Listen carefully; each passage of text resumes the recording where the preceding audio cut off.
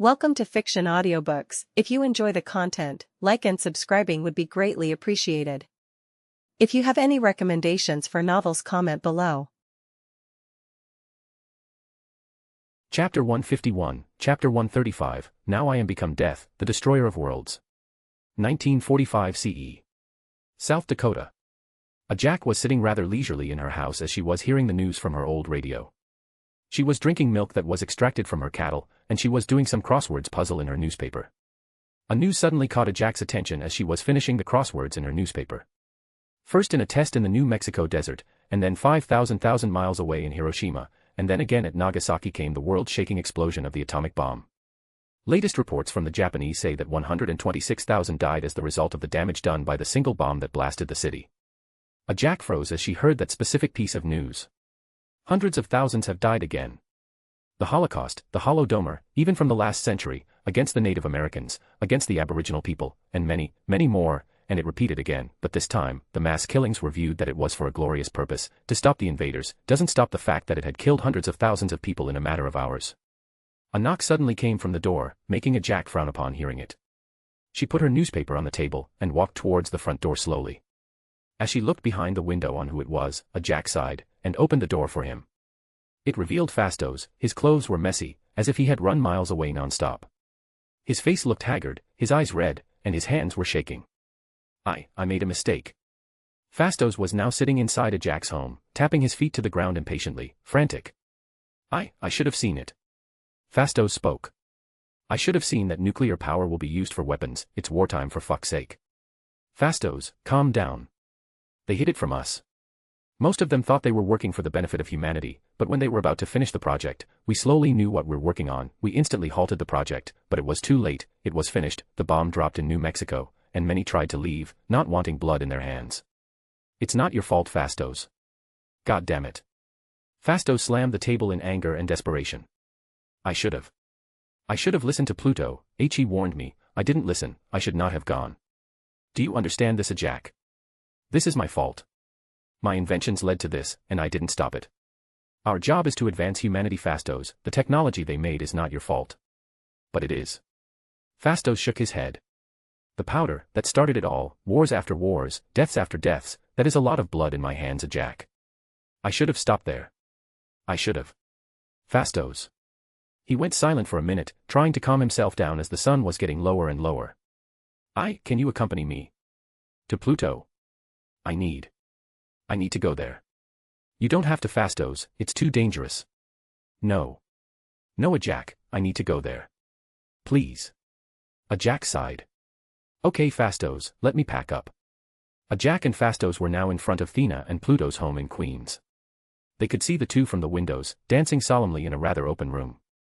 A Jack could hear the music softly traveling through the air, calming the people that heard it. She could see the couple in their own world, not noticing that they're being watched.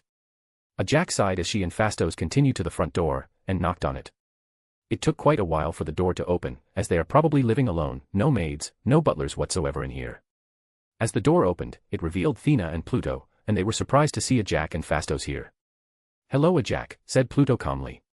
Is there something wrong? Boss. Fastos murmured to Pluto, and he instantly knew what it meant. He sighed as he saw the state Fastos is in, his turbulent emotion, his haggard look. He knows what is going on. Come in. The four then walked towards the living room of the home. The group sat on the sofas, and Fastos quickly spoke. I made a mistake, Pluto. I should have listened to you. He said weakly. Pluto shook his head. It's not your fault, Fastos. I knew this was going to happen, but I didn't tell you, so if anything, it's kind of my fault. No, you don't understand. Fastos continued. I taught them from the start. It isn't just you not telling me that it will happen. My naivety, my faith in humanity brought this. I should have stopped men. When the powder came along, I should have. We both know that all of this is inevitable, Fastos. Thea suddenly spoke. Even without your help, they'll eventually develop the atomic bombs by themselves. Even if you stop them now, in the near future, it's going to be invented either way. You don't have to blame yourself. We did our job. You did your job. It's up to them to bring what we taught to the next level. Look, I know how you feel, Fastos. We all do. We taught them many things throughout our mission, but at the end of the day, it's their hands, not ours. Fastos calmed down a bit as he heard Thea's words. Take me there, Pluto. Hiroshima. Pluto confirmed. Are you sure? I need to see it. He said weakly. Even if it's not my fault as you said, I taught them from the start, and my knowledge led to this, at least I have to see what they have done. Pluto turned to a Jack beside Fastos. A Jack. A Jack just nodded, allowing him to take Fastos to Japan. Let me come too, she said. Pluto sighed as he stood up. He raised his hand to the side, and a portal opened inside the room.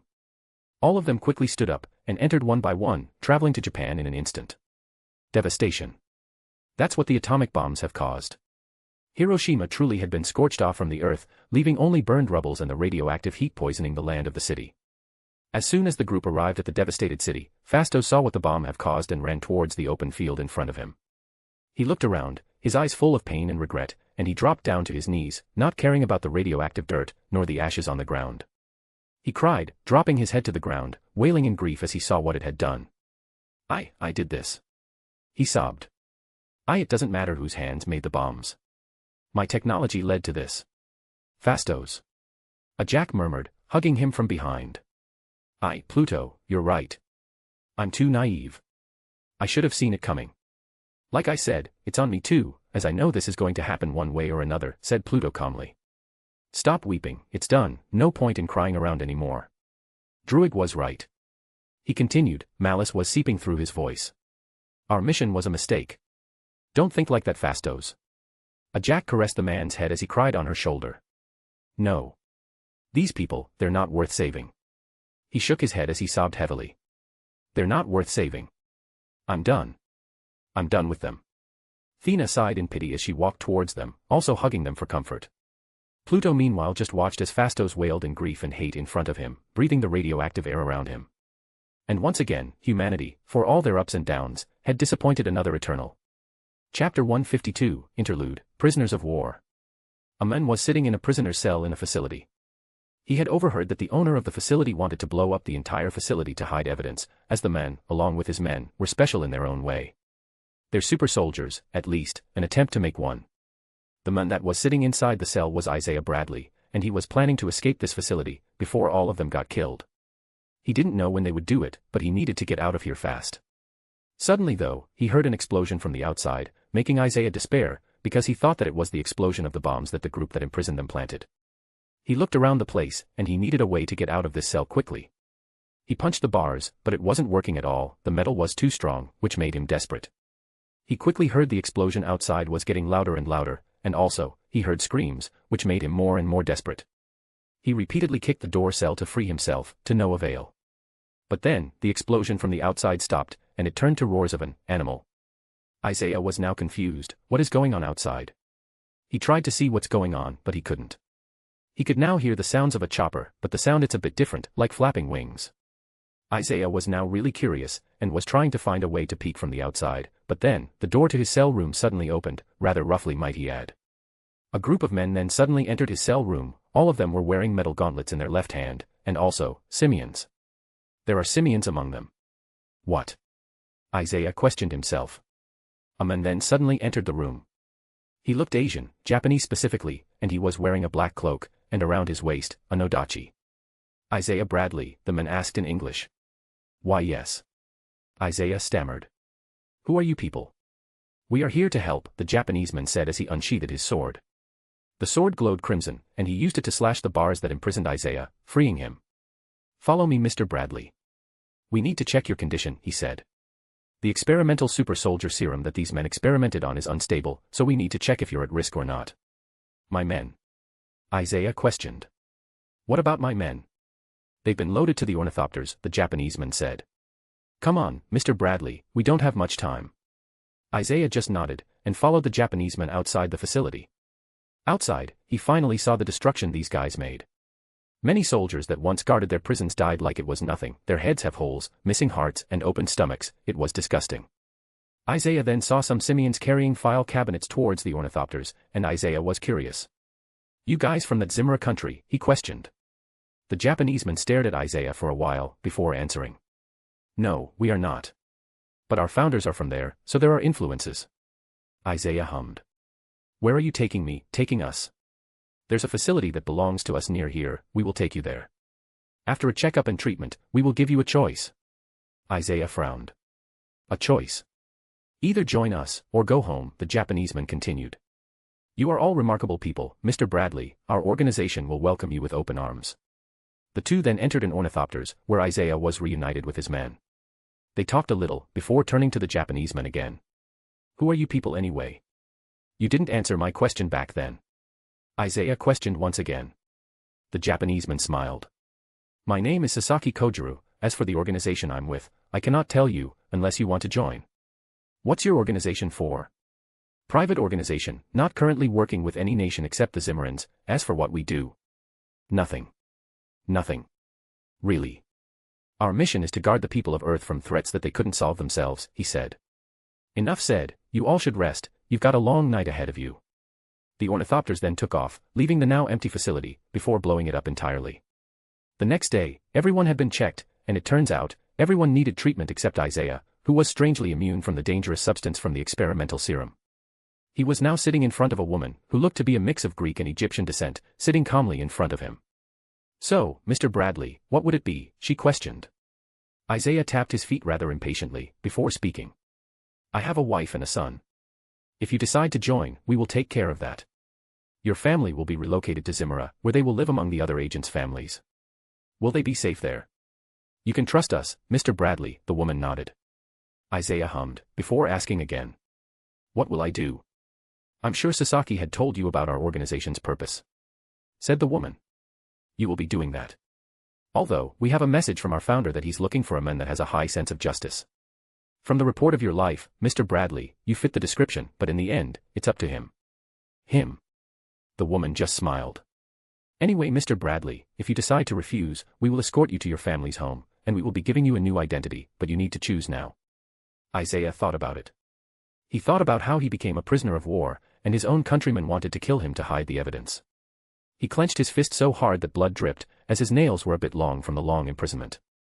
Then, he looked at the woman's eyes, and he was filled with determination. Okay, I'll join you. The woman smiled once again as she stood up, offering her hand for a handshake. Then welcome aboard. Chapter 153, Interlude, A Masochist's Woe. In Korea, where the facility from the previous chapter once stood, another group of men that were using black automobiles stopped in front of the rebels. A Chinese man with bracelets quickly got out of the cars, and walked to the rebels. He looked pissed and desperate. The bracelets on his arm suddenly flew out of his body, and he slammed it towards the ground, frustrated by the sight in front of him. A man quickly walked towards him, a bit scared. Send search parties, the Chinese man roared. I want every man to find a trace. We were so close. But. Do I ask for your opinion, the Chinese man said coldly. And no, certainly master. The men then left, leaving the enraged man alone. This man is of course Wenwu. He had been trying to find Cleopatra ever since he met her, trying to feel that again, to feel that pleasure. He had been so close for many times, but just before he could reach her, she disappeared, like a mere illusion. He then suddenly heard some shouts from behind him, and turned around. What's going on? As soon as he turned around, he saw a flock of ornithopters approaching the group rather menacingly, sending chills around the men's neck. Wenwu frowned as he saw it, and walked towards the group as he retrieved back his bracelets. He was about to jump to attack the ornithopters, but then, chains suddenly appeared from the ground, locking him in place. His eyes widened as he was chained to the ground. This is it. He finally felt it again, the restraints of the chains, the dominating feeling of it. A woman then suddenly appeared from a portal in front of him, and he finally saw her again. Cleopatra, the woman he wanted. You are a pathetic man, said the woman, shaking her head in disgust. You followed me for hundreds of years like a puppy that lost its master. It's starting to get annoying. I. Wenwu stuttered. But then, his face turned fierce as he used his bracelets to attack Cleopatra, but again, like before, it never hit. Why won't it hit? You will be mine, woman. Disgusting. Cleopatra spat. This is getting frustrating, I want to kill you, but, you're too precious for our organization. What? I am not your puppet, he shouted. Cleo smiled. Sure, tell yourself that. Cleo walked towards him, and touched his cheek, making him flinch. Cleo then moved his hand to his neck, and choked him. Ooh, you like that? Cleo said with a teasing smile. Well, enjoy it while it lasts, because once you are asleep, you will forget everything here. Anna's powers are quite handy for things like this, you know. Wenwu's pants turned tight as Cleo choked him. But he soon started to feel sleepy. He knew something was going to happen once he's asleep, so he tried to stay awake as long as possible. Oh, a fighter. I like it, Cleo sneered as she clenched Wenwu's neck harder, making him gasp for air.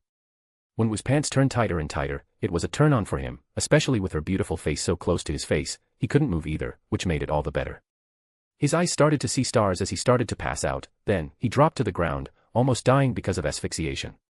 Cleo then turned around, only to see the other men were asleep on the ground, using chemicals that are easily obtained. Sister, it's your turn now, Cleo said to her communicator. That's it. I thought you'll enjoy it for a couple more minutes. Cleo rolled her eyes. He is not my type, she said. I want a man that can dominate me, not to be dominated by me. Okay, didn't have to be that detailed. Anna coughed in the communicator. Cleo shrugged. You asked for it. Just do it. Anna hummed. Doing it, now. As soon as Anna said that, Cleo saw Wenwu's head glowing pink for a little, before stopping abruptly. She also saw the same thing in the other men, meaning that Anna's power had worked. Done, get out of there. Anna said. Thanks for your help, sis, said Cleo, humming. By the way, where's father now? Really? You ask this like, every hour. I just want to know, Cleo shrugged as she entered the ornithopter. He and mother are going to a wedding. Anna sighed. Whose? Margaret Carter's wedding. Who's the groom? No idea. No idea. Seriously, there's no data on him whatsoever, said Anna. Physical or otherwise, it's like he just appeared out of nowhere. Huh, okay, if you can, find something about him, might be worth looking into. Sure sis, sure. Chapter 154, Interlude, Marriage. There was a wedding in a small church in upstate New York. There aren't many guests, only some people that the bride and the groom knew rather closely, well, except Thea and Pluto, because they don't really know the bride nor the groom, or at least not yet. Pluto and Thea came out of their car wearing a rather formal dress. Thea was holding Pluto's arm, walking gently towards the church. Are you sure you don't have any sexual escapades with Carter, my love? Questioned Thea rather dangerously as the two entered the church, giving the invitation to the guard outside. I told you many times, darling, I did not have any sexual relations with that woman. Pluto defended himself calmly. If I did, I would have known. So you thought about it? Thea raised her eyebrows. Spare me the juvenile arguments, Thea. Pluto rolled his eyes. We're old enough to not get jealous anymore. Hey, it's fun messing with you. Thea chuckled. Pluto shook his head in amusement as both of them sat on the guest seat, waiting for the bride and groom to arrive. If you didn't have any sexual relations with Carter, then why'd we get invited? Thea continued to question. I have my guess, but we'll have to wait till the couple arrives at the aisle. As far as I recall, Howard told me that Carter fell in love with Captain Rogers, stated Thea. So unless Rogers was suddenly resurrected, there's no way Carter moved on this fast. Pluto chuckled. We shall see. The guests then suddenly quickly filled up the small church. It was not many guests, but enough for a wedding. Pluto saw Stark entering the church at the last minute, and as soon as he saw Pluto, he was surprised to see him. I didn't know you were good friends with Peggy William, or is it Mrs. Smith that is friends with her, he stated. I'm not. Thea answered. I'm rather curious about why we are invited. Any guesses? Stark asked. William said he has some guesses. Thea shrugged. Didn't want to tell me though. Hey, patience my dear. Pluto chuckled. Howard, can you tell me about the groom? Never met him, said Stark casually. Surprised myself that Peggy is getting married, as far as I know, she only have eyes on. Yes, Captain Rogers, everybody knows that. Thea cut him off. Enough of gossip. Pluto rolled his eyes. How's S.H.I.E.L.D. coming along? It's classified, William, I can't tell you that. Well, at least don't include any files that are concerning me and my wife. Pluto said. Got it. Understood, sir. Howard hummed. Then, the music started, and all of them stood up as they saw the groom go to position, waiting for the bride to enter the church. Thea narrowed her eyes as she saw the groom. Wait, is that Stev? Pluto covered her mouth, making her roll her eyes in amusement. You know the guy? Stark questioned. Isn't that obvious? Thea said. What obvious? I do not know who that guy is. Thea raised her eyebrow, before whispering to her.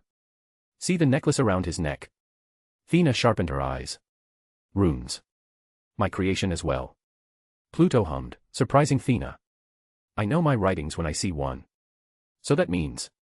Shush, the bride's coming. The church's door then opened, revealing Carter with a beautiful white dress, smiling along as the flower girl flowered her path. Carter quickly walked to the aisle, and did her marriage procession solemnly. Pluto was now outside of the church as he was drinking a glass of champagne. It was nighttime, the wedding procession had just finished and people were eating and drinking in the hall besides the church. He was getting some fresh air of upstate New York, watching the stars above in the parking lot of the place. Didn't eat. The food's still quite warm, somebody suddenly said from behind him. Pluto snorted. A wedding's food is never warm in the West. The man chuckled as he stood beside Pluto. True. Pluto sighed as the men stayed with him. I'm surprised you invited me. I owe you a lot, Mr. Smith, he said calmly. I wouldn't be here if it wasn't for you. Really? Pluto raised his eyebrow. I just recommended you to Erskine, that's all. Oh, I'm not talking about that, although that also counts I guess. Pluto hummed. So you know me. Mr. Jonathan Smith. It's William now, right? So you know. Pluto nodded. I feel like I want to ask you what I did. Why did you have that necklace? Oh this, the man chuckled as he grabbed the necklace. You gave me this before I traveled, you knew I was going to do this. Pluto turned to the man. Did I? I was specifically told not to tell you anything, he said. By you. Yeah, that makes sense. Pluto hummed. Don't do anything stupid from now on, Steve, don't change anything, don't tell anyone anything, ever. Roger that, sir. Steve said. Not planning on it anyway. Already screwed up a timeline, don't want to do it again. Good. Pluto sighed as he patted Steve's back. Go get your happiness, Steve, you deserve it. Steve nodded. Will do. Steve then walked back to the hall, but he stopped halfway, and called Pluto's name again. Mr. Smith. Yes. Thank you, he smiled weakly. For everything you've done for us. Pluto snorted. Why are you thanking me? I didn't do anything if you're here. Steve chuckled. Yeah, you warned me you're going to say that. Chapter 155, Interlude, A Crown Prince. Wakanda. An ornithopter was flying above the forests of Wakanda as Grod suddenly told the pilot to plunge to the forest below. But my king. It's just a forest, the pilot questioned. Just trust me, son, he said calmly. The pilot just nodded obediently, and the ornithopter came down to the forest, only to be greeted by illusion barriers. As they entered the barrier, they saw the city of Wakanda. It isn't at the level of Zimra, but it's higher than other cities around the world. The pilot was definitely surprised, but he continued towards the city, when suddenly a light guided the ornithopter towards the palace near a mountain. They were soon greeted by a landing pad, with many people standing near it. The ornithopter softly landed as the wind that was produced by the wings of the thopters blew the clothing of the Wakandan below. The pilot quickly opened the door of the ornithopter, allowing Grod to walk out. He was only alone, he tends to do diplomatic missions on his own rather than sending a representative, it's just who he is. As he got out, he saw the current king of Wakanda, Chaka smiling at him, the other Wakandan though. Not so much. King Grod. Chaka greeted as he crossed his hands in front of his chest, Wakandan style. King Chaka. Grod greeted back, slamming his chest in front of the king. Thank you for inviting me. And you should be grateful, ape, a Wakandan spoke beside the king. Chaka frowned. What did I tell you? Forgive me, my king. Said the man. But I still do not understand why you invite a thief to our homeland. My son has been born into this world, said the king Chaka sharply. I should celebrate it with my neighbors, right? We should quicken our pace, my king, said another Wakandan, afraid they might embarrass themselves. You are right. Chaka nodded. Come King Grod, I will introduce you to my newly born son. Grod entered the palace following Chaka's path. On the way, all the Wakandan were staring at him, some with curiosity, mostly young ones, some with disgust, mostly old ones. Chaka opened the door, and inside was a baby, laying on a royal crib, sleeping peacefully. As soon as Grod see him, his eyes soften. He walked towards the baby, but the guards halted him with their spears. Leave us be. Chaka said sternly to the guards. But my king. It is an order. The guards nodded. Very well, my king. The guards quickly left the room, only leaving Chaka, Grod, and the baby boy alone. Grod finally approached the boy again, he knelt in front of the crib, and watched the baby sleep. A peaceful little one, stated Grod. His name is Chala. Chaka spoke. He will be a great king. Grod nodded. Maybe, he will lift the hatred between our kind. I hope that is the case, my friend. Chaka hummed. And perhaps it's time for you to step down as well. Grod shook his head. I cannot do that. Eshu has appointed me to give his blessings to my kind, and I will continue to do so until war to end all wars claim my life. Do you still believe in him, Grod? Chaka questioned as he saw Grod playing with the woken-up Chala. I will believe him until the day I die, Chaka. Grod said. He saved my kind from, well, your kind. I was there, you know. When Wakandon kill Zimmerans, and Zimmerans kill Wakandon, dark times back then. Do you believe in Bast? While I have only seen her once in my dream when I became the Black Panther, I still believe her teachings. I long for the plains of the ancestral plane. That's good. Grod hummed.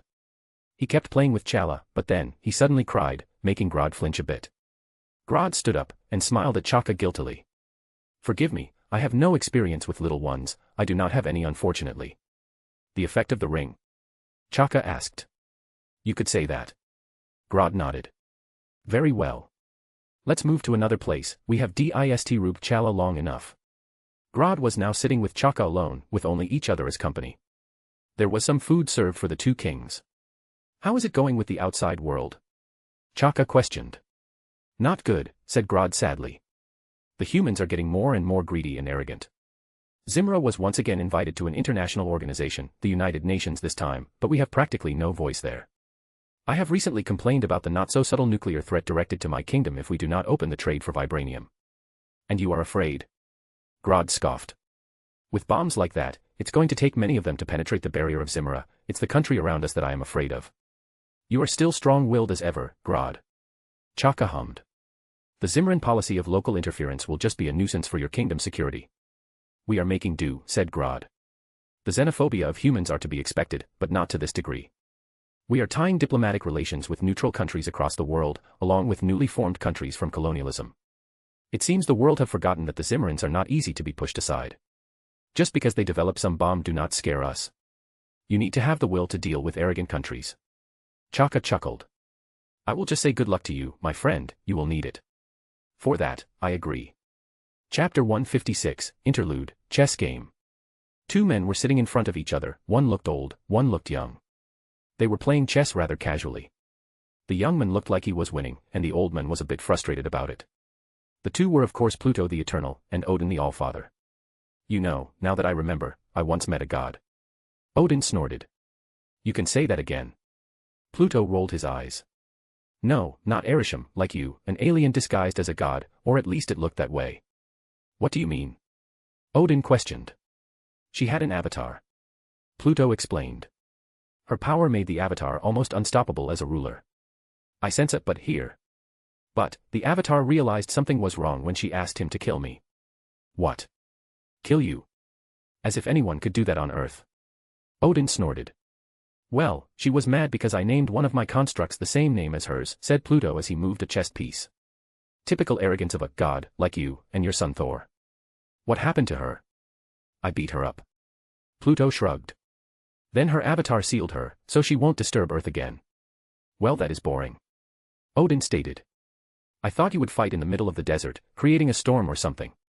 Nope, just straight up punching. Pluto said casually as he moved another chest. Her avatar died shortly, and she was buried with her. What's the avatar's name? Alexander, said Pluto. Buried in Egypt, though I doubt someone will try to find her, her other colleagues seem to hate her. Well, that is certainly an interesting fight if she ever broke free. Might be a challenge to Thor or Loki, who knows? Pluto shrugged. How's the two by the way? Is Thor still arrogant as ever? Odin sighed as he heard it. I am tempted to just drop him to you again, friend. Nope, not going to happen, said Pluto. How about Loki? Told him yet? I have no courage to tell him, said Odin sadly. He will be devastated. Well, be sure to tell him quickly. Pluto hummed.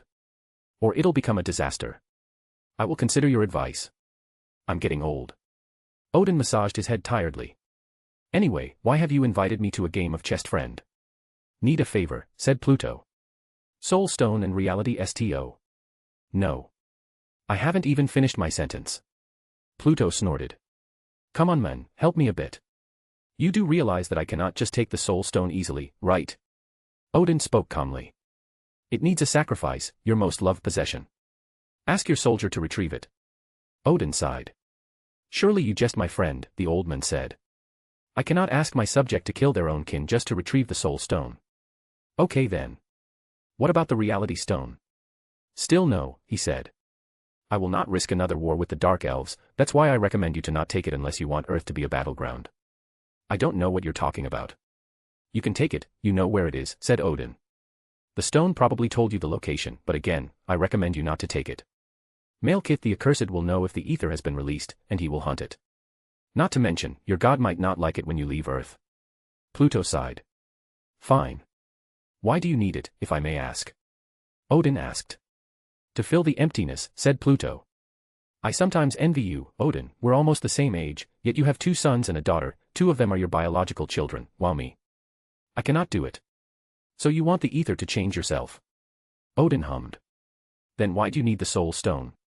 It's for another matter. Pluto murmured. There are many ways to do it, friend, the ether isn't the only way.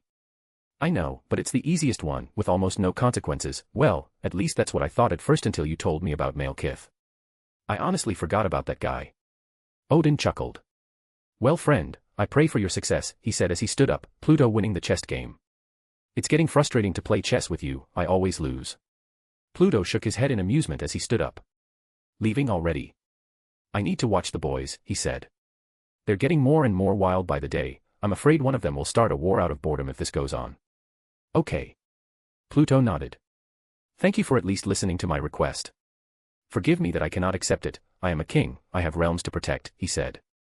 Farewell then friend, may we meet again someday. Odin then left the room, disappearing from Earth altogether. Pluto sighed as he sat down. He summoned a checklist, and scratched the note that says Odin. He looked at the next option. Next stop. Boudica. Chapter 157, Interlude, Baldy again. Tao was walking casually to her office. It was a normal day for her, the reality isn't threatened in any way today, and she has some time to rest. But when she entered her office, she saw a man just near the window, leaning against the wall. Tao sighed as she saw who it was. Mr. Smith, how can I help you? She questioned calmly, but inside, she was feeling nervous. Nervous are you? Pluto chuckled.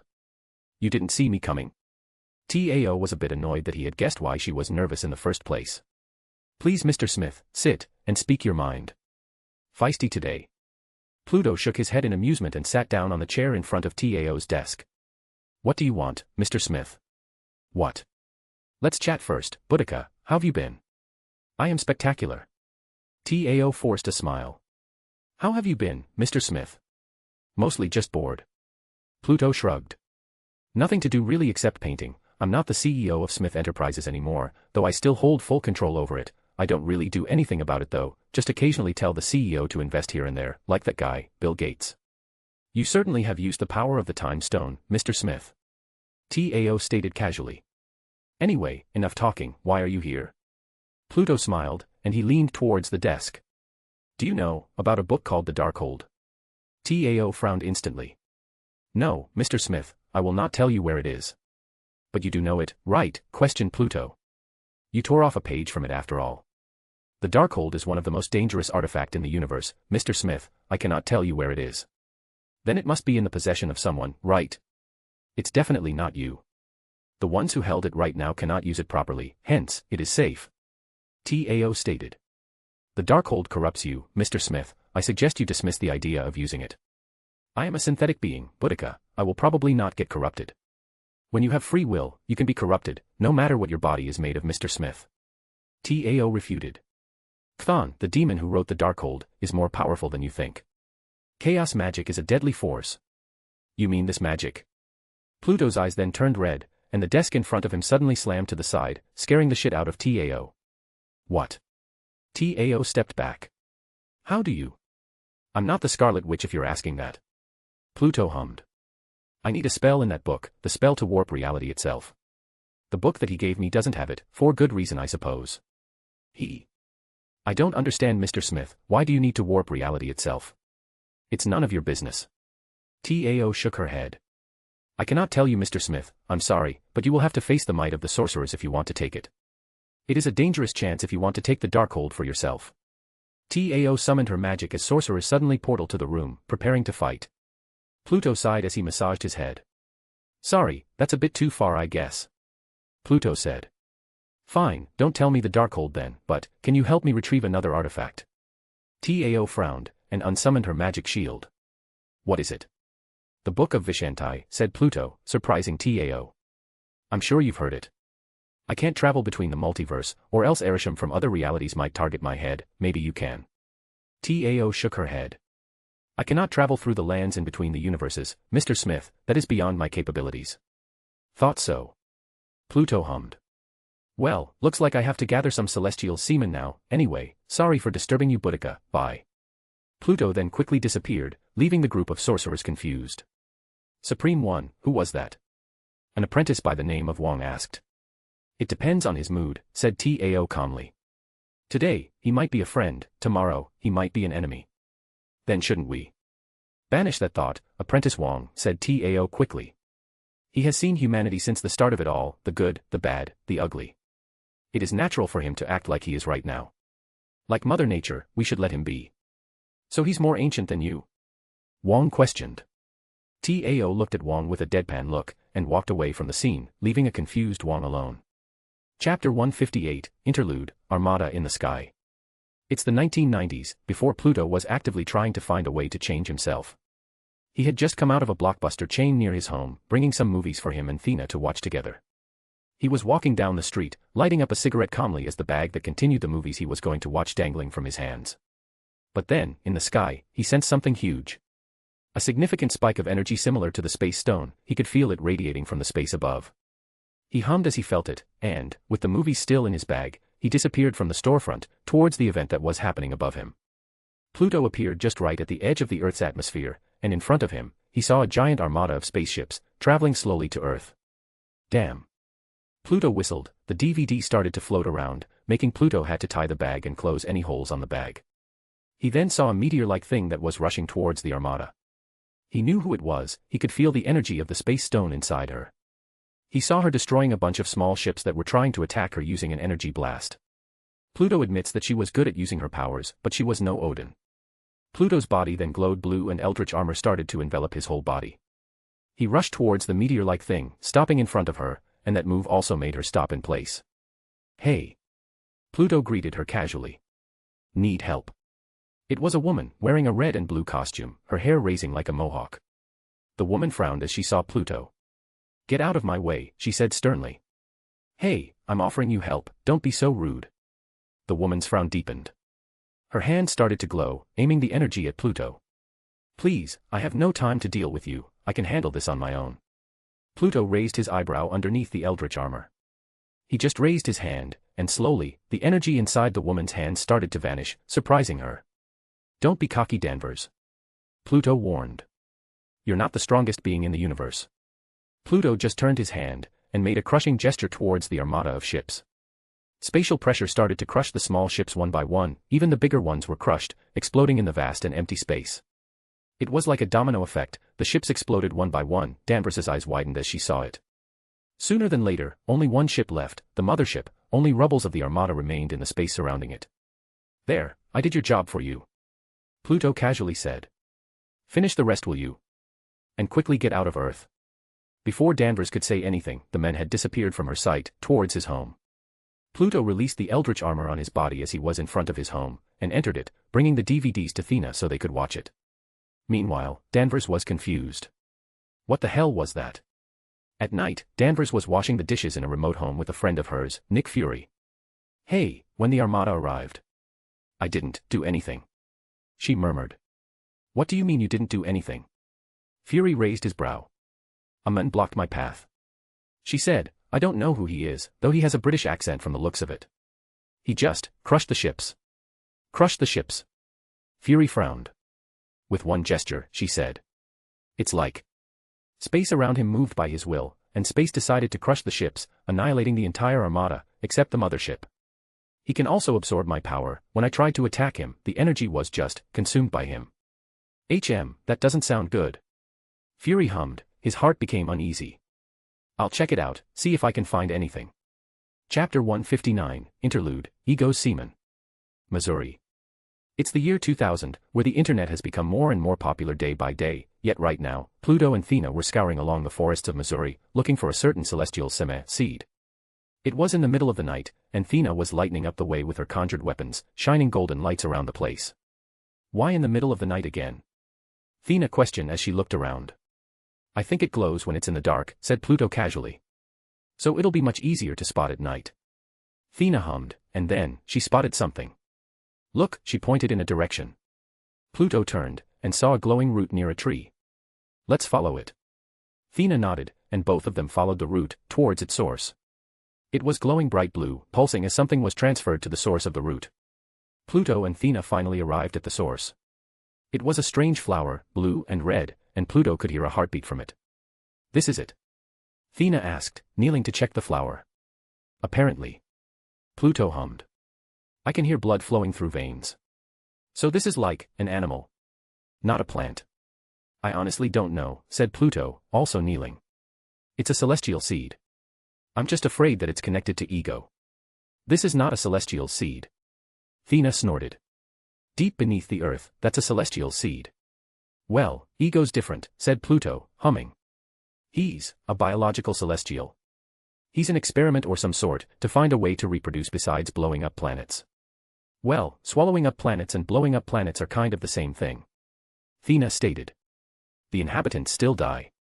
But at least Eternals won't be needed anymore. Pluto stated. True. Thea hummed.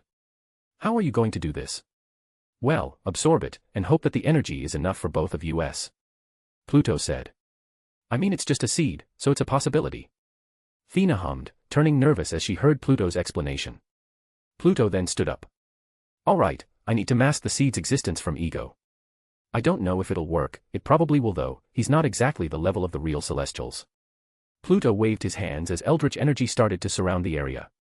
Slowly but surely, runes were carved on the ground, around the seed of the Celestial. Pluto kept moving his hands, his face full of concentration, and he was sweating a bit. The runes were carved in a circular motion, slowly spiraling to the flower's spot. As soon as the runes reached the flower, it stopped, and the eldritch energy around them collapsed, absorbed into the runes. The eldritch runes glowed golden for a few seconds, before laying dormant, with only the carvings remaining. Done. Pluto sighed. Looks like he didn't notice, he should think that the flower still exists even if we absorb it. Thea, pull it out. Thea pulled it out, but the roots were longer than she imagined. She kept pulling and pulling, but the roots were so long that it reached almost 40 feet long. The roots were glowing as it was pulled out, pulsing around, trying to find a source of energy. Pluto walked towards the pile of roots and the flower. He raised his hands, his eyes glow golden, and blue energy started to seep through the roots, slowly decaying it. The blue energy quickly entered Pluto's body, his eyes that were glowing golden started to turn blue, his body turned transparent, displaying the network of nerves that the Celestial made him to have. Those nerves glowing bright blue, shining through the forest, it's as if a UFO was landing. He floated as he tried to digest the energy, making Thea grow anxious. She tried to get closer to him, but then, he suddenly stopped glowing, and dropped to the ground, breathing heavily. No, no, no, fuck. Pluto cursed as he slammed his hand to the ground. Thea quickly ran towards him and cupped his cheek. What happened? Are you all right? Thea questioned in worry. Why yeah. I'm fine. Pluto catches his breath. It's not enough for the three of us. What? The three of us? Thea frowned. Sprite. She needs it too. Pluto stated, making Thea nodded. I can only do two, either use it on the two of us, or Sprite and leave some energy. Is there another way? Thea questioned. Sprite deserves it, she's been suffering enough. We can't create our sun from scratch, that needs a lot of energy. Pluto murmured. But what if we partly transform ourselves? Thea frowned. What do you mean? We can change our reproduction organs to organic. Pluto stated. And leave the rest as synthetic, that way, we can still give Sprite a chance to grow up to an adult. Then what about our DNA? Wouldn't that be a problem? Thea questioned seriously. It shouldn't matter, it should interpret it as if we have a whole body, as if we are a cyborg or some sort, it'll treat it as if we are biological first, then change parts of our body as synthetic. Thea nodded softly. You want to try it? Pluto nodded too. Let's try it, if it didn't work, we could use the rest to transform and try it again, and find another way to help Sprite. He stood up, stumbling down a bit as the energy was a bit foreign to him. His eyes turned blue, his body glowed again, and slowly but surely, his body partly transformed.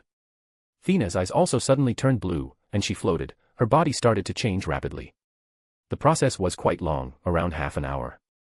The two were floating above the runes as the moon shines brightly on the sky. And then, it finished. Both of them drop to the ground, panting from the process. Did it work? Thea catches her breath. I don't know yet. Pluto answered. Thea stared at Pluto's violet eyes a little bit, and started to approach him. Then let's try it now. What? Pluto stammered. But before he could think, Thea slammed her lips to his, passionately kissing him as she pushed him to the ground, undressing him rapidly.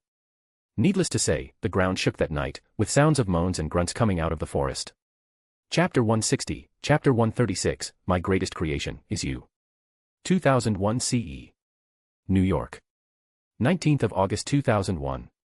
A Jack was walking rather hastily towards the Queen's Hospital Center along with Sprite and Cersei following her. She was bringing some clothing in her bag, and as she entered, she spotted Pluto, running back and forth, his face looking anxious as hell. Has it started?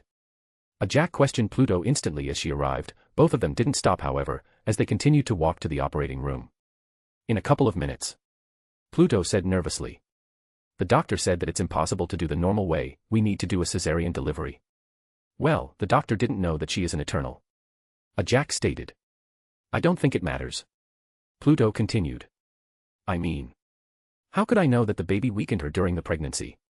She barely could walk these past couple of weeks, let alone do it the normal way. You're underestimating your wife, Pluto, she's a strong woman. A Jack snorted. This is why you should consult me first if you want to do something like this. Well, the last time I tried to consult you, you wanted to erase Thea's memory. Pluto jabbed. So is she going to be okay? Sprite asked anxiously. She'll be fine. A Jack reassured. The body of an eternal can withstand many things. And the baby?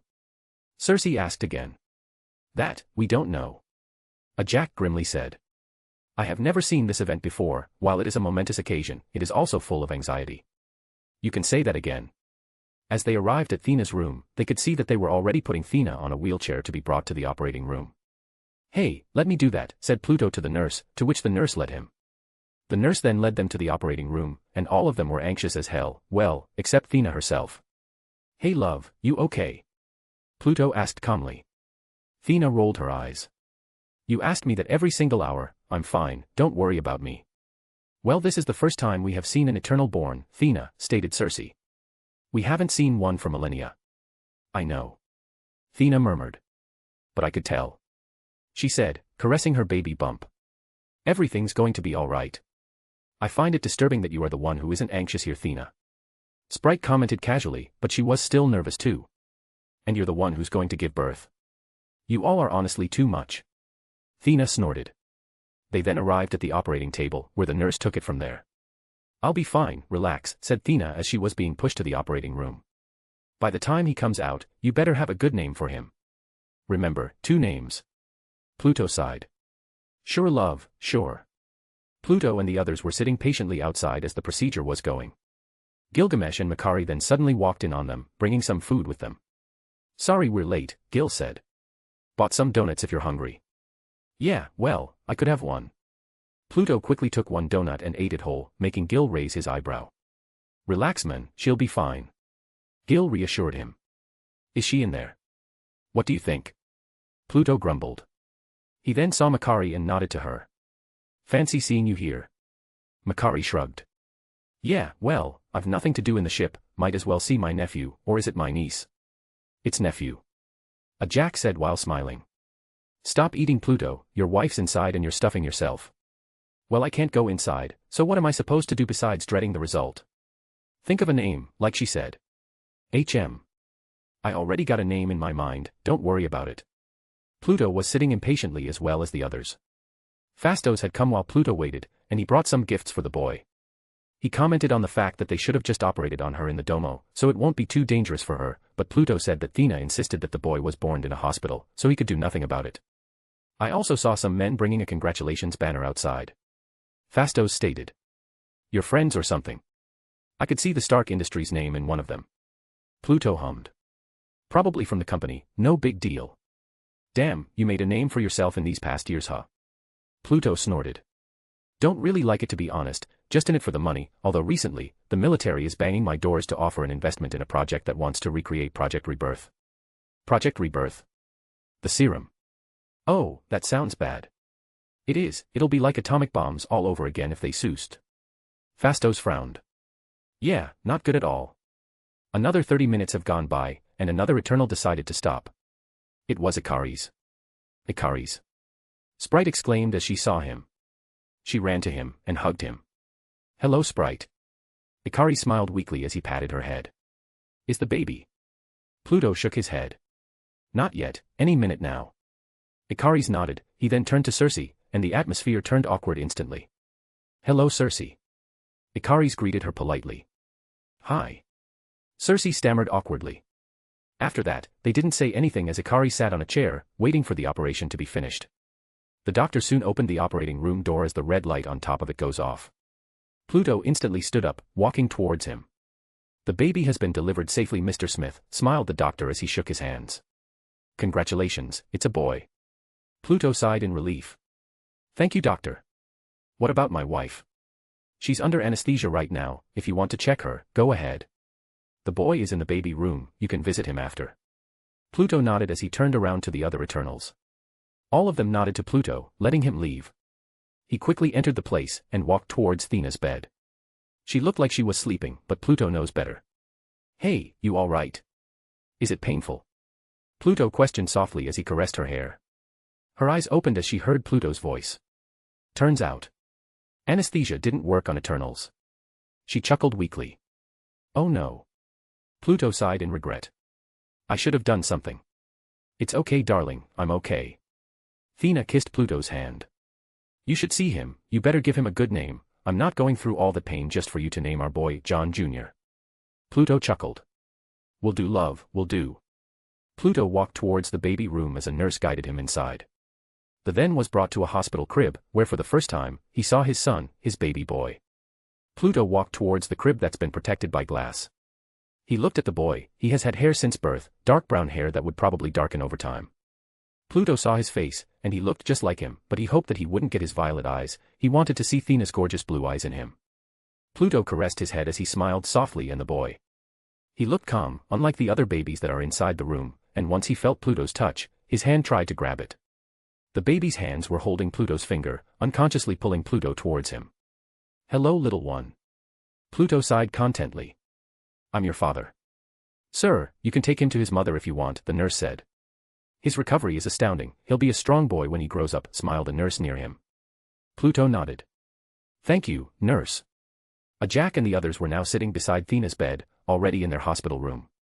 It was a VIP room, probably the most expensive room in the hospital. So you felt pain during the procedure? Circe questioned softly. Not really. Thea shrugged weakly. But once the surgery finished, I just felt incredibly tired. Healing factor must have kicked in. Jack hummed. I could heal you right now, but it's better that you recover slowly, I heard the pregnancy was draining you. Yeah, couldn't even stand for the last week. Thea sighed. But it's worth it. Jack nodded with a smile as they heard the door open. Pluto had entered the room with a baby in his arms, a nurse following him, bringing the crib. Hi guys. Pluto cooed softly. Here he is. Thea instantly tried to sit up, even though Jack told her not to.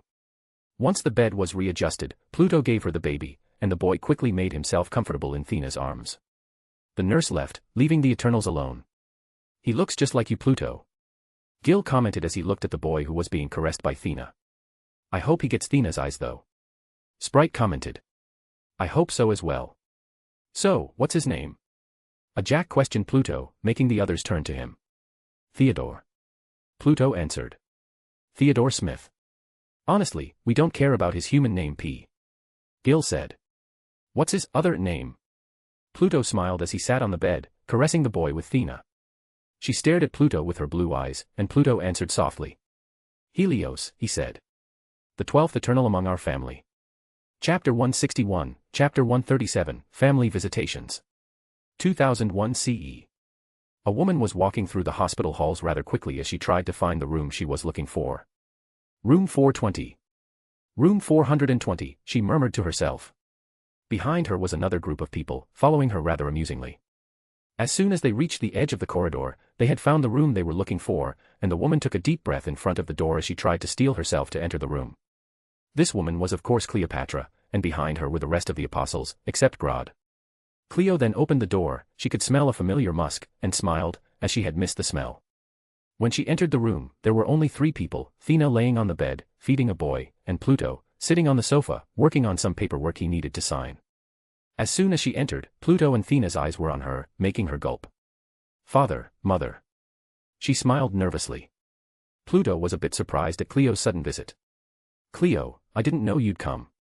He stood up as he walked towards her, hugging her tightly as he patted her head. Pluto also saw the others behind her, and told the others to go in. Hello everyone, come in, just be a bit quiet, Theo's sleeping, he said calmly. Pluto released Cleo from his grasp, and walked towards the sofa again. Meanwhile, Cleo was carefully observing the boy in Thea's arms. She walked towards him, and peeked at his face. You want to hold him? Thea smiled. Oh no. Cleo stuttered. I don't think. It's fine Cleo, you can hold him. Thea said, making Cleo relented. She held Theo in her arms, cooing the boy gently.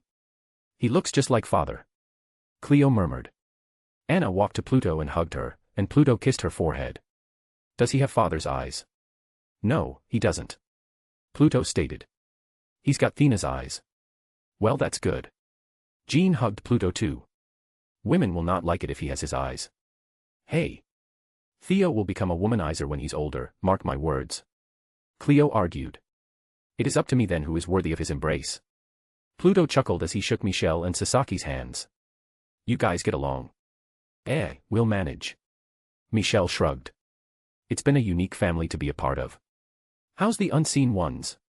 Pluto asked again, making the others froze in place. The room went quiet for a minute, making Pluto raise its brow. What? You think I won't know that?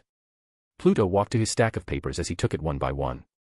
Multiple strange deaths of my ex-employees that have been marked as a SHIELD or Hydra agent by me, multiple Hydra facilities that, again, have been marked by me suddenly vanished into thin air, along with the unusual peacefulness of my life here in New York. Well, in our defense, we are your apostles, it is our job to protect you. Anna stuttered. Oh, I'm not mad at you. Pluto shrugged. A bit proud really, I thought you all will just be lazing around until the time comes, turns out, you didn't, so thumbs up to you guys. The apostles then sighed in relief as they heard Pluto's words. But. Pluto continued, making the others tense. I heard about this one Wu guy. What's his relationship with you Cleo? What? No. Nothing. Cleo stammered. He's just a man that was stalking me for hundreds of years. I just got rid of him by erasing his memories. How does he know you in the first place? Pluto raised his eyebrow. Well. Pluto sighed. Well, you keep track of him. Michelle suddenly spoke. He was searching for a mystical realm in the east, but I never saw him again after it, probably died. Pluto shrugged. Okay, good enough answer, he hummed. How's Grod? A bit stressed lately. Anna sighed in pity. Dictators around the world kept pressuring him to sell their weapons to them, it's honestly pathetic. There's also recently that extremist group trying to buy weapons from Zimra, but Grod just kicked them off. And you did nothing about it? Our priority is you, father. Jean answered. We dedicated all of our resources protecting you and your family. Pluto sighed in disappointment. Honestly, you called yourself my sons and daughters, yet you don't want to help your siblings. My disappointment is immeasurable and my day is ruined. Thea meanwhile was watching the scene unfold rather amusingly, like a father scolding their children. Forgive me father, but our organization was built for. Well, I don't need protection, so you could just disband this gang of misfits. Pluto smiled. What's the point of you making that organization if you can't even help Grod during his reign as king? You used his tech, yet he got none of the benefits at all. You're right. Sasaki spoke. I have spoken about this many times, but the focus remained the same. Cleo gulped. Very well father, we will not hesitate to help Grod ever again. Pluto smiled as he ruffed Cleo's hair. Good. Suddenly, the door opened once again, and Sprite and Circe entered the room, bringing some food for Pluto and Thea. Once they saw the group inside the room, they froze a little. Do you want some time alone? No, Sprite, come with me. Pluto said quickly, changing his attitude really quickly. Sprite just raised her eyebrow. What for dude? Just follow me, you'll not regret it. Sprite looked at Circe, which she just shrugged, and followed him. Pluto and Sprite were now outside the hospital, walking through the streets of New York casually. Where are you taking me? Sprite asked. But then, the voice around Sprite suddenly dampened, and she felt like she had just entered another dimension. Not funny dude. Sprite frowned. It's not funny. Pluto stated. This is the mirror dimension, quite neat, right? Just get to the point. Sprite grumbled. Pluto sighed.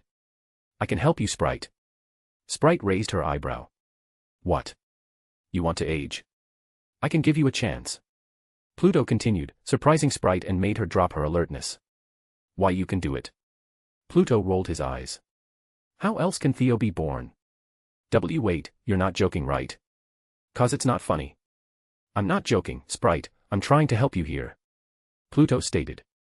But I must warn you, I do not know how it is going to work just yet. Will you age until old age takes your life? Or will you stop aging at a specific age is beyond me. Just think of this as a trial, because I do not know what will happen to Theo as well. So I'm an experiment. Sprite murmured, but her face turned to full of determination.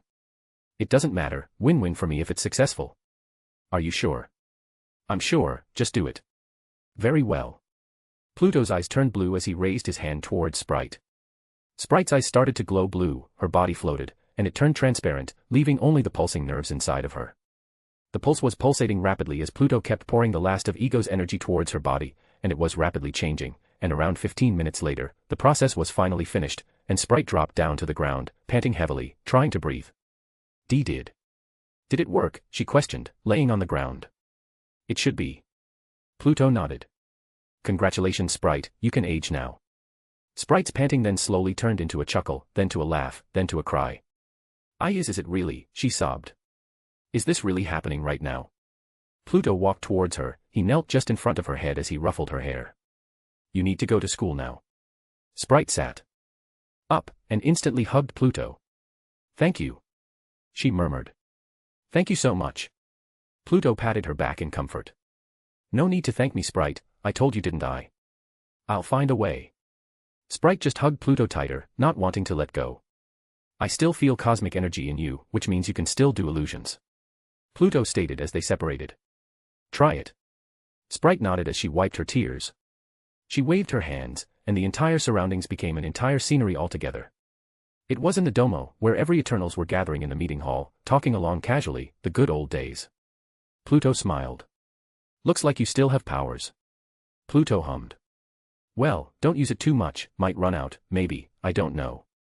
Sprite chuckled as the illusions faded. Sure. Come on, let's go back to the others. Pluto said as he grabbed her hand, walking along with her, passing the mirror dimension. Tell Cersei you need to go to school. I guess that's the worst thing about this, school. Chapter 162, Chapter 138, The Burning Tower. 2001 CE. September 11, 2001. Pluto was now driving through the streets of Manhattan as Thea was just discharged from the hospital after a long observation of her body. Helios's birth made her weak, it's as if her cosmic and life energy had been consumed by the boy, but thankfully, she recovered, and they were now going home. Well, not really, they were going to Central Park first, to catch some air after almost a month of quarantine. Thea was feeding Helios in the front seat, as he just cried a couple minutes ago, begging for Thea to feed him. You think Sprite's going to be okay? She's going to school in London, there's no way it couldn't be worse. Pluto rolled his eyes. Besides, maybe she'll get a letter from Hogwarts, and she'll skip formal education of the Muggles. Thea shook her head in amusement. Spare me the pop culture references, darling.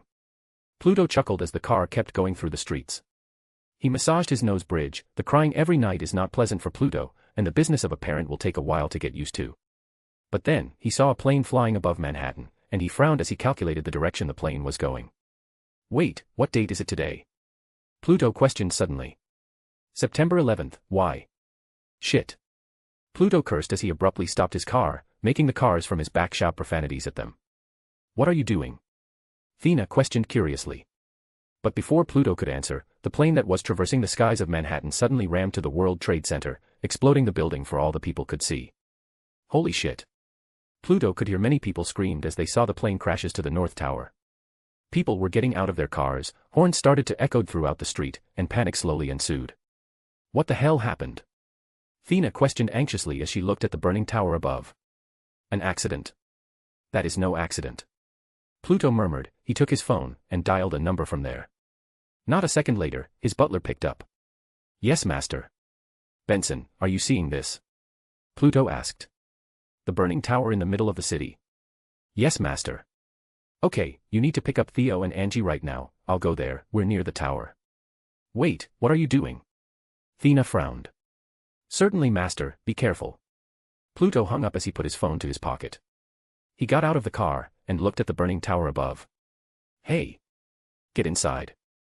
Thea shouted from inside the car. Pluto just crouched down to the window and said, Thea, love, stay here, I'm going to try to do something. What are you going to do?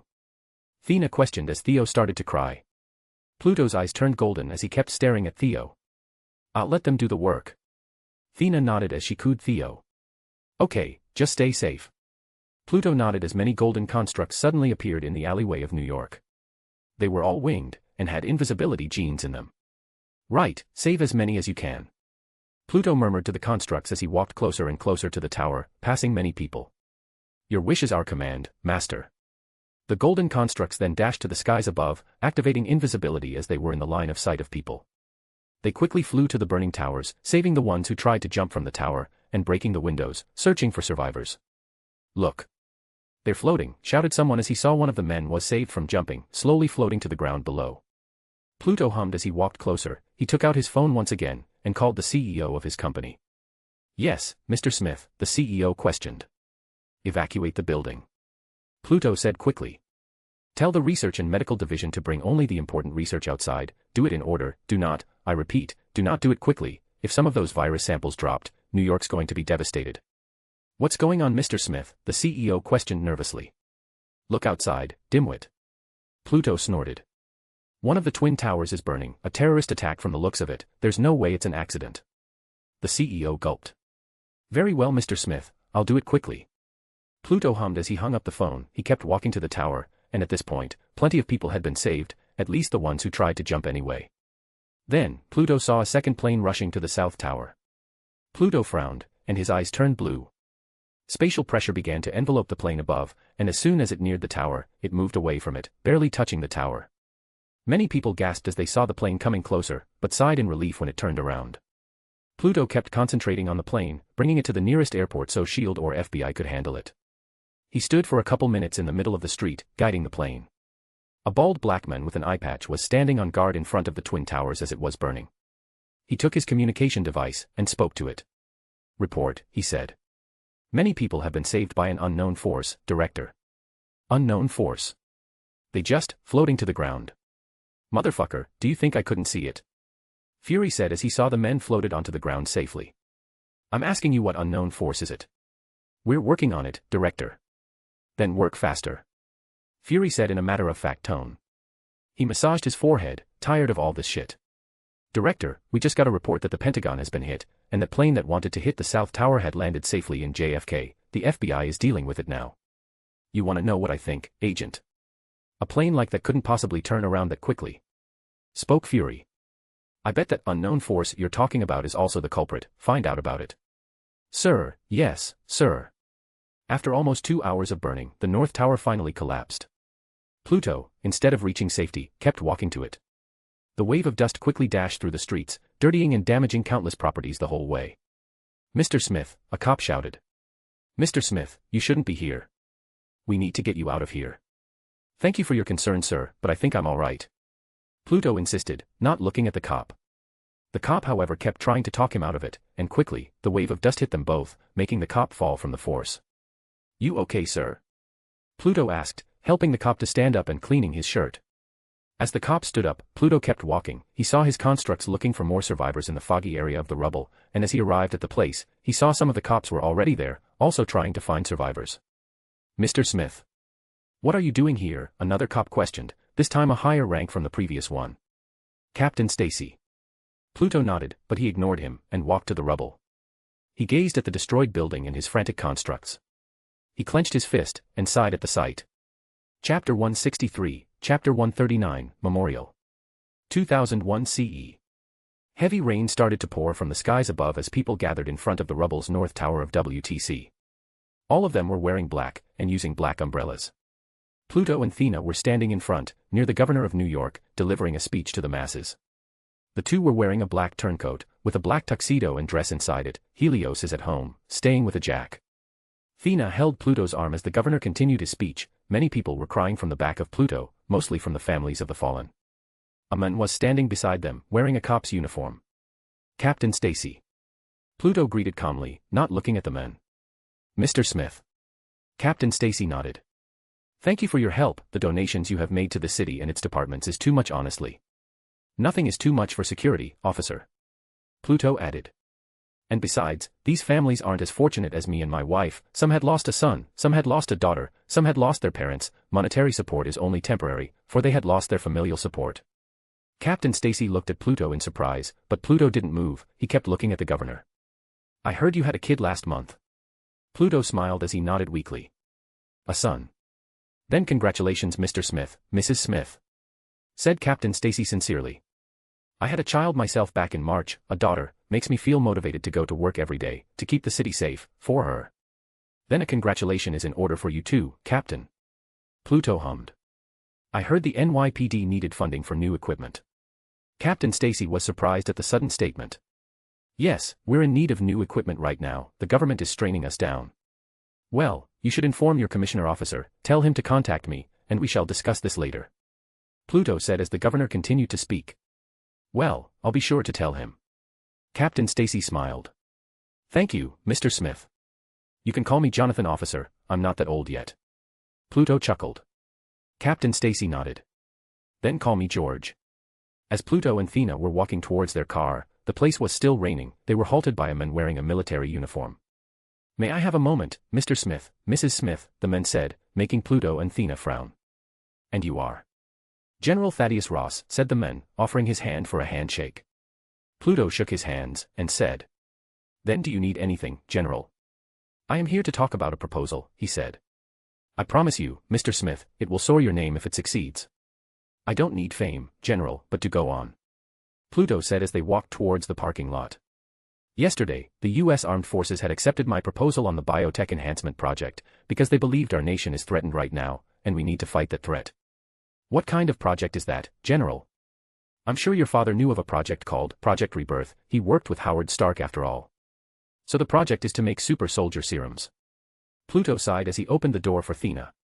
He closed the door, and turned to Ross. I'm sorry, General, it's been our policy since the beginning of the company, that we are not to deal with weapon technology. We are a company that deals with natural resources, medicine, and research, but weapons are not one of them. Look at this, Mr. Smith. Ross said as he pointed at the World Trade Center. Do you want this to happen again? We need to fight back. We need an ace, so that our country will be protected. There are countless ways to fight it, General. Pluto said as he opened the door to the driver's seat. Building an army of super soldiers is not one of them. It will only be a matter of time before it'll be misused if you create it. When one gets power, if they don't have a good heart, they will be corrupted. You've read history, right, General? Steve Rogers overcame it. Ross argued. Rogers was an exception. Pluto said, before entering his car, slamming the door shut in front of Ross. He opened the window. Have a good day, General, and the answer is no. Pluto then drove away, leaving Ross in the middle of the rain, a bit pissed at Pluto's attitude towards him. Chapter 164, Chapter 140, Helios, the 12th Eternal. 2003 CE. Christmas, 2003. A 1-year-old boy was chasing a cat in the corridor of his home as he gurgled a bunch of gibberish, trying to stop the cat. The boy was giggling while he was chasing, and the cat was just playing with it. Helios, what are you doing? Thea suddenly appeared from the edge of the corridor, her hands on her hips. Helios suddenly stopped chasing the cat, and turned around to Thea. He smiled at her, and walked up to her as he raised his hands, as if asking to be picked up. Thea shook her head in amusement as she took Helios to her arms, making the boy giggle. Come on, your grandma's coming. Grandma, Helios giggled, repeating Thea's words. Yes, yes, your grandma's coming. Thea fixed Helios's dark brown hair as it was messy. Helios was sitting on the sofa of the home rather patiently. He was wearing a cute orange shirt and socks, with a drawing of a sun on his chest. He was watching the clock moving rather seriously, daydreaming like babies do.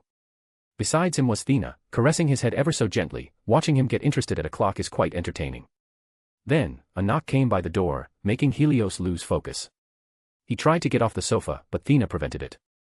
Stay here, Helios, I'm going to get the door, she said as she stood up, walking towards the door. Helios then leaned against the sofa pillow, waiting patiently. Thea then comes back with a Jack and Pluto, with a Jack bringing many things. Hello, little one. A Jack squealed as she knelt in front of Helios, grabbing his cheeks, and holding him in her arms. I bought some chocolate, you want it? Coco, Helios giggled as he tried to grab the box of chocolates. He already has too much chocolate. Thea stated. His room's a mess after he ate it. Oh, well, then maybe later, perhaps, said Jack, putting the box on the table, making Helios whine. Helios kept trying to grab the box of chocolate on the table, making grabbing motions, but he was restricted by Jack's arms, not being able to move. So how's life, Jack? Pluto questioned as he sat down, seated leisurely as he fired up the fireplace. So and so. Jack said as she caressed the whining Helios. Fastos occasionally visits me. I heard he took a professor's job in MIT. Really? That's great. Thea said, drinking a cup of tea that she just made. Heard from Druig? Or Kingo? Druig's still in the Amazon. Jack sighed. As for Kingo, well, you know how he is, he made an acting dynasty in Bollywood. You've watched his movies? Pluto asked curiously. Well, no, do you have it? I only have DVD players. Sure, I have one around here somewhere. Pluto said as he walked towards the TV, looking for Kingo's film. Jack looked around the house, Helios still trying his best to take the chocolate. Why are you still here, Pluto, Thea? What do you mean? Thea asked. You have a big home upstate, stated Jack. Why live here? More entertainment, and nearer to the office if there's any emergencies. Pluto said as he looked. But mostly because of Helios, we kind of don't want him to grow up in the big house filled with butlers and maids that could take care of him. He'll be spoiled if we did that, besides, we want to raise him ourselves. Well, that's a good point. Jack hummed as she caressed the whining Helios even more. I still couldn't believe you did it, not only you have a child, you helped Sprite. Pluto smiled as he came back to Jack, giving the DVD for Kingo's movie. When I promise something, I'll work hard to fulfill that promise, Jack. I know. Jack sighed. Listen, do you think, can you do it? Do what? Pluto asked, sitting back down. Break the cycle.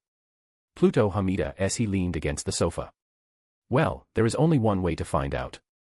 Change your mind. I kept thinking about this. Jack spoke calmly. The cost of Hiroshim's design is not worth it. So you agree with me? But how come we'll be able to fight a celestial, Pluto? We can't do that. You need a celestial to beat a celestial. Pluto said as he took a chocolate from the box, making Helios whine loudly. There's only one celestial near here, he said, pointing to the ground. Jack's eyes widened. And how will we be able to do that? But then, before Pluto could say anything, something really surprising happened. A giant golden baby hand suddenly appeared out of nowhere in front of Jack, and it grabbed the chocolate box, cracking the table glass while on it. Pluto, Thea, and Jack were surprised at the scene. The golden hand then floated to Helios, giving the chocolate box to Helios, and he ate it innocently. Thea was baffled at the sight. Did he just? Well, at least we now know he has powers. Pluto chuckled nervously. Oh boy. Just thinking about raising him while he has powers gives me chills. No wonder Hiroshima didn't make us be able to make babies, will be a nightmare to control. As the parents were dreading the thought, Helios was eating the chocolate rather happily, making a mess on his face. Chapter 165, Chapter 141, Like Father Like Son. 2004 CE. Helios was walking casually through the corridor of his summer home in upstate New York, accompanied by his cat Leo.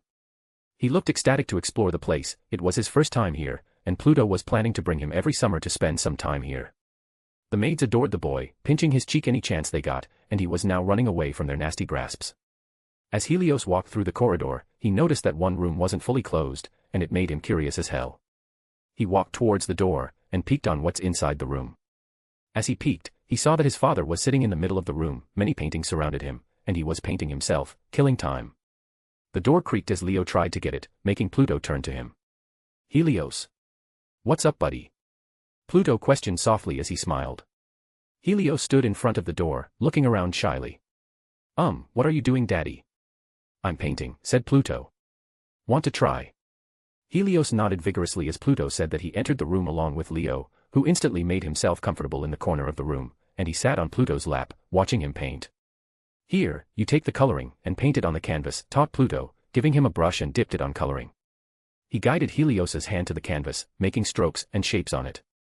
As soon as Pluto let go of his hand, Helios tried another color, and another, and another, and another. He was painting randomly, without a certain shape to think of. He was having fun, but then he realized he was ruining his father painting. Sorry, Daddy. Helios murmured in guilt. Pluto chuckled. It's fine, my dear, you want your own canvas. Helios nodded rather excitedly, and Pluto took a blank canvas, putting it on the floor below him. He took another set of paint, before putting it beside the blank canvas. There. Pluto said, placing Helios just in front of the canvas. Helios crawled to it, grabbed the brush, and quickly dipped it to the paint. Just don't be too messy, yeah. Okay, Daddy. Pluto sighed, then he continued to paint his canvas, letting Helios do his thing. As night came by, Pluto was still painting rather seriously, almost ignoring his surroundings entirely. If not for Helios, he wouldn't probably tell what time it is, because even though he was focused the entire time, he was watching over Helios. Helios, a voice sounded from outside. Helios, where are you? Pluto then turned to the door, and the door opened, revealing Thea with a worried face. Hey, have you seen? Thea turned to Helios, who was half asleep at this point, almost falling face first towards his painting. Pluto, you gave him the paints. Well, he seems interested in it, so I gave it to him. Pluto shrugged as he stood up and kissed Thea, before the two of them walked to Helios, checking the boy. His face is covered with paint now. Thea sighed as she fixed Helios's face, and picked him up. Hey, look at this, said Pluto, pointing at the paint. It was the painting of 3 people, 2 adults and 1 kid. It had this childish stroke to it, but it was miles better than a normal toddler's painting. That painting depicted Pluto, Thea, and Helios, sitting on a sofa back at home. Well, like father, like son. Thea stated in amusement as she examined the painting. It's quite good actually. Pluto hummed in agreement. Yeah, well, he looks like me, interested in art like me, it's only a matter of time before he falls in love with a blonde. And what's wrong with that? Thea snorted. Nothing's wrong with that. Pluto chuckled. That conversation made the boy wake up, and he turned his sleepy face towards the painting. Daddy, give it to me. He murmured sleepily. It's bedtime, boy, you could take a look at it later. Pluto said as he grabbed the painting. Helios whined incoherently, then, he did a grabbing motion once again, and a golden hand construct suddenly appeared, snatching the painting from Pluto's hand, and it gave it to Helios as he hugged it, before continuing to sleep. We really need to deal with his powers. Pluto sighed. Maybe once he goes to school we need to set up some ground rules. Thea said, cooing Helios as he slept on her arms. Anyway, I'll take him up to bed first, dinner's in the kitchen if you want. Sure, I'll eat it later. Pluto hummed. Thea just exited the room, followed by Leo who just woke up from his cat slumber, leaving Pluto alone in his painting chamber. Chapter 166, Chapter 142, Stark. 2005 CE. Pluto was walking through a rather roomy suite. The smell of alcohol is quite strong, and a tint smell of sex and sweat could also be smelled. Pluto sighed as he noticed the smell, and opened a door that was leading to a room. As he entered, he saw a young man sleeping with a red-headed girl. It was 12 p.m. in the afternoon. Wake up. Pluto said, kicking the bed so hard that it shook. The 2 sleeping people jolted awake as he did that, looking around in panic, before their eyes eventually focused on Pluto. The woman instantly covered her private parts with the sheets, while the men sat down. What do you want? Grumbled the men. You know, this was supposed to be my vacation time, you always barge in like this. Every day is always a vacation to you, Anthony, wake up. Pluto repeated. Miss, could you please get out of the room please? The woman nervously nodded, she quickly wore her underwear, and ran outside. So, what brings you here, uncle? What's your name this time? Jonathan. William. Thomas, said Tony as he poured himself a whiskey. Pluto walked in on him, and took the whiskey from him. Potts called. Said you missed a lot of board meetings these past couple of weeks. Tony sighed as he heard it. Pepper, why you gotta do this to me? You're not a teenager, Anthony. Pluto said, drinking the whiskey that he grabbed from Tony. You're a bloody adult, with many responsibilities. Obadiah can deal with all of that, said Tony, grabbing another glass and pouring himself a whiskey. Pepper's good company too. Pluto once again grabbed his whiskey, and drank it. And what are you? A burden. I'm the backbone of the company, said Tony. I built the weapons, I designed them, my inventions powered them. If you're like that, you should just be an engineer instead of a CEO, said Pluto, grabbing the whole whiskey bottle altogether. How about it? Shall I ask the board to appoint another CEO instead of you? Obadiah's shady, Potts though, might be a good idea. This is my company, with my name on it. Tony argued.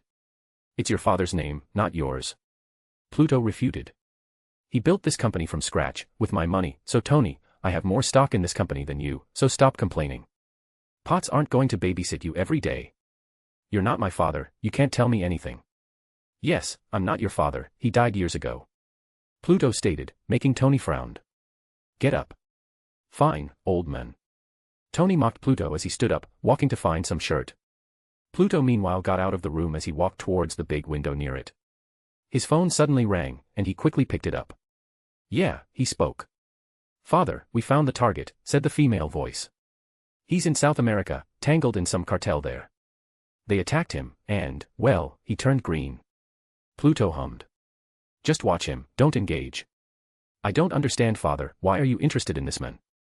He's an experiment gone wrong. Because he can turn green, said Pluto in a matter-of-fact tone. Remember, don't engage, don't make him mad, just watch him. If the heat around him is calm enough, take him, although that heat won't disperse for a while. Roger that, Father, the voice said, before hanging up. Pluto put his phone to his pocket, and sighed. Who are you talking to? A voice said, making Pluto turn around. It was Tony, all dressed up. No one. Pluto said calmly. Come on, Potts and Happy are outside. Pluto then pushed him towards the outside of the building, making him grumble. I'm not a child, said Tony. Yet you act like one. You're not a 30-year-old man either, you just act like one. Pluto shook his head in amusement as they walked outside, with Pepper and Happy waiting for them. There you are, Tony. Pepper sighed as Happy opened the door for him. Thank you, Mr. Smith. We're going to talk about snitching after this. Tony said to Pepper. Sure, said Pepper in ignorance. Just get in the car. It's fine, Ms. Potts, said Pluto. You look beautiful today. Thank you, said Pepper with a smile. Tony frowned as he saw it. Did you just flirt with my assistant? It's called a compliment, Anthony. Pluto sighed. Anyway, I'm leaving, it's such a pain in the arse dealing with you. Chapter 167, Chapter 143, Zoo. 2006 CE. Thea was riding a bus along with other parents of the kindergarten children. Beside her is Helios, who is sleeping on the way to the field trip destination. They were going to the Central Park Zoo to see animals that are caged. Thea sighed contentedly as Helios was leaning against her, sleeping rather soundly. The school bus quickly stopped in the parking lot of the zoo, and a lot of them quickly got out of the bus. Thea was waking up Helios, who jolted awake as she did that. He looked around, and smiled when he saw Thea. Come on, time to see the animals, said Thea patiently. Helios nodded, and both of them got out of the bus quickly. Thea did a cross-check on Helios' appearance, she fixed his hair, and wiped the drool on his face. You sketchbook. Here, said Helios, showing the sketchbook that has been turned into a necklace, so he won't lose it. Okay, good. Thea patted Helios' head. Remember, don't use your powers, okay? Helios nodded obediently, and both of them headed towards the entrance of the zoo. Helios was sitting cutely in front of a penguin area as he tried to draw the penguins laying around, and he sketched it rather seriously.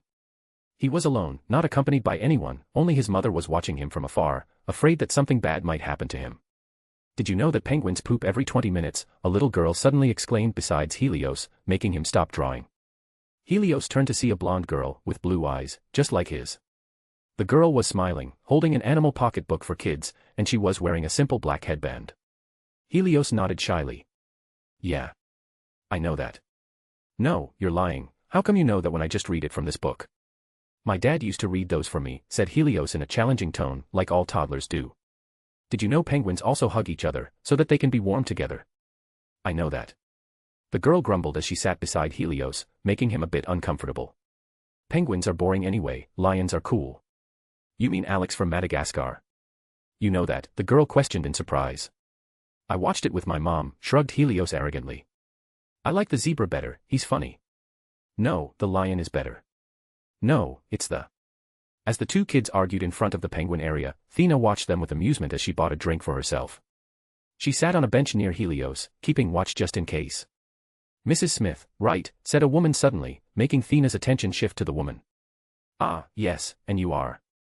Oh, I'm Helen, George's wife, said the woman with a smile. George Stacy, the police. Oh, George. Yes.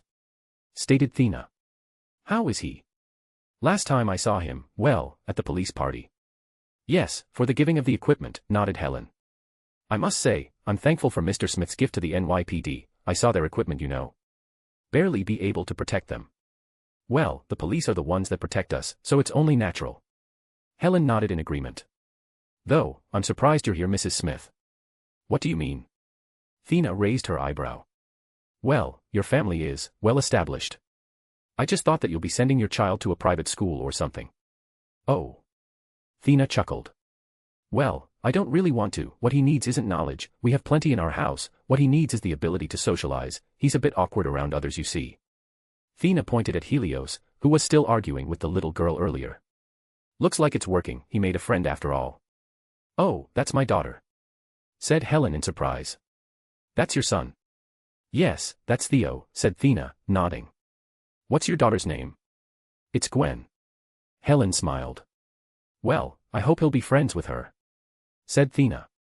He's too caught up on watching movies, and drawing, and listening to music. At his age. Yeah, it's a problem. Thea chuckled in embarrassment.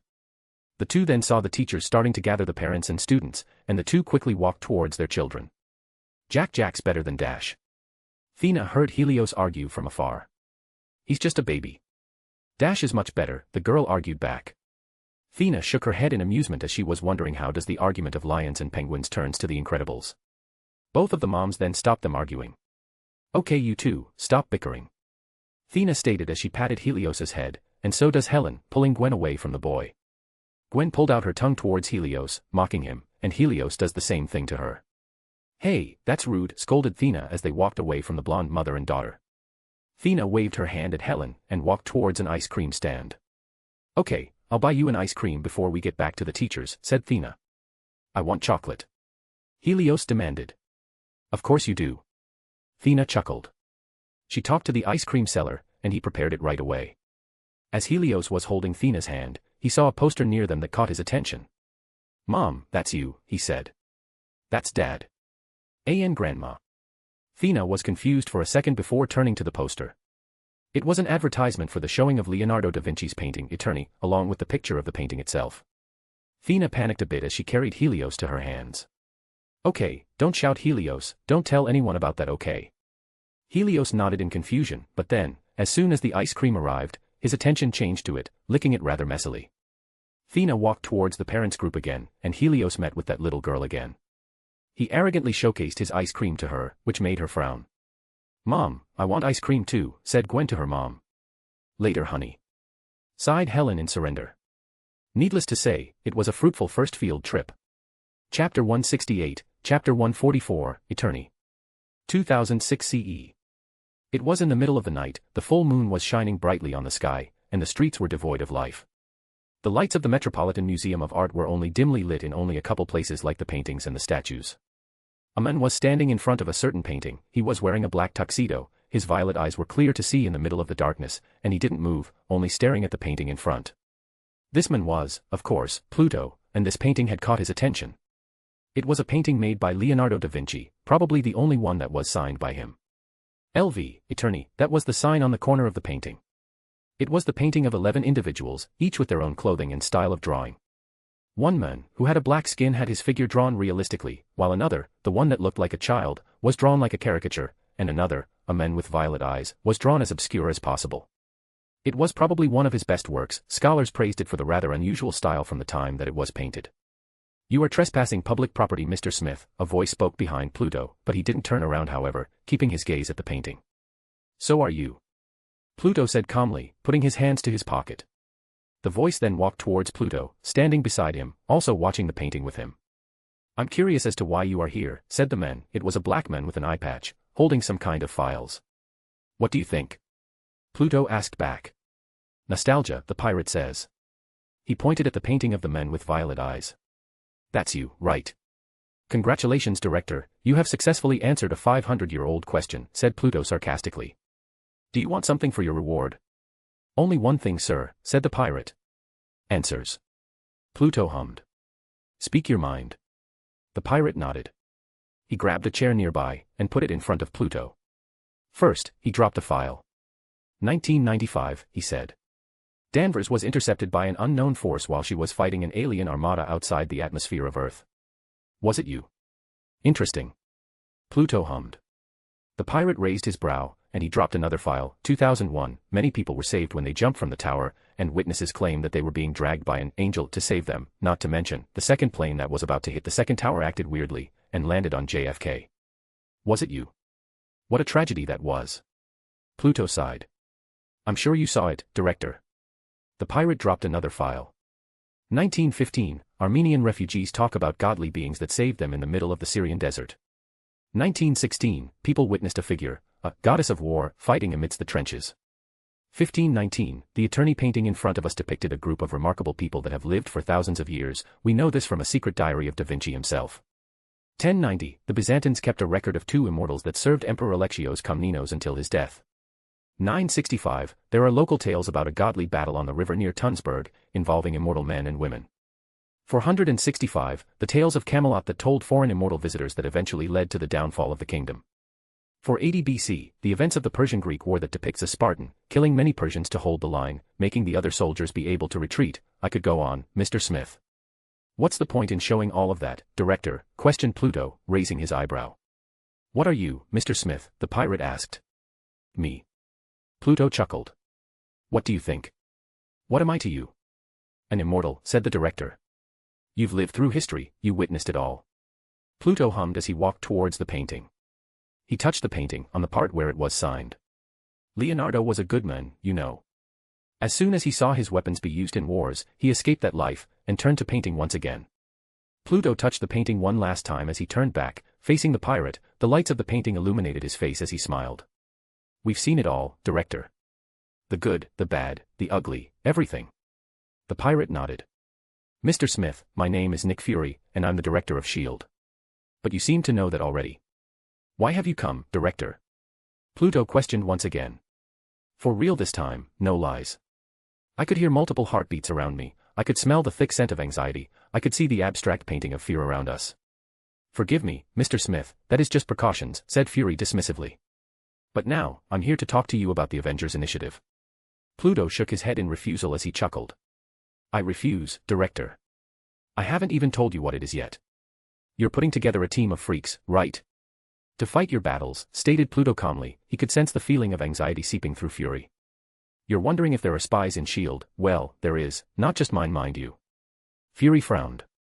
What do you mean, Mr. Smith? It isn't mine business. Pluto hummed as he looked around the place, seeing other paintings. Again, I refuse. Why? You've helped humanity during disastrous times, why stop now? Director, like I said, we've seen everything, continued Pluto. But we also are tired of everything. Fury just frowned at the answer. Pluto continued. For thousands of years, we have helped you humans, from countless wars that you started yourself, from otherworldly threats that you might not know, from internal conflicts that we ourselves made. Don't you think we deserve a break? War on terror will never stop, Mr. Smith, stated Fury. True. Pluto hummed. But I've seen a brother of mine wept as he saw the atomic bomb dropped, the technology that he taught you all, used for malicious means. I've seen another brother of mine breaking down from the inside as genocides after genocides occurred. I've seen my sister be disappointed as she saw your culture, your history, be destroyed by your own hands for the sake of short-term profits, and at this point, almost all of us gave up on you. What about you, Mr. Smith? Did you give up on us? Fury questioned calmly. Pluto was silent at the question. He then diverted the conversation. You can do nothing to convince me, Director. I will not be a part of your circus show. I'm a father, I am not going to waste my time playing superheroes with you. Mr. Smith. Stop, said Pluto. He threw Fury a Nokia mobile phone. I will compromise. Only call me, and only if you feel that you have no hope left fighting against an enemy. But, if I see you spying on me, if I see you trying to search my brothers and sisters, if I see you trying to do anything to my son and his friends, I will not hesitate to annihilate the entirety of S.H.I.E.L.D., Director. Fury frowned again, slowly grabbing his pistol in his holster. Pluto's eyes turned golden, and Hydra suddenly appeared behind him, making all the squads of S.H.I.E.L.D. point their guns at Hydra. Do you understand, Director? Pluto questioned calmly. Fury clenched his pistol hard, and spoke as calmly as possible. We understand, Mr. Smith. Good. Pluto smiled. As a token of our partnership, Director, I will tell you an answer to a riddle. Pluto caressed the Hydra's head in front of Fury. When you cut off one head, countless more will grow. Pluto stated. What am I?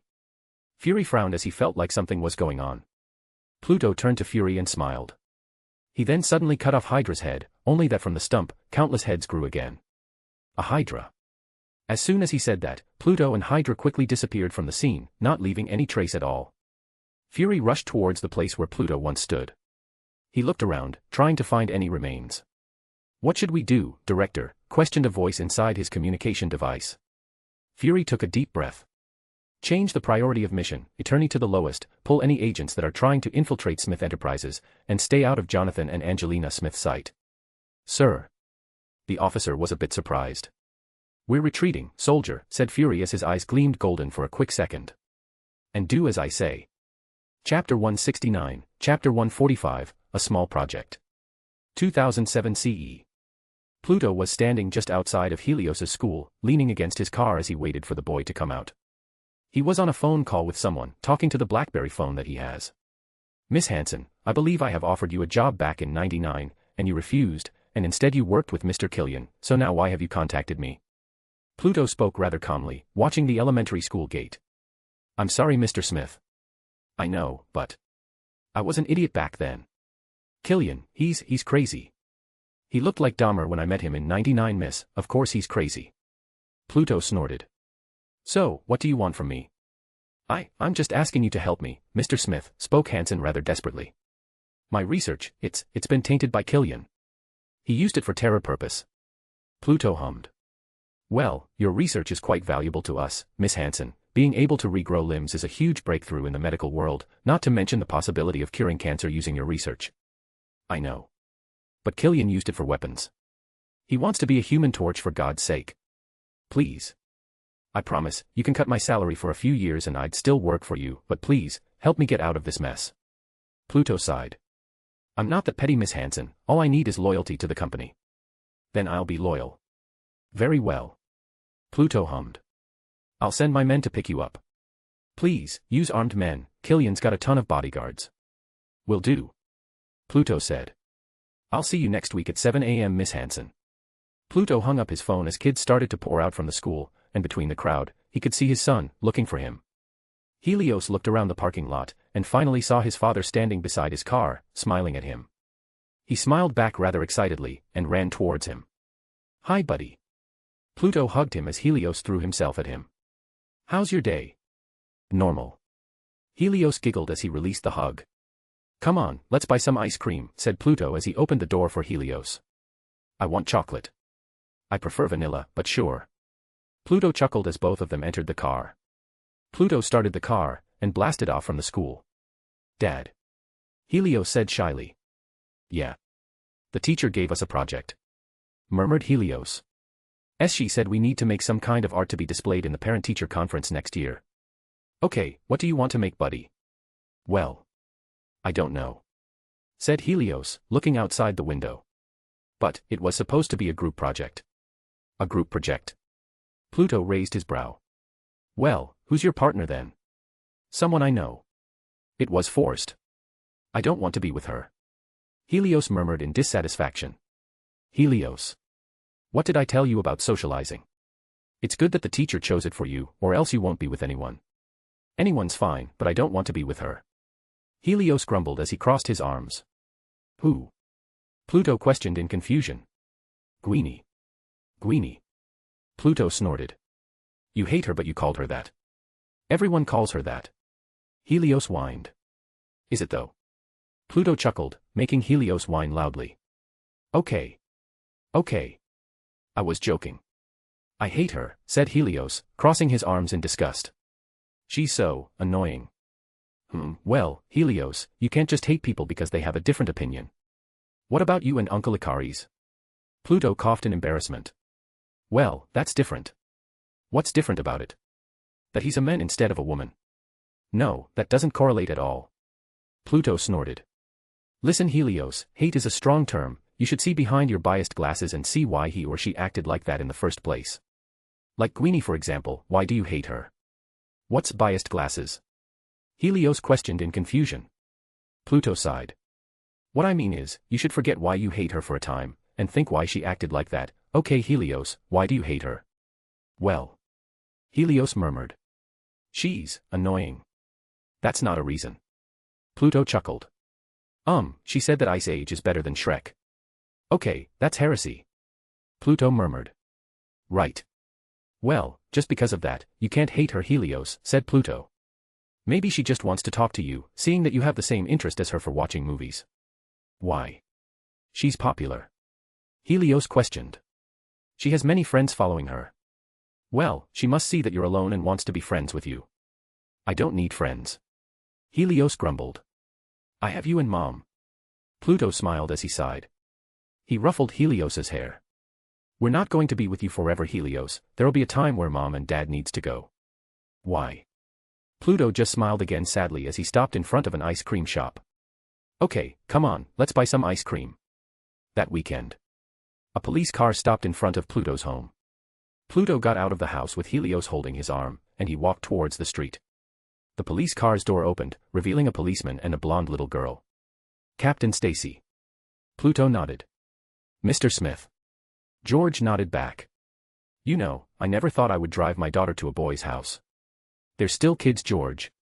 Pluto rolled his eyes. But still. George eyed Helios for a second, making him a bit tense. If I could, I would have refused sending her here, but alas, Helen insisted. Don't be too dramatic. If you had a daughter, you would know the feeling. Well, maybe I do know the feeling. Pluto said as he looked at Helios, making weird faces at Gwen, to which she fought back. Anyway. George sighed as he saw the kids' interaction. I didn't know you lived near us. We live in Forest Hills. That's good, maybe Helios could visit. I hope not. George murmured as he knelt in front of his daughter. He kissed her forehead. I'll pick you up at 8, okay? Be nice. Okay, Dad. George then soon drove off, working again. Helios, could you please escort your friend to my painting room? Dad. You're the owner of the house, said Pluto. You should escort your guest. Fine. Helios grumbled. Let's go, Gweenie. Gwen then shyly followed Helios to the house, side to side. Hey, be nice. Pluto said to Helios. Chapter 170, Chapter 146, Penguins. 2007 CE. Helios and Gwen are now sitting face to face, staring at each other's blue eyes rather seriously. Both of them crossed their arms, and around them, a mess of papers. They were doing a staring contest, whoever wins gets to choose the topic of the project. So far, there is no clear winner, and it's been almost 5 minutes. Gwen narrowed her eyes as she tried to maintain her opened eyes, but then, Helios blew wind to her face, making her lose the battle. Hey! That's cheating, whined Gwen. There's no rule against doing that. Helios stuck his tongue out, mocking Gwen. You're such a meanie. Gwen huffed. Okay, I choose, said Helios excitedly. But I want to choose. Gwen whines as she sobbed, starting to cry. Helios went wide-eyed for a second, panicking as he saw tears started to come out of Gwen's eyes. Gwen started to wipe her tears continuously as she sobbed, not moving an inch. Hey. Gweenie, why are you crying? Questioned Helios in worry, mostly worrying about the consequences. Because Theo's a meanie. Gwen continued to cry. Oh, okay. Helios started to relent, fearing the wrath of the policeman. You choose, don't cry. Gwen's expression started to brighten in an instant, standing up as she wiped off the last of her tears. Yes. I'm choosing, she exclaimed. Helios was obviously gobsmacked. This girl in front of him changes mood easily. Not a minute earlier, she was crying, now. She was jumping in celebration. Helios knew now that this girl in front of him was dangerous. He heard his sister Cleo, who visited once last year, that this kind of girl exists, and he should be careful around them. Then let's do penguins. Gwen exclaimed, breaking Helios from his daydream. What? But you said penguins are boring, stated Helios. Well. I was lying. Gwen acts shy in front of Helios, dangerous indeed. Helios sighed. Then what should we make? Let's paint, said Gwen, pointing at the painting kit that sits on the corner of the room. Okay. Helios murmured in disappointment. But we can't use that, that's my dad's, mine's here. He said as he walked to the other corner of the room, full of childish drawings. You have your own. Cool. Said Gwen in admiration. Helios just hummed as he grabbed a blank canvas. Let's go draw a penguin then. Gwen acted hurt suddenly. Do you not like it? What? You sound like you're mad at me for choosing penguins. Gwen started to sob again. What? No. Helios exclaimed in panic. And no. I like it. Yes. I like it. Her mood changes really quickly once again. Okay. If you like it, let's draw 2 penguins. Sure. Gwen quickly grabbed a pencil, and sketched a horrible drawing of 2 penguins on the canvas as a start. Is that good? This is a trick question, thought Helios seriously, trying to analyze the situation as far as 6 years old could. Yes. You sound like you're lying. Gwen acted hurt again. And no. I'm not. Helios said in defense. Then let's draw an egg between them. Gwen changed again, drawing an egg between the badly drawn penguins. Helios gulped at the sight of Gwen's excitement, this creature in front of him, dangerous indeed. Meanwhile, Pluto and Thea were in the TV room. Pluto had set up a secret camera inside the painting room, and both of them sat on the sofa, with popcorn in their hands. I love parenting if it's like this all the time. Thea said jokingly. You mean seeing our kid get played by a little girl? Oh yes, I love this. Pluto also said jokingly. Look at this face. Thea chuckled. The sense of dread as Gwen started to cry, priceless, it almost makes it worth it dealing with his cries when he was a baby. And his bursts of powers. Pluto chuckled. The amount of time I have to fix the dining table because of him is honestly quite astounding. Speaking of powers, when do you think we should start training him? When did Thor and Loki start again? 10. 11. Pluto thought. How about when he was 10? That should be good enough. Every summer, right? At the mansion. Yes. Pluto hummed. We can go all out training him there. Pluto then watched as Gwen played Helios with her words again, making him do what she wanted. You're a bad influence on him. Thea sighed. What did I do? Pluto feigned offense to that. Music, art, movies, stated Thea. He's antisocial because of you. Yes, blame the movies and video games. Pluto rolled his eyes. He's just like that darling, he's always been quiet around other people that are not family since he was a baby. You think he's going to be like this all the time? Pluto shrugged. Probably not, hope that little girl could somehow loosen him up. I hope so too. Thea murmured. Well, we need to thank George and Helen after this, mostly Helen though. George is a bit tight concerning the girl. Chapter 171, Chapter 147, Parent-Teacher Conference. 2008 CE. Pluto and a policeman are now standing in front of a rather peculiar picture in front of them. It was a painting of two penguins, with an egg in the middle of them. The penguins are not black and white however, it was more of an abstract depiction of penguins, as they were, colorful. What do you think? Helios sighed in front of his dad, not knowing what he was thinking. Well boy. George spoke suddenly. I personally think it looks unique. What's that supposed to mean, Dad? Gwen questioned curiously. He said that it's bad. Helios said with a deadpan look. No, sweetheart, I didn't say it looks bad. George murmured. It's unique. It's good in my opinion. Pluto shrugged. I thought you'll be going with the boring black and white look, looks like I misjudged you. You like it? Helios was surprised. Huh. I told you it worked. Gwen exclaimed. It's better to be colorful. Helios stuck out his tongue to Gwen, and she answered back with her own tongue sticking out of her mouth. Hey, Theo. Thea suddenly called, making Pluto and Helios turn. It's our turn, come on. Helios gulped nervously, and walked to his mother, leaving his father alone with the Stacys. Thea was now sitting in front of a teacher with Helios sitting beside her, rather nervous at the event. So. Theo. The teacher smiled as she put a paper on the table, making Helios more and more nervous. I just saw your art project outside, it's certainly unique. It's all Gweenie's fault. Helios murmured. The teacher chuckled. I'm sure it is. The teacher then turned to Mrs. Smith, who smiled at her gaze, and she showed the papers to her. I must say, Mrs. Smith, he's the most intelligent student I've ever taught, the way he does things just seemed natural to him, especially with art, he'll often just sit in the corner drawing the classroom for hours. That doesn't sound good. Thea frowned as she gazed at Helios, who gulped at the gaze. Yes, Theo, you need to be more active with your classmates, you can't just ignore them altogether, said the teacher with a smile. Theo, we've been over this. Thea sighed. I just don't like talking to them. Helios murmured in guilt. Why? It makes me uncomfortable. Thea raised her eyebrow as she looked at his teacher, and she also nodded. Anyway, Mrs. Smith, moving on, she said, changing the papers right away.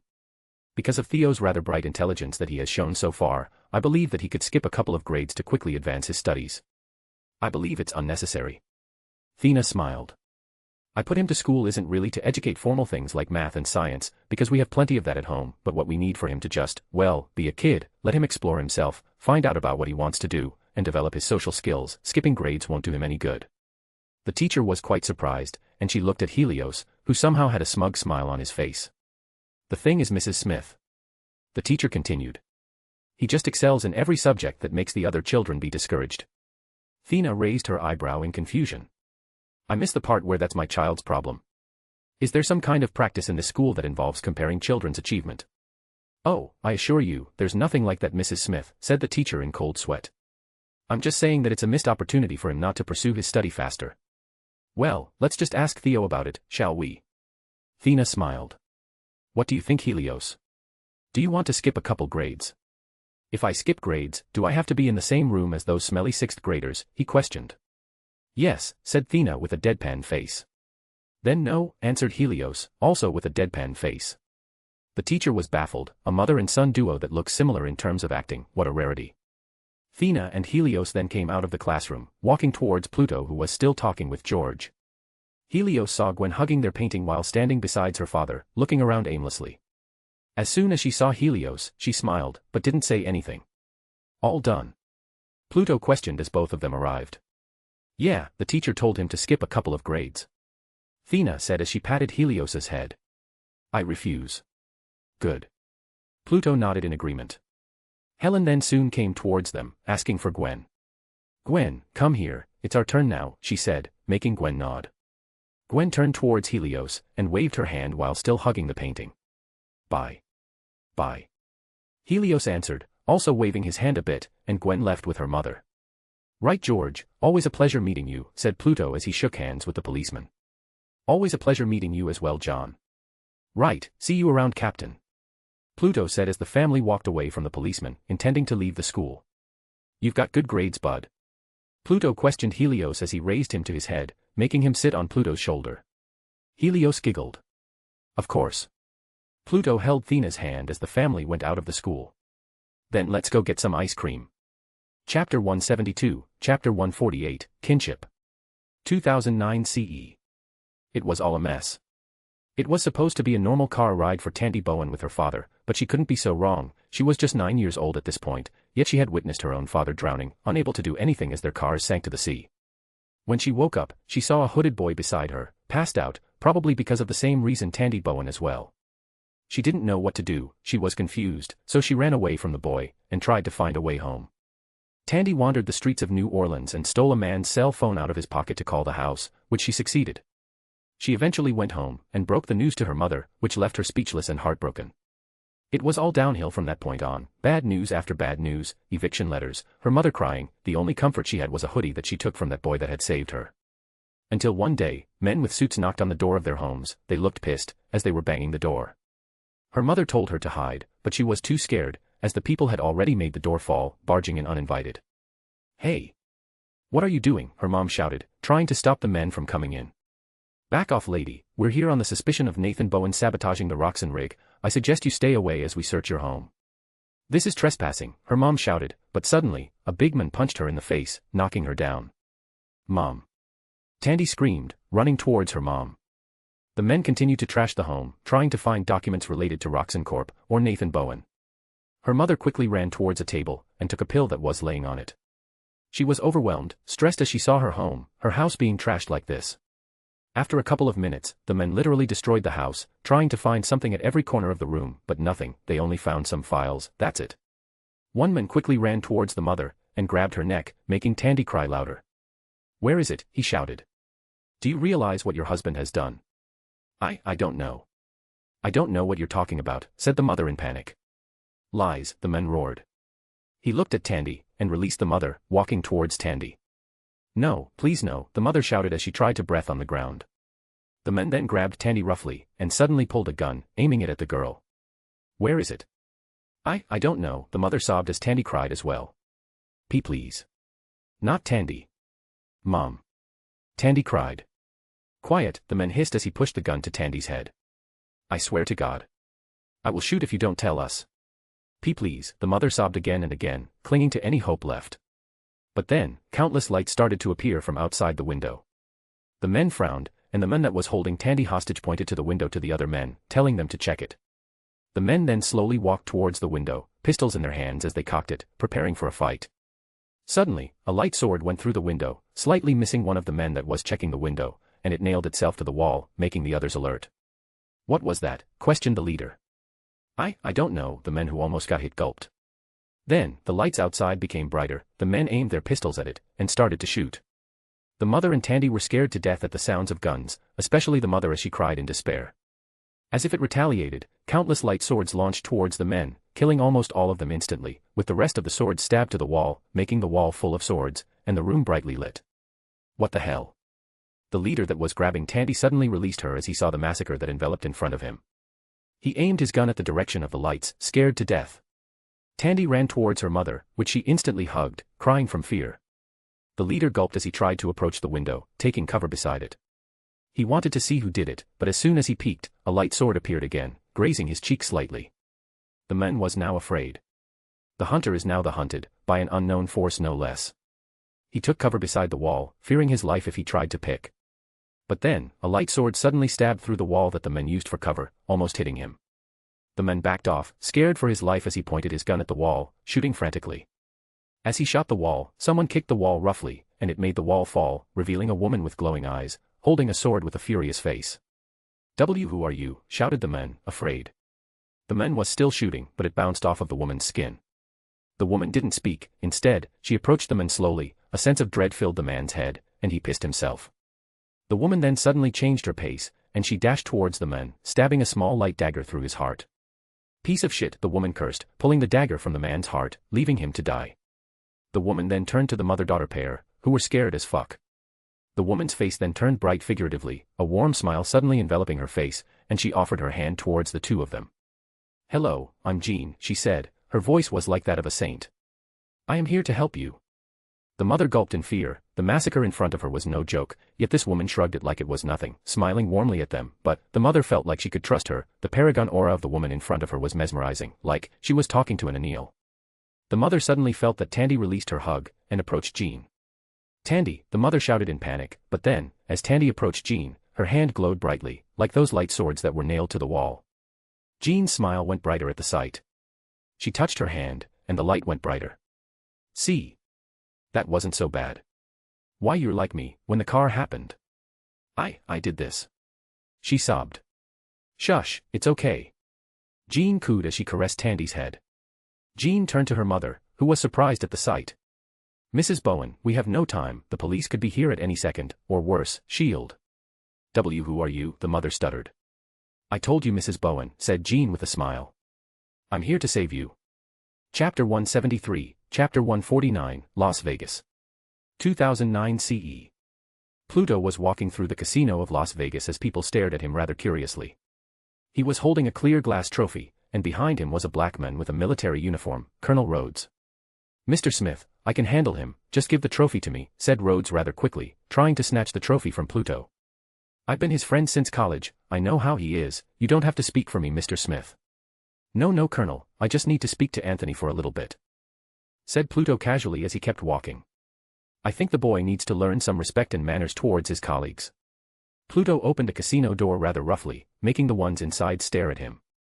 He continued to walk with Rhodes towards a play table, where a certain man was playing with many people surrounding him. He kept playing rather casually as Pluto and Rhodes stood behind him, looking at him rather seriously. His bodyguard, Happy, noticed the arrival and gulped. He poked at the man himself, Tony Stark, and started to whisper to his ear. As he heard it, Tony flinched a little bit, but quickly maintained his posture. He turned around, and smiled at Pluto, taking off his sunglasses respectfully. "Hello Uncle, Rhodey, what are you doing here?" Tony coughed as a waiter gave him a glass of champagne. Pluto raised his eyebrow and crossed his arms. "I didn't come to Vegas just for you to not accept your reward, Anthony." Tony sighed as he massaged his head in front of Pluto. "Uncle, you know those types of stuff are quite boring, you rarely go to one yourself." "I came here because of you, Anthony, not for formalities," Pluto sternly said. He looked around, the crowds murmuring, and he saw the owner of the casino looking at the fight rather excitedly. "Hey, could you clear out the casino for 15 minutes? Pluto asked the owner. "Mr. Smith," the owner was surprised. "And not to be rude or anything, but I'll pay for the losses, you have nothing to worry about," said Pluto in a deadpan face, making the owner's eyes sparkled. "Now clear out the room please." The owner quickly cleared out the room from crowds, leaving with only Tony, Pluto, Rhodes, and Happy. Pluto walked towards the table, leaning against it as he put the award on it. "Why are you doing this?" Pluto asked calmly. "To get attention. To have fun. Mostly having fun." Tony shrugged, drinking the champagne. Now it's not my fault you're here, uncle, I never told you to come. Yet I always come, said Pluto. I came to your graduation, I came to your birthday parties, I came to the party when you became CEO. I didn't ask for it. True. Pluto hummed. Yet you always complain about not having a parental figure growing up. Hey, don't poke fun at my insecurities, old man, it's not funny. Tony said jokingly. And for the record, Mom's fine, it's Dad that is a bit iffy. Is that it? Because your father is a bit more flat-faced that you're always drunk and getting it with women. I did this, because I like it, said Tony, turning around to face Pluto, also leaning against a table and crossing his arms. Now just erase the idea of replacing my dad as a father figure, because it's not gonna work. I don't need it, I don't want it. Pluto snorted. You're lying. Listen here, old man, said Tony as he stood up, walking towards Pluto. I've been called the Da Vinci of our time, handsome as hell, a genius in engineering and science, on many magazine covers, and people love me. I don't need your pity. You're not, said Pluto calmly. What? You're not the Da Vinci or our time, said Pluto. Because unlike you, he realized the deadliness of his inventions. Really? You too? Tony chuckled in amusement as he drank another glass of champagne. This is what I do, uncle, this is what my father did. We make weapons. How do you think those medical breakthroughs from Stark Industries happened? Military funding. While we're not as respectable as Smith Medicals, it's because of the weapons I made that Stark Industries stood until today. Oh no, I don't really care if you make weapons, to be honest, I just want to correct that you're not the Da Vinci of our times. Pluto said casually, making Tony annoyed. Okay, you're just annoying me at this point. Tony said as he put the glass on the table. Alright, Happy, Rhodey, let's go home. I'm not done talking to you, Anthony. Pluto said, not following Tony as he tried to exit the place. And I don't want to listen to your rambling, said Tony. Anthony, stop. Pluto said seriously, a strong pressure came out of those words, making Tony stop in place. He turned around, and faced Pluto, still sitting on the table. You're going to another presentation tomorrow? Afghanistan, he said impatiently. Why? You want to follow me too? Or is it disturbing your time playing dad with your kid? No, I don't want to follow you, I just want to say that you forgot your trophy. Pluto said as he threw the glass trophy to Happy, which he barely caught it. Good luck though, I'm sure it'll be an eye-opening trip.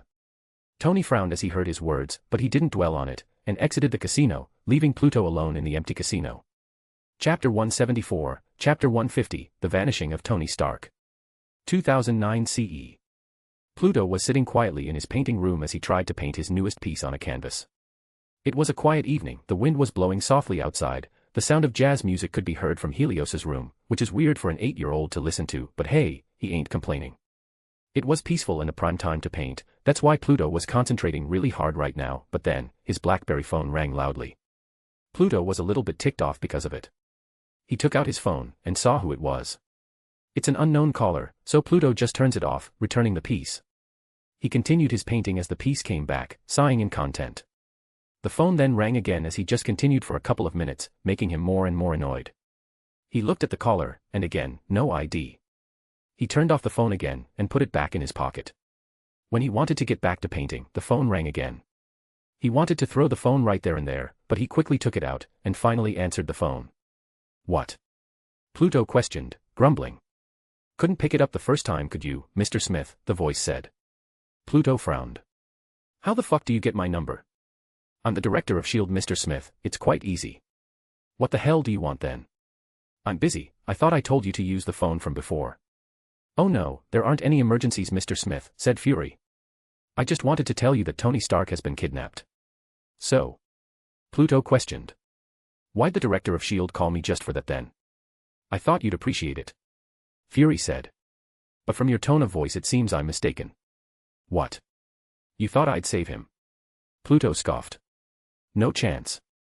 Fury was quite surprised by his answer. I thought you're close to the guy. I am, said Pluto. But like he said, I'm not his father, so I have no obligations to help him. Besides, if he comes out alive, he might be a changed man. Ah, I see. Fury hummed. Very well, Mr. Smith, I thought I'd just let you know about that, it'll be announced to the public shortly. Don't call me again unless it's an emergency, threatened Pluto. First strike, director. 2 more. Pluto could hear Fury clicking his tongue, and he hung up the phone, returning the piece to Pluto. He sighed in content, and he painted once more. As Pluto was eating dinner with his family of 3, they were talking rather casually as the news played in the background, telling about the kidnapping of Tony Stark. It was big news with every channel reporting it. It's getting a bit annoying to be honest. Uncle Tony disappeared, said Helios casually as he ate his pasta that Thea made. Good, never liked him anyway, he smells of alcohol. Helios. Don't be like that. Thea sighed, looking at the TV as well. But I agree, I don't know why your dad still goes to his parties and events. Hey, he's Howard's son, said Pluto. Exactly my point, said Thea, making Helios chuckle, even though he didn't know what they were talking about. Pluto sighed. Let the kid be, his parents died when he was a kid. He's not a kid anymore, Pluto, he's almost 40. Well, everyone's a kid in our eyes. Thea frowned. You must know something about him in the future, right? Oh gee, how did you know that? Pluto said sarcastically. Anyway, let's divert our attention from Anthony a little, let's go on vacation this winter. Helios's eyes went bright. Vacation? Where? Someone's excited. Thea hummed. Need to get away from Gweenie for a little. You're still calling her Gweenie? Pluto raised his brow, making Helios blush in embarrassment. Pluto chuckled at the reaction and continued. I'm joking, let's go to Brazil this winter. Brazil? Why Brazil? Questioned Helios. I thought we're going to the mountains or something. Because your uncle's there, said Thea. Uncle? You mean Uncle Druig? The emo one. Pluto almost spat his drink as he heard Helios say that. Yes. He laughed. The emo one. Don't say that, he's been through enough. Thea rolled her eyes in amusement. Why go there? Helios questioned. It's time to start training my boy, said Pluto. Thought I'd start it early now that these couple of years will be busy. You mean I get to use my powers, said Helios in excitement. Don't get too excited, whispered Pluto. You mom's a beast when it comes to teaching. Helios gulped as he heard it, looking at Thea, who was smiling rather widely, making Helios even more scared.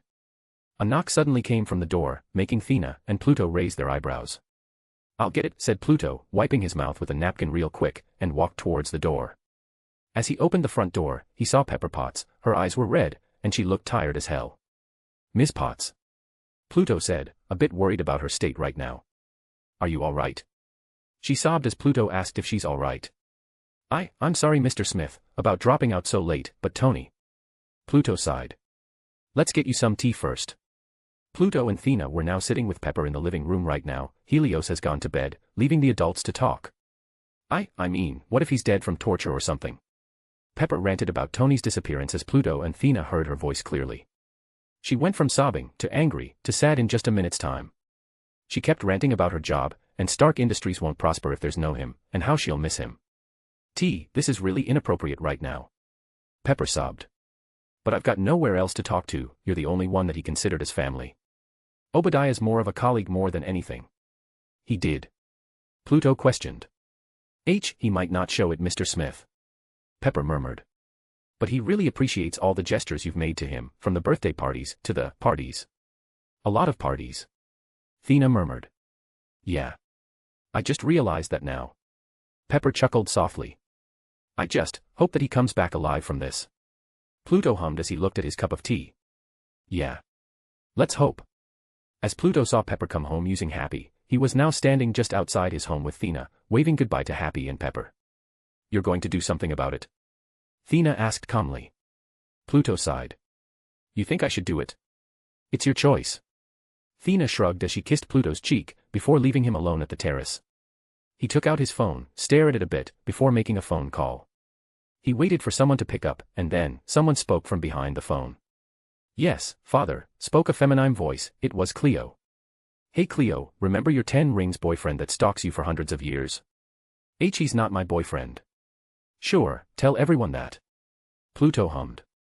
So, I need you to save Anthony from them, they should be around Afghanistan at the moment. I can do that. Cleo hummed. But right now. Pluto thought about it for a second, before answering. Nah, just wait for 2 months, but make sure he doesn't die though.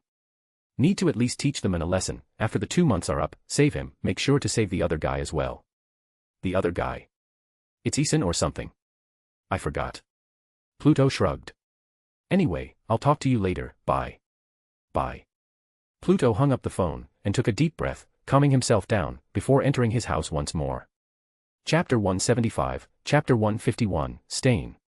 2009 CE. Pluto was having a barbecue party on his lawn with his neighbors. The smell of meat and grilled things permeated around the house and the area, and it was a peaceful day. He was sitting with the dads, drinking beer, talking to one another casually. And then I said, "Stay out of my daughter, you junk-filled cunt," laughed a dad, but the other dads didn't laugh at all. The dad who noticed that no one laughed grumbled. "What? It's funny." "No, it's not, Eugene." Pluto chuckled as he drank his beer. "Honestly, let your daughter date people. By restricting her, you're just baiting for something bad to happen." "But he's a stoner," Eugene exclaimed. Another dad, named Nate, snorted. "Aren't we all at some point?" The dads laughed at the words, and Pluto just chuckled. Suddenly, Thea came by the dad's corner, tapping Pluto's shoulder. "Hey John, someone's at the door," she said softly. Pluto raised his eyebrow. "Who?" "Stain," she said, making Pluto sigh. He stood up and said to the dads, "Sorry lads, duty calls." The dads just hummed and continued to talk to one another, and Pluto walked to the house, opening the front door to greet the baldman. As Pluto opened the door, Stain smiled widely with his arms on his back, being polite as possible. "What do you want?" questioned Pluto roughly. "Good afternoon, John." "Call me Smith," said Pluto. "Just get it over with, what do you want?" Stain gulped a bit as he looked at what's behind Pluto. "This is going to be a long talk, Mr. Smith, could I?" "No, the terrace is fine." Pluto answered straightforwardly, making Stain frown. "Okay, fine," he said, walking to the railing of the terrace, leaning against it. "I want to talk to you about the future of Stark Industries." Pluto hummed as he leaned against the door. "What about it?" "It's dying, Smith," he said sadly. "Tony's missing, and the public's view of the company is at an all-time low because of our inability to protect our own CEO. You know the stock's fine, right?" Pluto raised his eyebrow. "I'm not blind, it's just a small drop, nothing too serious. Even with Anthony's absence, the company's still going. The stocks will drop more in the future." Obadiah smiled. "So I'm offering you a deal, Smith." "Deal?" Pluto raised his brow. "Give your stocks to me for $1 billion, said Obadiah. "How about that? That's a good deal, right? Do you even have the money?" Pluto scoffed, and Obadiah took offense in that. "You're not the only one who's rich, Smith," said Obadiah. "So do you accept it or not?" Pluto thought about it a little. "You know, I never really interfered with Anthony's company even though I have the highest shares. Why are you asking it now?" "I'm just trying to lift a burden from you." Stain smiled. "The stock's been there since my father Stain," said Pluto calmly. "Stark Industries exists because of my family. You want to buy my stocks?" "Sure, I'll sell it for $69 billion, he continued, smirking a bit. Stain frowned. "Are you mocking me, Smith?" "I'm dead serious, Stain." Stain clenched his fist. "You know, I thought your policy was to never support wars. Then why invest in a weapons manufacturing company?" "You're not only doing weapons," said Pluto. "Energy, medicine, and many more too. But our main thing is weapons." Not for long." Pluto shrugged. Stan frowned. "What?" "Nothing."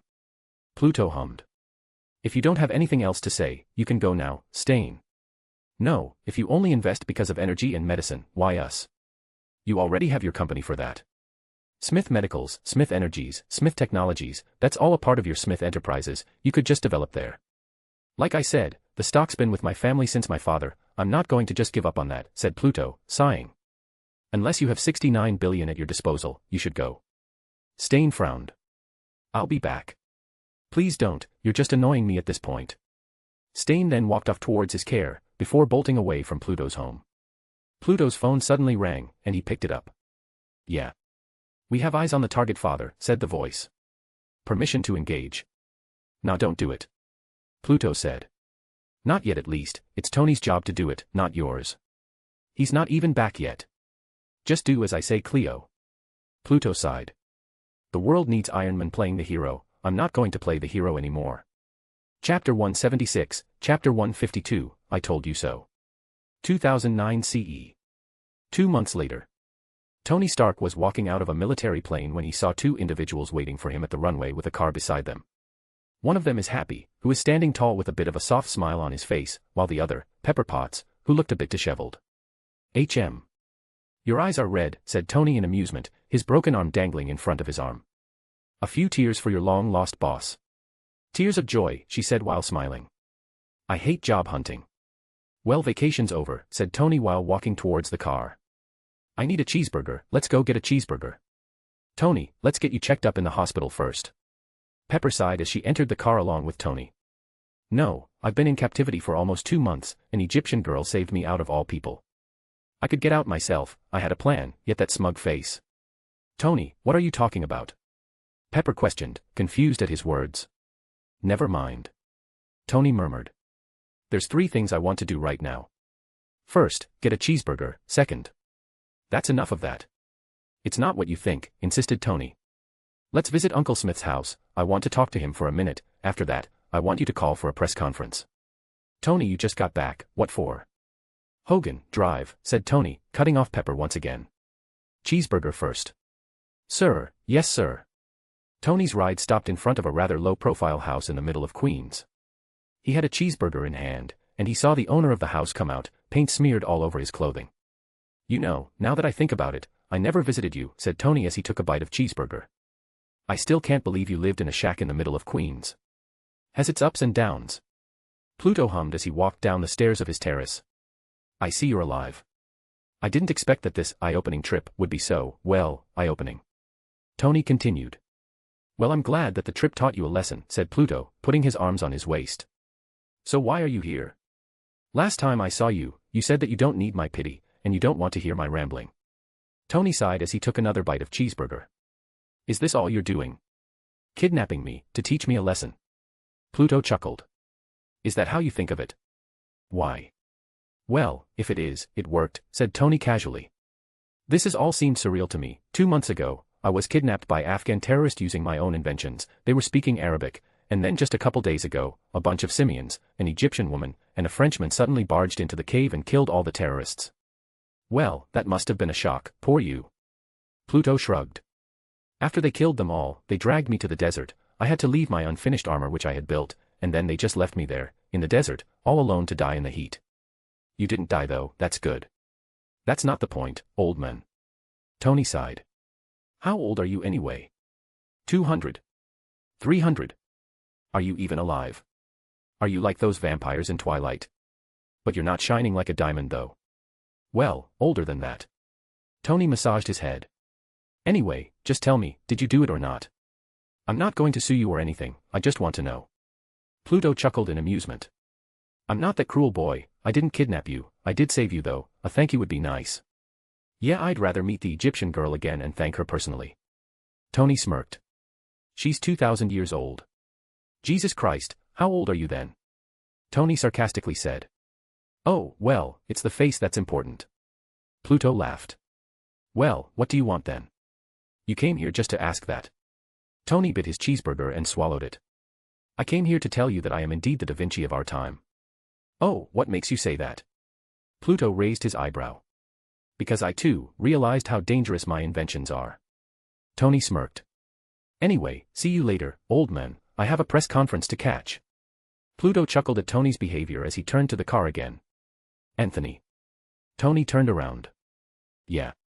It's good that you're alive. Pluto nodded proudly. I'm looking forward to your armor suit, he said, walking back to his home once again. Tony raised his brow, surprised that he knew what he was going to do, but shrugged it, entering his car once again, speeding to the press conference. Chapter 177, Chapter 153, Inglorious Bastard. 2009 CE. Pluto was in his living room in front of TV, watching a movie with his 8-year-old son comfortably. They were eating popcorn, with Helios beside him leaning against the sofa. Inglorious Bastard were playing on the TV, depictions of Nazis were everywhere in the screen. You fought Nazis, Dad? Helios questioned casually as he ate the popcorn. I mean, kind of. Pluto answered. Never fought one directly. Meaning? It's hard to explain really. The movie then shows a truck driving through a forest, and a white man with white tuxedo were brought to the middle of the forest by the Nazis. Being an actor seems cool. Helios stated. It looks like they're having fun instead of working. You want to be an actor? Pluto hummed. I thought you liked painting. Sitting all day's kind of boring. Helios shrugged. Being an actor seems fine, but I don't know. Well, you like painting, you like music, you like film, how about being a filmmaker instead? Pluto suggested casually. Filmmaker. Helios questioned. Is that fun? I mean, you got the painting part, said Pluto, pointing at the TV. Every scene is like a painting come to life. If you treat it like that, I'm sure you'll be a good filmmaker. Music adds to the element. You can control the emotions of the ones who are watching your movie with that. I don't know how good you are at writing, but you're my son, probably decent at it. Sounds interesting. You can think about that later, you're still too young, but no harm in thinking about your future from now. Pluto shrugged. The scene then quickly turned gory. The man in a white tux used a knife to carve a swastika to the Nazi's forehead, making him bleeding profusely. All right, close your eyes, said Pluto, covering Helios's eyes with his hands. It's just blood, Dad. Yeah, well, if your mom suddenly comes in, I'm dead, so. Fine. The scene quickly finished as Tarantino's name appeared on the screen, rolling the credits. Movie's over, you go to bed, boy, said Pluto, taking the popcorn from Helios's hands. Hey Dad, about the Warhammer figurines. I'll buy it after the vacation, assuming you pass the test of course, said Pluto calmly. Wait, a test? What do you mean by a test? Helios's eyes widened. Of course there's a test, you'll have to see later for that. Pluto answered. Now chop chop, go to bed. Helios hummed, and jumped off from the sofa, walking towards the stairs to his room. Good night, Dad. Good night. Pluto said, changing the TV to news. An anchorwoman spoke, delivering the news. Simple farmers and herders from peaceful villages have been driven from their homes by warlords. Emboldened by a newfound power, villagers have been forced to take shelter to whatever place they could find. Below the news, crawling messages could be seen as well. It read, Stark Industries stocks continue to drop following the press conference of Tony Stark, explaining the shutting down of the weapons manufacturing division of the company. Pluto sighed as he saw the news. He took out his phone, and saw that there were many missed calls from Obadiah Stane. Just when he was about to put his phone to his pocket again, the phone rang, and again, it was Obadiah Stane. Pluto clicked his tongue, but when he was about to hang up, he stopped, and finally, he relented, picking up the call. I swear to God, Stane, I will put a restraining order on you. Pluto complained. Smith. Why didn't you go to the board meeting? Asked Stane back. I never go to board meetings, idiot. To yours, nor to mine. Pluto answered, mocking Stane. What do you want now? I told you I'm not going to sell the stock many times now. No, it's about Tony, he said. He is going off the rails. The board is claiming post-traumatic stress, they're filing an injunction. Oh, that's how it is. You want me to agree with them? Pluto hummed.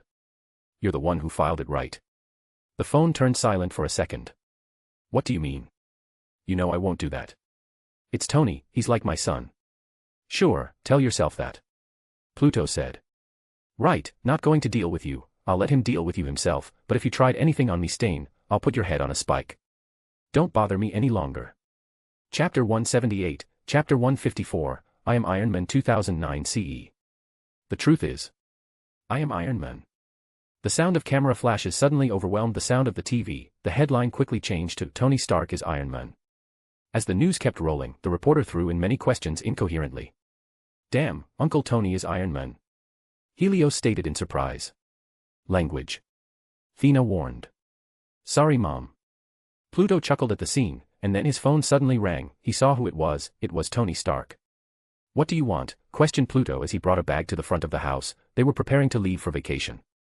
What? Didn't you see the news? I'm famous now, said Tony sarcastically. There's a lot of background noise around him. Oh really? Didn't notice before. Pluto scoffed. What do you want, Anthony? I'm preparing to leave for vacation right now. Oh, you're leaving? Well, don't, because I'm coming there right now, he said, and Pluto could hear the sound of a jet above him. It was in the middle of the night, and Pluto was in the last flight of the day. Suddenly, a man with an iron suit dropped to the ground, doing a superhero landing. Pluto, Helios, and Thea saw it enveloped as the two adults of the family shook their heads in amusement. Definitely Howard's son. Thea murmured. The metal suit quickly straightens, and the visor opens, revealing Tony's face. What do you think? I like power armor better, said Helios suddenly, making the others turn to him. Oh hey buddy, what did you just say? Tony raised his brow. I said I like power armor better. Your suit's skinny. Well, you can't make one, so your opinion is not valid, continued Tony dismissively. Helios looked at his parents, who were looking at him in amusement. But then, his eyes turned golden, and a golden construct child replica of the Iron Man suit suddenly enveloped Helios's body, and Tony's eyes widened at the sight. The flight mode turned on, and Helios floated a couple inches from the ground. Quite easy to make, said Helios, his voice sounds a bit robotic because of the suit. Helios, what did I tell you about using it? Thea sternly said, making Helios flinch. Helios quickly ground himself, and the construct turned into golden dust. Sorry, Mom. Pluto sighed. Okay, you just want to show off. We have a plane to catch, Anthony, it's almost time for boarding. Wait, are we just going to ignore what the kid did? Tony questioned in confusion. What just happened? All right, I'm going to wipe your memory. Wait, you can do that. Please don't. Tony stepped back a little bit.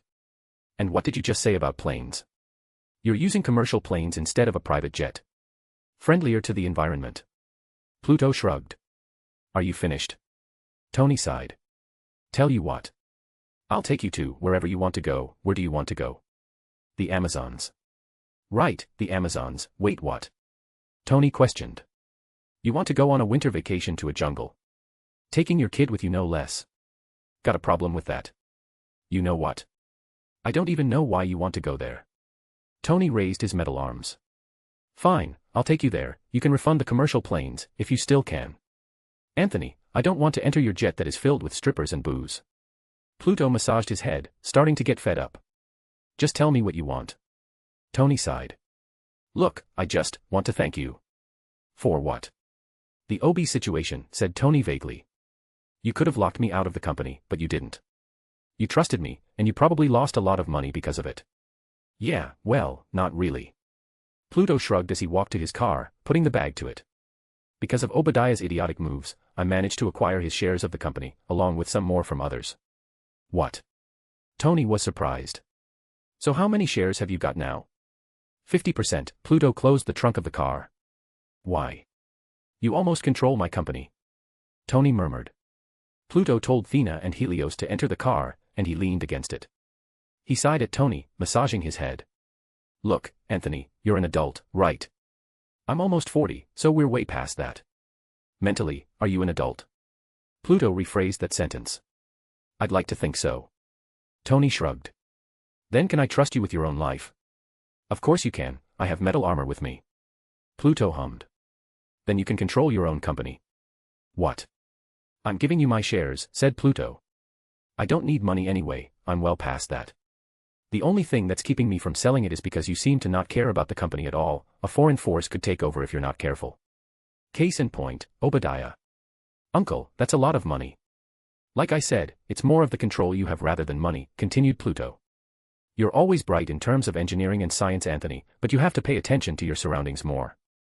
I don't want another Obadiah coming into the company. You think you could do that? Of course. Tony answered. I mean, it's me, you can trust me. Pluto shook his head in amusement as he walked up to him, hugging his metal armor. You should find a way to cure your poisoning, said Pluto, tapping his arc reactor. Maybe your father has a way. How do you? All right, don't do anything stupid while I'm away. Pluto patted Tony's shoulder. Or else I have to send the Egyptian girl to you again. Oh, please do that. She likes playing with chains. Oh, then please don't. Chapter 179, Chapter 155, Winter Break Visit. 2009 CE. Pluto, Thea, and Helios were walking through a small settlement in the middle of the Amazons. They were just riding a small canoe through the river itself, before arriving here. Helios could see alpacas being inside a cage, and he took a picture of it using the camera that was dangling around his neck. As they entered the settlement calmly, with many people watching them. The people were wearing some kind of uniform, as they were wearing the same clothing. A barn's door suddenly opened in the middle of the settlement. A man came out, his hands on his back, walking slowly towards Pluto and his family. Well, he said with a faint smile on his face. Look who's here. Hello. Druid, said Pluto, putting his arm to his waist. Nice place you got here, perfect for a vacation spot. Druid chuckled as he shook his head in amusement. Please, make yourselves at home. That is a cool way to appear. Helios commented, taking a picture of the scene. Druid turned to Helios and smiled. You must be the new member. That he is. Pluto answered, patting Helios's head. Mind if we stay here for a couple of weeks? Need to teach the kid a lesson. Wait. What do you mean beat? Helios took a step back. I thought we're training, who's beating who now? Druid ignored Helios's words as he smirked. Please, you can stay here all you want. He walked towards Helios, examined the kid rather thoroughly. You have a suit yet? A suit? Helios questioned. We have a suit. Druig raised his brow and looked towards Pluto. Hey, I never wear my suit anymore, so does Thea. Pluto shrugged. Didn't need it that much. Dad, you didn't tell me that I can have a suit. Helios's eyes are practically shining right now. Yeah, well, don't get your hopes up, it's not a power armor. Pluto shrugged as he patted Helios's shoulder. Let's find a place to put our things first, then we're going to the jungle to find some space. The next day, in the middle of the jungle, Helios was wearing his tracksuit for training, while Pluto, Thea, and Druig was in front of him, crossing their arms. Now boy, for the next couple of weeks, you will call me sir, do you understand? Is this really necessary, because I... Do you understand? Pluto shouted, making Helios flinch. Sir, yes sir. Helios stood straight, a bit scared as his dad is never really the shouting type. Good. Pluto nodded. There are 3 things we will teach you over the years, the way of men, the way of monsters, and the way of gods. The what now? Silence, said Pluto sternly, making Helios gulp. You will speak if I tell you to speak, otherwise, if you even mutter a word, I will not buy you a Warhammer figure set. Helios's eyes turned determined, and stood straight even more. Understood. Yes sir. Pluto nodded. Now, firstly, the way of men. You will be taught martial arts, melee weapons, ranged weapons, all of those would be taught by your mother, and your uncle Druig over here. Your mother will teach melee, and your uncle will teach ranged. Ooh, he'll be trained by Thea. Druig chuckled as he bit an apple. I remember you training with her on the beach, fun times, you came out bruised and traumatized, I'm looking forward to seeing the effects on your son. Helios's eyes widened as he heard it, he never thought his father would suffer at the hands of his mother in terms of combat, considering he has beaten Uncle Helicarrier, who is honestly like Superman. Pluto coughed. Yeah, well, it's different now, he said, looking at Thea, who was smirking at him. Well, maybe not too different, anyway, next up, is the way of monsters. You'll be learning how to fight literal monsters, things that are bigger than you, and smaller than you. Really? Monsters? Druig questioned. Yeah, deviants you know, we fought them for 7,000 years, you think I won't teach him how to fight them? Pluto said, a bit annoyed at the interruption. Good point. Druig shrugged, biting his apple once again. Go on. Pluto sighed in annoyance. You'll be taught by me, well, more accurately these 4 guys. As Pluto said that, 4 golden constructs appeared behind him. Asterion, standing tall between the trees, gruffing loudly. Idemnon, appearing beside Asterion with his wise face and calm eyes. Mephia, with her lustful body and charming expression, and lastly, Smog, hovering menacingly in the sky, the biggest of them all. Hello, little one. Idemnon spoke as he slowly approached Helios, making him gulp. Do not worry, we will take very good care of you, just like your father commanded. That doesn't sound good. All right, lastly, the way of gods. Pluto continued. You'll learn how to avoid godly beings, the ones that can alter reality itself. The key word being avoid, not fight, you're just going to kill yourself if you fight them. You'll be taught by me, specifically this time, along with 2 other assistants. Pluto snapped his fingers, and beside him, appeared 2 strange-looking constructs, one was green, another was blue, they looked to be a teenager, as tall as Druig. Hello, waved the blue one. Sup, said the green one. These 2 are the embodiment of time and space itself, said Pluto, making Helios's eyes widened. This one's Juno, and this one's Kronos. Okay, are you ready, boy? Sir, yes sir. Good, let's start with the way of men. Thea was now standing in front of her son rather intimidatingly as Helios shivered at her gaze. What are you doing here? She questioned calmly, but her tone is just too scary for Helios. I thought we're going to tray. Wrong answer, answered Thea. Run around the settlement 10 times. What? I thought. Make it 20. Mom, don't be too. 30. Helios finally relented with a pale face, and he followed her orders, running around the settlement 30 times. Almost half a day later, Helios came back with a soaked tracksuit, and out of breath. It's 30 already. Good. Thea hummed. Now, what are you doing here? I'm here to train so I can protect myself. And you could relax, knowing that you don't need you to protect me any longer.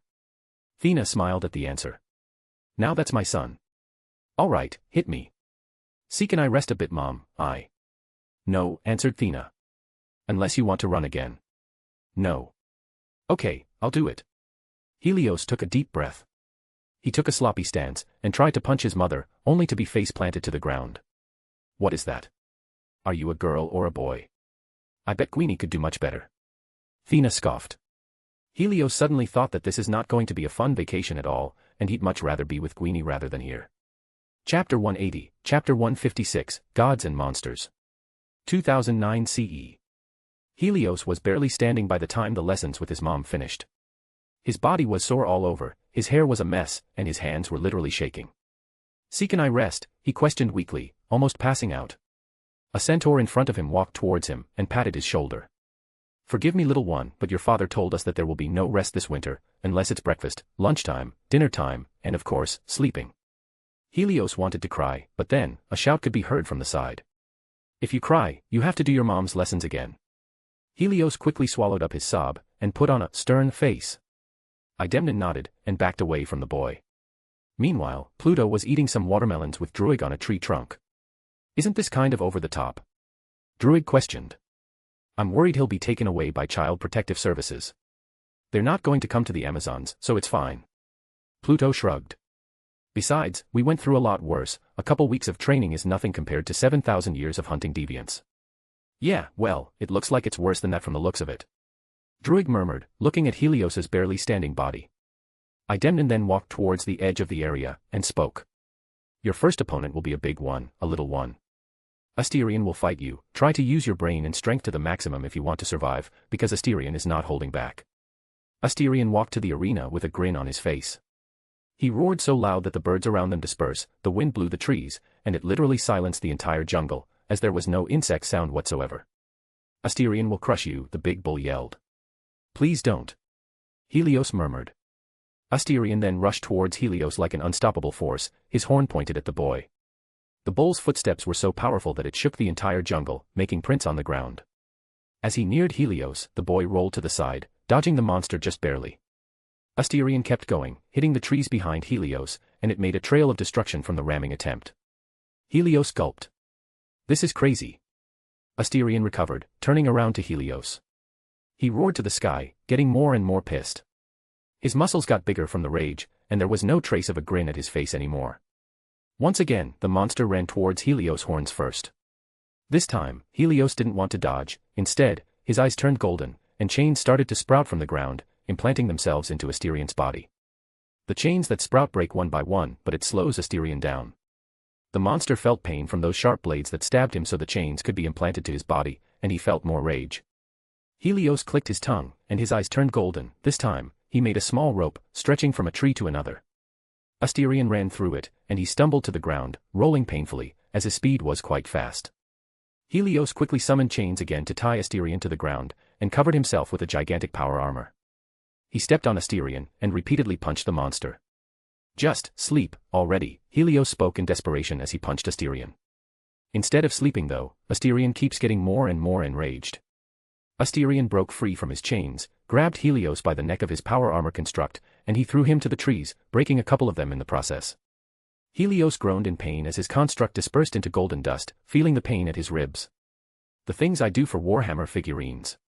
He could then hear Asterion approaching him again, and he focused.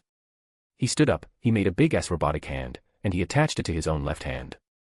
As Asterion was approaching him with a great speed, the robotic hand roars like a sports car engine, blue fire burns from the exhaust of the hand, and when Asterion was near, the fire burns brighter, and it boosts the kinetic energy of the hand, slamming it to Asterion's face, throwing him away from Helios for around 60 feet to the back.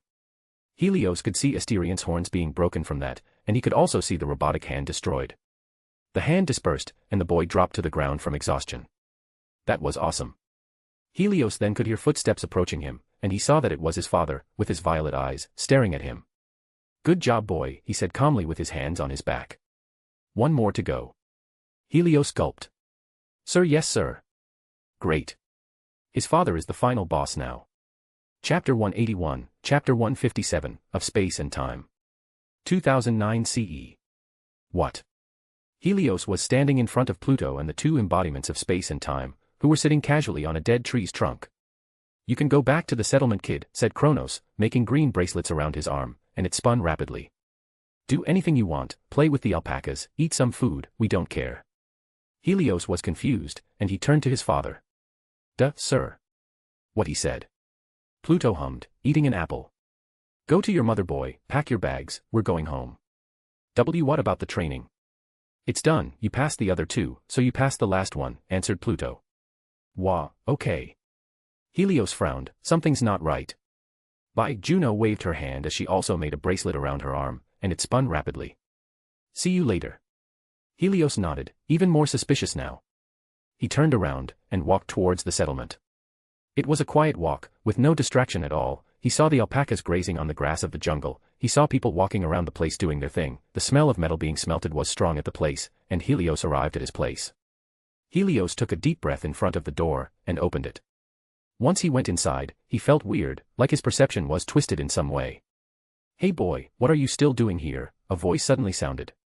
Helios looked around, and saw his father at the same place, with his two constructs. Wah, but I just... Helios stammered. You want to repeat the training with your mother and Idemnon? Pluto questioned with raised eyebrows. And no sir. Then go back to the settlement. Pluto said sternly, making Helios nod. Right away. Helios turned around, and walked to the settlement. It was a quiet walk, with no distraction whatsoever. He saw the alpacas grazing on the grass of the jungle, he saw people walking around. Wait. This feels familiar. Helios walked towards his place, and opened the door. Once he went inside, his head started to get dizzy again, and he heard a voice from in front of him. What are you still doing here? The voice said. Do you want to repeat the training? Wah, Helios stammered, backing away a couple of steps.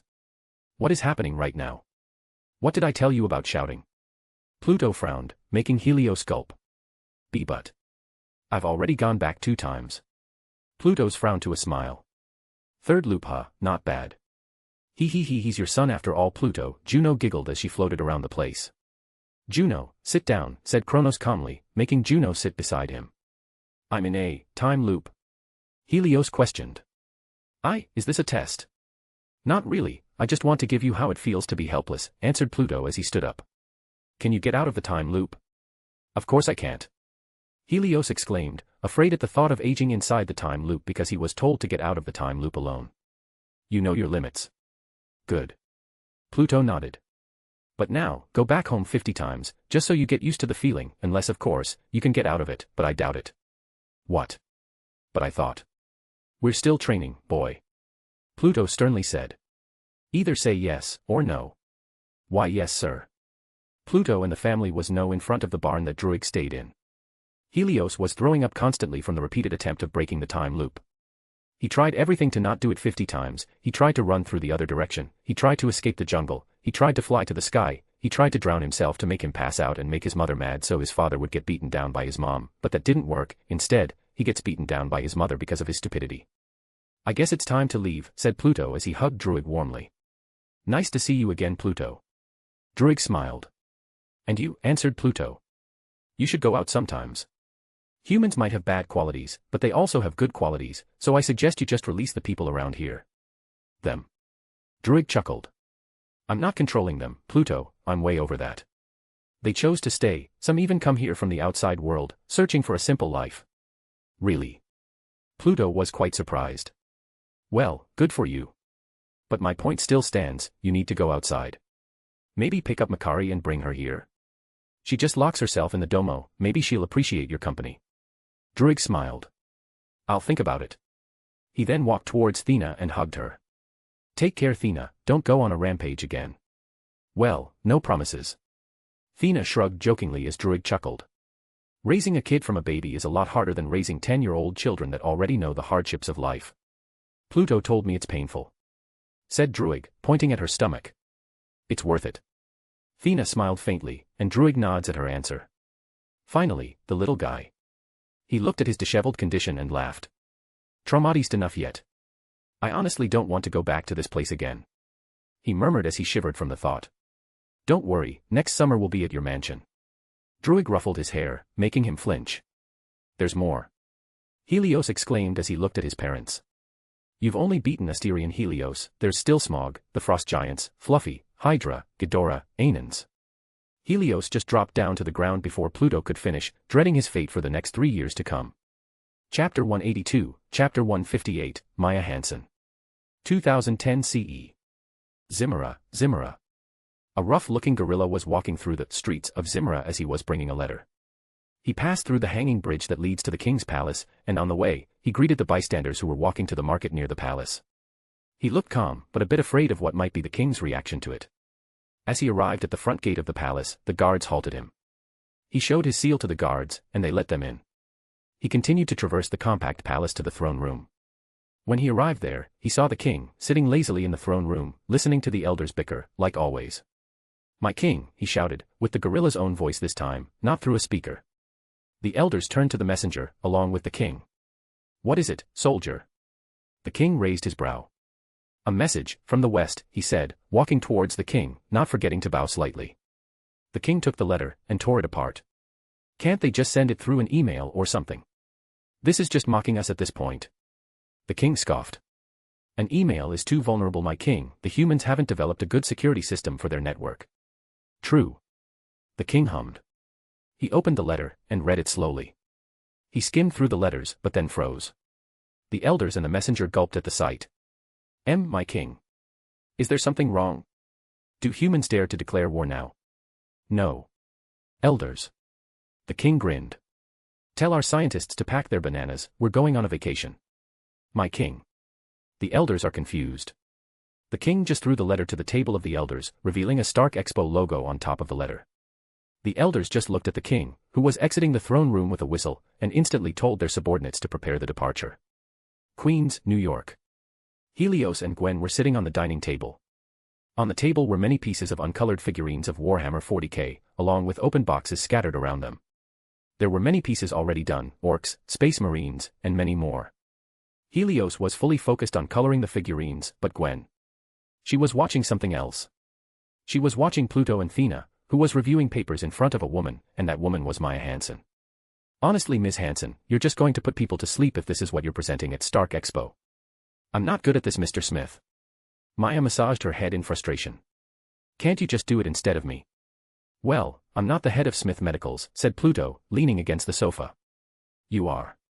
"Well, I can't talk in front of a lot of people," Maya complained. "It's your invention, honey, you need to present it yourself," commented Thea, drinking some tea. "I mean, could I just ask my assistant?" Maya questioned softly, a bit embarrassed. "You're kidding." Pluto slapped his own forehead. "I swear, Ms. Hansen, I'll fire you if you try to get away with this again." "I can't do this, Mr. Smith," Maya said again. "The Extremis project is really hard to explain to the masses. It deals with complicated mathematical equations, as well as the hacking of the genetic operating system. I would rather present this to a room of old men that knows what I'm talking about instead of a public crowd." Pluto sighed as he massaged his nose bridge. "How about this? The project's done right. It just needs to find a way to make it affordable to people." "Yes." "Then okay, how about you explain what the Extremis project is, then show the video proof of it actually working." "Do we have proof that it's actually working?" "Without the exploding side effects, of course."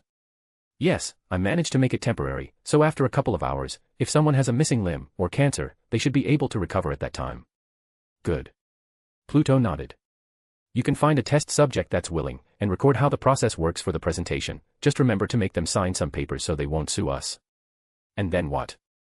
"Then done." Pluto shrugged. "It's just a presentation, Ms. Hansen, not a full breakdown of how the Extremis works." "But I must say," Thea interrupted, "isn't this a bit dangerous to spread it to the public? I mean, disease prevention, limb generation, etc., etc. That reminds me of another project by the government." "What do you mean?" "Mrs. Smith." Maya frowned. "He's talking about the serum that made Captain America Captain America." Pluto hummed. "Are you absolutely sure that you've tamed it? We need to be careful when we present it, otherwise people might get the wrong idea that we're trying to build Captain America 2.0. "Yes, I've taken countermeasures." Maya nodded. "Like I said, the virus has a relatively short lifetime, so once it enters the body, it'll die in about 2 hours or so. I also weakened the capability so it won't regenerate instantly. And I wrote the formula in papers, not digital." "Good." Pluto nodded. "I guess we're done here, Ms. Hansen." "Mr. Smith, I hope you reconsider." "Nope, you're presenting." Pluto instantly denied the request. "Ms. Hansen, you're beautiful, smartest person I've ever met besides Tony and some others, and good at what you're doing, you'll be fine. You'll probably make many fans after the presentation." Maya sighed. "Very well, Mr. Smith. I'll do my best. Gwen was watching this with curious eyes. He tapped Helios's shoulder and asked him.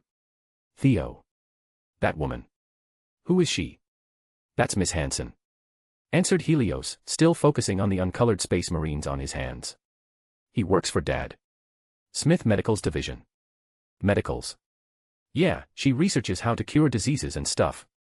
So she helps a lot of people. Helios shrugged. I guess. Gwen hummed as she watched the woman leaving. The woman smiled as she saw Gwen, to which she smiled back. Can she cure cancer? Gwen asked again. I don't know, why? Dad was talking with Mom about it. Gwen murmured. Apparently Mom has cancer. Helios stopped painting the figure for a second before turning to Gwen with worry on his face. Are you okay? HM. Yeah, I'm okay, it's nothing to worry about. Gwen answered dismissively, not wanting to say anything further. Chapter 185, Chapter 159, Stark Expo Opening. 2010 CE. In the evening, Helios and Gwen were driving through a crowded street to a rather spacious place. They were riding a police car, watching as it passed many people that wanted to enter the area. Now listen to me, you two, said the driver. It was a policeman, George. Gwen, follow Theo to his parents and don't go anywhere else, just stay with them, understood? Gwen rolled her eyes. Yes, Dad. Theo, I will trust you just this once, all right, son. George said, looking at the rearview mirror, staring right into Helios's blue eyes. Make sure she doesn't stray away from your dad, the place is packed, if she gets lost. I will not allow you to visit my house again. Yes. Helios murmured, thinking that it was Gwen that forced him to go to George's house, not the other way around. Good. George nodded, before stopping in front of a venue, where a well-dressed man was waiting outside. We're here, open the door. Helios hummed, and he opened the car's door, exiting it, with Gwen following him. George opened the car window, and narrowed his eyes. Remember, stay close to him, said George to his daughter. Gwen nodded, and grabbed Helios's right arm. George's eyebrow twitched. No, don't grab his arm. Gwen released it, and she grabbed a handful of Helios's shirt from the side. No, you know what? Never mind. George murmured in dissatisfaction. A well-dressed man that was waiting for someone then approached the two kids. Master Theo, it seems that you didn't wear proper clothing. Proper clothing? Helios questioned. I thought I was going to sightsee. You'll be sitting with your father, so you need proper clothing. That won't be necessary, Sean, a voice sounded, walking towards them. It was Pluto, wearing a black tuxedo, looking like a true DILF. Master John. Sean questioned, confused. He's just a kid, Sean, he doesn't need to deal with all those formalities, said Pluto casually as he ruffled Helios's hair. He looked at the car, leaning to the window, and spoke to George. Busy night, George? Pluto questioned, making some small talk. Very. George sighed as he massaged his forehead. This expo's a mess, we're short of manpower right now. A lot of people are working double shifts, including me, so. She'll be all right, George, she's with me and my son. That's what I'm worried about. George murmured. Anyway, need to go to work again, Gwen, don't run around, okay? I'll be okay, Dad. Pluto chuckled as he tapped the car. They're kids, George, you should relax a bit. Yeah, well, me and Helen met when we were 10. Pluto shook his head. Just go, I don't want you to reminisce in front of me. George snorted, and he bolted off, leaving his daughter to the Smiths. Pluto turned around to the kids, and smiled. Well, you can do anything you want here, Sean will show you around. Helios was now walking through the crowd of people with Sean leading him, and Gwen grabbing his shirt by the side so she doesn't get separated from him. Theo, look. She whispered to him, pointing at an attraction nearby. Let's go there. Gweenie, we can't separate from Sean. Come on. I want to go there. She continued, slowly pulling him away from Sean. Gweenie, we can't. Come on, it's fine. Gweenie finally pulled him away, walking towards the attraction, not caring about Sean at all. She pulled him towards the attraction. It was a roller coaster ride, with a long line of waiting. Let's go ride this. Gwen's eyes seemed filled with excitement. Well, we need to wait for a while to be able to ride. Gwen seemed down for a second, but her eyes sparkled again. Do you have a special pass or something? Well, I do, but. Then let's go. Gwen then pulled him towards the start of the line, ignoring the stink eyes that people made on the way. Helios sighed as he saw the stink eyes, and just pulled out his VIP pass. Can we get on the roller coaster? He asked the guard. The guard raised his eyebrow, and looked at the measurer beside him. Are you tall enough? Tall enough? Helios questioned. We have to be tall enough to ride it. Duh. The guard rolled his eyes and the two then stood beside the measurer. Seems like you're tall enough, but you need an adult to accompany you. We don't have an adult to accompany us though. I'll do it, a feminine voice suddenly sounded, making the two kids turn. It was a beautiful Egyptian woman with a wide and enchanting smile that made the guard stutter. The people on the line also looked at the woman, and they were mesmerized with her beauty. But Helios thought otherwise. He was surprised at the existence of the woman here. Sis. What are you doing here? Helios questioned, curious. Hello Theo, the woman, who was of course Cleo, waved her hand towards Theo. I'm here for a job. King Grod's coming, so. Grod's coming. Helios's eyes widened. Cool. Grod. Gwen questioned in confusion. You know, the ape king. Oh, the big monkey. No, he's not a monkey, monkeys have tails, ape doesn't have tails. I know that. Gwen murmured bitterly. So, you want to ride the roller coaster or not? Cleo said, with hands on her hips. Sure. Helios hummed. Cleo then quickly walked towards the guard, and bought the tickets on the spot. While she's doing it, Gwen murmurs to Helios. You have a sister, she questioned curiously. But she looks different. She's adopted. Gwen nodded like she knows what adopted means. Makes sense, she's really pretty. Why thank you little girl. Cleo turned around with a wide smile, making Gwen flinch as she didn't know the woman could hear her. Now, come on, let's go. Cleo brought the two kids to the roller coaster, and Cleo sat between them, separating the kids.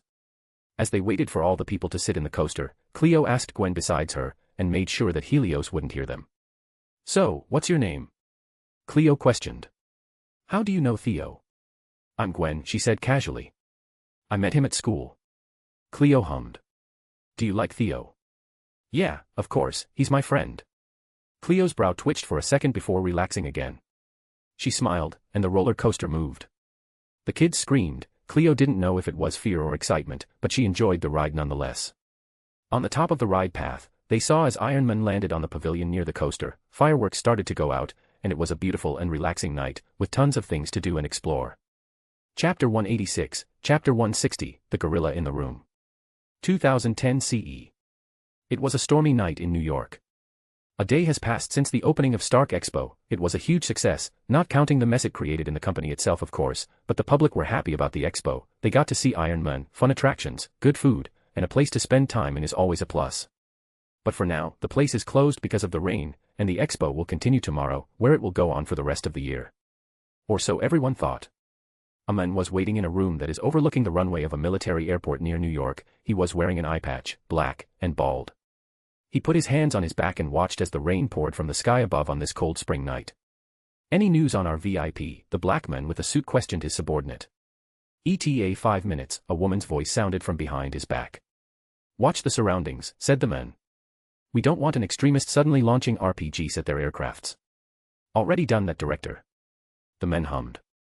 These two are of course, Nick Fury and Maria Hill. They've been tasked to secure the Zimmerman VIPs that will be coming to the Stark Expo to give a speech. They didn't expect that those simians accepted the invitation, because they tend to not interfere in any affairs, and had this semi-isolationist policies. They still have contacts with the other countries, but limited, like yearly visits to countries, humanitarian aids, and most importantly, peacekeeping. So while the Zimmermans are not as isolated as, like say, the Democratic People's Republic of Korea, you still won't find simians walking around New York casually. VIPs are approaching, noted Hill. Understood. Let's welcome our guests, shall we? Nick Fury was standing in the aeroplane's parking lot. The rain was still pouring above, and there's limited light surrounding him.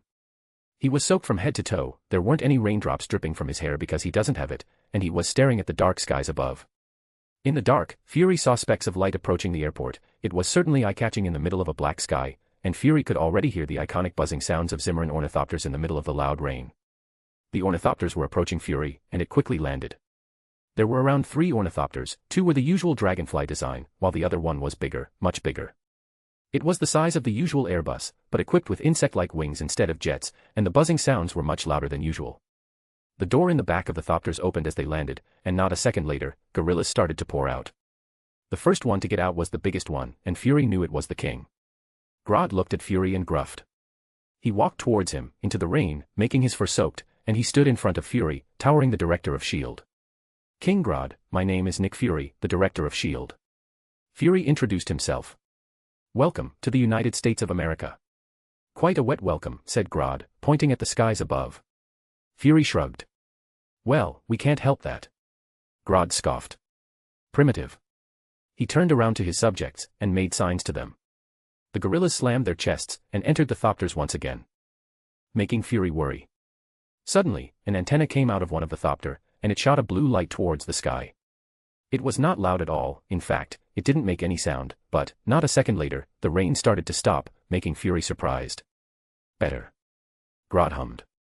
Tell your men to haul the things we'll be showcasing to the Expo director, don't bother to steal them, it'll explode on contact if touched by an unauthorized person. Fury frowned. Are you saying that you're bringing dangerous explosive materials to our country, King Grod? Grod looked at Fury and winked. Just a precaution, you of all people should know. Grod then started to walk to the airport, and Fury followed. We have already set up a place to stay for you and your subjects to live for the next couple of weeks, said Fury. No need, said Grod, making Fury surprised again. Just give us a place to stay, we'll make it ourselves. King Grod, with all due respect, but we have already. Director, have you ever studied how my kind lived? Grod questioned casually. From the way you act right now, it sounds like the USA wanted to show off, and the place will be a fancy place, with fancy decorations. We are not like that, Director, we are simple beings, and the beds you made are probably too small anyway. Fury sighed. Fair enough, King Grod, we will find a place for you to settle shortly. Grod hummed. Fury was scanning Grod's body, the king towered him by a couple feet, he had straight backs, looks like the other gorilla is too now, and they are capable of speech. Their development is alarmingly fast. Fury wondered how that was possible, but then, as his gaze arrived at Grod's hand, he froze, making Grod confused. Is there something wrong, Director? Grod questioned curiously. Not really, King Grod. It's just, do you know Mr. Smith? Fury asked calmly, but his brain was running wildly right now. Mr. Smith. Grod repeated, he turned his gaze to his hand, where Fury was looking. He was looking at the glowing blue ring around his finger. Jonathan Smith. Yes, owner of Smith Enterprises. Grod smiled mysteriously. You should stay away from other people's business, Director, it's not good for your health.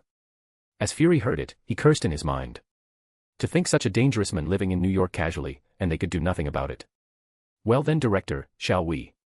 Grod asked, breaking Fury's imagination. Fury nodded. Let's go, King Grod. Chapter 187, Chapter 161, The Gorilla on the Stage. 2010 CE. Fury was sitting in front of a clear glass as the podium for King Grod's speech was being made in the distance. In front of him was a laptop, he was opening a window that had a couple of folders in it. There are 9 folders inside the folder. 1 subject, 420//69_immortal_God. 2 subject, 420//69_immortal_GOW. 3 subject, 420//69_immortal_TFW. 4 subject, 420//69_immortal_CTS. 5 subject, 420//69_immortal_TCA. 6 subject, 420//69_immortal_COG. 7 subject, 420//69_ringbearer_AOD. 8 subject, 420//69_ringbearer_TIS. 9 subject, 420//69_ringbearer_QOE. Fury stared at the files for a little while, before adding another folder inside the folder. 10 subject, 420//69_ringbearer_KOA. Fury touched his non-existent beard and went into deep thought. He clicked the button, and the folders expanded, displaying the content of those folders. When expanded, it just showed numbers, year to be exact. 1 subject, 420//69_immortal_God. Myths. 1193 BCE. 480 BCE. 340 BCE, unconfirmed. 48 BCE. 400 CE, unconfirmed. 460 CE. 965 CE. 1090 CE. 1431 CE. 1519 CE. 1612 CE. 1700 to 1820 CE. 1900 to 1999 CE. 2000 CE, present. 2 subject, 420//69 immortal GOW. Myths. 1193 BCE. 525 BCE. 400 CE, unconfirmed. 460 CE. 965 CE. 1090 CE. 1431 CE, unconfirmed. 1519 CE. 1612 CE, unconfirmed. 1700 to 1820 CE. 1900 to 1999 CE. 2000 CE, present. 3 subject, 420//69 immortal TFW. Myths. 1193 BCE. 525 BCE. 400 CE, unconfirmed. 965 CE. 1519 CE. 1915 CE. Present. For subject, 420//69 immortal CTS. Myths. 1193 BCE. 525 BCE. 400 CE. 965 CE. 1519 CE. 1850 CE. 5 subject, 420//69 immortal TCA. Myths. 1193 BCE. 525 BCE. 400 CE, unconfirmed. 965 CE. 1519 CE. 1908 CE. 1945 CE. Present. 6 subject, 420//69 immortal COG. Present. 7 subject, 420//69 ring bearer AOD. 1431 CE. 1890 CE. 8 subject, 420//69 ring bearer TIS.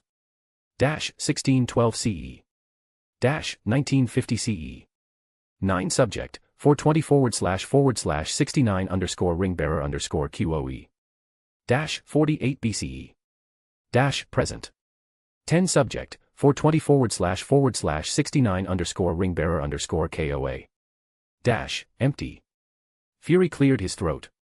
Enter log entry, subject, 420//69 ring bearer KOA. It appears that King Grod is also a ring bearer. I saw it myself. The glowing blue ring around his finger, but what's the meaning of the colors? Do they give different powers? Is it knowledge? I am inclined to choose the latter. The Zimmeran society has advanced too fast in terms of human standard. Based on what I saw today, I am not surprised that they are capable of interstellar travel. Proceed with caution. As the log was processed, Fury massaged his wide forehead and sighed. When the log was stored, he closed the laptop, before watching the podium be built again, thinking about the folders he just saw. When the time came, people were eagerly waiting just in front of the podium to see a spectacle of the decade. People rarely see talking gorillas, only a select few people got to interact with them, but now, they could see them in person. A woman then walked towards the podium with a warm smile. So, from faraway lands across the ocean, we are honored that the distinguished fellow that will be giving a speech after this has accepted our invitation to the Stark Expo this year. I can only say that this is a momentous occasion for not only Stark Industries, not only the people of the United States of America, but for the world. Representing the Zimmeran kingdom and the simian kind of the world, please, give him a warm welcome, King Grod of Zimmera. Loud cheers and applause instantly exploded as the woman exited the podium. It was deafening to say the least. People were excited to see real-life King Kong. Suddenly, loud footsteps could be heard from backstage. The anticipation was through the roof, and then, he appeared. King Grod, with his crown, walked to the stage. He was wearing a white lab coat that perfectly fit him and glasses. The audience froze as he saw Grod. He was huge, way bigger than normal humans. He could probably crush an adult man in an instant with just his grip.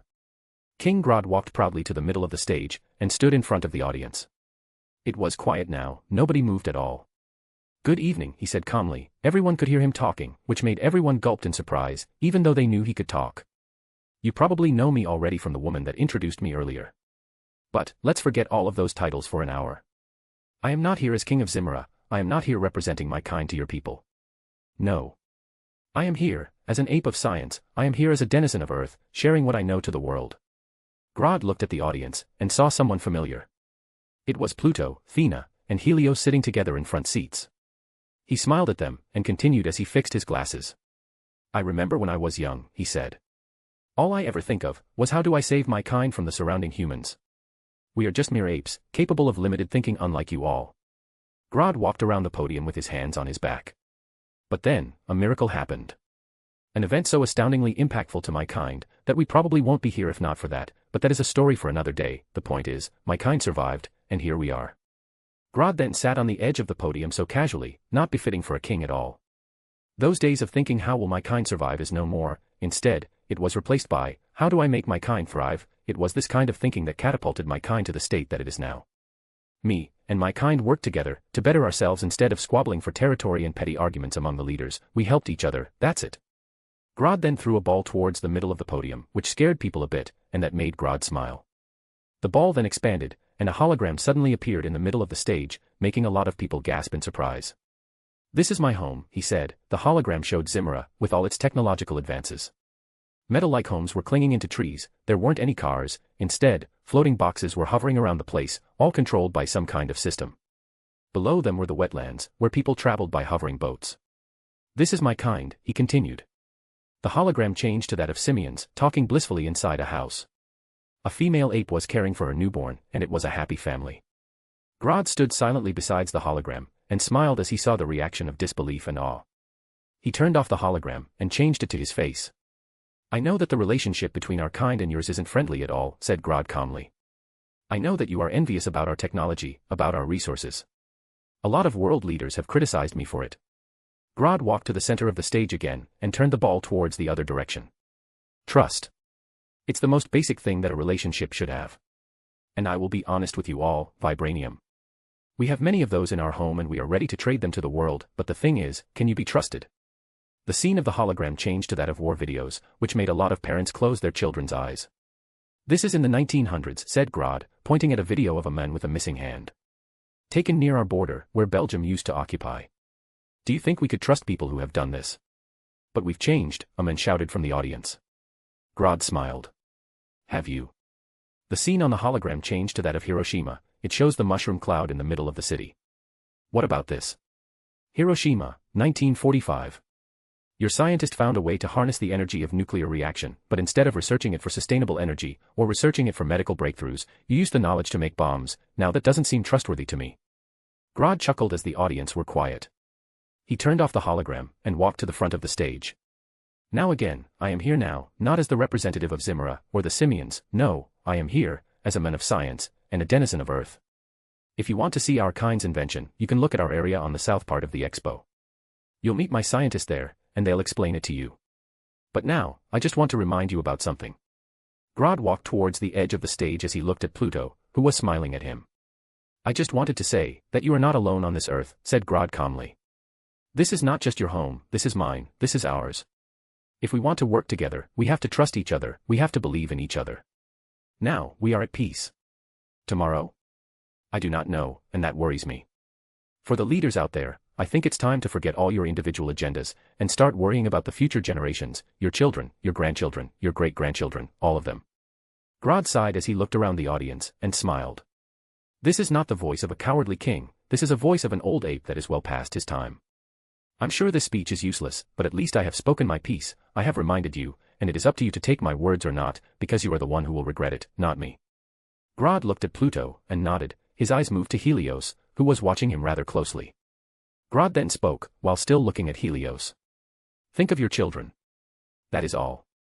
Chapter 188, Chapter 162, Theo and Gwen's Day Off. 2010 CE. Theo was sitting in his living room in front of the television as usual, but what's not usual however, is that he was sitting on top of Grod's lap, beside him was Gwen, and they were eating popcorn that was put in a big bowl. They were watching a movie right now, Harry Potter and the Goblet of Fire. You humans have excellent skills in filmmaking, said Grod, munching on popcorn. This is the worst movie out of all that came out so far, commented Helios. You liked it? What is life without drama? Grod shrugged. I think it represents the usual teenage puberty quite well. The book is much better, said Helios casually.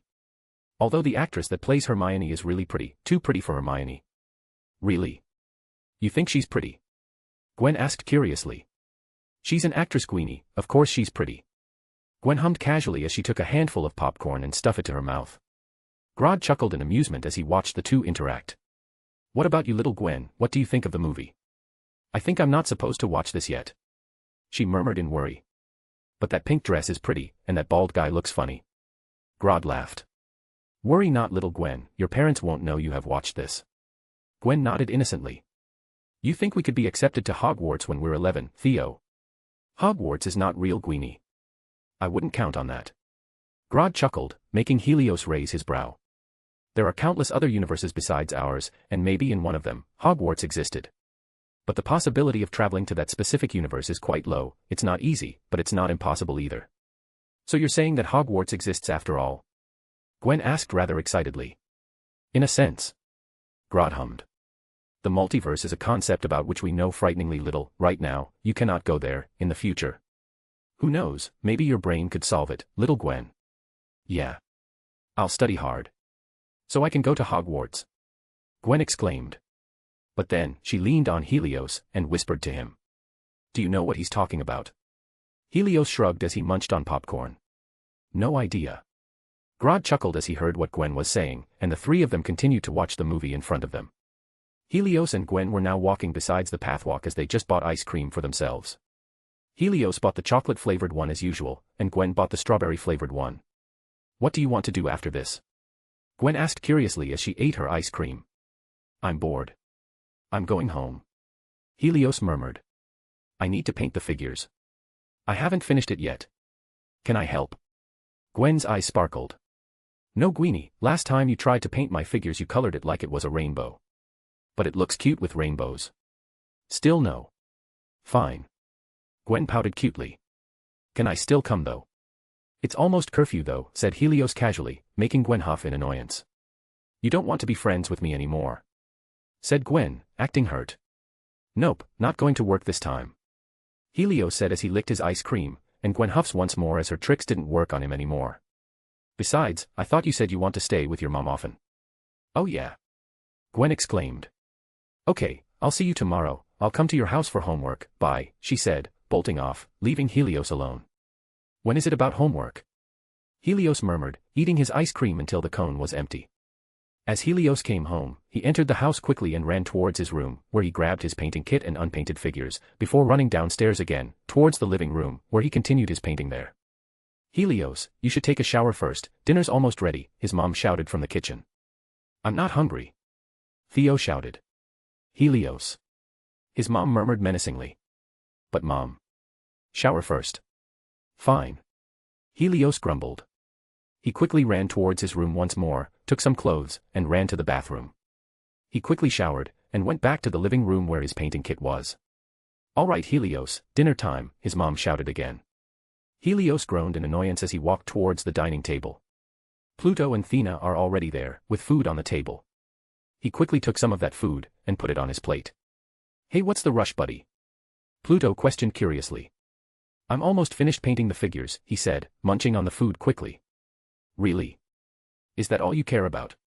Pluto chuckled as he ate his food slowly. He turned on his television, where the news played in the background. The news prompter displayed the title, Duel of Monaco. Tony Stark was attacked by an unknown individual at the Circuit de Monaco in Monte Carlo. It is unclear on what's the motive of the attacker, but Tony Stark was able to barely defend against the men with his Iron Man suit. People now questioned the trustworthiness of Stark about his promise to protect the people of America, when he himself barely come out of the situation alive. The unknown individual also possessed the arc reactor technology, which was supposedly invented by the late Howard Stark, and perfected by his son Tony Stark. There are a lot of unanswered questions within this incident. How does this unknown individual get a hold of Stark technology? Stark Industries CEO, Virginia Potts, has not issued a statement on this fact. Looks like Uncle Tony got into trouble again, Helios murmured. He's fine. Pluto shrugged. He's an adult, or so he says. We both know this is going to end in a disaster, love, said Thea with a frown. Helios, I think you should stop going to the Expo from now on. What? What about Miss Hansen's presentation? Helios exclaimed. And the ice cream there is great. I don't want to miss this all year. He's fine, darling, he can handle himself. Pluto chuckled, but Helios had a bad feeling about this. But, just to be sure, next summer, double the training. Thea hummed. Good idea. Helios gulped as he heard, he suddenly regretted saying anything. Chapter 189, Chapter 163, Smith Medical Stage. 2010 CE. Helios was walking along the crowd with Gwen as people started to gather around the stage of the Stark Expo as a lady just came out to announce something. The lady was smiling, and she was holding a mic in her hand. All right people, today's going to get busy, shouted the lady excitedly, making the crowd cheer. First up, Smith Medicals is going to take the stage announcing a rather amazing discovery by Dr. Maya Hansen, to which we shall see shortly. After that, Hammer Industries are going to show you all some exciting things that they just built, so stick around for a little while. The crowd cheered once more, hyping up the presentation in front of them. Helios quickly pulled Gwen towards a seat on the edge of the stage, sitting on it. You want some? Gwen suddenly offered Helios some gummy bears. You brought gummy bears? Helios looked at her weirdly. What? My friend from ballet practice gave it to me this afternoon. Gwen shrugged. Helios sighed, and took the orange gummy bear, chewing it slowly. Then without further ado, ladies and gentlemen, please welcome Dr. Maya Hansen. The crowd gave a warm applause as Maya entered the stage rather awkwardly. A few men whistled as she stepped on the spotlight, liking what they saw already. Hello everyone. She waved her hand to the crowd shyly. My name is Maya Hansen, but you know that already. I worked in Smith Medicals, the head of it actually. The crowd was amused by the awkwardness of Maya, but some liked it, as it was charming. Today I'm going to talk about a lifetime project of mine called the Extremis Project. She said, clicking a device in her hands, and a logo of the project appeared behind her. What is this project, you might add? Well, it obviously involves medical breakthroughs because I worked in Smith Medicals. The crowd chuckled a bit at her joke, even though it was not really funny. The Extremis Project deals with all kinds of things, continued Maya, saving herself from awkwardness. But the point is, it can heal almost all diseases and disabilities, including the loss of limbs, cancer, and many more. The crowd was now interested in the presentation of Maya. At first, they just watched her because she was pretty and charming, but now, they focused on the topic of the presentation instead. Basically, Extremis is an advanced form of genetic manipulation that me and my team back at Smith Medicals created using nanotechnology that we developed ourselves. It acts like a virus, traveling to your brain to rewire it or some sort. The virus allows your body to regenerate from physical damages, deformities, and, in large doses, even psychological damages, in a short time. Maya gulped as the crowd's eyes turned to her, anticipating what's coming next. Maya looked at the screen behind her. I think we have some video proof on how it works, but viewer discretion is advised. If you're a bit squirmy, I think you should close your eyes for a few minutes. We've contacted some veterans that lost their limbs in wars, and asked them if they want to participate in the testing phase of this newly developed technology, and some of them agreed, so, people who are in this video all agreed to be filmed and tested. A video then was played on the screen, and it shows a man walking to the frame of the camera, sitting on a chair. He spoke about himself, how he was in the army, how he lost his arm in the Middle East, and how he said that he agreed to be a test subject in this newly developed technology. A woman, Maya, suddenly entered the frame, bringing a serum with a needle to inject it. She walked up to the veteran, and started to insert the serum liquid to his arm stump. Not a minute later, the stump suddenly glowed, and slowly but surely, his arm regrew back, making the crowd gasp, and the veteran was crying a bit when he saw it. Maya asked if he felt any pain. He said a little from the regrowing, and once all of his arm grew back, Maya asked if he could move it, and he did. He was able to move his limb again, which made him cry, thanking Maya for all she did. After that, the video ends. As soon as the video ended, the crowd cheered in excitement from the prospect. Helios saw that Gwen was really interested in it, her eyes practically sparkling. She also stood up from her chair and gave the video an applause. So that's the demonstration of the new technology. Maya smiled awkwardly as she didn't know how to calm down the crowd. We at the Smith Medicals are still working hard on improving the technology, but it is usable for the public. The crowd cheered more loudly as they heard that it is usable for the public. Some even already contacted their loved one that has cancer or lost a limb to tell them about it. But, because the technology is new, and the overall volatility of the virus, it is still quite expensive to produce, so it will be limited for quite some time. But Smith Medicals offered that we'll give it to you for free if you are a veteran, or if one of your family is a veteran. The crowd's applause drowned Maya's voice as she tried to speak again. Helios touched Gwen's shoulder, making her turn to him. Do you want to buy some ice cream? It's getting boring. Helios murmured. But Dr. Hansen is cool. Gwen argued as she continued to clap. Stay until she finishes, please. Helios sighed. Okay. Maya then continued to talk about the details of the technology for the sophisticated people in the crowd, making some people leave, because they do not know what she's talking about. Even though people are leaving, Helios and Gwen still stay, because Gwen told Helios that she adores Dr. Hansen, and wants to be like her when she grows up, so she must listen to what she says. So, I think that's it for my presentation today. If you want to know more about the project or the program that comes with it, you can visit our area in the east section of the Expo. Thank you. The crowd gave her a standing ovation as she got out of the stage. Many reporters quickly reported on the new technology, saying that a new age of medicine is coming to the world, blah blah blah. Helios doesn't really care about it, for him it's boring, because he already heard her practicing on his home with his dad and mom. He just wanted some ice cream. After that, Helios walked away from the stage with Gwen, who was talking about Dr. Hansen non-stop. Meanwhile, at the corner of the Expo, a man was watching with his sunglasses. He was watching the presentation with a frown and hatred on his eyes. His hands glowed orange as he clenched his fist, before walking away from the Expo, exiting the place. Chapter 190, Chapter 164, Theo and Gwen's Adventure in Stark Expo. 2010 CE. Stark Mansion. Tony Stark was sitting in front of his computer with a tense face. A cold sweat was running down his forehead, and his eyes were filled with regret. He was on a call with someone. He thought it was Agent Coulson, but turns out, it was Ivan Vanko, the one who attacked him back in Monaco. Trace him, Tony said to his AI, Jarvis, while muting his mic. Right away, sir, said Jarvis with his robotic voice. Vanko chuckled from the phone. Now, the true history of Stark name will be written. Jarvis, where is he? Tony questioned nervously. Accessing the Oracle grid. Eastern Seaboard. What your father did to my family over 40 years, I will do to you in 40 minutes. Vanko threatened. I will ruin your reputation permanently, break your bonds with other people, make your remaining family hate you. Sounds good, let's get together and hash it out, said Tony sarcastically. Tri-state area, confirmed Jarvis. Manhattan and outlying boroughs. I hope you're ready, said Vanko. Tonight, fathers and mothers will lose their children. All because of you. Vanko then hung up his phone, making Tony even more nervous. Jarvis. Tony questioned. Call trace incomplete. Shit. Tony wiped his face anxiously, but then, he connected the dots on what Vanko just said.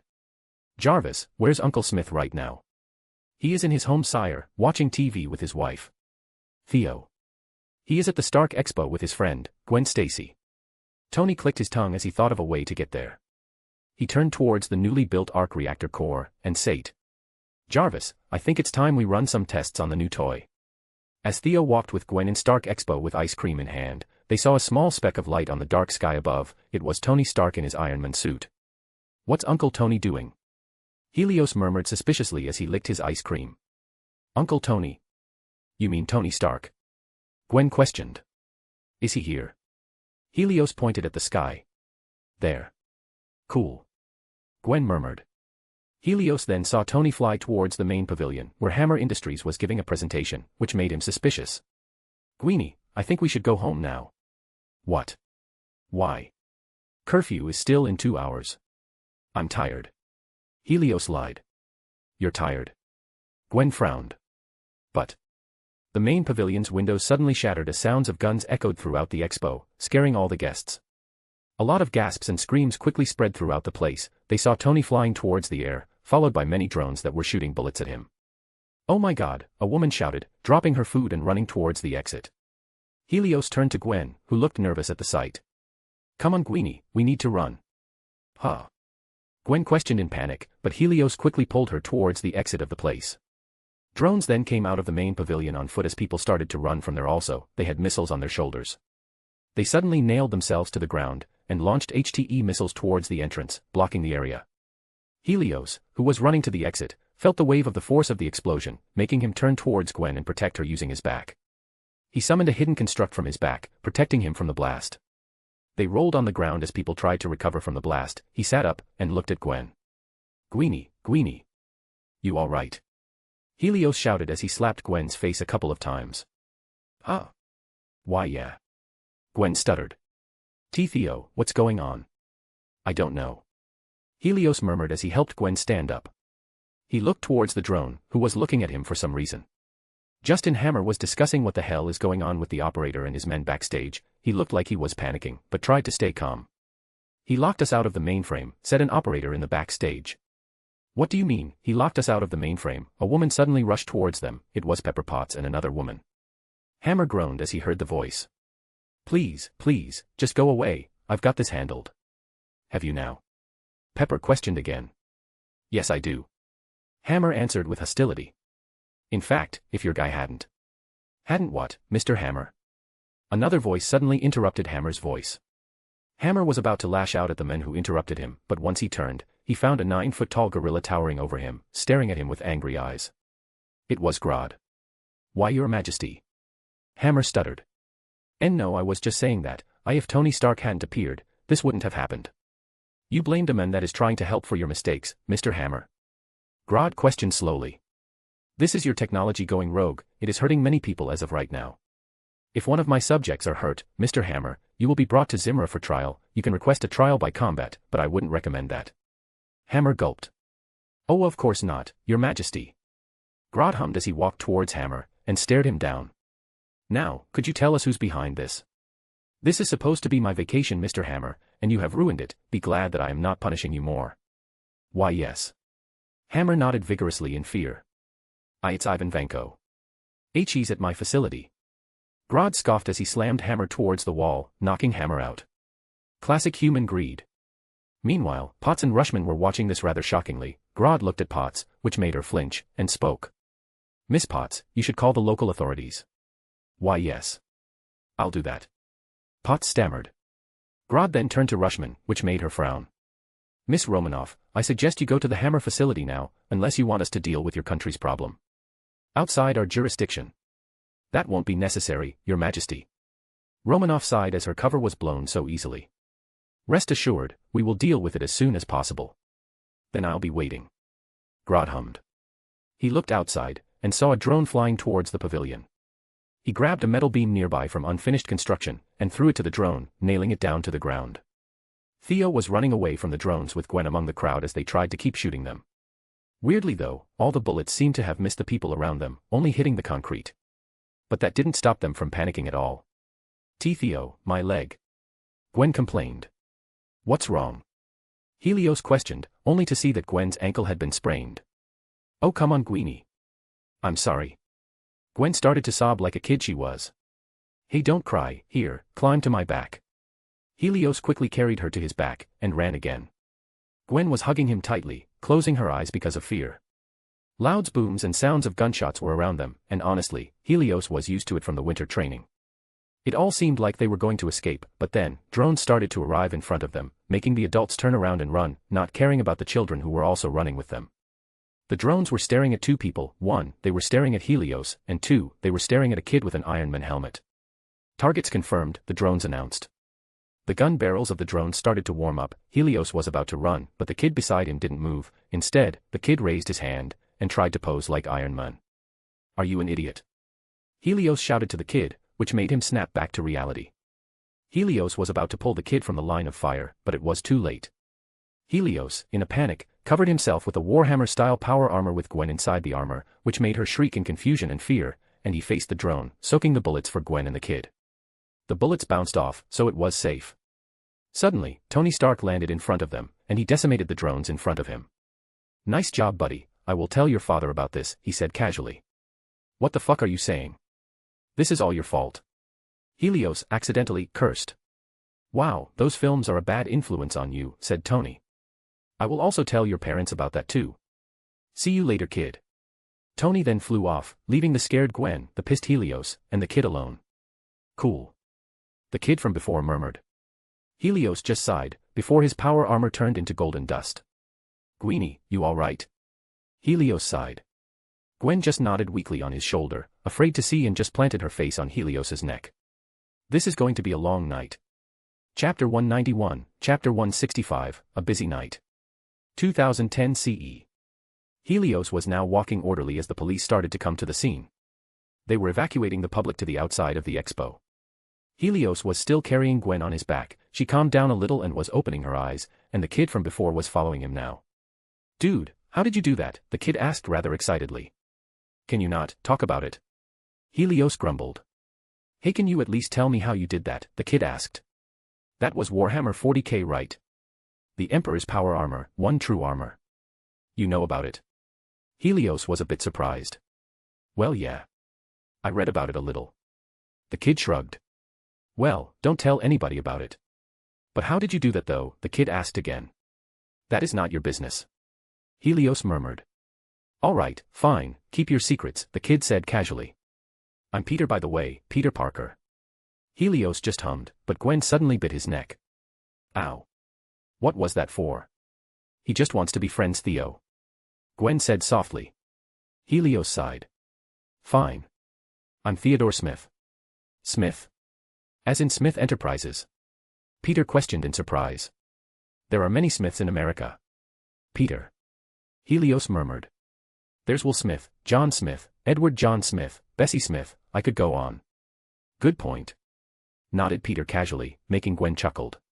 What about you, what's your name? Peter asked Gwen. And why are you on his back? Is he your brother or something? I'm Gwen.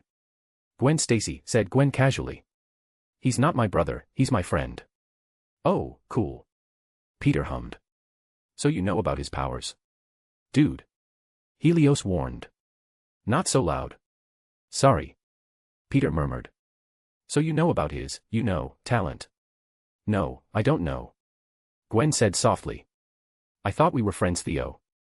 Yeah, well, there were gorillas wandering around my home last week, you shouldn't be surprised at this at all. Yeah, I know. Gwen murmured. But that was scary. Well, sorry to put you through to that. Guys. Peter suddenly spoke. There's a policeman approaching us, he's running, really, really fast. Helios and Gwen then turned towards the direction Peter was pointing, it was George with a worried face. Ho! He's approaching us. Helios hummed. Dad. Gwen shouted in relief. Helios helped her get to her dad, and when he was near, Helios put her down, and she stumbled to her dad, hugging him tightly. Oh, you're okay, sweetheart. George sighed in relief as he kissed Gwen's cheeks. You're okay. Gwen then cried on her dad's shoulder, and George was calming her down. George looked at Theo, and glared at him, as if trying to say that he will ask questions after this. After Gwen calmed down, he carried her like a princess, and walked towards Theo. So, mind explaining to me what happened? George asked menacingly. Well, this is awkward. Peter chuckled nervously. I should go. No, kid, you stay too. I need a statement from you as well. Peter gulped at the words, but Helios was calm as hell, not worried about the menacing stares at all. Helios was now sitting beside an ambulance as the medic gave him some warm drink. Peter was also there, as well as Gwen who was being treated. Helios was explaining what happened, leaving the construct part of course. So, that's what happened. Tony Stark saved you from the drones. George raised his brow. And my daughter is conveniently on your back after her ankle is sprained.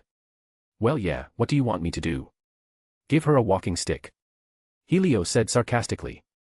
Peter then added. Hey, what about the time where you? Helios quickly shut him up by covering his mouth, making George suspicious. Where he what kid? Tell me. George said. Boy, you're obstructing police work, you could get arrested for this. I'm a minor, said Helios with a deadpan face. He looked at Peter, who was nervous. Where he saved me from falling concrete. Peter said hesitantly. You're doubting yourself. He's right, Dad. Gwen suddenly stepped in. Theo saved me from falling concrete, that was why my ankle got sprained in the first place. Really? George hummed, but still a bit suspicious. Suddenly, a man and a woman walked to them, it was Pluto and Thea, wearing casual clothing. Well, what do we have here? Thea said with her hands on her hips. Helios gulped. Hey Mom. John, Angie. Here's your son. George sighed. Well, looks like you're not dead, son, that's good enough for me. Pluto ruffled his hair, making Helios grumbled. Pluto turned to Peter, who was gobsmacked at the appearance of Pluto. Oh, and who are you? Oh. I am Peter, sir. Peter Parker. Peter stuttered. Pluto smiled at the mention of Peter's name. Well, Peter Parker, you got out alive, that's what matters. Well, he's an idiot, he was the one who almost killed us. Helios murmured. What do you mean? I thought you said you saved him from falling concrete. George questioned suspiciously. Well, after that. Helios continued. He acts like a hero, trying to be Iron Man, and that made the drones want to attack us. George frowned. Is this true, boy? Well. Peter chuckled nervously.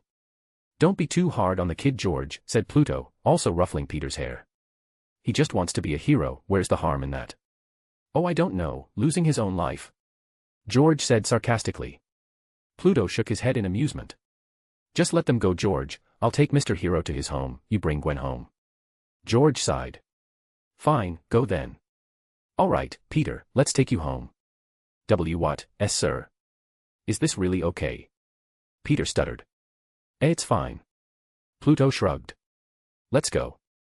Helios and Peter then stood up, walking away from the ambulance, but then, a shout came out. Wait, it was Gwen's voice. She ran rather sloppily as her ankle was just sprained, and kissed Helios's cheek rather innocently. Thanks. Gwen murmured shyly. I'll keep it a secret. I promise. Helios smiled.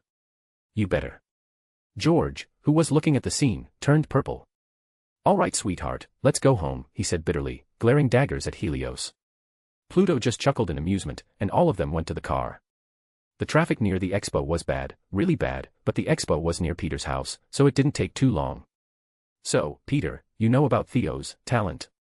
Thea asked calmly from the front seat. Peter gulped. Why yes, Mrs. Smith. Can you keep a secret, Peter? Pluto continued.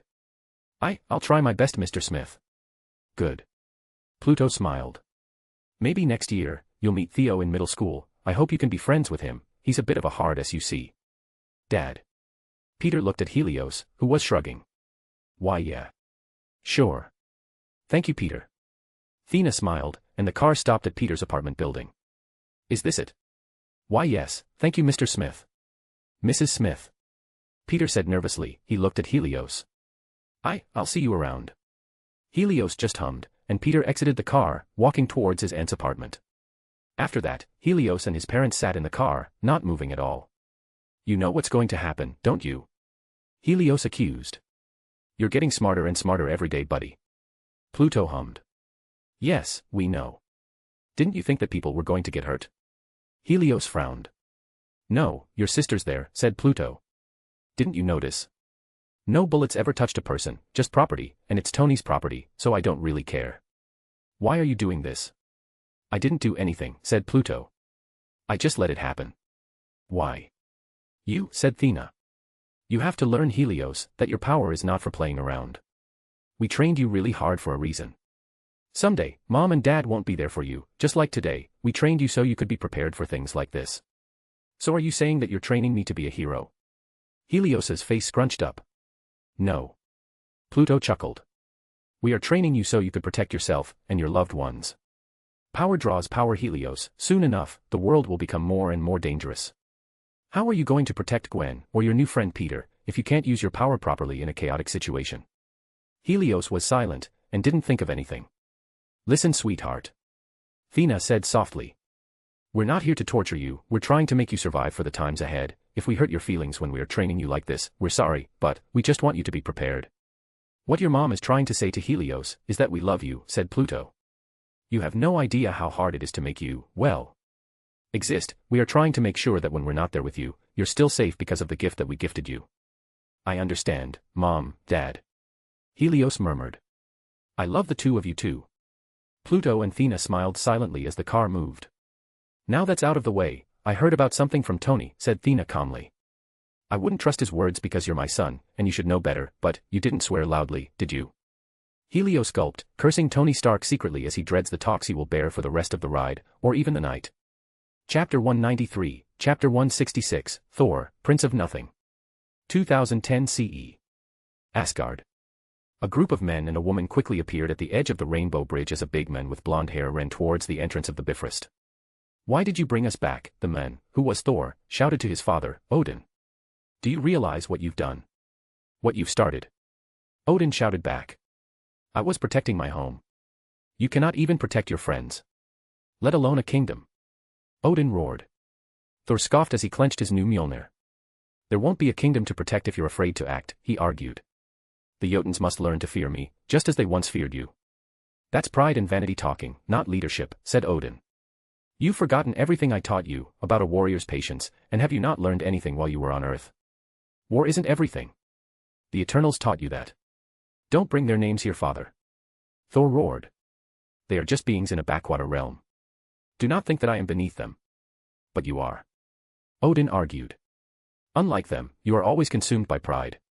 hiding it with a vague mask of righteousness.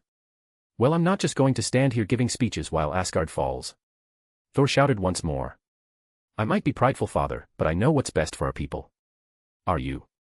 Odin questioned angrily. War that could potentially kill many people is the best way for our people. A short-term sacrifice is worth the long-time peace. You are a vain, greedy, cruel boy. Odin roared once more. You don't want the best for our people, you want the best for your throne. And you are an old man. Thor countered. And a fool. Odin calmed down a little, and he turned thoughtful. Yes. I was a fool. Odin murmured. Pluto was right. I should have taught you harder when you were young, to think you were ready. I almost doomed us all. Loki then stepped in. Father, this is my fault, I should have. Halt. Odin screamed, making Loki flinch. Odin was truly pissed right now. He then stared at Thor, and spoke again. Thorodinsen. You have betrayed the express command of your king. Through your arrogance and stupidity, you've opened these peaceful realms and innocent lives to the horror and desolation of war. Odin then activated the Bifrost, slowly turning its gears. You are unworthy of these realms. Odin roared, cursing the frightened Thor in front of him. You're unworthy of your title. You're unworthy of the loved ones that you have betrayed. Odin then looked at Thor from top to bottom before raising his hands. I now take from you your power. Mjolnir in Thor's hand suddenly flew to Odin. In the name of my father. And his father before. I, Odin Allfather, cast you out. Thor then suddenly was thrown to the Bifrost, teleported elsewhere in the universe. Odin then whispered to the hammer, and threw it to the portal, sending it to a place where Thor also fell. Odin looked at the open gate, and sighed. I'm sorry, my friend, I was hoping that he would receive one last lesson from you. Loki then approached Odin in protest. Father, surely this is too much, even for you, said Loki. Banishing him to outer space. Isn't it too cruel? I am not banishing to a random planet, Loki, said Odin. I'm banishing him to Midgard, and I hope someone will teach him a lesson there. Midgard? Loki murmured curiously, before following his father back towards Asgard. Pluto was watching a football game in a stadium alone, cheering for his favorite team as he got a call from someone. He took his new smartphone from his pocket, and answered the phone. What is it? Pluto shouted as it was really loud. Good evening, Mr. Smith, said the voice from the phone. It was Nick Fury. What do you want? I'm sorry, Mr. Smith, for bothering you as you seem to be watching a football game right now. Fury murmured. But I have discovered something unusual that had just landed in New Mexico. Unusual, you say? What kind of unusual? A hammer just fell of the sky, Mr. Smith, said Fury. I hope that we will be able to have your expertise towards all things magical. So I'm your consultant now. I thought it was Anthony.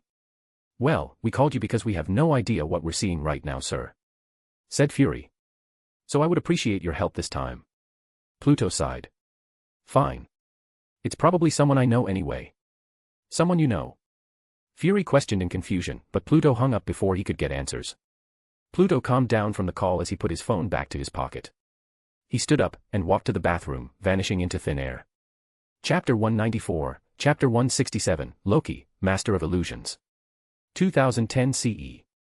In a makeshift facility made by S.H.I.E.L.D., a man with black hair was standing in front of a hammer that was placed on a stone. He looked calm, as if he was calming himself down. This man was of course Loki, the new king of Asgard, or at least, temporary.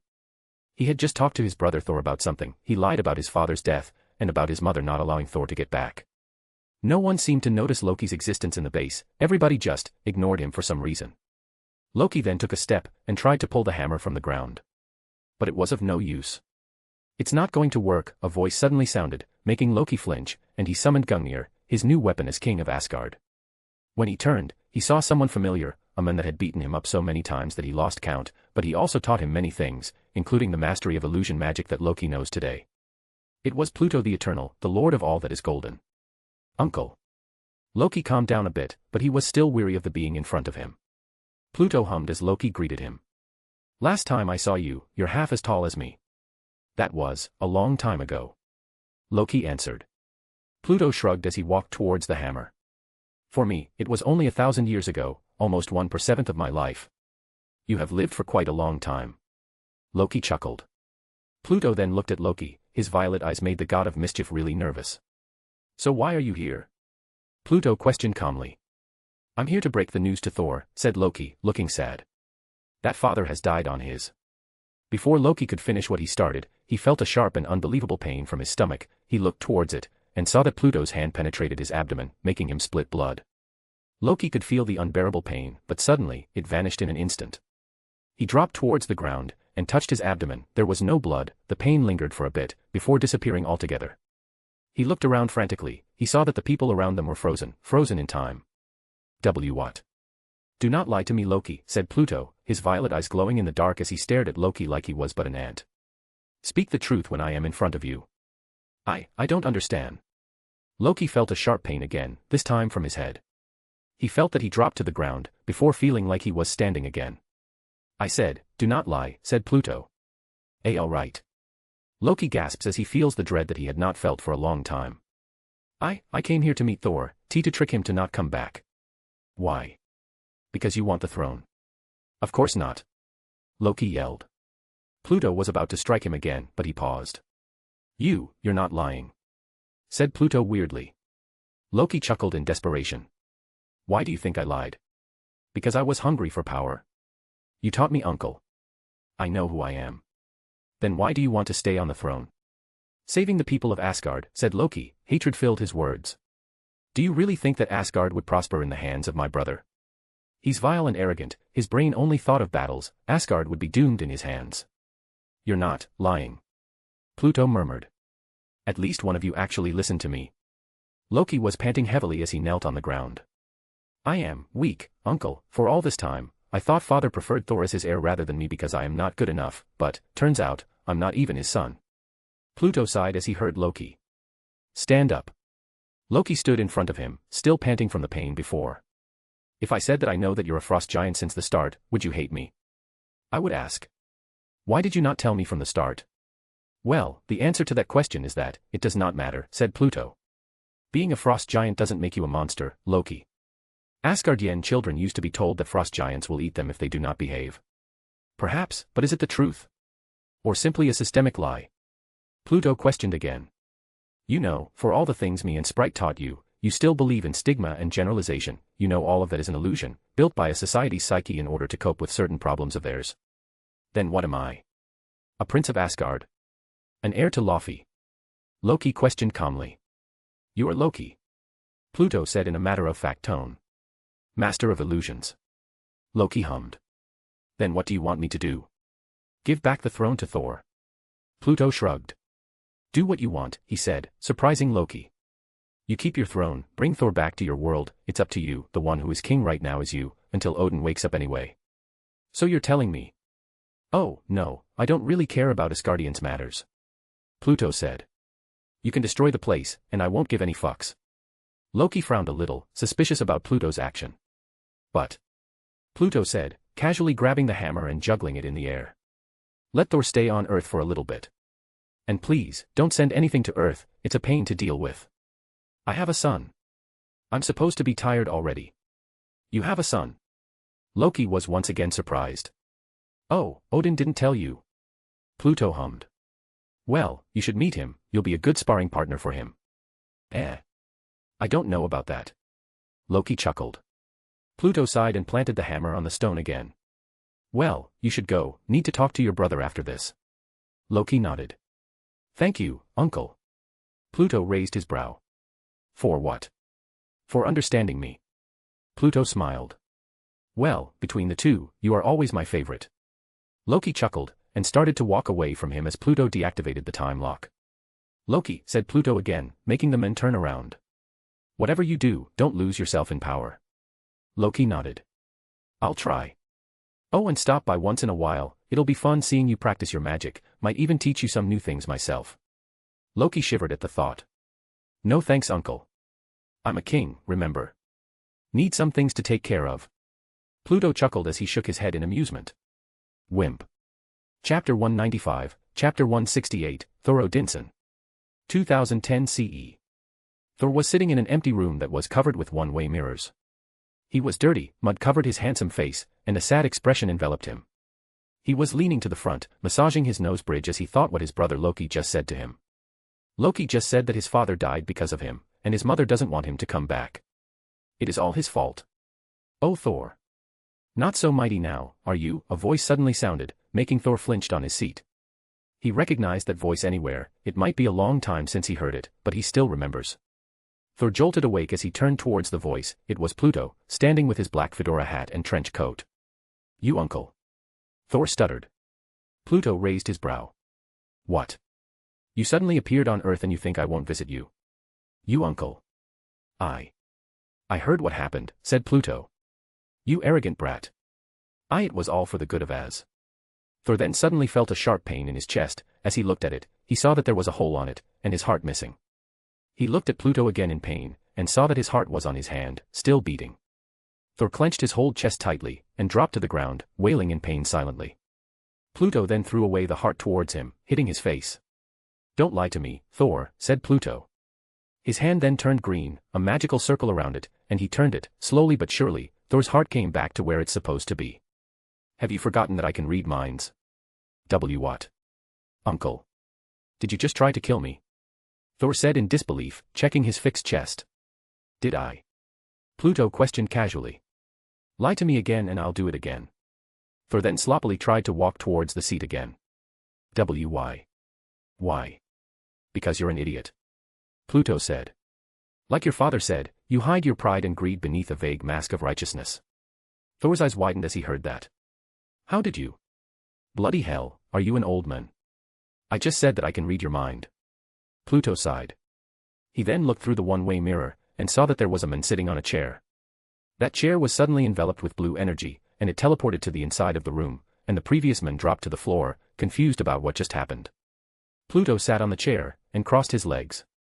"Your father's not dead." Thor froze. "So you mean Loki lied to me?"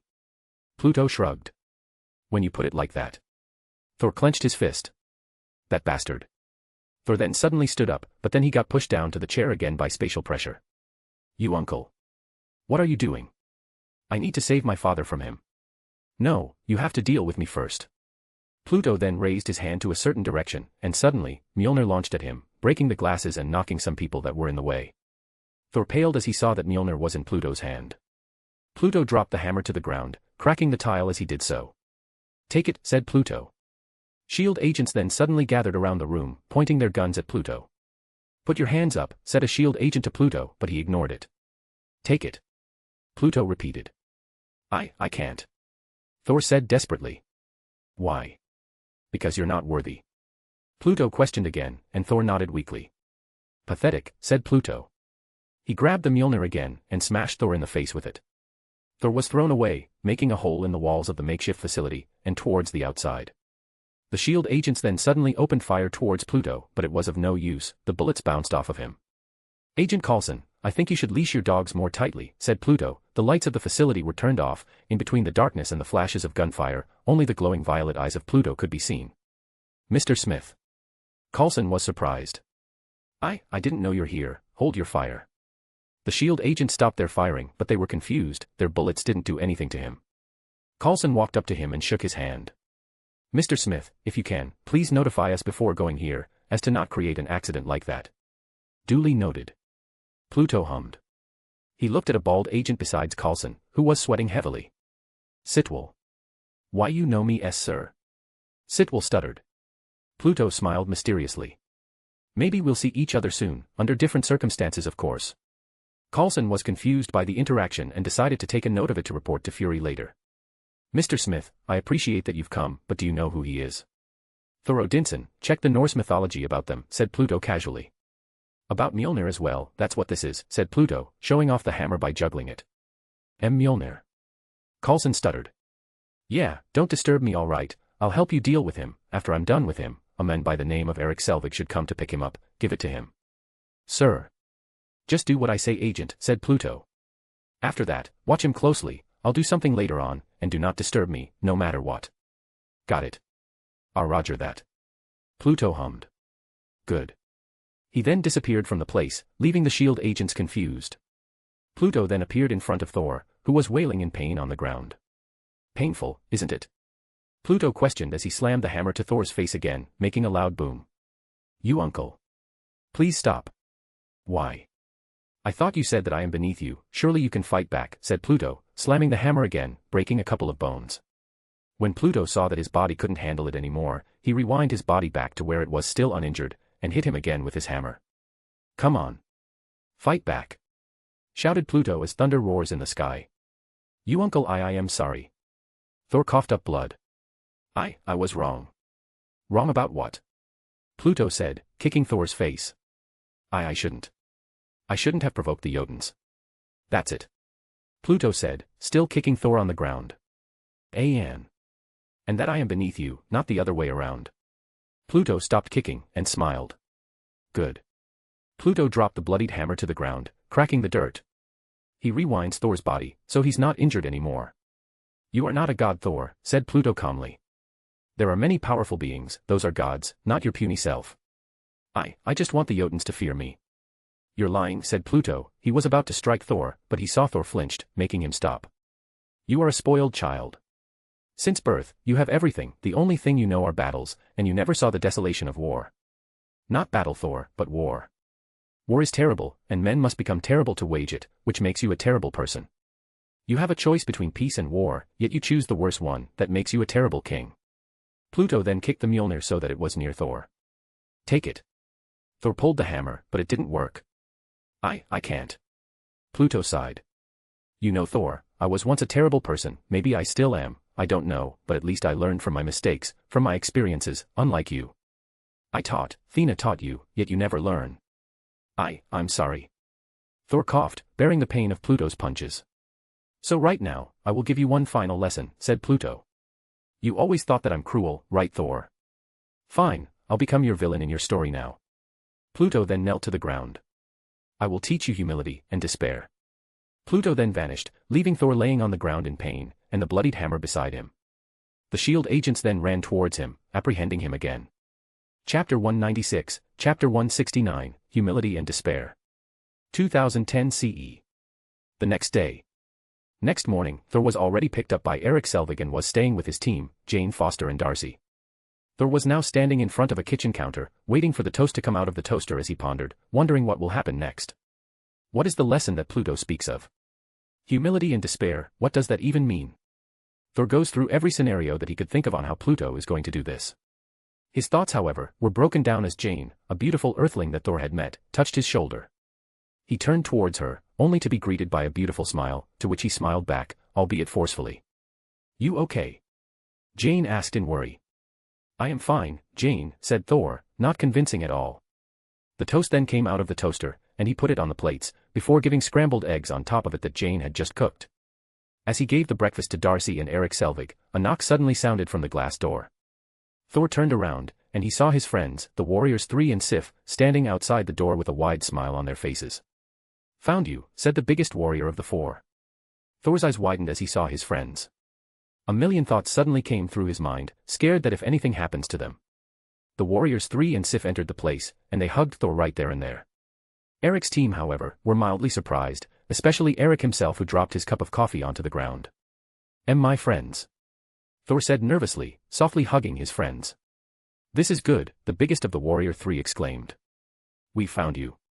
I don't believe it," Erik murmured. The red-bearded guy looked at Erik. "Oh, excuse me." Lady Sif and the warriors Three. As soon as Thor hugged all of them, he stepped back. "My friends, it's good to see you, but you should not have come." "Thor. We're here to take you home."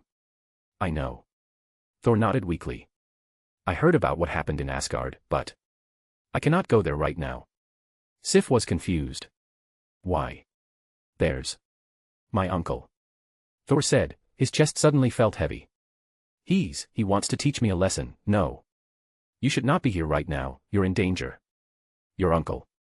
Jane questioned. "You didn't say anything about your uncle last night." Thor looked at Jane, and his face paled as he realized what he had done. "No. I should not. I should not have come back with you, Doctor. I've made you a target." "A target?" Erik questioned in confusion. But then, everything stopped. Nothing moved, not even the birds above, not even the S.H.I.E.L.D. agents that were watching them, not even the pedestrians that were walking outside. No one moved, except Thor. "Jane?" Thor questioned in panic as he walked up to her. He touched her cheek, giving it a few slaps, but no reaction.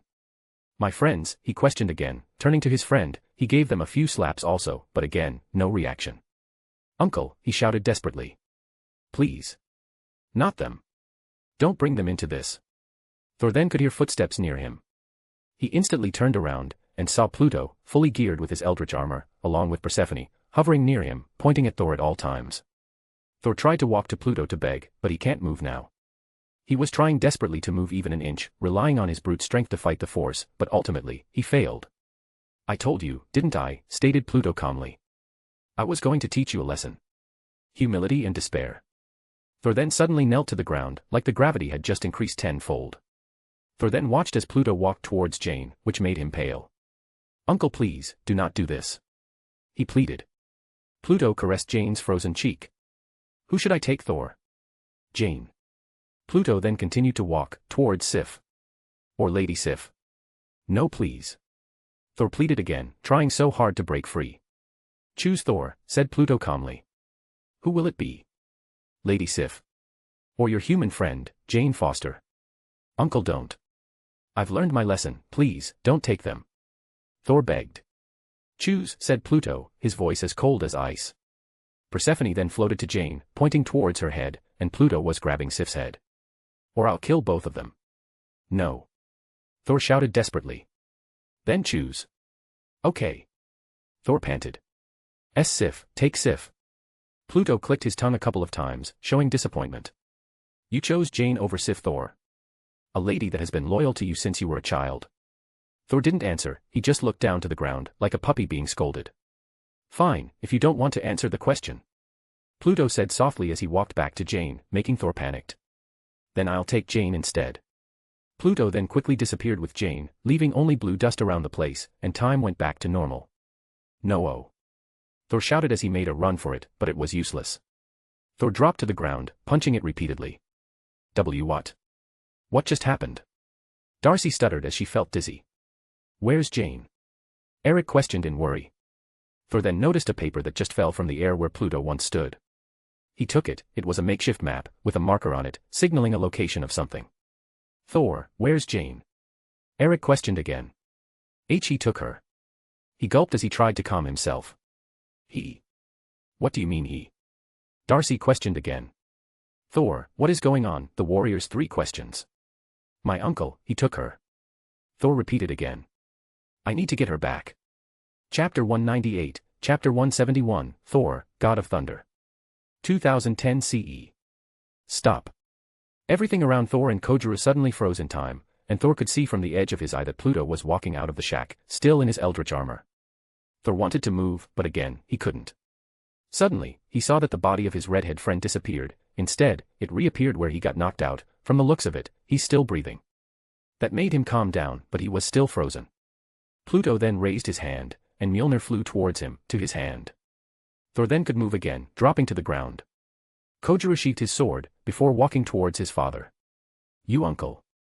Where's Jane?" Thor asked, he was sweating heavily. "In the shack, sleeping," said Pluto, arriving in front of Thor. "Congratulations on being worthy again. Is this your goal? To help me get Mjolnir back?" Thor questioned softly, already tired from the mental pressure he has for this couple of days. "Half of the reason," said Pluto as he looked at the place where the sliced-up body used to rest. "What did you feel when you saw your friend getting killed like that?" Thor was silent for a second, before answering.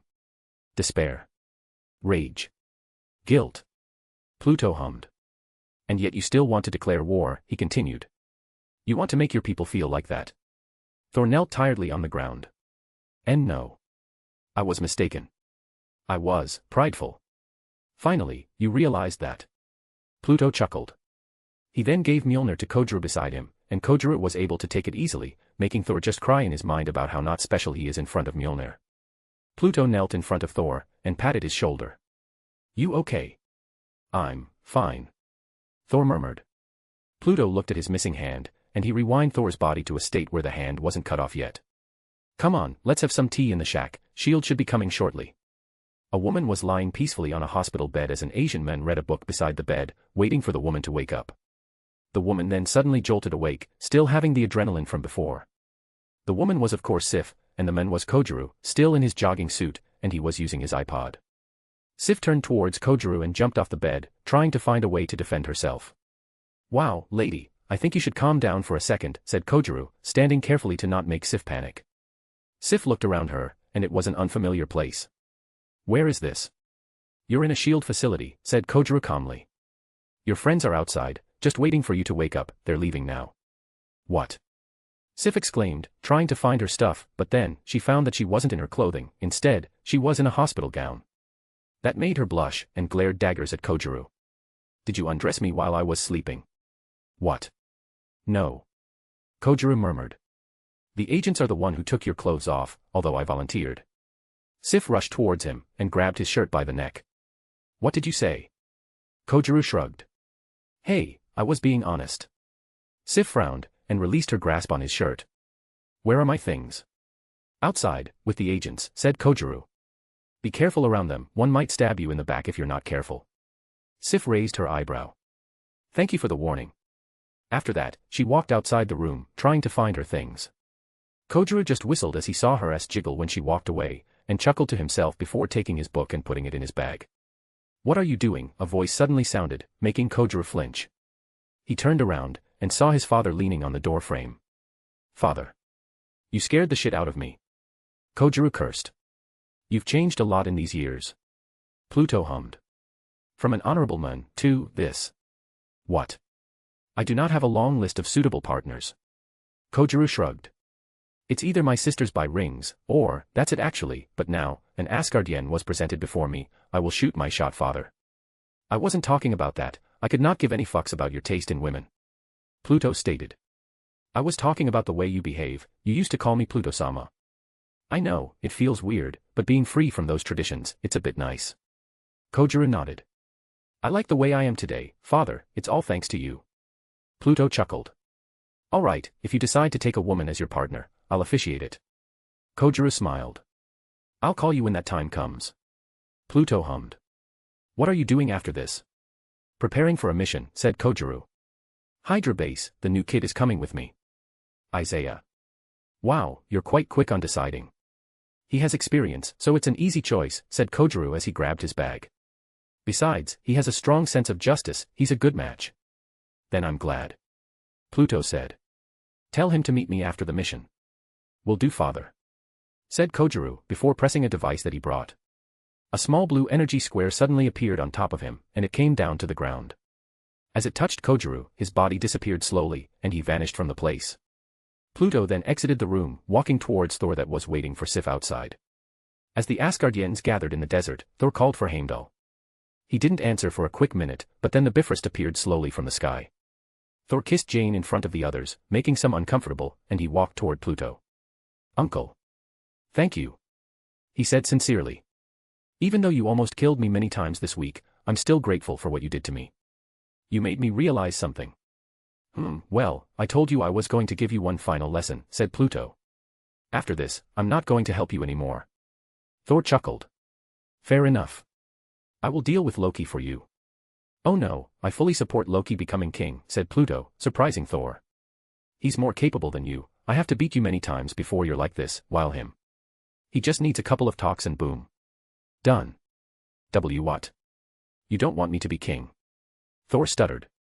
You're not my favorite Asgardian Prince Thor, said Pluto, patting Thor's shoulder. Deal with it. But Loki is destroying Asga. Nope, I don't care, Asgard is Asgard's matter, Earth is Earth's matter. Pluto said. Just go. Thor then walked to the others rather sloppily, still didn't believe that he's not the favorite child in Pluto's eyes. After that, the Bifrost swallowed them, sending them back to Asgard. You have made a mess in our base, Mr. Smith, Coulson said suddenly. Well, that was a makeshift base, so it doesn't really matter, does it? Pluto smiled. Coulson sighed. There's another trouble coming, in Harlem this time, there's a report that Hulk was sighted near there. Well, you should deal with that, I'm not going to do all S.H.I.E.L.D.'s work. Pluto said, patting Coulson's shoulder. You should come out for tea sometimes, Agent. Coulson smiled bitterly. I'll find some time. Pluto hummed. Watch out for snakes, Coulson, they're everywhere. Snakes. Coulson frowned. Pluto just smiled at him, and he vanished into thin air, leaving the S.H.I.E.L.D. agents in the middle of the desert. Chapter 199, Chapter 172, meanwhile, British Columbia. 2010 CE. After the duel in Harlem. Pluto is now walking through the forest of British Columbia as he sees a small cabin in front of him.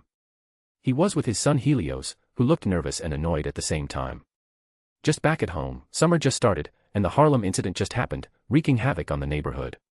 The place is in martial law right now, trying to contain the incident. Pluto's phone was ringing constantly, but he ignored it altogether. Where are we going? There.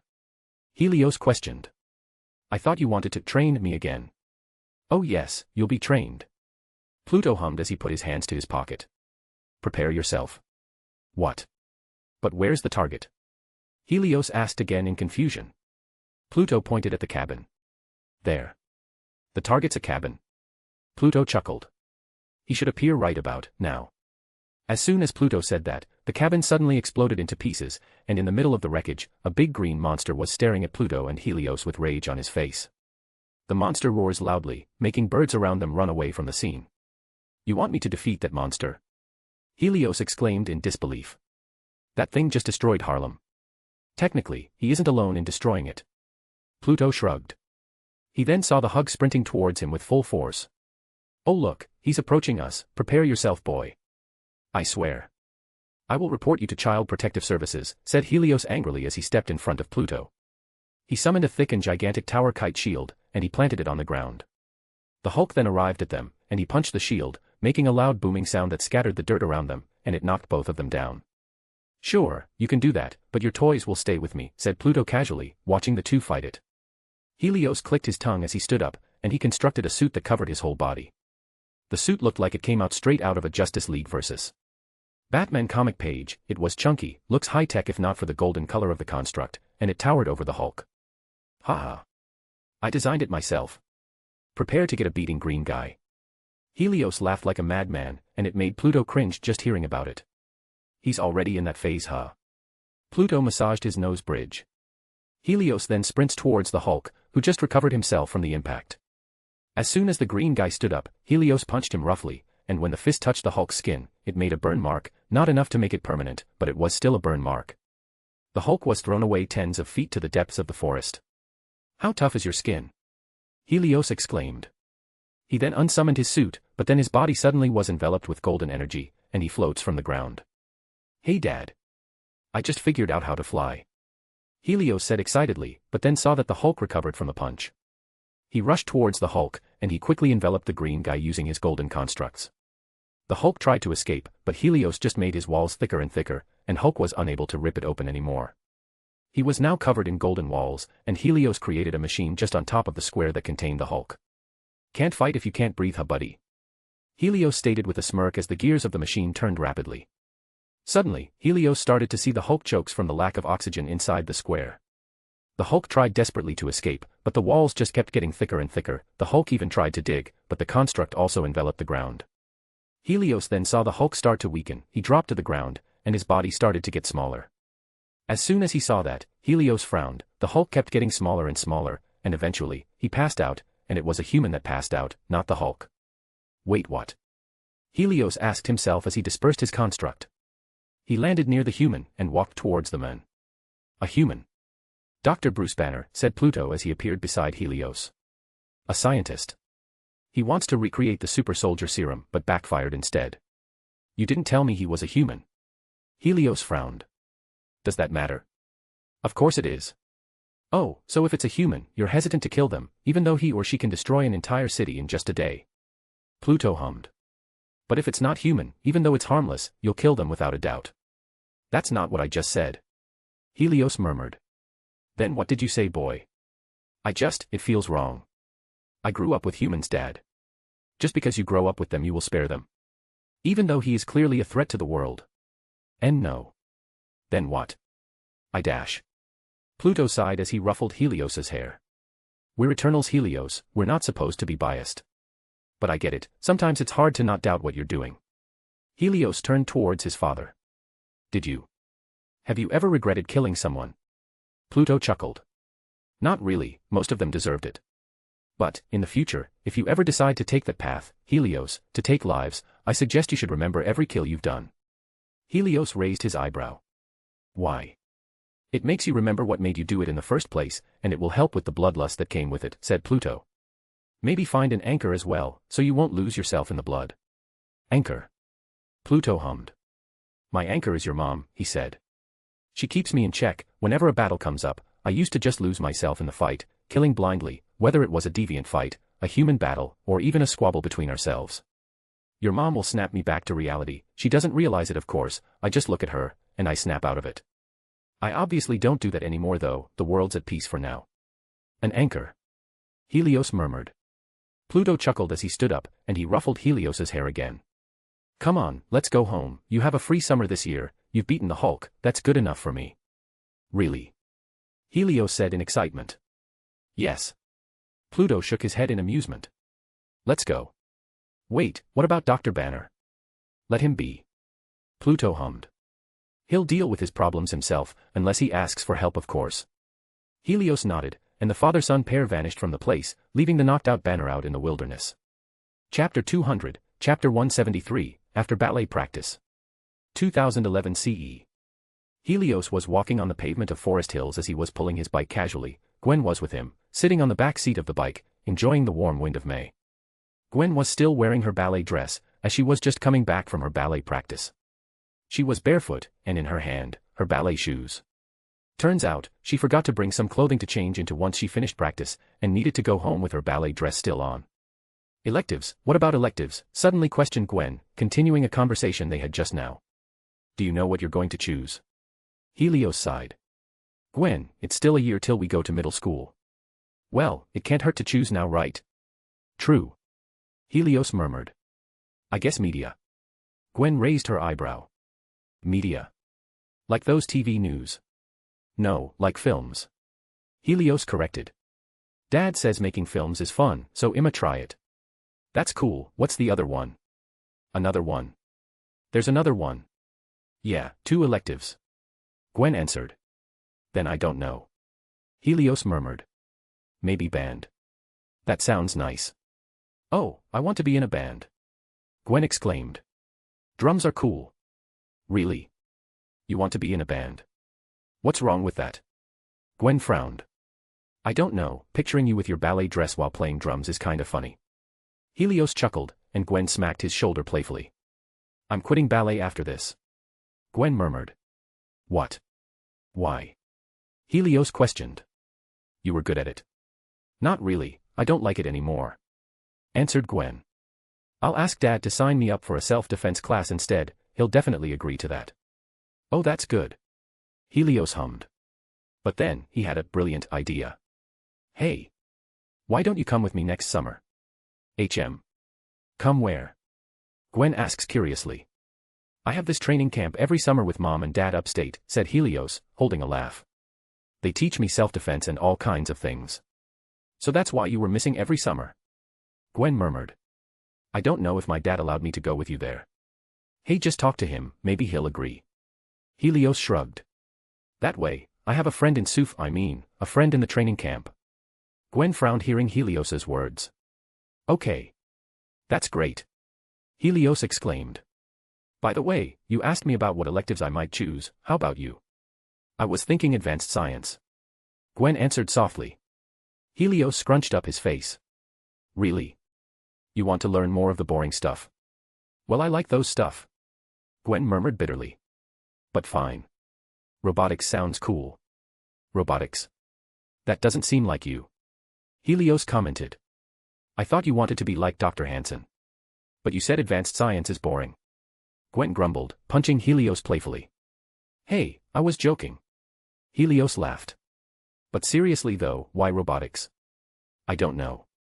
I want to build a robot someday. Said Gwen. It's stupid. I know. Helios shrugged. I heard stupider things. What kind of robot? Like a helping robot maybe, said Gwen casually, playing with her ballet shoes. I imagined it to be big, and fluffy, likes to give warm hugs. A caretaker robot. Helios hummed. That's a good idea, maybe you'll build it someday. You think so? Gwen questioned happily. You're smart, Gwen, of course you can do it. Helios nodded casually.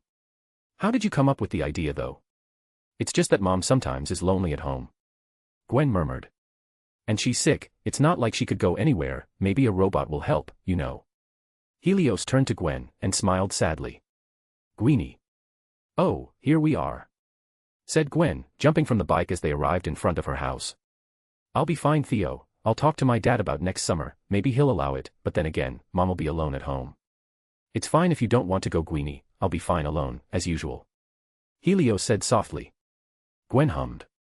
"Maybe I can go home every day, who knows? Besides, it's boring without you here." "What? You don't have any friends?" Helios chuckled. "It's only you that matters." Gwen smiled. "Gwen, you need to make friends. How about you? You need to make friends as well." "I'm fine alone," Helios said. "You though, you need to make friends. If in middle school you still don't have any friends, you'll be stuck with me, a boy." "And what's wrong with that?"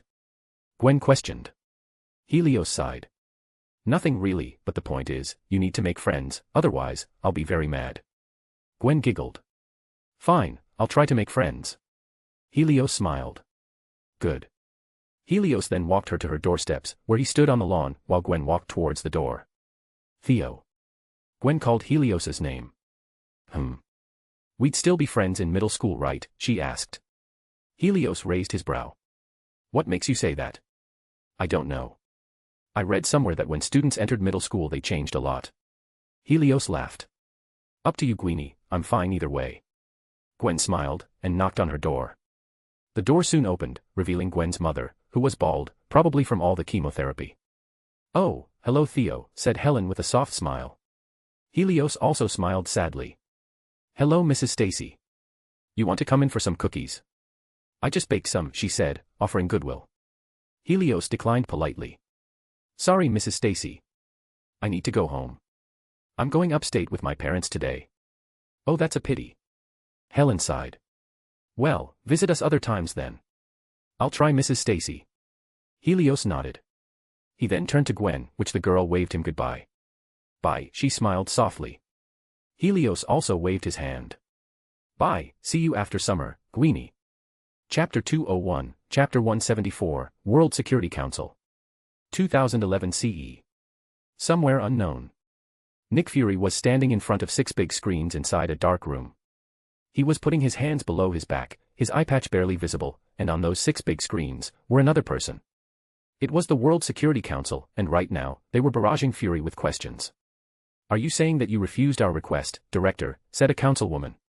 "Yes," said Fury casually. "I refuse to put Blonsky on the team. He is unstable and out of his mind." "So does Banner," refuted a councilman. "With Banner, at least he's trying to help the military," answered Fury. "While Blonsky is the one who caused the Harlem incident, not Banner. Do you realize how stupid this is, councilman? You're trying to make a criminal into a hero that he never is." "I agree with the Director," a councilman said.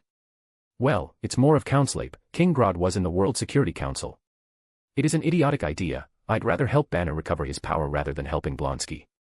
He lusts for power, that is why he got his ability in the first place, out of envy." "King Grod, I thought we already discussed this," a councilman frowned. "No, you discussed this on your own, you did not even invite me to the meeting," said King Grod calmly. "I know your prejudice against me, fellow councilman, but at least, on the matter of world security, drop it." Fury coughed. "As I was saying, I think that we should hold off Blonsky from joining the team. It is simply impossible for him to work with a man like Steve Rogers."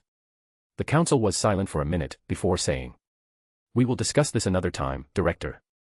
We will go on to the next topic." "What next topic?" Grod frowned. "Today we are only discussing Blonsky, no?" Fury frowned. "Yes, I thought so too. What is going on here, councilman?" "We are just confirming things, Director, Your Majesty. No need to be hostile about this," said a councilman calmly. "We wanted to ask you about mission, Attorney. We have repeatedly asked you for the files of the suspected individuals and restart the mission immediately, yet you stall it every time." "Mission, Attorney?" Grod questioned, a bit pissed. "What is this? Why haven't I been informed of this?" "This is not the simians' problem, Your Majesty, I assure you, this is the humans' problem," continued a councilman. "Now, would you please answer the question, Director? I believe that the mission was shut down a long time ago." Fury answered. "Why still ask for the files? Just answer the question, Director." "I believe that I have the right to know about it, councilman." Fury answered. "I almost lost my life in that mission, why do you need to reinstate the mission? You think dangerous immortals running around the world won't make us worry about the safety of Earth?" the councilwoman questioned. As I have stated from the previous mission report, the immortals are harmless. How would you know that, Director? Because they have been living for 7,000 years in this planet, Councilman, answered Fury in annoyance. If they want to destroy Earth, they would have done so a long time ago. Then if you please, give us the file of the immortals. So that we could confirm it ourselves. Councilman of the United Kingdom, I thought you have some files regarding the immortals. The other councilman frowned at the statement. Is this true? The royals have dealt with the immortals in the past, said the UK councilman calmly. But it's been lost. The record's been destroyed by God knows what. See, Director. This is what I'm talking about, said the other councilman. The immortals are trying to erase themselves from our records. How can we know that they won't try to rule forcefully? I've read enough books to know the consequences of it. Fury raised his brow. Are you really going to compare books to reality, Councilman? It was just a statement, Director. I am making a point, answered the councilman. The immortals are dangerous. We should watch over them carefully to prevent any incidents in the future. You know what? Why don't we vote right now, another councilman said. Those who agreed that S.H.I.E.L.D. should hand over the files regarding the immortals, raised their hands. 5 out of 6 council members raised their hands, excluding Grod. King Grod, the councilman asked, annoyance could be heard in his voice. No, said Grod, making Fury sigh in relief. Who knows what you will do with those files? I cannot trust you with it. And you trust Fury? A councilwoman questioned in hostility.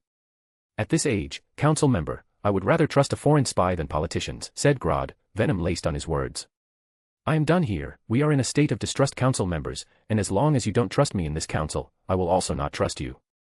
I agreed to help you all with the security of the world so that our kind may live in peace, but it seems I was too naive. This is a warning to the council. If you continue to act like this, I will pull away all the resources of Zimra and the UN. Declare war with me. I do not care. You will not win anyway. Grod's screen then blackened, leaving the pissed-off council members alone with Fury, who sighed at the sight. We're done here, council, said Fury calmly, and all of the screen blackened, and Fury exited the room, with his eyes tired of the bullshit he had to go through these past couple of years. Chapter 202, Interlude, Siberia. Siberia. A thopter was flying through the cold skies of Siberia as the ramp was opened. On the ramp, 2 men stood on top of it, hanging to a rope near the edge of the ramp. First time, the Asian man questioned the black man. What? Jumping without a parachute? Yes. The black man murmured. Well, you get used to it, the Asian man hummed. These 2 men were of course Kojuru and Isaiah Bradley. They were fully geared, all black with a hood, and they were staring at the ground below. Remember, don't do anything, you land, destroy, get out. I'll handle the information extraction. Roger that. Isaiah said. Kojuru then looked at the bronze ring at Isaiah's finger. You okay? Yes, just, feels strange, it's like my body is young again. He said calmly. Yeah, well, it's one of the perks I guess. Kojuru nodded. All right, on 3. 1. 2. 3. The 2 then jumped from the thopter, towards the ground below quickly. Isaiah could feel the cold snow hitting his face, the rush of air touching his skin, and he decreased the friction by diving face first. He could then see the base that Kojuru was talking about. It was a Hydra base, and Isaiah happily accepted the mission because of that. He continued to dive, and suddenly, his hands began to glow. As he neared the roof of the base, he slammed his hand towards it, gaping a big giant hole in the base. Isaiah landed on the bottom of the base, and he instantly saw some soldiers pointing their guns at him. Isaiah's eyes turned bronze, and he scanned the entire room. All of them were judged to be sinners by his eyes, and his arms glowed again. The barrage of bullets then traveled to Isaiah's body, but it didn't work. He continued to walk towards the men and attack them. Isaiah's punch was so hard that when it hit a man's head, the damage was like a hammer coming down on the men, obliterating the head entirely. When the men saw it, they were shocked for a quick second. The room was dark as the roof collapsed, only the dim light of the half-moon above lit up the place, but Isaiah's body stood out, his glowing arms, his bronze eyes. He was like a spirit of vengeance, ready to haunt the men inside the base. After that, a massacre ensued inside that damned base, killing the entirety of the workers and soldiers, as Isaiah's eyes have deemed them sinners. When Kojuru finished his mission on the other side of the base, he found Isaiah sitting on the ground, leaning against a wall, bathed in blood. I assume you've finished your mission, said Kojuru casually as he stood in front of him. Isaiah was looking at the snow below him, his nose dripping with the blood of his enemies. He then looked up, staring at Kojuru right in the eyes. Yes. Kojuru hummed. That's it. Isaiah frowned. What do you mean that's it? You're not going to question anything? Isaiah was confused. Can I? You're not a soldier anymore, said Kojuru as he offered his hand. You're our brother. Isaiah looked at Kojiru's hand, and grabbed it.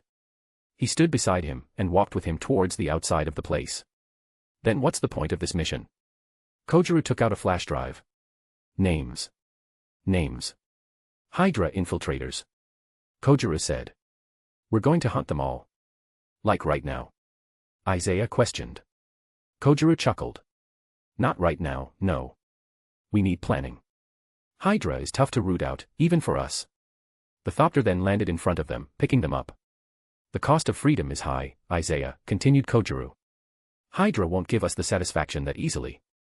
Then more fights. Isaiah murmured. Are you tired of fighting, Isaiah? Kojiru questioned. If yes, I will tell father to release you. Isaiah shook his head. No, after everything I've been through, and with you saving me and my men. I'll fight, it would be a waste if I give up now. Kojiru chuckled as he patted Isaiah's back. Good. It'll be worse from now on, a war is coming Isaiah, the promised time is nigh. Chapter 203, Chapter 175, A Cry for Help, and a Call for Help. 2012 CE. It was dark. The black emptiness of space gave this sense of helplessness to anyone who saw it, as if they were trapped in an everlasting void that could only slowly chip away their sanity. Pluto was standing on one. There was no sound, no movement, no color, only darkness. He was used to this however, the amount of times he dreamt something like this is almost uncountable, but the difference is, now, there are no constructs to accompany him, only his lone self. He walked forward, curious about what will happen to him in this place. He was not scared, only curious, maybe that old man will appear again. Maybe he has unlocked something in himself that he didn't discover for millennia, but alas, those thoughts were forgotten when he saw someone, chained in the middle of the void, but naked. Pluto walked towards the man that was chained. He stood in front of him, the man was looking below towards the blackness of the void, as if he was giving up on life. Pluto then looked at the chains, it was some sort of construct, a yellow construct. Pluto then grabbed the head of the man, and forced him to look at him. When he saw the face, he finally recognized who it was. Loki. You uncle. He stuttered weakly. Save me. I've made a mistake. What did you do? Pluto frowned. I've made a deal with the devil. Loki said weakly. I've made a deal with your kind. Thanos. Pluto questioned again. Please. Save me uncle. Loki murmured once again. I will be forever in your debt. Oh, sweet child of mine. Pluto muttered. What happened to you? The scepter. Loki spoke. He speaks to me, he took control of me, whispering, to bring him to his brothers and sisters. Where are you right now? Pluto asked. I do not know uncle, but I am on Midgard. Said Loki, getting weaker and weaker. I can only maintain this spell for so long. I beg of you, please help me. Well, just be patient, said Pluto casually as he patted Loki's shoulder. Someone will help you either way. What? I said just be patient. Pluto repeated. Anyway, you can release the spell now. Loki looked at Pluto with a bit of disbelief, then stuttered. I'll be waiting, uncle. Loki then disappeared into green dust, and Pluto's eyes opened, waking up from the dream. He looked around, and saw that Thea was snuggling beside him. He couldn't feel his right arm as Thea was using it for pillow, snoring away. He sighed, he stared at the dark ceiling above, and contemplated what he would do. Are you all right? Thea suddenly spoke. Pluto turned, to see Thea had woken up. Sorry if I wake you up. Can't never sleep too deeply, warrior's habit, she said, sitting up from the bed. Pluto meanwhile, hopped out of bed, and he poured himself a whiskey while looking outside the window, towards the dark sky of New York. Pluto drank the whiskey, and leaned on the table near the window. I think we should take Helios on early leave this year, and bring him to the mansion. But summer vacation's still around a month away. Thea questioned. Something's about to happen, said Pluto, looking at the sky outside. The chaos at the Expo is one thing, this one's different. What about Gwen? He said he wants to bring her to train right. Pluto chuckled. You really think George is going to allow that? Thea shook her head in amusement. No, not really. She then stood up, and walked towards Pluto to also grab a drink. Can't you just deal with the problem? Pluto shook his head. It's not about us anymore, remember? Pluto said. If we continue to protect humanity, when will they be independent? When we leave this world, who will protect them? Our sons and daughters. Thea stated.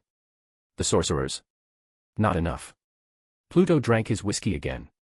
They need to be aware of the threats from outside their planets, not just organizations, but the whole public. If I deal with it before it even starts, when will they wake up from their false sense of security? From their delusion of superiority? Thea sighed. True. I already told Fury that I'll help them if there's a threat beyond their capabilities, said Pluto. But right now, it's not beyond their capability. Suddenly, a sound of ringing could be heard from a desk nearby. It was the sound of an old phone ringtone. Pluto opened the desk, revealing a Nokia phone that he kept all this time. Speak of the devil. Pluto murmured. You're gonna pick it up? Thea questioned. Pluto shrugged. Why the hell not? Pluto then picked up the phone, only to hear a lot of background noise from the phone call. So you called, said Pluto calmly. Mr. Smith. Fury spoke calmly.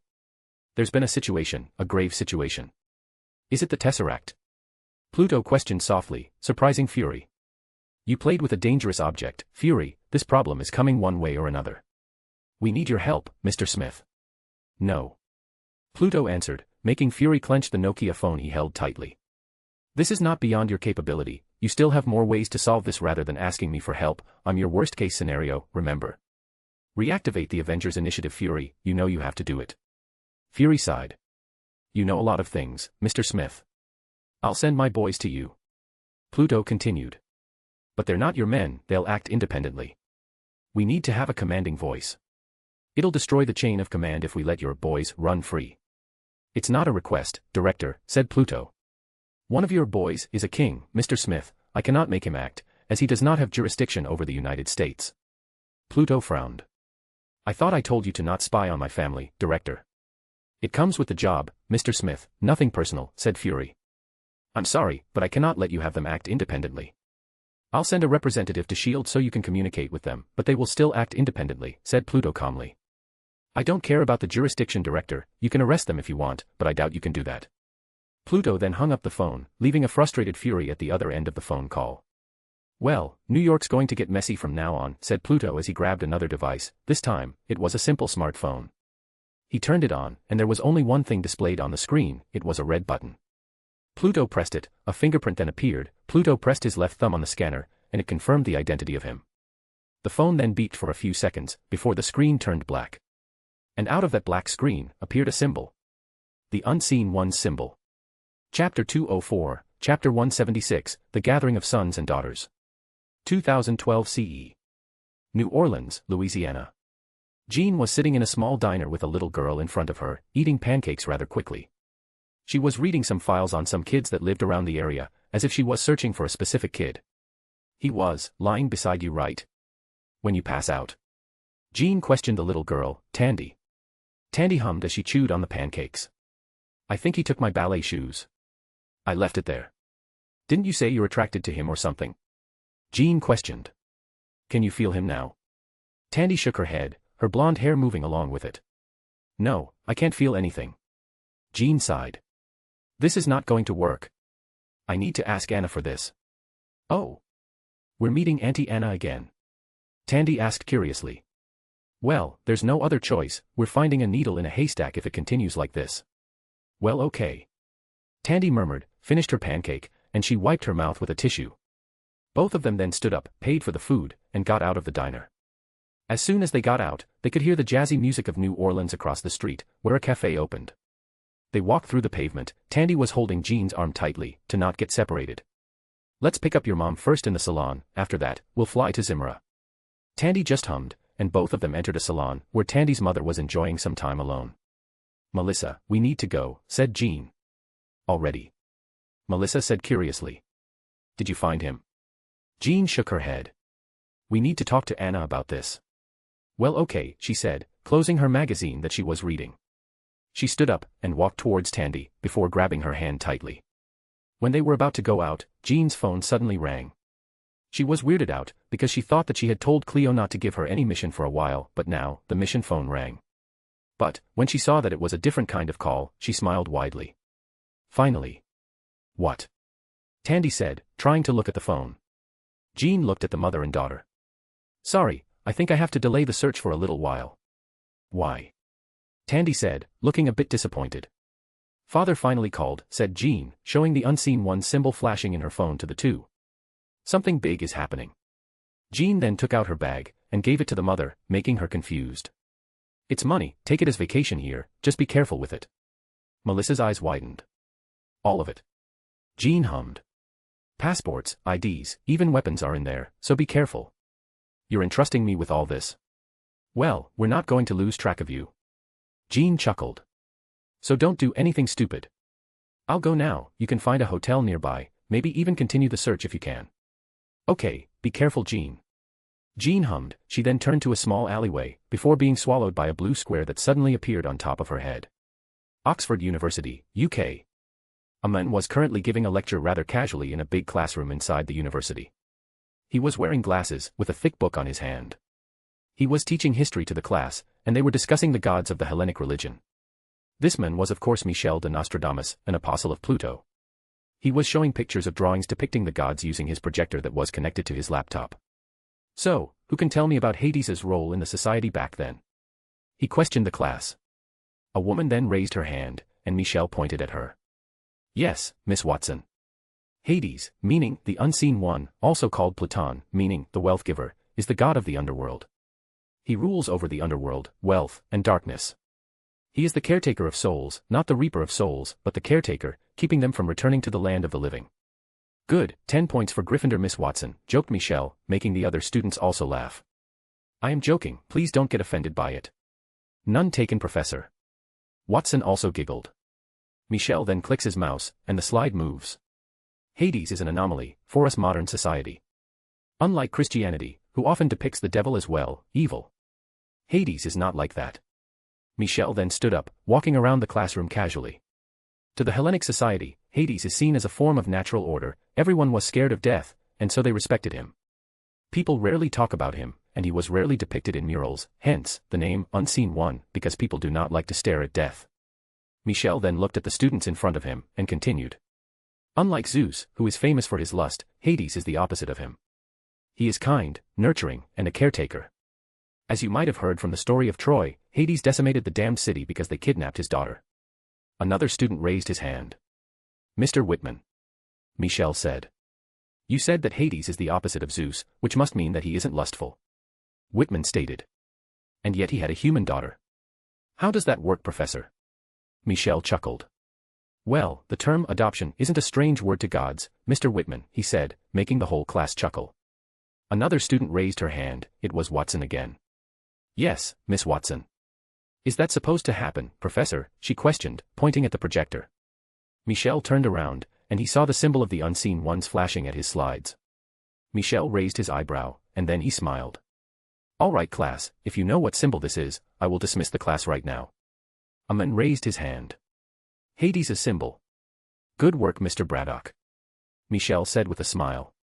All right, class is dismissed, I will see you all tomorrow. The entire classroom then quickly got out of the class, Michel quickly tidied up his things, before disappearing from the class entirely. Roma, Italia. In the middle of the old city, a woman was being photographed extensively. She had many poses, and she looked like a professional model. This woman was of course Anna Komnene, one of Pluto's apostle. She had lived as a model these past few years, enjoying the luxurious life once again. She had longed for freedom, to be able to do anything she wanted when she was a princess, and now, she had the ability to do just that. Miss Anna, show your side profile a little bit more, said the photographer, and Anna did just that. The flashes of the camera kept going, photographing Anna with the old city background. But all of a sudden, her assistant came up, whispering something to the photographer. Okay Miss Anna, I think that's it for today, he said calmly. Anna was confused. Why? Is there something wrong? Her assistant walked towards her, and showed her phones, the symbol of the unseen ones flashing repeatedly. She smiled at her assistant, who was also a member of the unseen ones. Very well, thank you for today Mr. Strand. Strand quickly packs up his equipment, and Anna and her assistant walk to their transportation, before disappearing altogether. Tokyo, Shibuya. A man was speeding through the streets of Shibuya using his decked-up car, racing with other cars that was behind him, trying to catch up with him. Suddenly, the police appeared, and they chased the cars, including the man's car. This man was of course Sasaki Kojiro, one of Pluto's apostle. Why now? Kojiro clicked his tongue, and he drifted along a U-turn to lose the police. His car was fast, really fast, and he could probably lose the police in about 5 minutes. But then, his phone rang. What now, he said, drifting through a turn. He took his phone, and saw the unseen one symbol flashing. He smiled, and quickly turned to a small alleyway. As he entered the alleyway, he along with his car disappeared entirely, making the police confused as hell. Chapter 205, Chapter 177, Briefing. 2012 CE. Kojiro appeared at the other side of the teleporter with his car's wheels still spinning. Thankfully, it was a wide space, like a hangar. He drifted to the side to stop the acceleration, making the others who were in the room surprised. Fucking hell, dude. Anna screamed as she almost got hit by the car. Bringing your car here is not necessary at all. Well, the police were chasing me, said Kojiro, hopping out of his car casually, twirling the car keys. I'll throw it away if you don't bring it out of here tomorrow, threatened Cleo, who was sitting on her chair calmly. Come on. I just got here. Kojiro clicked his tongue. The Crimson Dimension has influenced you too much, Kojiro, said Grod wisely. We should do a checkup on you on how far the corruption is. It's not corruption, Grod, I just changed a lot, that's all. Kojiro said as he sat on his seat along with Anna, who were the last to arrive. Can't a man change? Your transformation is worrying. Jean commented. Even a blind man can hear that you're too different from before. Guys, I'm fine really, don't worry about me. Kojiro sighed, raising his legs to the round table in front. A man is allowed to be happy, Jean, said Michelle calmly. You don't need to be worried for him. See, even Michelle agreed, said Kojiro. He must have seen my future or something. You know I cannot see fellow ringbearer's future, Kojiro. Oh, right. Enough bickering, said Cleo, interrupting the banter in front of her. Seems like it's been a long time since we sat here. Last time we're here, we had 6 members, stated Anna, eyeing Isaiah at her other end of the table. True. Michelle hummed. I never had the pleasure, could you introduce yourself please? Name's Isaiah Bradley, said Bradley. A soldier in the 50s, this man saved me from certain doom, he pointed at Kojiro. It was a long-term mission. Kojiro shrugged. Right, how do you know father, questioned Jean. I don't. Isaiah answered, making the ones who don't know about him confused. He was special, said Cleo. Father tasked me to find a man that has a strong sense of justice, then we found him along with the rest of his men. I was an experimental subject, said Isaiah calmly. An attempt to recreate super soldier serum. Did it work? Anna frowned. Yes. Bradley hummed. But enough about me, we need to hear about the mission. The others then turned to Cleo, but instead, Grod stood up, touching the glass of the table, and a hologram appeared in front of the other apostles. Loki. Grod said. Asgardian. Really? An Asgardian again? Kojiro sighed. I'm tired of hearing their god complex. Well, because of the item he is possessing right now, he might as well be called a god. Grod then showed the tesseract to the others. You know what this is? Space stone. Kojiro frowned. I thought it was with S.H.I.E.L.D. He destroyed the facility and took it from them. Kojiro sighed. Idiots. So what is father's orders? Jean questioned. Help S.H.I.E.L.D. contain the accident. Cleo answered. Help S.H.I.E.L.D. Jean's face scrunched up. Do you realize that Hydra is laying eggs in S.H.I.E.L.D.'s womb right now? Fuck, could you not with the disgusting metaphor? Anna said in disgust. We know Jean, even the director of S.H.I.E.L.D. probably knows about it. Grod said calmly. But right now, our priority is to help S.H.I.E.L.D., more specifically, the Avengers. The Avengers? Kojiro questioned. I thought it was shut down. Grod shook his head. It's just been reinstated, he said, displaying a video of the Avengers in Germany, and the fight with Loki in Germany and on the way to the Helicarrier. Confirmed members are Captain Steve Rogers, Anthony Stark, Natasha Romanoff, Thor, and Dr. Bruce Banner. Whoa, that is a group of misfits. Anna murmured. So are we. Cleo shrugged, making the others chuckle. All right, calm down. Grod chuckled. We will split the team, 2 of you will go to the Helicarrier to contact S.H.I.E.L.D., I will handle the council if something ever happens, and the rest of you will go to New York, where I have tracked the gamma radiation of the tesseract there. Always New York, huh? Isaiah murmured. Where exactly? Stark Tower. How ironic. Kojiro scoffed. All right, let's go now. Wait, there is one more, said Grod. Then what is it? We cannot kill Loki. What? Why? Questioned Kojiro.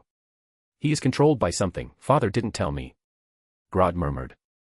Just do not kill him. Fine. Michelle and Anna, you will go to the Helicarrier. All right, looks like it's you and me creep, said Anna jokingly. You're still on about that, Anna. Michelle sighed. Your whole power is creepy. Anna chuckled. Come on, I missed our cloaks. All right people, it's been a while since we've done a mission together, said Cleo. Don't make mistakes, the world is watching this time. Wait, what? I thought. Just use the cloak, Anna, you won't be recognized, said Grod calmly. I've upgraded your gears, so your face would be unrecognizable while using it. Well, thank Eshu. Anna murmured. Chapter 206, Chapter 178, As You Are the Light, We Are the Shadows. 2012 CE. A Thopter was approaching a broken-down helicarrier that was barely hovering on the sky in the middle of nowhere. There were only a few men and women on the Thopter, and one of them is Anna the Dreamer. She approached the window of the pilot's seat. What the hell happened here? She questioned the pilot. Loki, said the pilot, it was Michelle. I saw it, when the moving island touched the sky, the god and the destroyer will lost their grace, and the trickster will be free, and the bow will be fixed, and the warriors gathered. So in other words, we're late. No, said Michelle calmly. Just right on time. The Thopter, who was in stealth mode, quickly landed on the carrier and deactivated the cloaking mechanism, alerting the shield agents on board. As the wings slowly slowed down, the ramp on the back dropped, giving access to the outside. Anna and Michelle then stood up from their seats and cloaked themselves. Both of them walked out of the Thopter along with 3 other members of the Unseen Ones that wore the black metal gloves, giving them control over their weapons. Put your hands up in the air, shouted shield agents, pointing their guns at them. You are trespassing military property, I don't even know how the hell you were not detected. Anna raised her eyebrow as she saw the hostility. I thought father told them we were coming. Knowing him, probably not. Michelle shrugged. Or maybe the director didn't tell them. Anna sighed. She looked at the shield agents, who were still pointing their guns, and spoke. We're here for backup. Backup, the agent frowned. There is no information about backup. Just call the damn director, said Anna in annoyance. Tell him the ring bearers have come. Fury was talking to Tony and Steve rather solemnly, remembering the recent death of Coulson. Tony and Steve looked a bit quiet, disappointed in themselves that they cannot prevent it at all. There was an idea. He said. Stark knows this, it was called, the Avengers Initiative. Fury circled around the round table, with his hands on his back as he stared at the 2 men.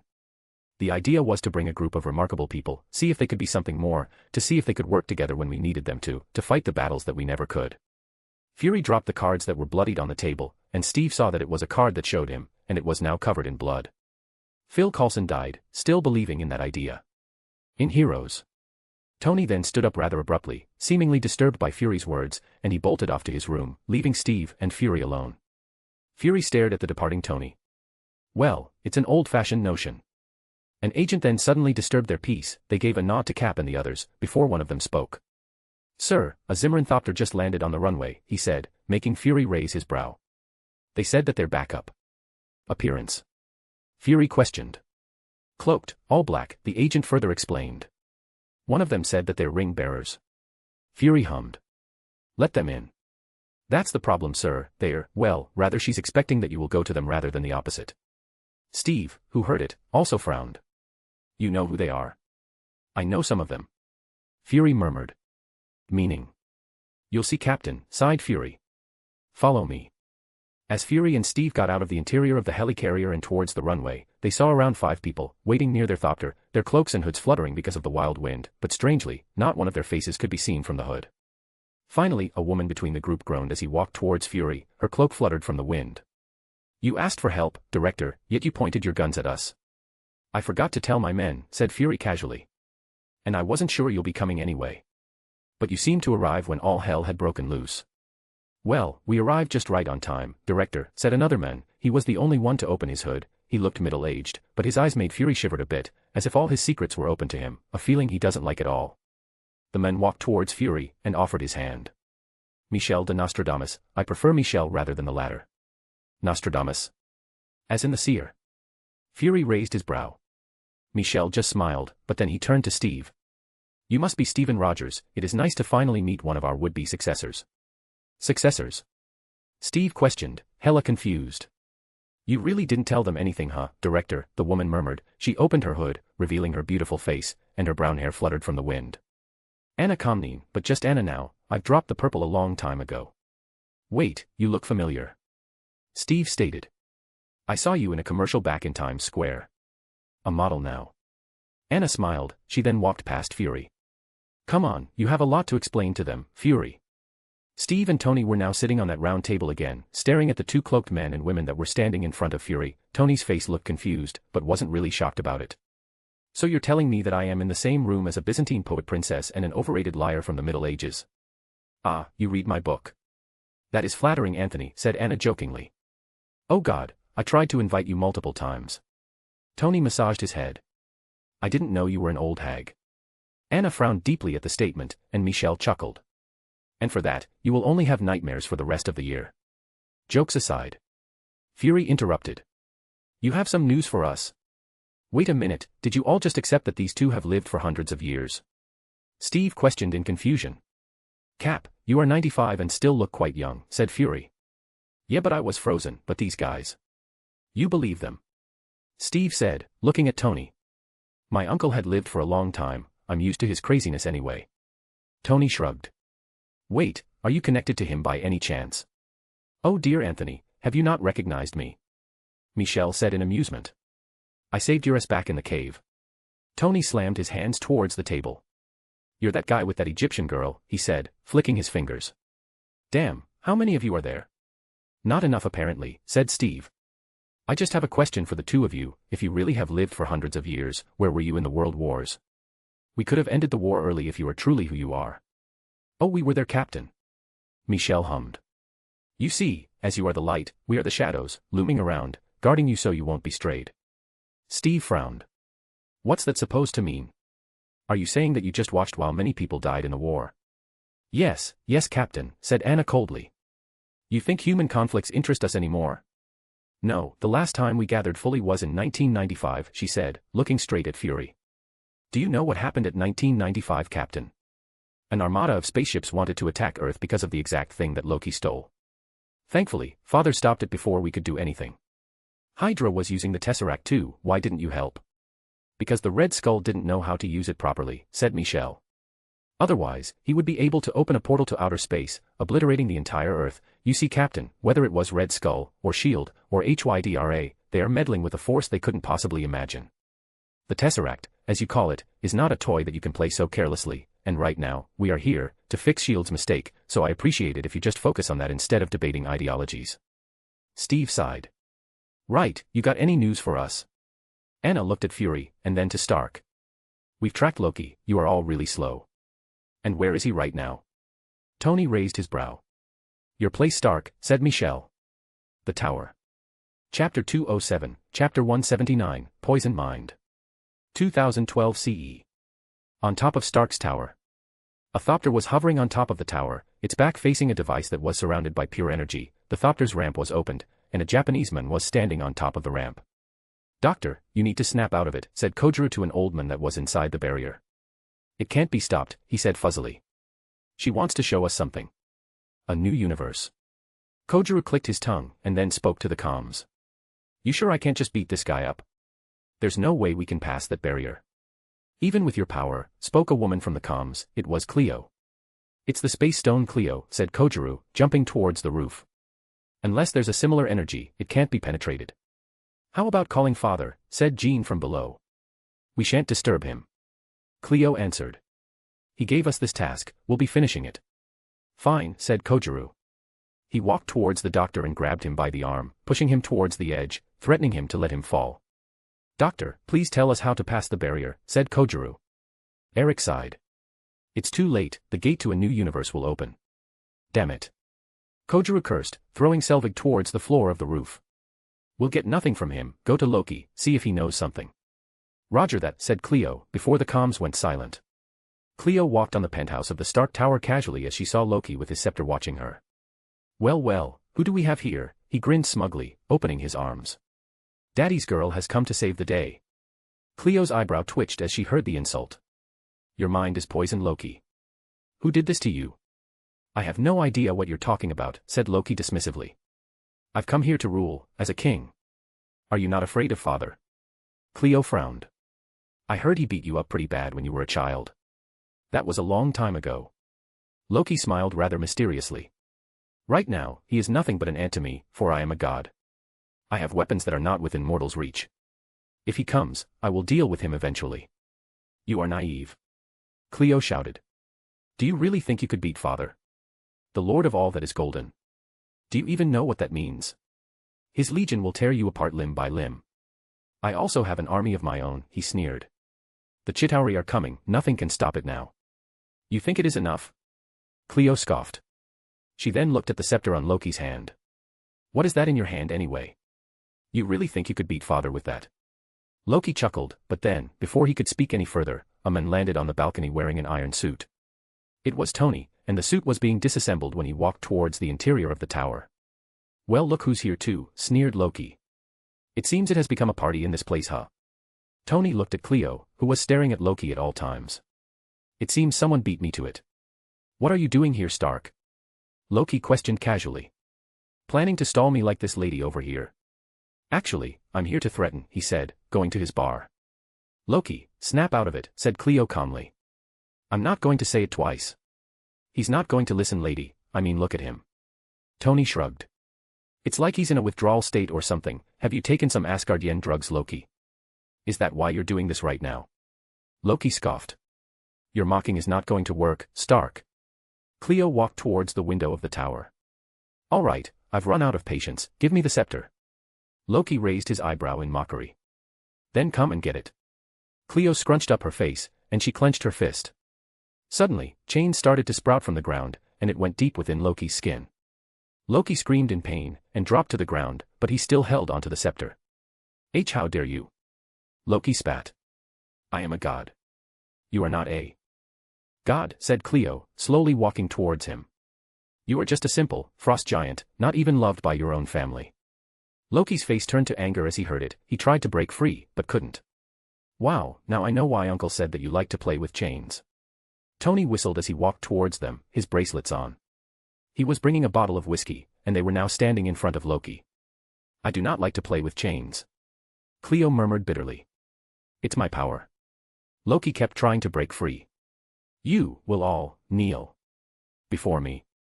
Loki then raised his hand that was grabbing the scepter, and a blue beam suddenly shot out from the scepter, attacking Cleo and Tony. Cleo knew that Tony would not survive if he got hit by it, and she wasn't focused and quick enough to do magic, so she blocked the beam using her chains and her body and protected Tony from it. It was too strong, however, the force knocked the chains out, and it slammed towards Cleo's body. Cleo was thrown out of the tower along with Tony, who got pushed alongside her. They are now falling towards the ground. Fuck, that hurts. Cleo cursed. Jarvis deploy, said Tony in panic. Deploy Jarvis. Deploy. A mobile Iron Man suit then was shot from the tower, towards Tony. And it quickly wore itself, suiting Tony, and he dashed towards the sky, leaving Cleo to her lone self. Cleo clicked her tongue. Son of a fucking donkey, she said, before dropping to the ground. His cloak fluttered from the force, and the asphalt below cracked from the impact.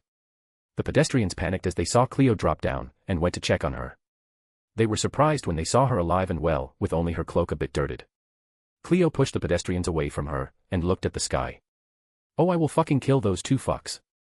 Chapter 208, Chapter 180, Battle of New York. 2012 CE.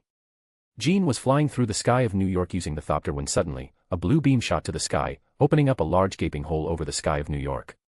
She frowned as she saw it, and turned on her comms. You guys seeing this? You mean the hole, said Kojuru over the comms. Yep. Find a way to close it.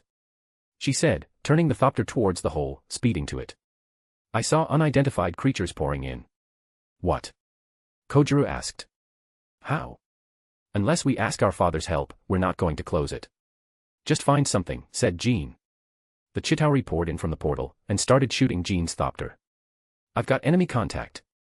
Jean then turned the thopter to hover mode, and started to unload the guns of the aircraft towards the Chitauri. She also saw Tony Stark, shooting the Chitauri using his repulsors while flying. Hello Jean, a man suddenly spoke from the comms. It was Michelle. Need any help? Bro. Why are you so late? Jean screamed to the comms. Takes a lot of convincing, you know, said Anna from the comms. Not to mention, Steve Rogers is a bit of an old-fashioned guy, he takes too long to suit up. Oh great. Said Jean, still gunning down the Chitauri. Isaiah, you there? I'm here, Jean, spoke Isaiah. Good, tell the NYPD to evacuate the whole Manhattan, said Jean as she saw that the Chitauri started to surround her thopter. She grabbed the comms, set the thopter to self-detonate, and opened the ramp. Do it as quickly as possible. She then jumped from her thopter, and it exploded in the Chitauri's faces, killing many soldiers at the same time. Jean was now falling towards the ground, with her comms still on her ear. That would take too much time. She heard Isaiah shouted from the comms, chaos in the background. These aliens have already landed. I'll be the distraction, just do what you can. From Jean's back, wings suddenly spread open, and it was so bright that practically everyone in the city could see the flash of bright light. Jean was now hovering in the sky, flapping her wings majestically. She summoned her swords that floated in the air, before staring at the horde of Chitauri behind her. She smirked at the sight. Come here, bitch. Another thopter landed on the streets of Manhattan near the Stark Tower. Inside it were Rogers, Barton, Romanoff, and the two apostles. Why are we landing? Rogers questioned with a frown. Too risky to fly, said Anna as she turned off the engine of the thopter. Limited space to fly, aliens everywhere, not to mention Loki with his weird scepter. This thopter is expensive, Cap, possibly more expensive than Romanoff's life right here. Isn't it made out of vibranium? All thopters are made out of it. Romanoff asked. Not this one, said Michel, grabbing his sniper from the weapons locker. Our thopters are different from the Zimmeran ones. The ramp then opened, and the two apostles got out along with the rest of the men. Where do we go now? Asked Barton, opening up his bow. To the tower, said Rogers. We need to close the portal. We've tried it, said Anna to Rogers. You need to find a way to break through the energy barrier, find something that is similar to the Tesseract, find it with Loki or something. What about the army? Michel spoke. Rogers looked around. We need to secure the place a perimeter around the area. Suddenly, a giant-ass Leviathan got out of the portal, sending a bunch of Chitauri again to New York. Rogers looked at it, and gulped. Stark, you seeing this? Seeing, still working on believing, said Tony from the earbud. All right lads, this is where we part ways, said Michel, making the three frown. You need to find a way to close the portal, we'll handle the army. And how are you going to do that with only a couple of people? Romanoff asked. We're not just ordinary people, Agent Romanoff, said Michel, walking towards a bridge. We've done this many times, trust us, as we say, as you are the light, we are the shadows. He then jumped from the bridge, before landing on top of a Chitauri, before killing instantly, and he rode his ride. He's right, we'll fight our battles, while you fight yours, said Anna, her eyes glow pink, and a dazed Chitauri suddenly landed beside her, and sent her flying to the buildings above. Captain Stacy was rushing through the panicked masses to go to the scene. The police radio was a disaster, it was practically chaos, there was only rattling and rambling, not a coherent voice. He was trying to evacuate the citizens, all the while worried if the aliens would reach Queens or not, where his family was. He was holding his gun, shooting at the air where the Chitauri was flying through, not caring about the bullets at all. Suddenly, an energy blast hit his car, and he ducked to avoid the fire. Does the army know what's going on here? His colleague shouted. We don't even know what's going on, pal, he said, shooting at the sky above. When another energy blast was coming, he and his colleague was protected by someone with a star-spangled suit. It was Captain America, equipped with his shield. I need men to escort the people in the buildings out of here, he said. You need to secure the perimeter so people won't enter Manhattan. What the hell is going on here? Shouted George. And who are you? Steve Rogers, he said, and George realized that he was Captain America. He then threw his shield, making a Chitauri fall down, and killing it. Just do it, son, bring the civilians to the basement, or to the subway. Captain Stacy looked at his colleague, and nodded. We're on it, Cap. Chapter 209, Chapter 181, Building to Building. 2012 CE. It was a chaotic time, the people in the buildings were trapped and cannot go down because of the rubble, and people can only pray to whatever god they believe in that they will come out of this safely. Suddenly, a group of Chitauri broke through the window glass, and started blasting the people, making them scream and take cover behind their desks. A man then slammed the emergency door open, and rushed to the Chitauri. His hands glowed bronze, and he slammed it towards the Chitauri, killing them all easily. His hands were bloodied with the blue blood of the Chitauri, and looked at the civilians. Y'all all right? He asked, his face cloaked. Why yes. One stuttered. Okay, the stairs are clear now, you can go down, he informed. After you go down, do not go to the streets, you understand? Go to the basement or the subway. All right. Then go. The civilians quickly ran towards the stairs. The man, who was Isaiah, walked towards the broken window, looking at the sky. He saw that the sky was brightly lit, as if there was a second sun shining. You okay there? Spoke Isaiah to the comms. I'm fine. Just deal with the portal. Well, I don't know how to close it. Kojiro spoke. It's Loki.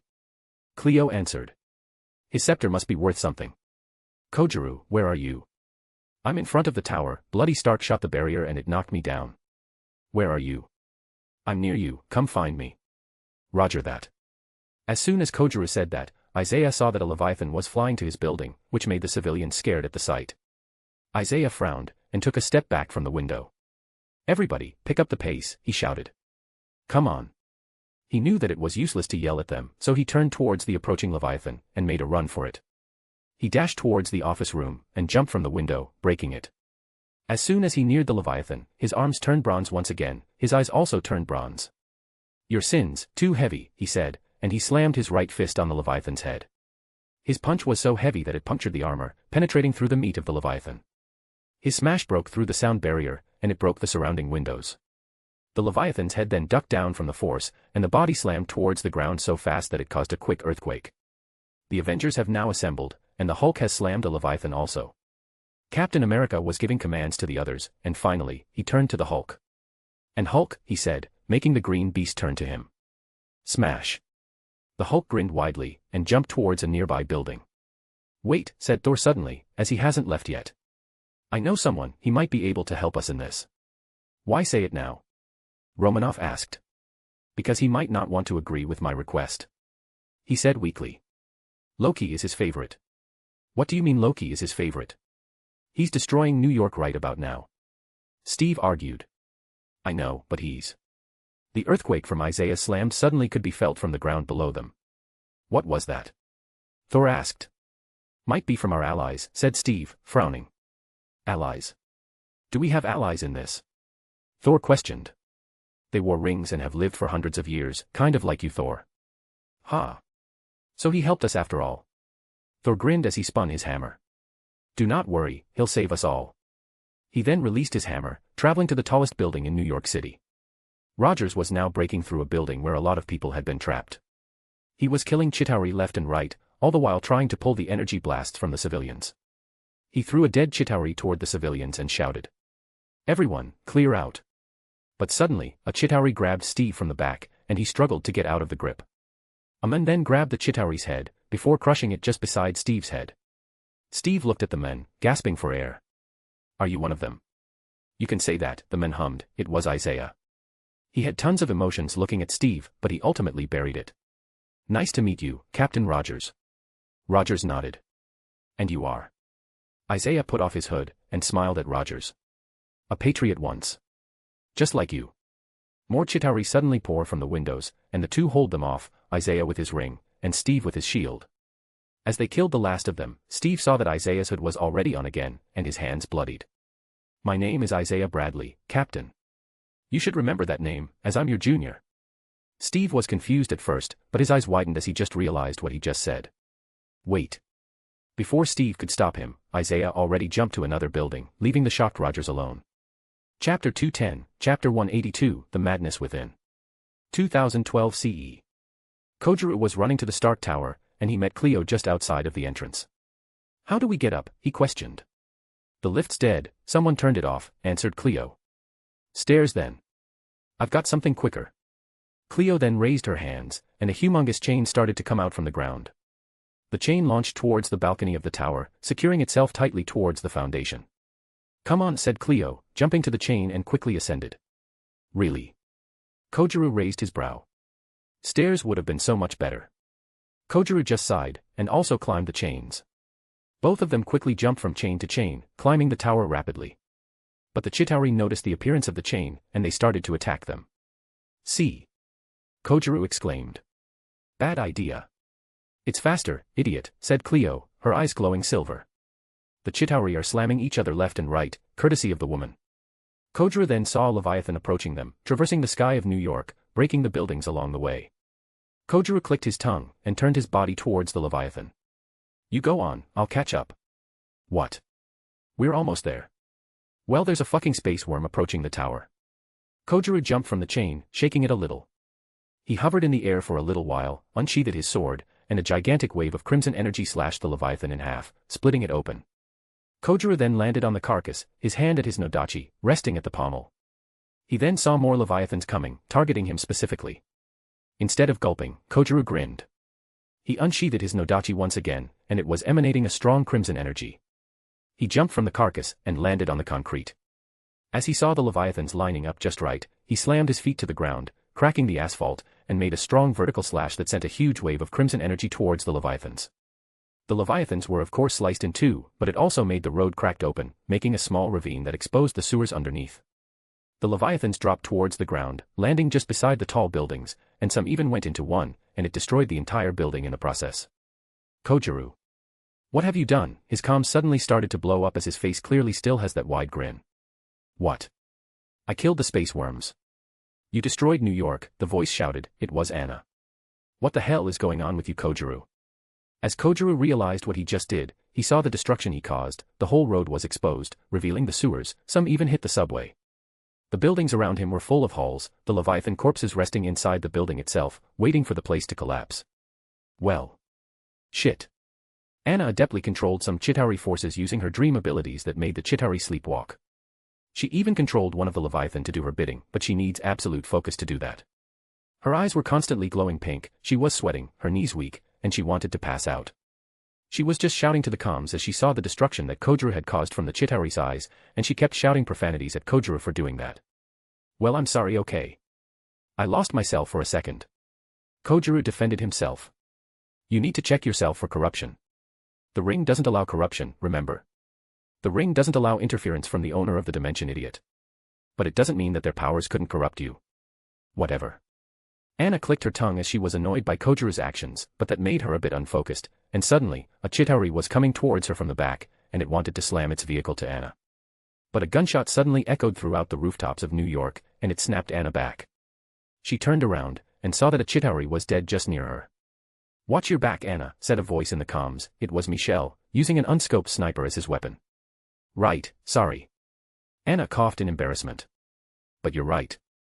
Michel spoke in the comms. Kojiro, you need to check yourself. As Cleo arrived at the rooftop again, he noticed that it was all quiet. There was northwest noise inside the place, and Cleo didn't like it at all. Loki, show yourself, she said. Chains started to drop from her hands, making a screeching sound as it moved on the tile floor. But it was still quiet. Cleo doesn't have that feeling of danger again. She felt that it was safe being here. She didn't know why, but she kept pushing. Loki, she shouted, grabbing her chains more tightly. Then, she sensed a movement. She quickly spun around, and her chains wrapped around the hands of the man that made a noise, but once she saw who it was, she was shocked. It wasn't Loki, it was someone else. Father.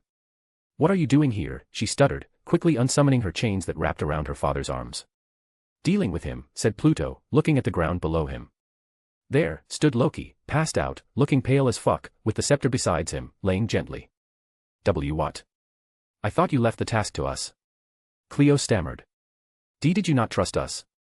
Oh, I trust you, Cleo. You've done a spectacular job outside. Well, except Kojiro, seems like you need to deal with him after this. What? What did he do? She frowned, looking down to the streets below. You'll find out later. Pluto shrugged. For now, I'll see you later, my task here is done. Pluto suddenly disappeared from the place, confusing Cleo to the highest degree. She walked towards the unconscious Loki, and grabbed the scepter away from him. She then stared at Loki, still contemplating on what had happened here. Chapter 211, Chapter 183, Help. 2012 CE. While all of his brothers and sisters were fighting in New York, Grod was fighting a different battle. He was now in an empty conference room, where there were multiple holograms that were displaying humans. More specifically, it was the World Security Council. Grod looked pissed. He was tapping his fingers rapidly towards his table, leaning against his seat stiffly. The humans were debating endlessly in front of him, arguing effortlessly, trying to reach a conclusion. They all agreed on one thing, but some of them disagreed about another thing. To simply put, the other councilmen agreed to launch a nuclear strike to Manhattan, to put an end to the invasion before it spread even further to the rest of the world. All of them agreed to that, but they disagreed about one thing, whether or not Grod was allowed to vote in this council. There are two sides, the one who doesn't want Grod to vote, and another the opposite of it. The ones who don't want Grod to vote argued that this is humanity's problem, not Simian's, but the one who disagreed said that whether or not it was humanity's problem or not, Grod had to vote, because if it failed, Zimra would also be invaded. All of them kept arguing in front of Grod tirelessly, seemingly wasting precious time. Grod finally had enough. He grabbed his hammer that was used in the UN, and slammed it roughly, making the other councilman turn to him. Are you done? He questioned in annoyance. Will you wait a minute, King Grod? We are discussing whether. No, you all are idiots, he said, making the other councilman surprised. Do you not realize how idiotic your desi-scion is? Nuclear weapons don't just obliterate the target, Councilman, they destroy the land surrounding it as well. When that missile detonates in Manhattan, the radiation wind will spread around, making New York and possibly other towns near it practically unlivable. Do we have a choice, King Grod? Argued a councilman. That alien invasion could devastate the rest of the country, and maybe the world if we don't stop it. I thought the Avengers were working on it. We heard, but it seems it isn't stopping, said a councilman bitterly. Even their unknown allies, the so-called ring-bearers that don't have authorization, who seem to like destroying New York more rather than actually saving it, are only stalling it, not cleaning it altogether. They were also reported to have your country's technology, King Grod, and we shall talk about it after this. Fine, let's say, we're going to launch the missile. What about the civilians? The Avengers? The ring-bearers. Their sacrifice will be.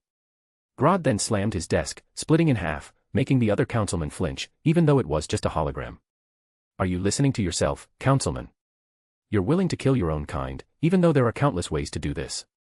What choice do we have, King Grod? Argued the U.S. councilman. If we don't stop the invasion. I hear you, councilman, but do you even hear yourself right now? You're willing to kill your own citizens. It's the only way. It is not. Grod argued back. You know there's another way, you just have to drop your pride, councilman. What do you mean? The U.S. councilman frowned. Ask for help, said Grod. That's it. But they won't have time, councilman, said the U.S. councilman. Are you not listening? It will be too late before the military surround New York. Then declare martial law in New York, said Grod calmly. And give my troops permission to act. The U.S. councilman scoffed. You are even further, King Grod, we do not have time for your arrogance right now. It is not arrogance that is coming out of me, councilman, said Grod calmly. Please, trust us. We have the technology to go to New York faster than you all. This is not an act of intimidation, this is an act of compassion. The world is ours as it is yours, let us help you in your time of need. The other councilmen were looking at each other. What kind of technology are you talking about? We cannot give you permission to act if we do not know what you will do. It's quantum teleportation, said Grod, making the other councilman frown. It is achieved using quantum entanglement, in which two or more particles are inextricably linked to each other. If an entangled pair of particles is shared between two separate locations, no matter the distance between them, the encoded information is teleported. Yes, we know about teleportation, King Grod, how come you never told the world about it? Grod rolled his eyes. Oh please councilman, you all also do it all the time. We will talk about this later, Councilman Grod, said a councilman. Very well, let's vote. Those who agreed to let the Zimmeran armed forces take over the invasion defense, raise your hands. All of them raised their hands. Well, it seems the vote has been decided, said the U.S. councilman. Very well, King Grod, we will trust you on dealing with the alien forces, may God help you in your fights to come. Chapter 212, Chapter 184, Protect Your Mind, Kids. 2012 CE. A few minutes before Cleo arrived on top of the tower for the second time. Loki was watching in the penthouse as the Chitauri invaded New York relentlessly. The Leviathans were flying around, and the soldiers were shooting the police and the Avengers below. But he noticed something, that the invasion was failing spectacularly. The soldiers fell one by one like poison flies, almost all of the Leviathans were either cut in half, or crushed by the Hulk, not to mention, the angel above slaughtering the reinforcements so easily. Loki clenched his scepter as he was frustrated by the scene. Stubborn ants, he cursed. He wanted to walk towards the penthouse to calm himself down, but then he sensed that someone was nearby. So, he shot a blue beam from the scepter towards the direction of that someone. As the blue beam hit that man, it didn't hurt him, instead, the man sort of absorbed the energy, making Loki's eyes widened. That wasn't very nice, was it? Said the man calmly, walking towards Loki. Loki frowned at the sight of the man. Hello, uncle. Is that you talking or the spell? The man, Pluto, questioned. I don't know what you're talking about, said Loki, smirking at Pluto, while aiming his scepter at him. Pluto put his hands on his back and continued towards Loki, before standing right in front of the scepter. What are you going to do with that toy? Shoot me with it. This scepter contained one of the most powerful objects in the universe, uncle, Loki sneered. Even someone like you couldn't handle its power. Really? Pluto raised his eyebrow. Try me then. Loki smirked, and he touched Pluto's chest with the tip of the scepter, and the energy of the thing slowly went to Pluto's body. Loki felt like he had already won, but suddenly, the energy that went to Pluto seemed too much, and that made Loki frown. Pluto's eyes suddenly turned yellow, as well as the energy that was coming out of the scepter. The energy from the scepter was transferring to Pluto's body rapidly, and the man's face didn't look disturbed at all, he just kept staring at the nervous Loki, his eyes glowing. And then, Pluto's vision went dark. As he appeared in the vast and empty void, Pluto could see the other two infinity constructs standing beside him. "Oh, I sensed Mind in front," said Juno casually. "I seem to sense him as well," added Kronos. "Be careful, Pluto, he is the most difficult to handle." "I've dealt with Juno, it doesn't get any worse than that." Pluto shrugged. "Hey!" Juno yelled in protest, and the three of them walked to the place where they had sensed Mind. "I've seen your mind, Eternal," the voice echoed through the void. "You are a strange one." "Hello, Mind," Juno said casually. "Long time no see. Space and time on your side," continued Mind. "How curious. He is not trying to harm us, Mind, join us." Kronos spoke. "You've seen his thoughts, his memories, his origin. He's special." "Yes, I have seen it," Mind spoke. "Death. Eternity, entropy. Infinity. I feel their powers in you, their creator's power in you. Death, eternity, entropy, infinity. Your creator?" Pluto questioned, turning to Kronos, to which he just nodded. "The multiverse is more vast than you think, Eternal," said Mind. "Your goal for freedom, it is doomed to fail." "And how do you know that?" Pluto raised his brow. "To kill a celestial, is to attract their other selves to you," said Mind. "Your battle will be fruitless." "Who says I will be alone?" Pluto questioned calmly. "It is an idiotic and risky idea," said Kronos. "But it might work." "You risk the stability of every universe in existence," shouted Mind, and he finally appeared in front of Pluto. "If you are not careful, you will cause a catastrophe that even our creators could not handle." "I trust him," said Juno, walking towards Mind. "You should too." Mind then turned to Kronos, and the green construct just nodded. "Would you rather put your trust in me? Or a mad titan?" Pluto questioned. "You are a madman too, Eternal." Mind refuted. "Very well, if time and space trust you, so will I." Mind then bowed to Pluto. "I will serve you, Pluto the Eternal, the Lord of all that is golden." As he said that, Pluto's golden legion appeared in front of him. A sea of gold watched as Mind bowed to their lord. Pluto shook his head. "No, you will not serve me," he said. He raised his hand, gesturing a fist. "As I am thou, and thou art I." Mind looked at the fist, and nodded. He formed a fist, and touched his fist. "I am thou, thou art I." Pluto smiled. "Thank you for trusting me, Hypnos." "Hypnos," Mind murmured. "Very well." And then, Pluto's vision turned black again. As Pluto woke up from his trance, he was still at the previous position, with Loki confused on why is the scepter acting up. Pluto suddenly grabbed the scepter, which made Loki surprised, and he slammed Loki's face with it, dropping Loki to the ground, groaning in pain. "Wake up," said Pluto, stepping on Loki's chest. "This is not you." "How dare you, uncle?" Loki hissed. "I am a god. I will." Pluto sighed, his eyes then turned yellow, and Loki was suddenly in a trance. Yellowish residue started to come out from Loki's eyes, and the trickster passed out. "Well, I'll see you later," Pluto murmured, dropping the scepter to the ground. Pluto was about to leave, but then, something restricted him. It was a silver chain, and once he saw who it was, he smiled. "Father," the woman questioned. It was Cleo. "What are you doing here?" Pluto looked at Loki, who was unconscious. "Dealing with him." Chapter 213, Chapter 185, A Sword in the Hole. 2012 CE. Cleo was running to the top of the Stark Tower with the scepter still in hand. She was watching the sky above. The Chitauri kept pouring from the hole in the sky, relentlessly attacking Jean, who was the front-line defense.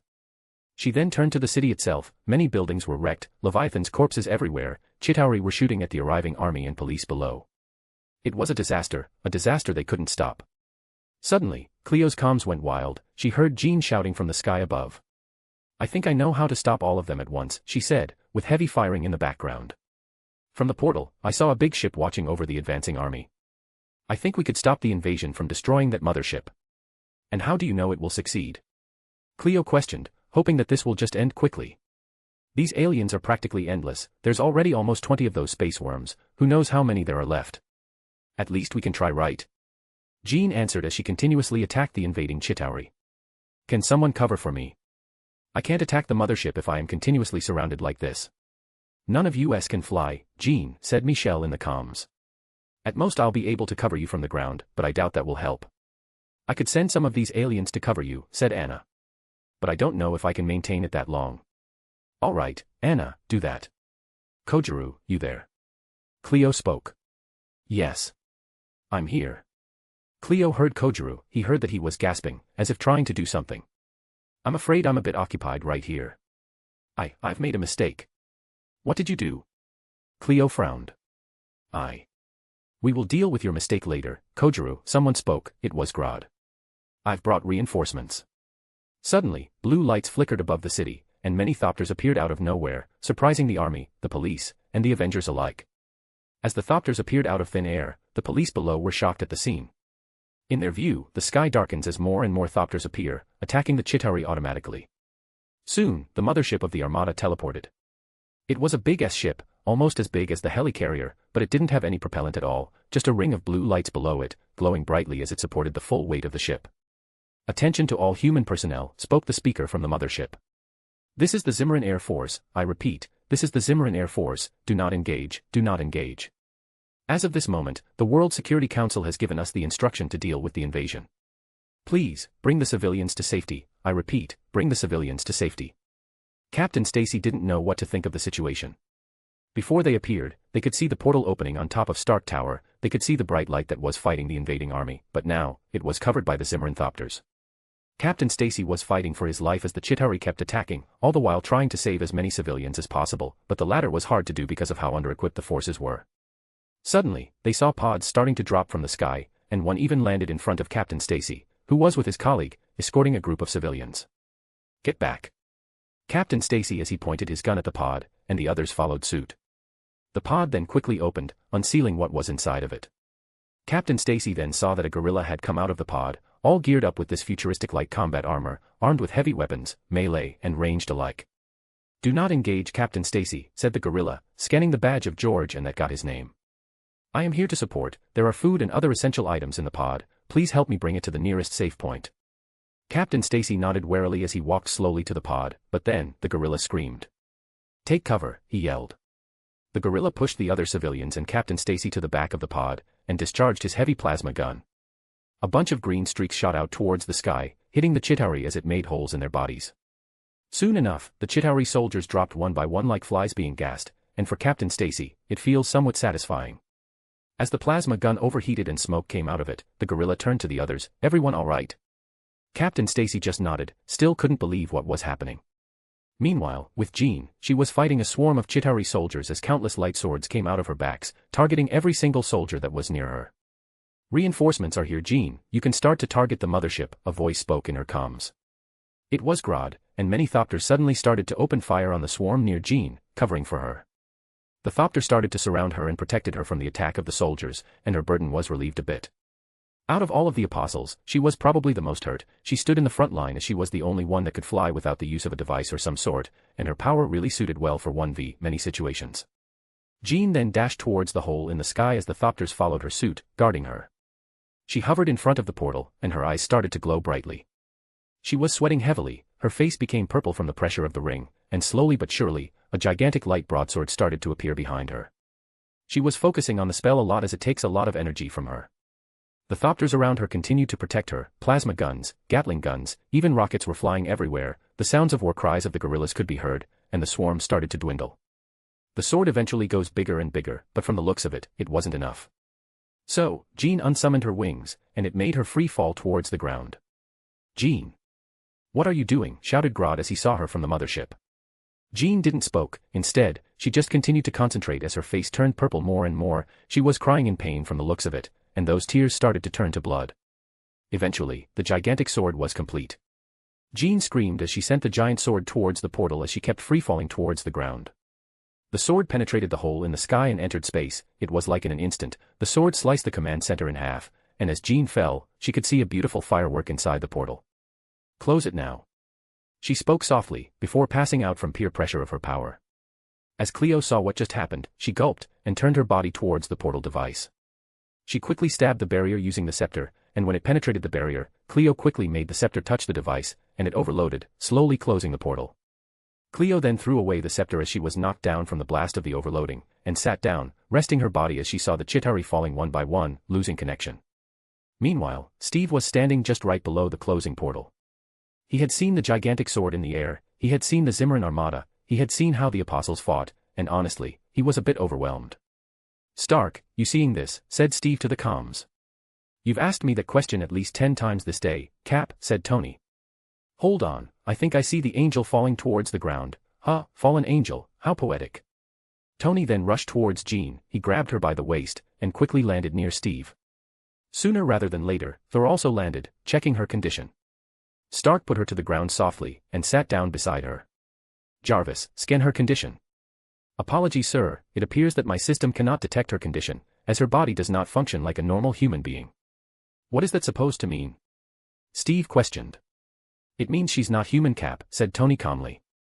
Thor. Could you shock her? I doubt it would work, said Thor.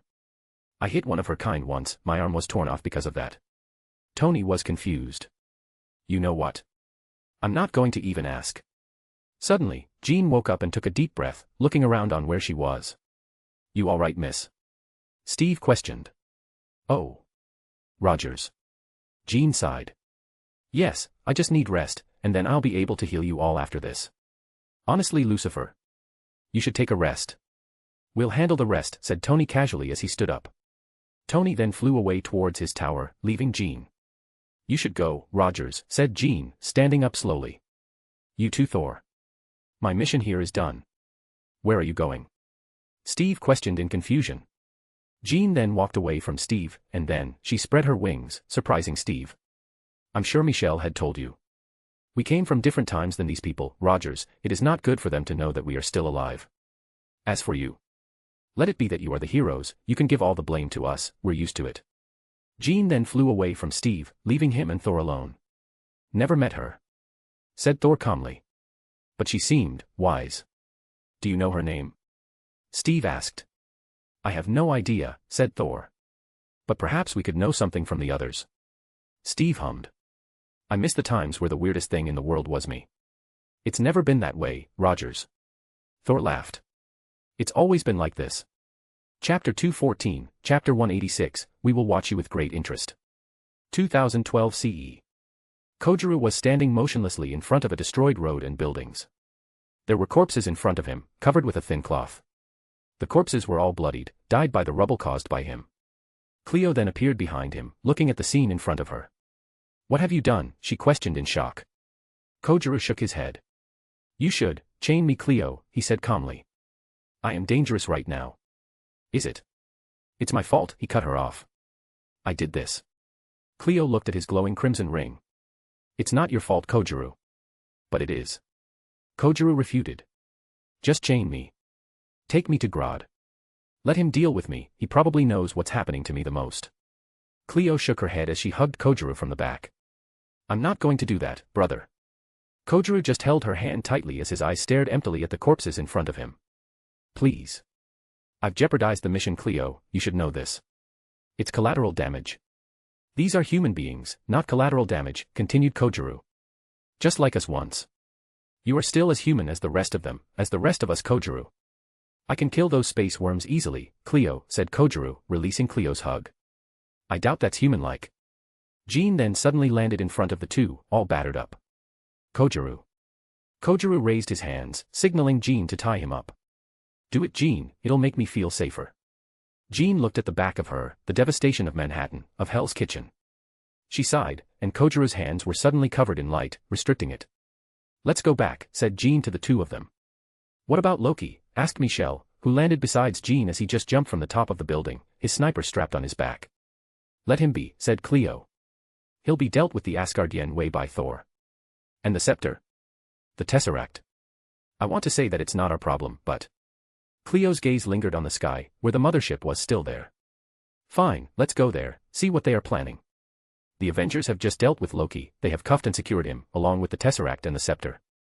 Suddenly, the unseen one's remaining thopter hovered in front of the Stark Tower, and it attracted the attention of the agents inside.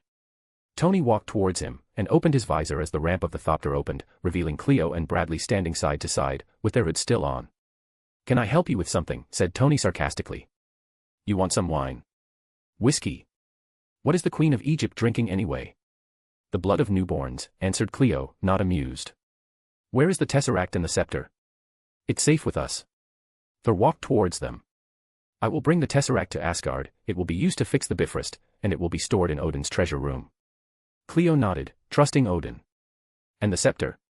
We'll be storing it safely, answered Steve. You can trust us. But that's the thing, Captain, refuted Bradley.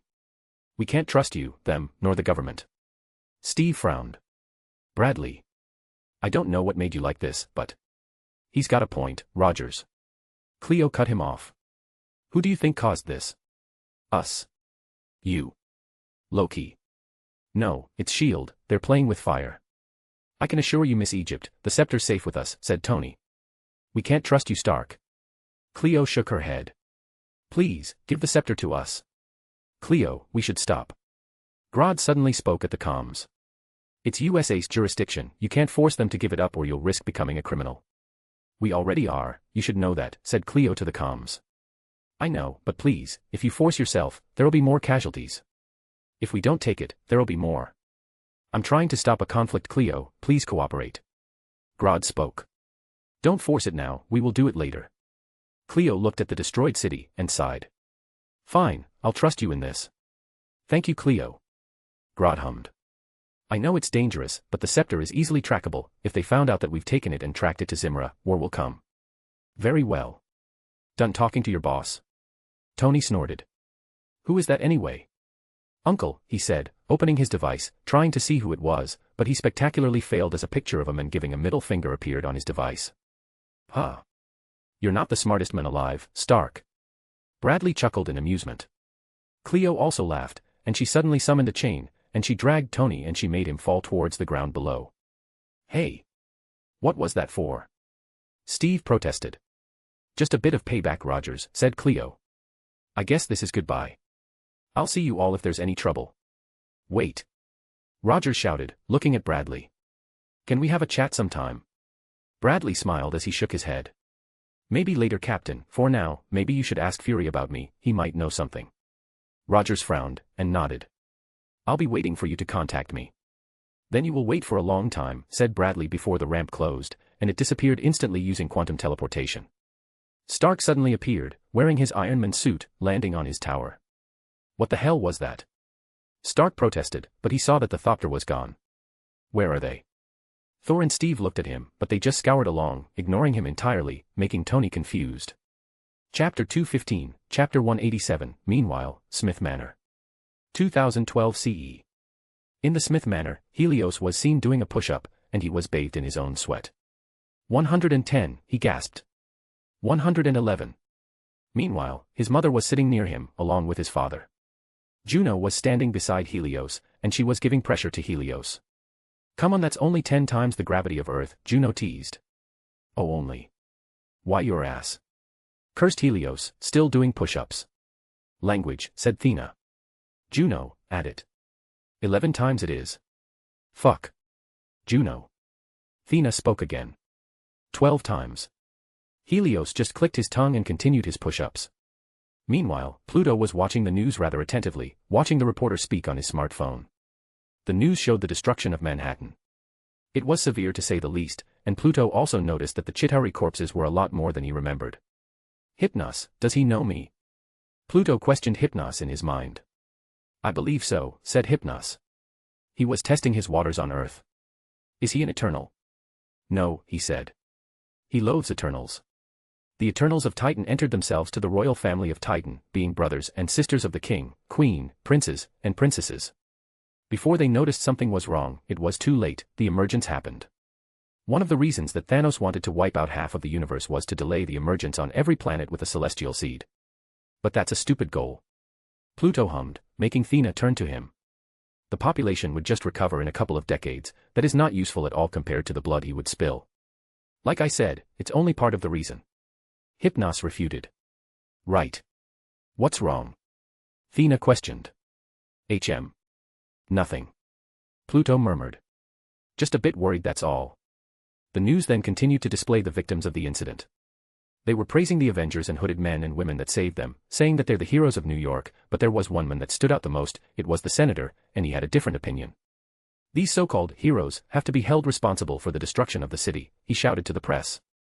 I mean, look around you, buildings collapsed, roads destroyed, bodies everywhere. These are no actions of heroes, this was their fight, they caused this, but where are they now? Stark hid in his big tower, the so-called God of Thunder disappeared from the city with the supposed criminal, not to mention these hooded men. Their powers caused significant damage to the city. And yet they just left like that. Are they even American citizens? With the Avengers at least we know who's responsible, but the hooded men? We don't even know who they are. The federal government must take action on these vigilantes. The news then displayed the video of Bradley punching the Leviathan so hard that the Leviathan slammed on the ground, destroying many cars and roads. It then displayed Khodra killing many Leviathans, cutting up buildings and roads on the way. Then, the news cut to King Grod, who was standing in a podium. As the king of the Zimmeran kingdom, we will help the reparation of the city. Our troops will stay in Manhattan for months to help with the reparation process and supplies. If any of your homes are destroyed and have nowhere to stay, you can go to our military post in Hell's Kitchen for some essential things. We will also provide temporary housing, in hopes that it will relieve the pain this tragedy has brought to you all. Spoken like a true politician. Pluto hummed. He then turned towards Helios, who was sweating like crazy, trying to survive the ordeal. How many have you done? 132, Helios gasped. 133. All right, I think that's good enough, said Pluto, putting his smartphone in his pocket, and he stood up from his chair. Helios then dropped to the ground, and Juno disappeared, entering Pluto once again. Helios was gasping for air, his muscles were all sore, and his face all purple. Only 133. Do we have something to do? Thea questioned, also standing up. Well, New York was attacked, so we have a lot to do. Pluto murmured. What? What do you mean New York was attacked? Helios questioned in worry. Is Gwen all right? The attack doesn't reach Queens, so it's probably fine. Pluto shrugged. Come on, we're going home. Pluto then grabbed Helios, he put him on his shoulder, and the three of them disappeared from the mansion, towards their home in Queens. Chapter 216, Chapter 188, Reparation. 2012 CE. Hell's Kitchen, New York. Grod had just walked off the podium for press purposes. He was calm, but tired at the same time. The simians in the military camp were busy dropping off supplies from the Thopters, and a squad of simians just got out of the camp to find survivors beneath the rubbles. Another simian, who was Grod's assistant, fully geared with white combat armor but was still wearing his glasses, walked towards Grod. My king, isn't this too much? I mean, $50 billion, said the assistant. Winston, you realize that the tension with humans and simian is at an all-time high, right, said Grod. We just showed our capability to appear anywhere on Earth in an instant, you think they wouldn't be scared? But it's $50 billion, my king. Winston protested. That's a month's budget of the science division. It's just a month, Winston, nothing too serious, continued Grod. If it could build bridges between their kind and ours, it's only a small sacrifice. The two then continued to walk through the base. They saw the humans lining up to get some Zimmeran traditional food, which was basically banana dishes. Another simian then suddenly approached Grod. My king, a human general, requested to talk to you, said the soldier. Name. General Thaddeus Ross. Grod frowned. Bring him to my tent. The soldier thumped his chest, and walked away from Grod. Are you sure that is a good idea, my king? Winston frowned. Our intel suggests that he's a madman, not caring about the lives of his human experimentation. Bruce Banner is one of them. I know Winston, I was the one who found that. Grod murmured. But let's see what he has to say. Then I'll leave you to it, my king. Grod nodded, and Winston left him. Grod then entered his tent, and sat on his chair, before a man requested to enter his room. Come in, said Grod, and the men entered the place. It was General Ross. Thank you for agreeing on meeting with me, your majesty. Sit down, General Ross, continued Grod, and Ross sat in front of him. Now, what do you want from me? I will be straightforward with you, your majesty. The federal government wants to cooperate with your nation. Grod raised his brow. What kind of cooperation? We want your cooperation to issue a manhunt on the hooded criminals. Or the unseen ones as S.H.I.E.L.D. called them. Grod frowned. Why not just use S.H.I.E.L.D.? Ross shook his head. Nick Fury has refused to cooperate. They said that they are under the protection of the Avengers initiative. Then why are you here, General? I'm here on behalf of the military, not S.H.I.E.L.D., said Ross. The fact is, the unseen ones have caused more destruction than good, while the casualties were minimized because of their involvement in the battle. That does not mean that they got away with destroying many public and private properties in Manhattan. And the Avengers? Grod questioned. Tony Stark agreed to donate his money for the reparation, plus some other things. Plus some other things. Grod frowned. Don't joke with me, General. I am certainly not joking with you, your majesty, said Ross seriously. We are offering goodwill towards Zimera, cooperation. The unseen ones are criminals. Okay, who issued the order? General Ross. The Secretary of Defense itself ordered the hunt, Your Majesty, said Ross. You might know him from the council. Alexander Pierce. Grod raised his brow. He tapped his fingers to the desk for a little while, before smiling widely. He stood up, and offered Ross his hand. Then may we have a successful cooperation, General Ross. Ross smiled happily because the negotiation was quite easy. Ross also stood up and shook Grod's hand. May God strengthen our alliance. While all of that was happening, Steve was sitting in front of Fury, tapping his feet rapidly, a sign of anxiousness. He was reading a file concerning a man he thought he had met. Turns out, he wasn't even close on guessing who he truly was. He thought he was like himself, a war veteran, volunteered to be a super soldier like him to fight in a war like him. He was dead wrong. Well, now you know, said Nick Fury calmly in front of him. I myself was shocked when I saw it, but I am a spy. I have done many things that may seem cruel to you, so it is not right for me to judge our own government, even though I myself had done something similar. Steve just shook his head, almost in denial. Why lie? Why say that it was a tetanus shot? And why target African Americans specifically? I mean, if the government told them the truth, I bet a lot of people would volunteer to support their country. Human experimentation leaves a bad taste in the mouth, Captain, said Fury. As for why it was only African Americans, I myself don't even know that. But I suppose it's representation. Representation. Steve frowned. If there's a second Captain America, and he's black, I bet a lot of black people would go and enlist in the military, explained Fury. But that's just my assumption. Could also be more sinister reasons for it. Steve clenched the file hardly. And now he's a criminal. S.H.I.E.L.D. has refused to cooperate on the manhunt. Fury said calmly. But I doubt the federal government will stop. Rogers dropped the file to the desk and stood up, and that made Fury also standing up. Thank you for this, Director. No problem, said Fury casually, his hands on his back. Just don't do something stupid, Captain. While the public loves you, there are factions in the government. Steve frowned. Factions. Fury looked outside the window. Trust no one. Rogers just nodded. He grabbed a necklace that comes with the file. It was more of a tag than a necklace, and he got out of the room, putting the tag in his pocket. In a dark office, a man was sitting calmly as the only thing that lit up the room was the TV, playing the news rather extensively in front of the man. The TV was displaying the Smith Enterprises building at the edge of Manhattan. A lot of press were in front of it, and a podium was standing in front of the front door of the building. Soon enough, a man with rather formal clothing came out of the building. It was Pluto, attracting everyone's attention on how young he looked, and how haunting his peculiar violet eyes are. Pluto then spoke about how he and his company will donate a lot of money to the rebuilding of Manhattan. It was brief and short, just like Pluto like it.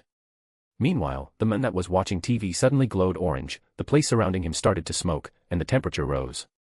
But then, his episode was interrupted when the phone rang. He picked up the phone, and a voice came out of the other side. What's our next target, boss? Smith Building, bring Hansen to me, said the man. He tapped his desk for a little while, before saying. Also, find out where Smith's kid is going to school too. Strike that, bring the kid. The man behind the phone was perplexed. We're hitting a school. Just do it, the man insisted.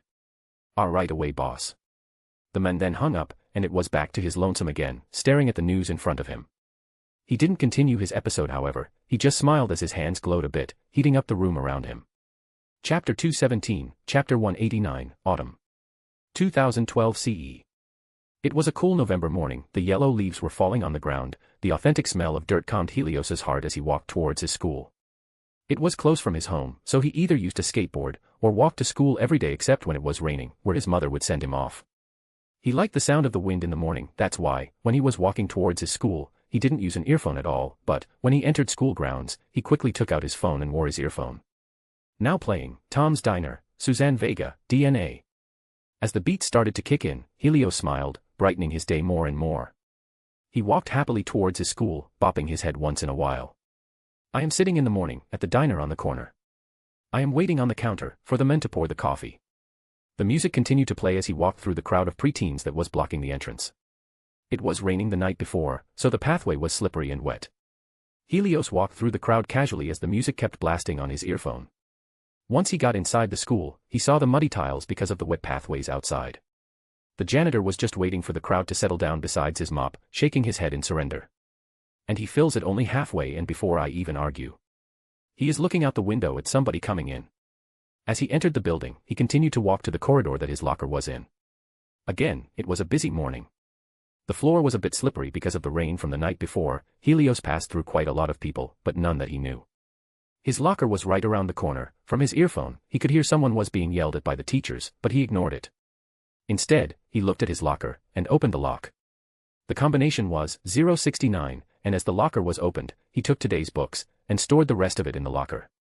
He closed the locker, but once he closed it, on the edge of the corridor, he saw his friend Gwen with her other female friends. Both of them had eye contact across the hallway for a few seconds. Helios just smiled at him, while Gwen gave him a small wave. Gwen then was dragged by her female friend, and Helios continued on his day. As the music was still blasting on his ears, he felt a tap from his shoulder, which made him turn, only to see a scrawny kid looking at him excitedly.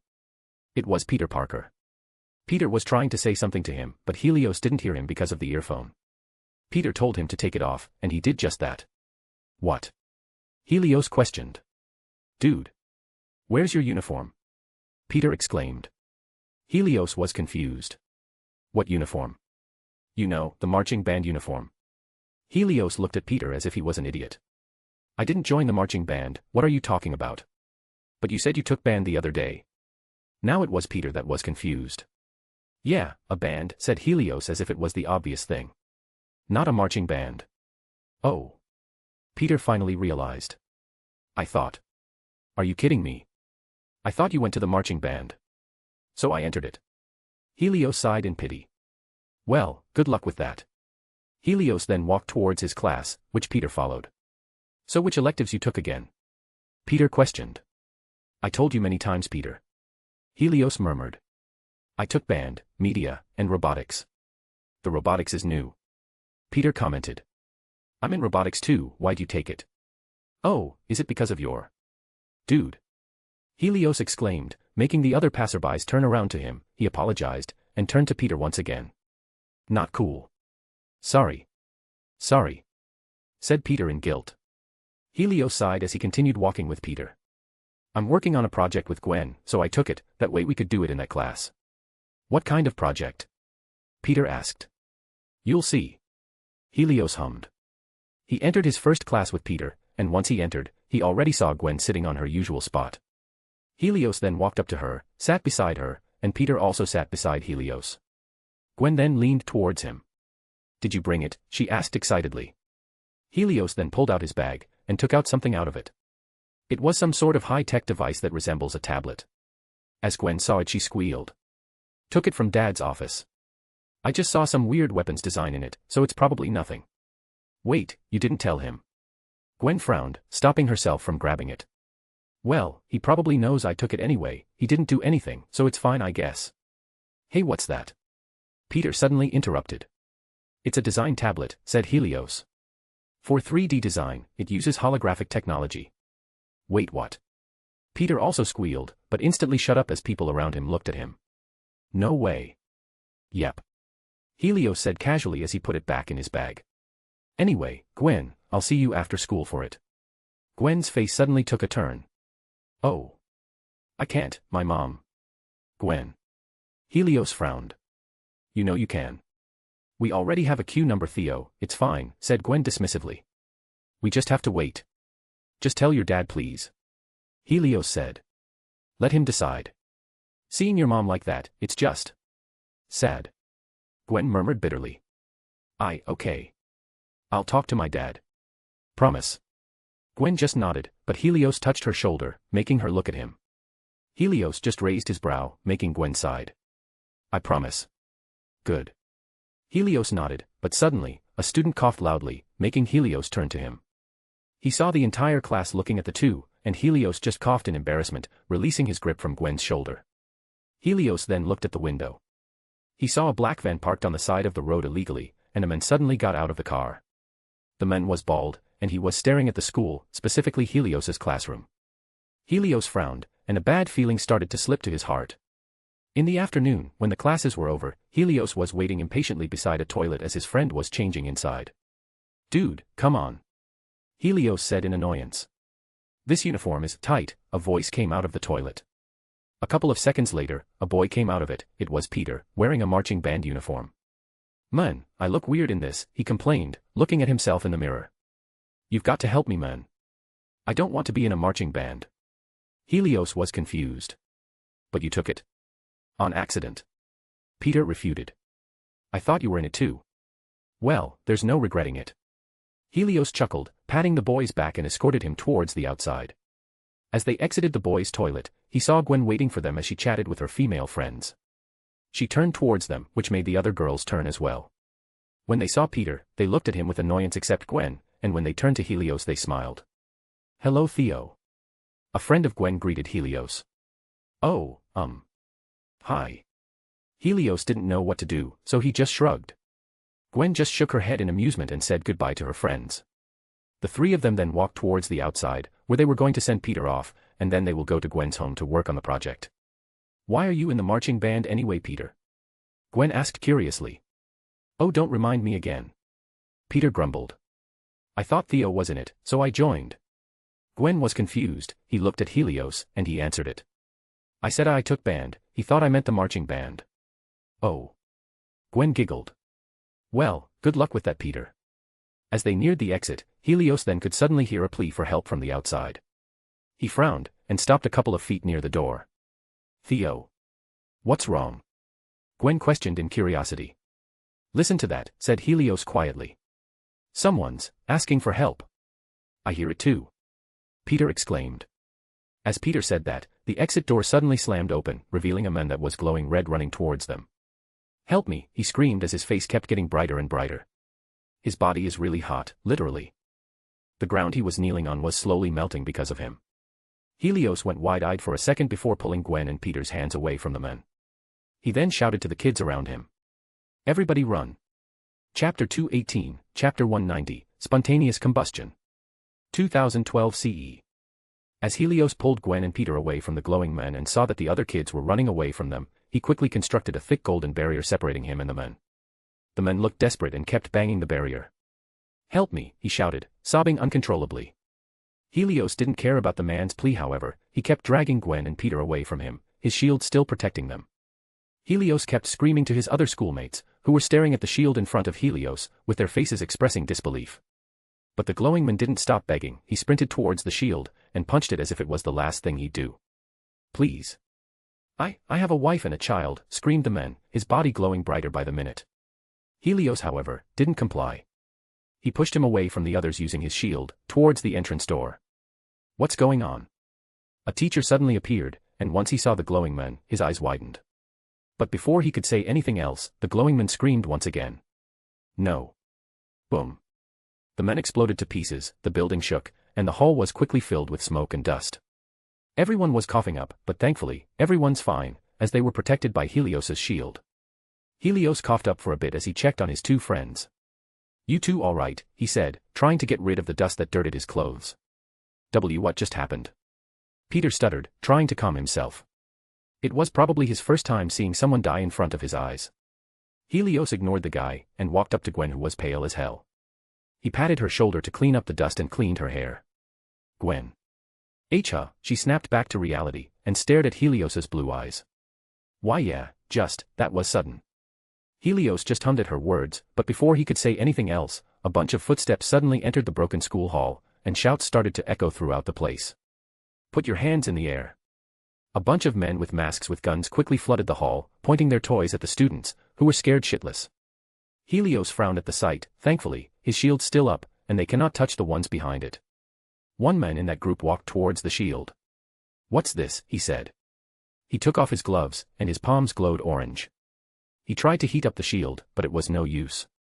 Who are you? Asked Helios, ignoring the shouts of his teachers from behind. You're that rich man's son, he said casually, putting on his gloves again. All rich men have their gimmick now. Helios raised his eyebrow. What do you want from me? Come with us, said the man plainly. Our boss has some business with your dad. What if I said no? Helios answered back casually. The man was silent for a second, but Helios felt that he was smirking beneath that mask. The man raised his hand, signaling something to his underling. Soon, a bunch of men brought the students that were outside, with guns pointed at their heads, making Helios frown. The teachers behind Helios gasped at the sight, and some students cried for their friends at the other side of the barrier. Gwen clenched Helios's shirt tightly, and Peter clenched his fist hard. I'm sure we can convince you somehow, said the man calmly, a touch of madness in his voice. Bastards. Helios spat. You're going to do something about it, right? Peter whispered angrily. Helios was silent. He was thinking about how to get out of this situation. He could easily fight them all, but he's not confident enough to protect all of the students and teachers in this room. Who knows if they already planted a bomb all around the school if he didn't accept. He looked around, seeing the fear in the students' and teachers' faces, and clenched his fist. Clock's ticking, boy, said the man. We ain't got all day. Helios again didn't answer. Is this a test? Is his father testing him again? But it feels that it's not a test. The explosion was awfully dangerous. If his sister is around here somewhere, it wouldn't be like that at all. But when he thought about it, it doesn't matter if it's a test or not. If it is, he's safe, and his schoolmates will be safe, and if it's not a test, if he follow these idiots, everyone will be safe. Of course, he couldn't trust the words of the terrorists. I will follow you if you don't touch the other students, said Helios calmly. What are you doing? Gwen quickly asked nervously, clenching Helios's shirt ever tightly. Helios just held her hand, and slowly released her grasp from his shirt, before smiling at her, making her frown anxiously. Now. I can't do that, said the man, making Helios alarmed. He definitely thinks that this isn't a test. The boss didn't tell us you've got this weird power. I need some sort of assurance that you won't attack my men. I won't attack your men, I swear, said Helios casually. Your words aren't enough, the man quickly said coldly. One of these two should be enough. Helios frowned deeply at the words. No. Chapter 219, Chapter 191, Helios and Maya. 2012 CE. The masked man was silent for a second. He touched his earphone and spoke. We have some problems here, bring her here first. As he said that, the masked man walked to the shield and stared at Helios deeply. He took out a device from his pocket and showed it to the boy. Listen here, you spoiled brat. We don't have much time. Follow us, or we'll blow up this whole damn building. I just said that I will go with you if you don't attack my schoolmates, said Helios calmly, but secretly he was cursing that his thoughts were right. I need an assurance that you won't attack my men, he said. But no matter, the secondary target has been secured, that's an assurance enough. If you do anything, we will kill her. Kill her. Helios frowned. You should be familiar with her. Maya Hansen. He said with a chuckle that made Helios clench his fist. Now let's go. Helios was silent, before he took a step, passing through the barrier easily. The men quickly handcuffed him, and he gave no resistance. Helios turned around, only to see Gwen's face that looked really red. Trying to not to cry, he saw Peter's face, a look of desperation and anger filled it. Helios was quickly pushed away, dragged to the outside of the hall. As he exited the school, he could only see 2 cars parked in front of the school. He could see that there was a woman held in gunpoint in front of the door of the car. What the feck's taking so long? He's just a kid, the man that was holding the woman said. We don't need to kill the woman if he rebels or something. He's a rich man's kid, said the man in a matter-of-fact tone. Tony Stark can make machines for war. Apparently this one's dad injected his kid with a wizard serum or something. You serious? The man looked at Helios weirdly. He just stared at him back, and something about the kid's eyes made the man shiver. Whatever, get in, kid. Helios then was pushed to the car along with Hansen, with the 2 men following along. As soon as all of them got in, the men hit the car, and the car moved. The men stared at Hansen for quite a while, before putting off their masks. Hello Hansen, looking beautiful as before. The serum must have worked wonders for you, the men besides Helios said sarcastically. Hansen didn't say anything, she instead responded with a glare. Ooh, feisty, the men laughed. You think you can beat us with your virus that isn't built for combat? Unlike you, I don't inject myself with such precious things. It could save lives, instead you use it to take it, said Hansen. I'm surprised you got those pacifist ideas, Hansen. Working with Smith must have softened you, he said. I remember you used to try to please the boss so much for your petty revenge against Stark. I've simply grown up, she said calmly. How about you? The men just chuckled and ignored Hansen's insult. He then took out his phone and called someone. We got the 2 of them, boss, you can proceed with the plan now, he said to the phone, and quickly turned it off. The car simply continued to advance, and Helios was just sitting there silently. The men once again broke the silence by asking Helios about something. So, kid, how'd you do all that, he said, looking at the boy curiously, thinking that he's safe. My father sacrificed a god's fetus so that I can do all that, he said with a straight face, making the men laugh. You have some sense of humor for a rich kid, he said jokingly. He then took off his glove and grabbed Helios's arm. Let's see what else you can do. What are you doing? Asked the other men with a frown. The boss told us to not hurt him. A couple of wounds will be fine, he said. Besides, if he does something, just shoot Hansen there, we're in a moving car anyway. The man's palm glowed, and he clenched Helios's arm tightly. But the men didn't expect that Helios's face didn't show any reaction, but instead he was raising his brow. The man loosened his grip, and checked his piece of work, but, nothing, no burn marks at all. The man frowned as he looked at Helios alarmingly. "What the hell are you?" But Helios just shrugged. "Like I said, my father sacrificed to God's fetus so that I can do all this." The man obviously didn't believe it and turned to Hansen. "You know about this?" "So what if I knew," said Hansen, but she herself was surprised at the sight. The men grumbled. "Put your gun at Hansen's head, this kid's no joke," he said to the other men, and continued to watch Helios intently. Meanwhile, Helios closed his eyes as if he was resting. But then, a voice suddenly spoke in his mind. "Don't do anything, you did the right thing, your mother's coming." Helios then smirked, his eyes still closed. "You guys are so dead." Chapter 220, Chapter 192, Ultimatum. 2012 CE. A few minutes earlier. Pluto was sitting leisurely in front of the television with Thea as they devoured a bucket of popcorn beside them. Right now, they're watching Kingo's movie back to back, planning to catch up on what he's done in the last decade or so. "I'm curious why he hasn't moved to Hollywood yet," said Thea casually, chewing on popcorn. "Because he didn't need to." Pluto shrugged. "It's not all about Hollywood, you know, Bollywood is a giant on its own." "Well, can't argue with that. But at least here, he won't be as isolated from the others." Pluto chuckled. "Isolated? You realize that it's his own choice, right? He rarely contacts any of us, letting him live his life, he's enjoying it." "Kingo didn't even show up when Helios was born," scoffed Thea. "I feel like he's enjoying it a little too much." Pluto just shook his head in amusement as he continued to watch the movie that was playing in front of him. But then, his phone suddenly rang, and he took it out of his pocket. It was a text from the CEO of Smith Enterprise.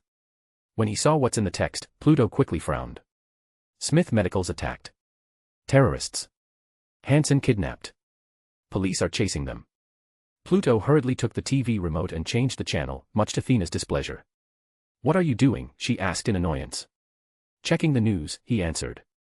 As the channel changed to a news channel, a big sign of breaking news was displayed on the screen. "This is just in.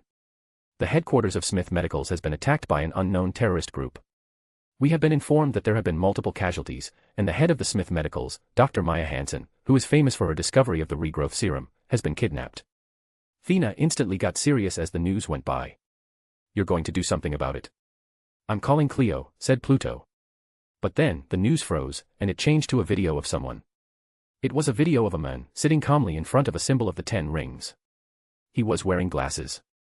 "Mr. President," he said deeply. "I am sure you know me from all your spies around the world.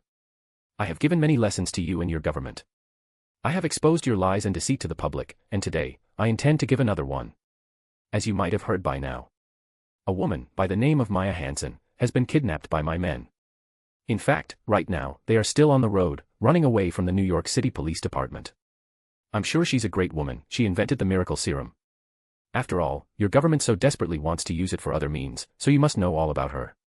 But what you might not know, there's another hostage in that car." The man continued with a stoic face. "A boy, by the name of Theodore Smith, the son of the owner of the building." As soon as Helios's name was spoken, Thea broke the metal bucket that was on her hands, making the popcorn spill all over the ground. "Now, Mr. President, and I suppose you too, Mr. Smith," the man continued, "I implore you to not attack the car. Because the car has been rigged with explosives, and the trigger is in my hand right now." The man then showed a device with a red button attached to it, his finger hovering on it. "Now, will you let them out of the city, then we can discuss the terms of release. Or you didn't abide by my warning, and the 2 hostages will die. It is your choice, but I suggest that you choose the former. Now I will warn you again, Mr. President, you can send your army, your corrupt policemen, your blue, white and red dogs to that car, but once you touch it, the people inside will die." The man in the video then played with the red button, barely pressing it to threaten the viewers. "I'll see you soon, Mr. President, Mr. Smith." After that, the television blackened, and it continued to the normal news, which is still the report of the bombings of Smith Medicals. Pluto just sighed at the sight. Thea. But then, when he turned around, he noticed that Thea was gone, which made him sigh again. Pluto quickly called Cleo, and she answered the phone in a rush. "You saw the news?" asked Pluto. "Why yes, father, we're sending some." "No need." Pluto cut her off. "Tell me where the guy's hiding place is." Cleo was surprised. Father." Thea went off, she definitely will use her powers. Might as well go all out. Oh okay, he's in Florida, I'll send you the coordinates, now. Good. Pluto hummed. Don't worry, no one's going to remember anything after tonight, so you won't have to deal with the mess. Roger that, father. After that, Pluto hung up, sent a message to Helios through his mind, and took off. Chapter 221, Chapter 193, Bloody Bridge. 2012 CE. Helios's POV. Helios could hear the sound of police sirens from inside the black car that he was sitting in. He could also hear the sound of rotating blades of a helicopter that could belong to a news station but also could be from the police department. He looked at the small window that separates the passenger seats in the back from the driver's seat.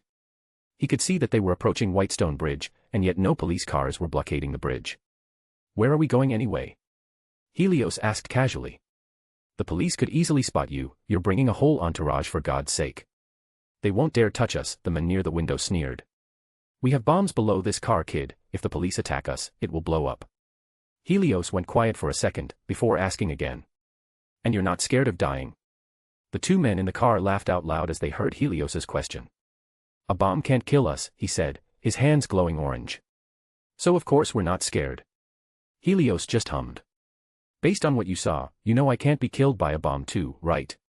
But she can, said the man beside Hansen, shoving her head using a gun. Helios only sighed at the answer as he dropped the matter right then and there. He closed his eyes once again to take a rest, only to hear a loud air horn sound, piercing his ears. What the hell, said the man near the driver's seat, banging the wall that separates them. What's happened? A crazy woman standing in the middle of the road. The driver defended himself.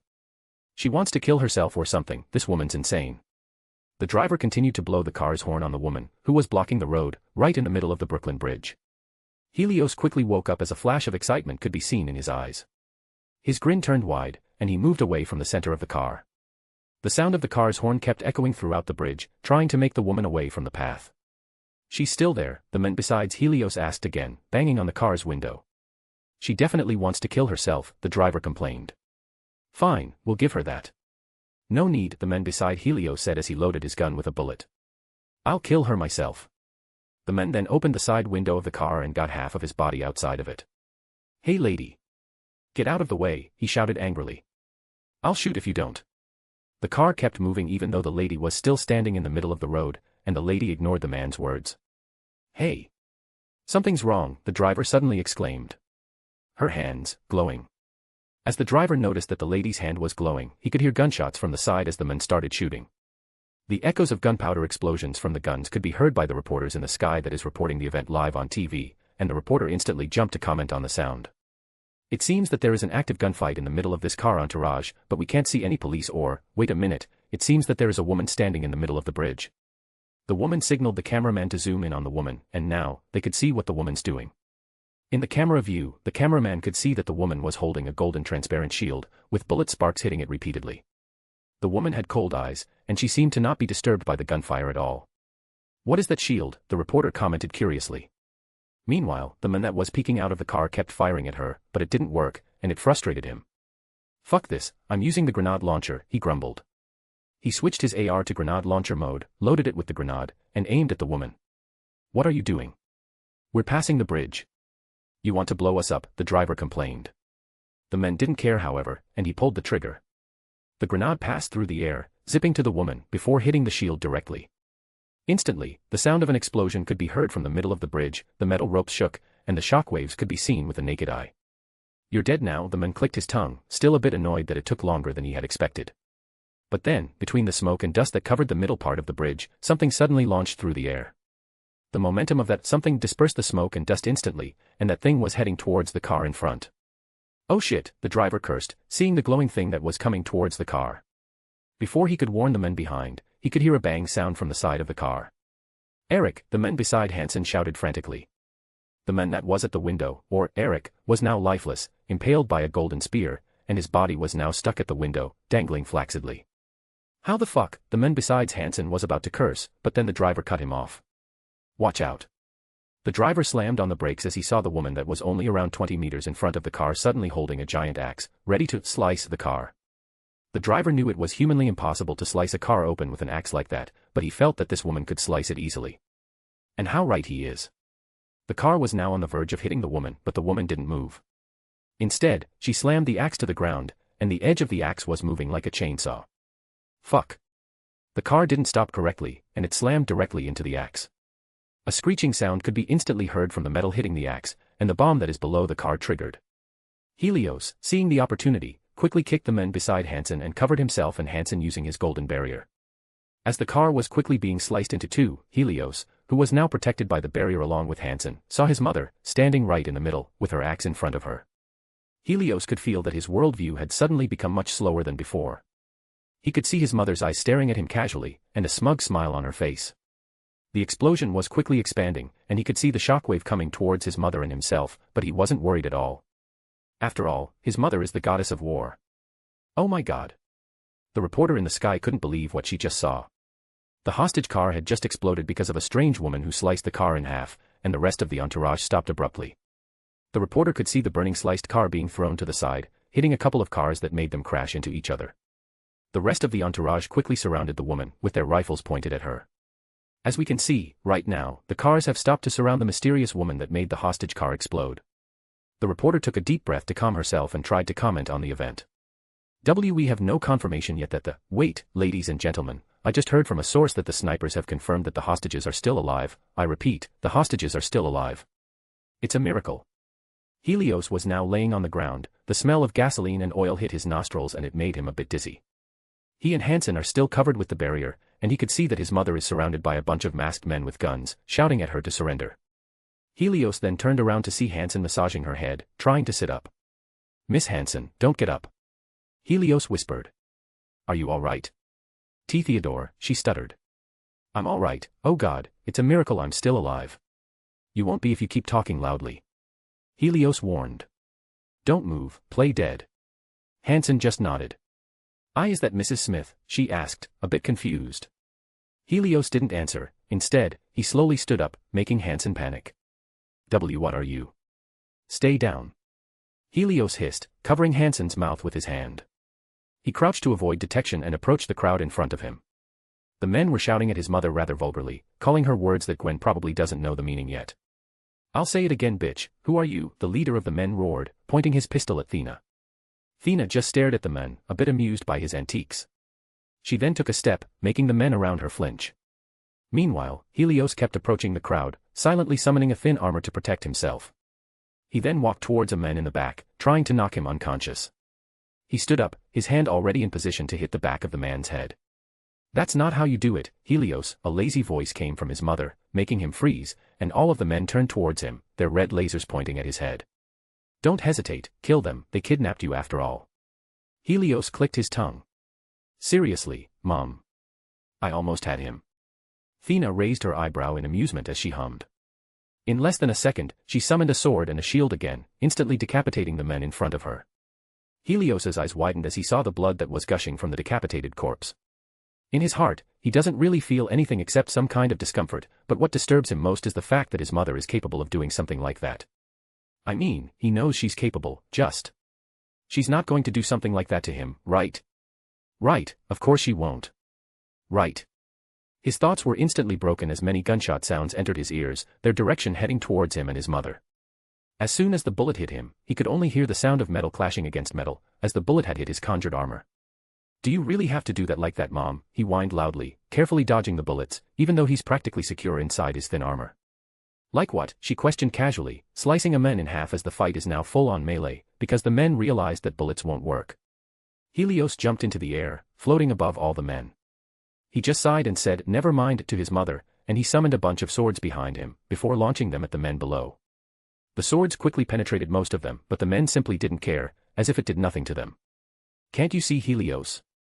Thea commented rather sternly, summoning a hammer and slamming it on a man's head. They have healing factors, so target their heads instead. It's based on Hansen's extremis virus, so if there's no brain, they can't heal anymore. Right. Helios murmured. His eyes then quickly glowed golden. Constructs of rifles appeared behind him. He aimed them at each of their heads, and pulled the trigger. A barrage of golden bullets quickly enveloped the streets, with the men quickly falling one by one, their brains leaking from their heads, and blood running through the streets. Ugh, gross. Helios shivered, and he could see that his mother's clothing was drenched in blood. How do you even wash that? You don't, she said casually, nailing her spear to the ground. She then turned around, only to see armored cars labeled SWAT rushing towards the scene. The sound of police sirens started to get louder and louder, and Thea could only sigh at the scene. I guess I went too far this time. Too far. Helios raised his brow, still floating in the air. He then pointed at the sky, where the helicopter is. You sliced a car into 2 pieces in front of the news. I almost got killed. Thea narrowed her eyes sharply to Helios. Who told you to talk to your mother like that? But am I wrong though? Helios threw back with a challenging tone, but secretly scared of his life. Thea squinted her eyes even further, but eventually sighed. Go and help Hansen, we need to get out of here. Oh. Helios was overjoyed as his mother changed the topic, but that joy was quickly crushed when he heard her next words. After this, I'm taking your war's word figures or whatever they're called, she said coldly as she approached the bridge's edge. And you're grounded, I did not teach you to talk to me like that. Helios cursed silently, regretting what he had already said. It's Warhammer figures. What?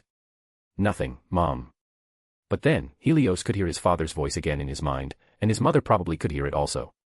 Go to Greenwich, I'll meet you at 177A Bleecker Street, be there in 30 minutes.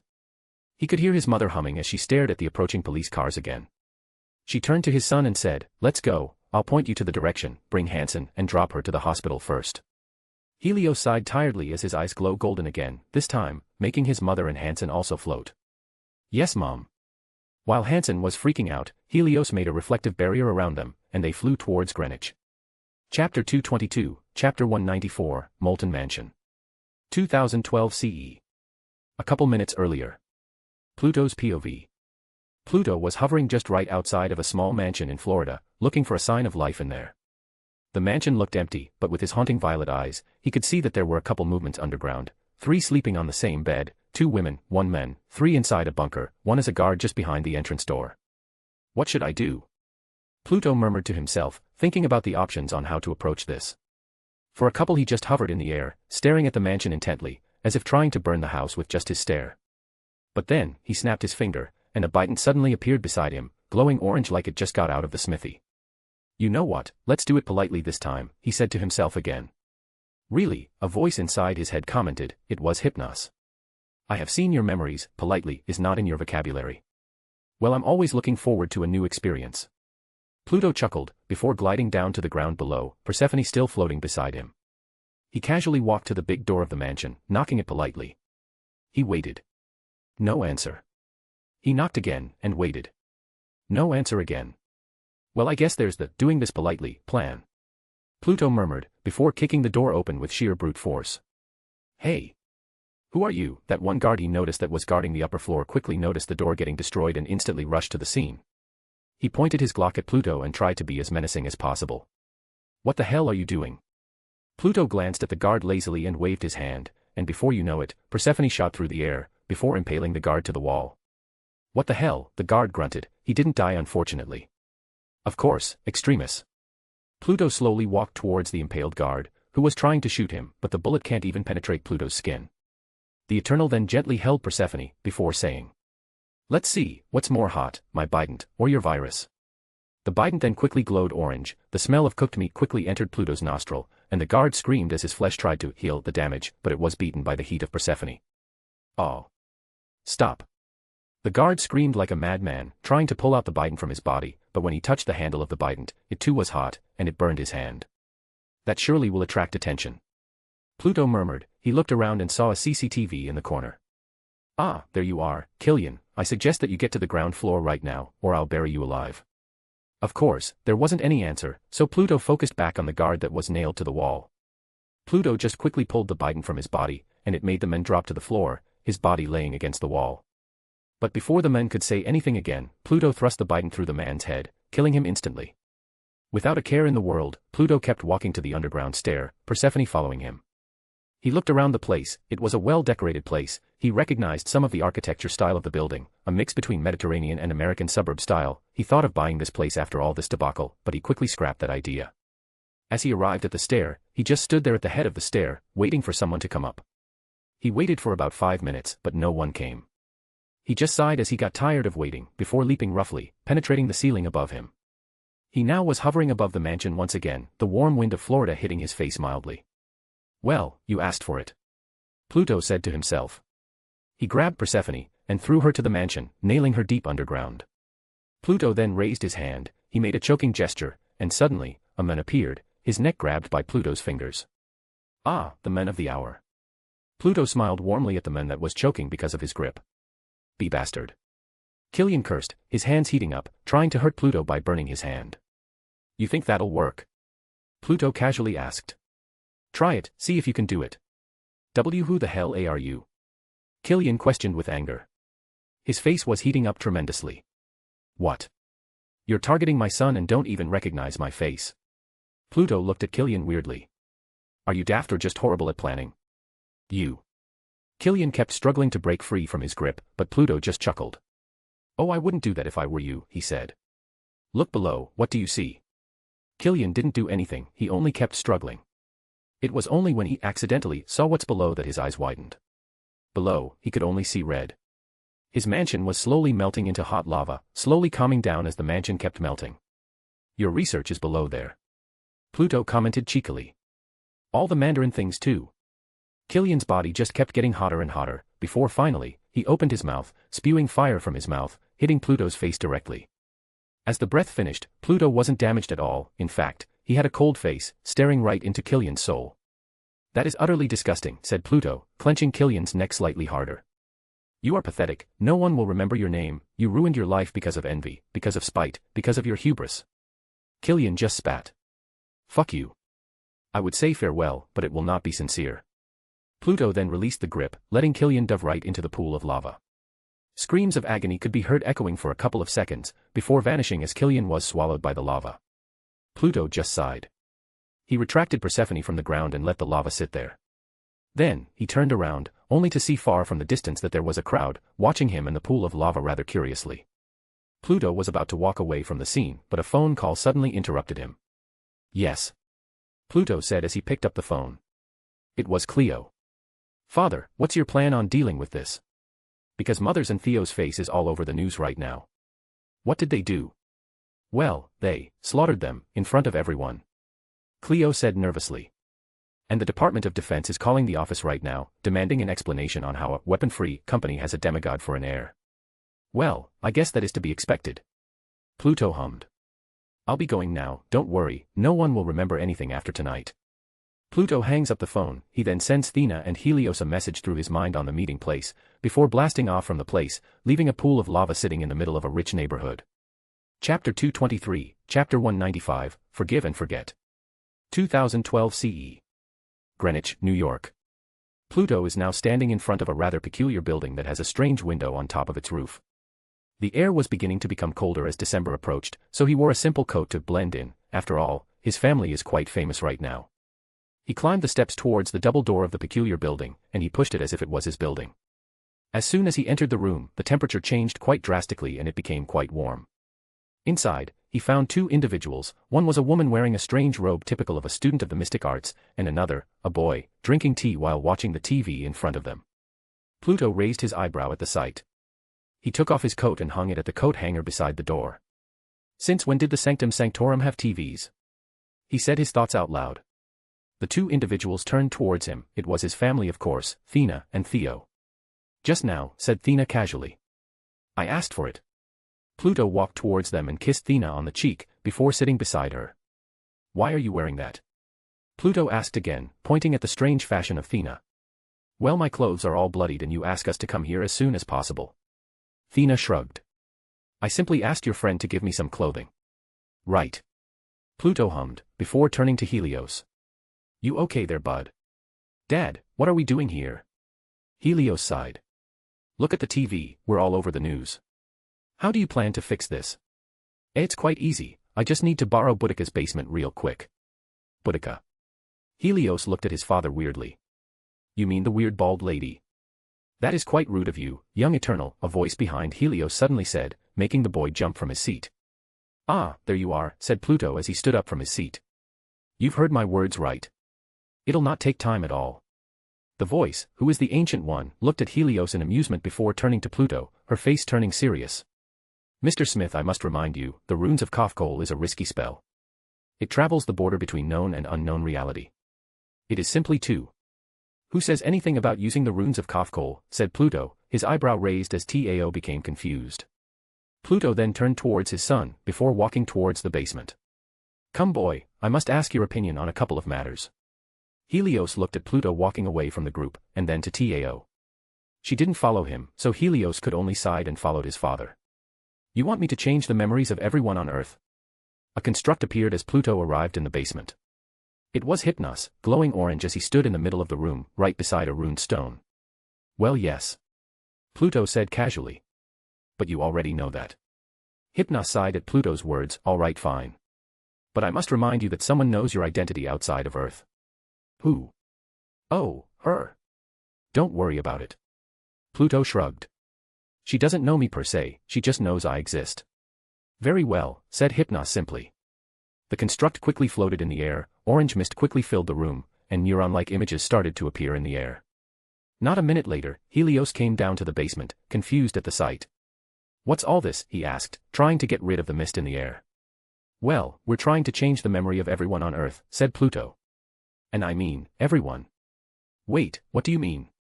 Helios frowned as he walked to his father, standing opposite of him.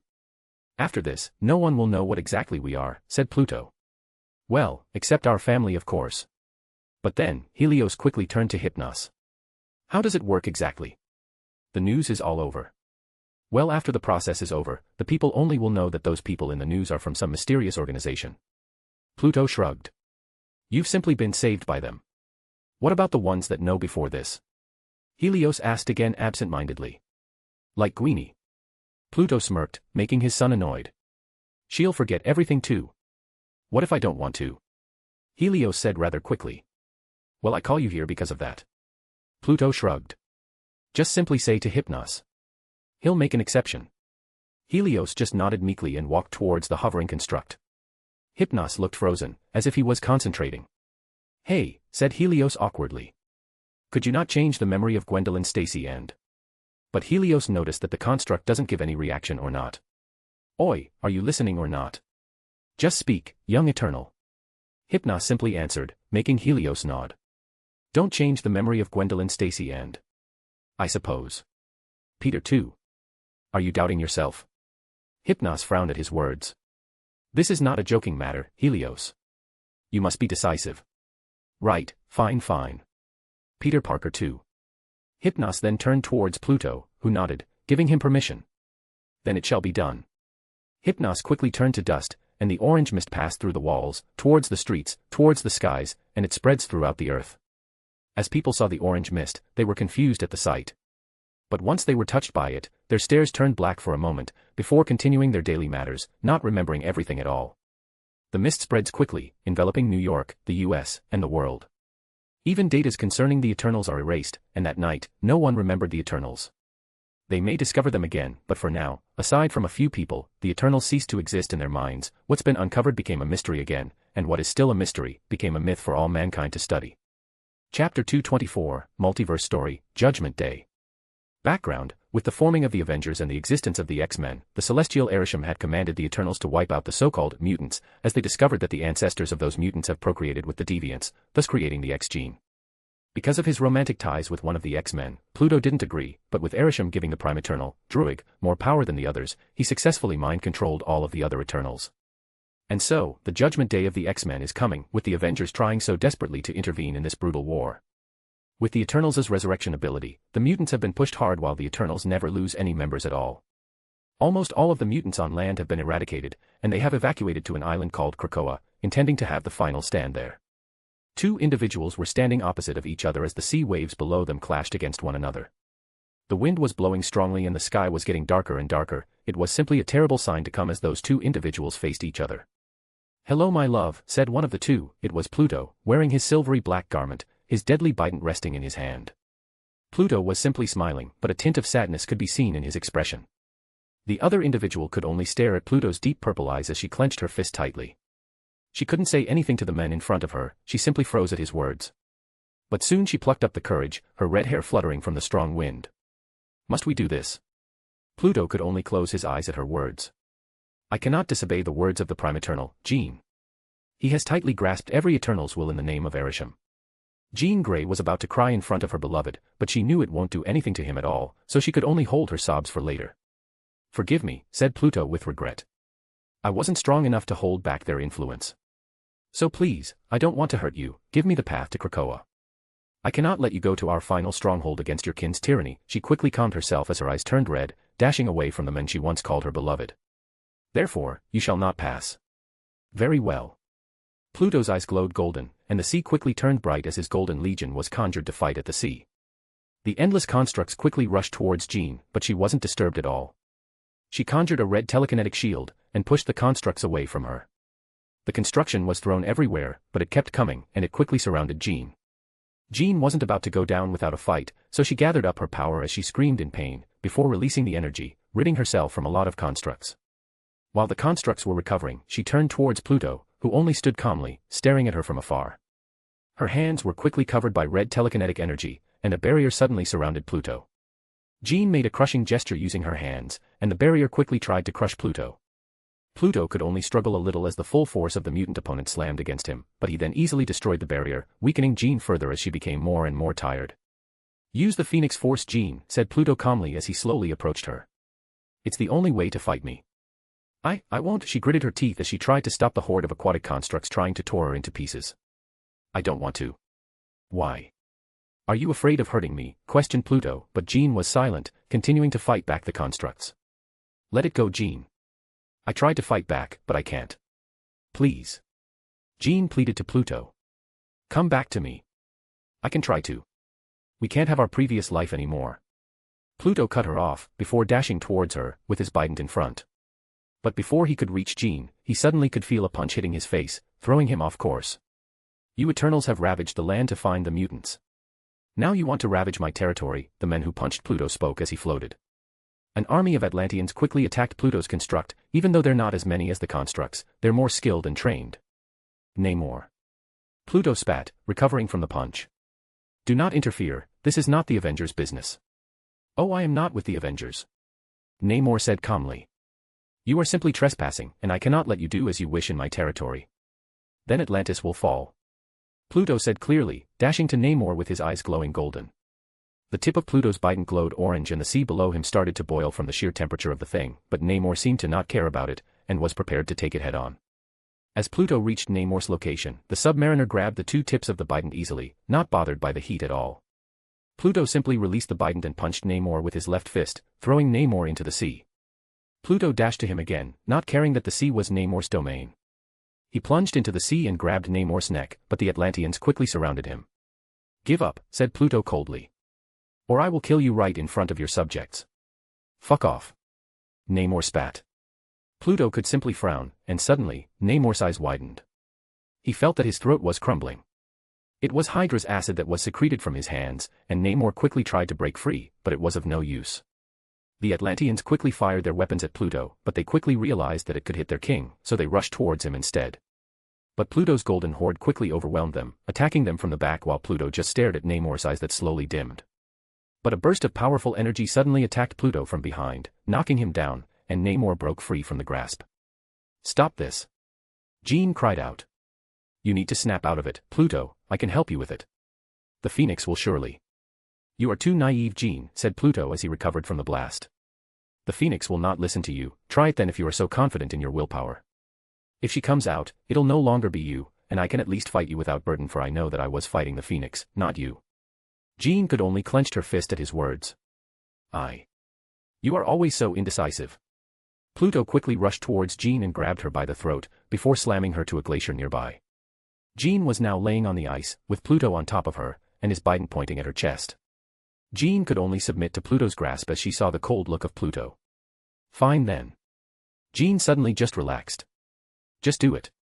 You are not the Pluto I know. I had thought that I could snap you out of it, but turns out, you're not even the same person.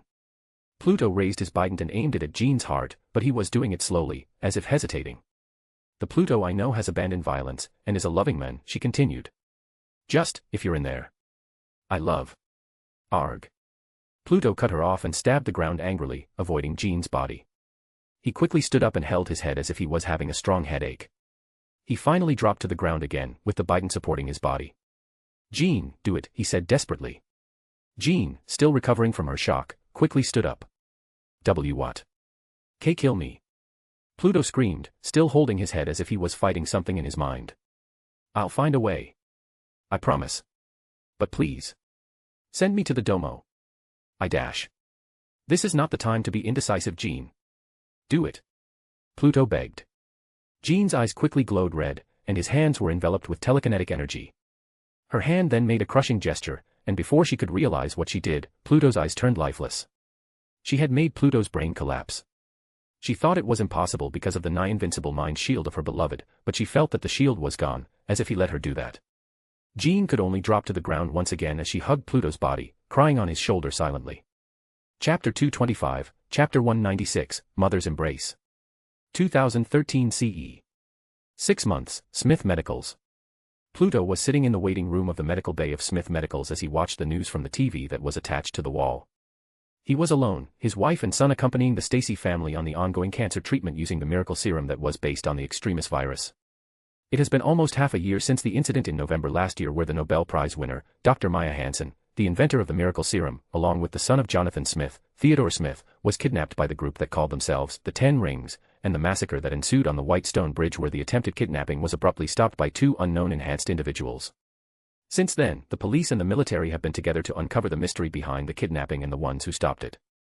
Recently, the FBI had disclosed the profile of the leader of the 10 Rings, and it was discovered that CEO of a company named AIM, Odin Cleo, was behind all the bombings and kidnappings associated with the 10 Rings. The FBI has refused to disclose any further information as of now, although, just after the massacre that ensued in New York, the home residence of Killian was unknowingly destroyed by an unknown individual, and it suggests that Killian died in the destruction. Pluto was listening to the news rather casually, listening to the reporter's narration about the events that happened 6 months prior. The reporter then questioned an expert on the matter, but the topic quickly derailed to a conversation about enhanced individuals. Kidnappings happen all the time. Especially if related to the family of Richmond. They could just pay them off, but the worrying thing is the 3 unknown enhanced individuals that killed the kidnappers. What is the government doing? Let these powered people run free without control, next thing we know, a second destruction of Harlem will happen. Those kinds of things will not happen again, an opposite said. The Avengers are ready to take care of the problem if need arises. And what? Destroy New York again, scoffed the first man that argued. The Hulk's rampage costs the city billions. Billions. And you want us to rely on them? Tony Stark can. Tony Stark is only one man. Sooner or later he will be bankrupt if this continues. The government must take control of these so-called superheroes. Pluto could only sigh at the debate that was going on in the news as he turned the TV off. Suddenly, his phone rang and the symbol of the unseen ones appeared on the screen, making him frown when he stood up. As he stood up from his seat, Maya Hansen came out of the operating room alone, while Pluto could see a blonde girl hugging her mother tightly inside the room. Result. Pluto asked the woman as he made his phone silent for a second. She'll recover, said Hansen as she closed the door. The subject's cancer cells have been thoroughly wiped out, the only thing now is to wait for Mrs. Stacy's recovery. Should be no more than a week, then she could go home. Pluto nodded. That's good. I'll leave now, said Hansen awkwardly, to which Pluto just hummed. Soon, the door to the room opened again, and it was George. His face was quite wrecked from all the crying, and as soon as he saw Pluto, he walked up to him and hugged him. Thank you, John, he said softly. Pluto just patted him on the back. Truly, thank you. Hey, you should have asked sooner. Pluto chuckled. Your pride is too big. Side effect of being a policeman for decades, said George in embarrassment, but yes, I suppose you're right. Pluto looked through the small window of the door and questioned. How's Gwen? She'll manage. I hate to admit it, but your son is a blessing for my family. If it weren't for Gwen knowing him, I don't know what would happen to us. That's not true, George. We've known each other since they were not even 1 year old. Pluto shook his head in amusement. Anyway, I'll leave you to it, my wife will handle all the administration, there's an urgent business that needs to be taken care of. Ah yes, of course, said George with a smile. Thank you once again, John. Pluto nodded and walked away from the waiting room. He took out his phone, and answered again. Something happened, asked Pluto.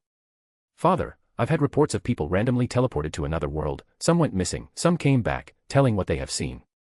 It seems the phenomenon is all over the world. Really? Pluto raised his brow. So? Well, you should see this is Justin, said Cleo from the phone. Pluto then checked out his phone. Cleo had sent him a video. It was from London. A giant spaceship with portals above it suddenly appeared out of thin air. Cleo's face then appeared at the edge of the screen. Should we send someone? Or should we let the Avengers deal with it? Pluto sighed at the side. No, I'll deal with it. Pardon.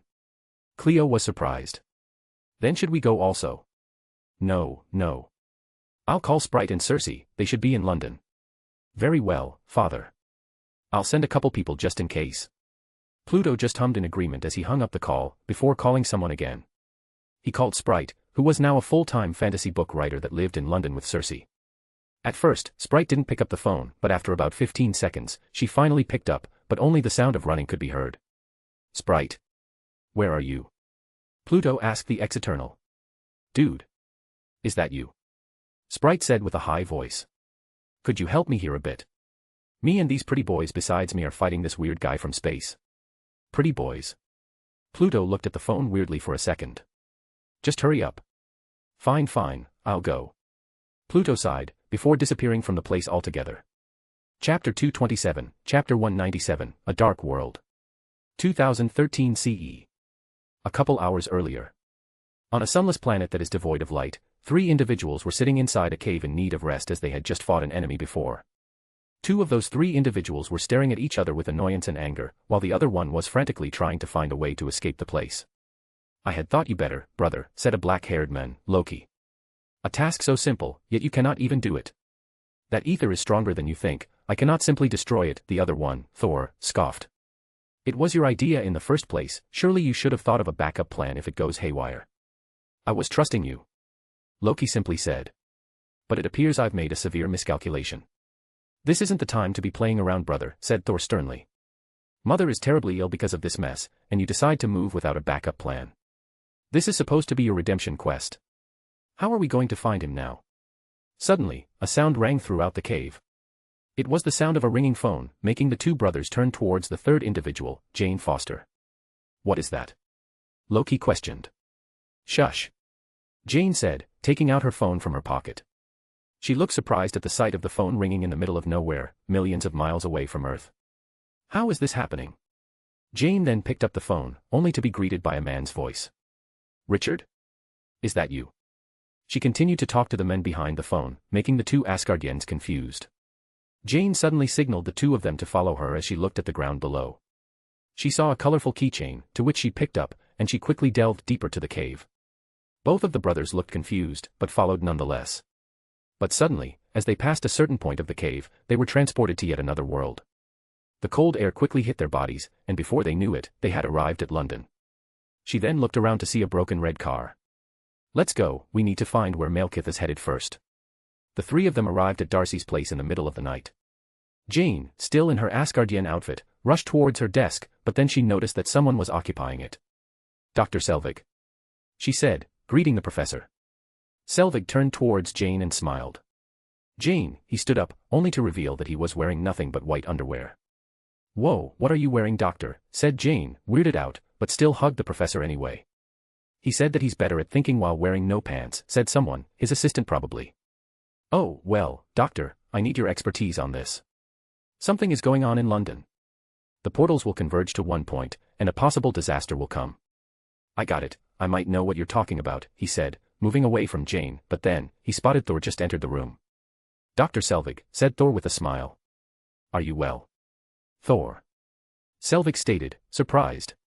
Of course I'm well, is your brother with you? Selvig looked nervous at the thought of seeing Loki again. Thor didn't answer, which made Selvig even more nervous. Then, his nightmare came true as the men he dreaded appeared behind Thor. Hello, Dr. Selvig, said Loki with his charming smile. You've not changed a bit. Selvig paled at the side, gulping his saliva heavily. Oh God. Asgard. An Asgardian warrior slowly walked towards the throne, where Odin is sitting calmly on it, staring at the light above. My liege, the warrior bowed in front of his king.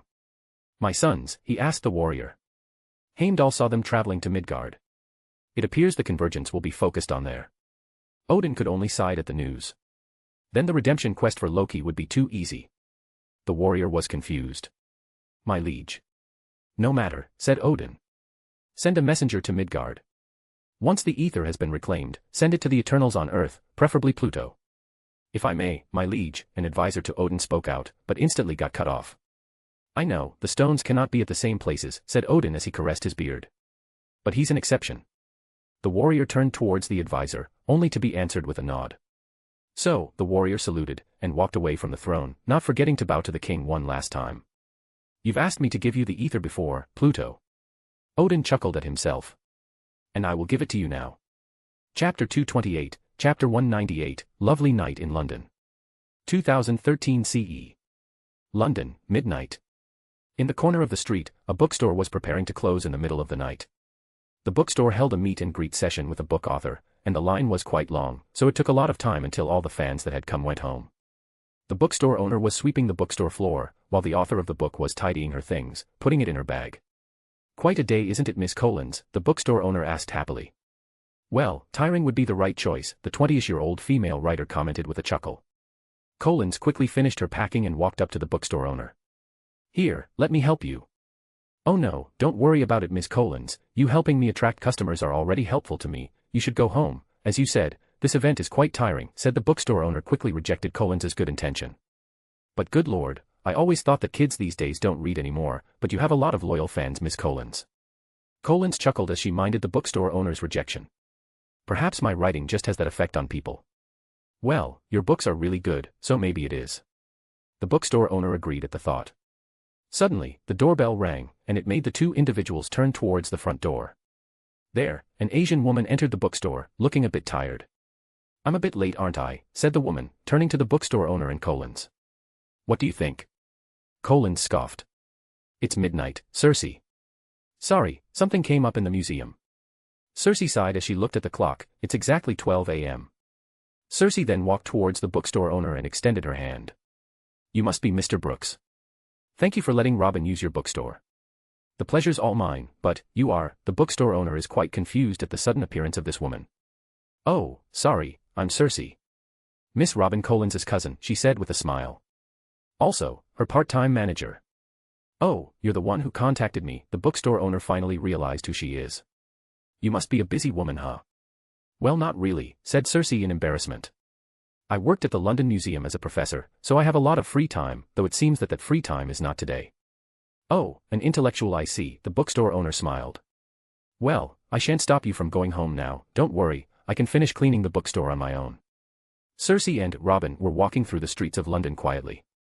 The night was quite peaceful, the cool air was calming, and the empty area made them feel somewhat safe. Robin noticed the cool and nice atmosphere, so she took out her notebook and started writing. What are you doing? Cersei asked curiously, peeking at Robin's notebook. It's a lovely night, she hummed. I think I'll sit somewhere in the park, you can go home first. Sprite, it's midnight, someone might jump you or something, said Cersei in worry. Robin, whose real name is Sprite, scoffed. Jump me? Seriously? What? I am worried, said Cersei, shrugging. You think that even though I'm semi-human now, I'm powerless? Sprite raised her eyebrow. I still have my powers, geez. Alright, fine, but still, why are you going to the park anyway? Gathering ideas. Sprite hummed. Been stuck lately. I have this interesting idea about a fantasy world. Fantasy? Again. Cersei remained doubtful. Well, my previous books are based on history and what we saw when we traveled, but this will be an entirely new world. Oh, you're following Tolkien now? Perhaps. Sprite shrugged. Though, it's about a man that was born in a desert tribe, seeking revenge, vowing to destroy the empires that once tried to control the desert his tribe lived in. Let me guess, his tribe was wiped out by those empires. Well, yes, but instead of outright conquest, the protagonist will insert himself into their societies, slowly corrupting the system and making those empires destroy themselves. Oh, and the protagonist has this ancient battle knowledge called sword singing. Sword singing. Cersei chuckled in amusement. What kind of name is that? Well, I was thinking that the art is essentially reciting poems while attacking with a sword, giving them powerful magic. It's like when the Arabs used to shout poems at their enemies in hopes of ending the battle early. Okay, you're getting ahead of yourself. Both of them continued on walking, but Sprite didn't stop speaking. I think it's a great idea, I mean, it'll be like Dune, I guess, desert warriors fighting, but also a lot of politics, it could be a hit.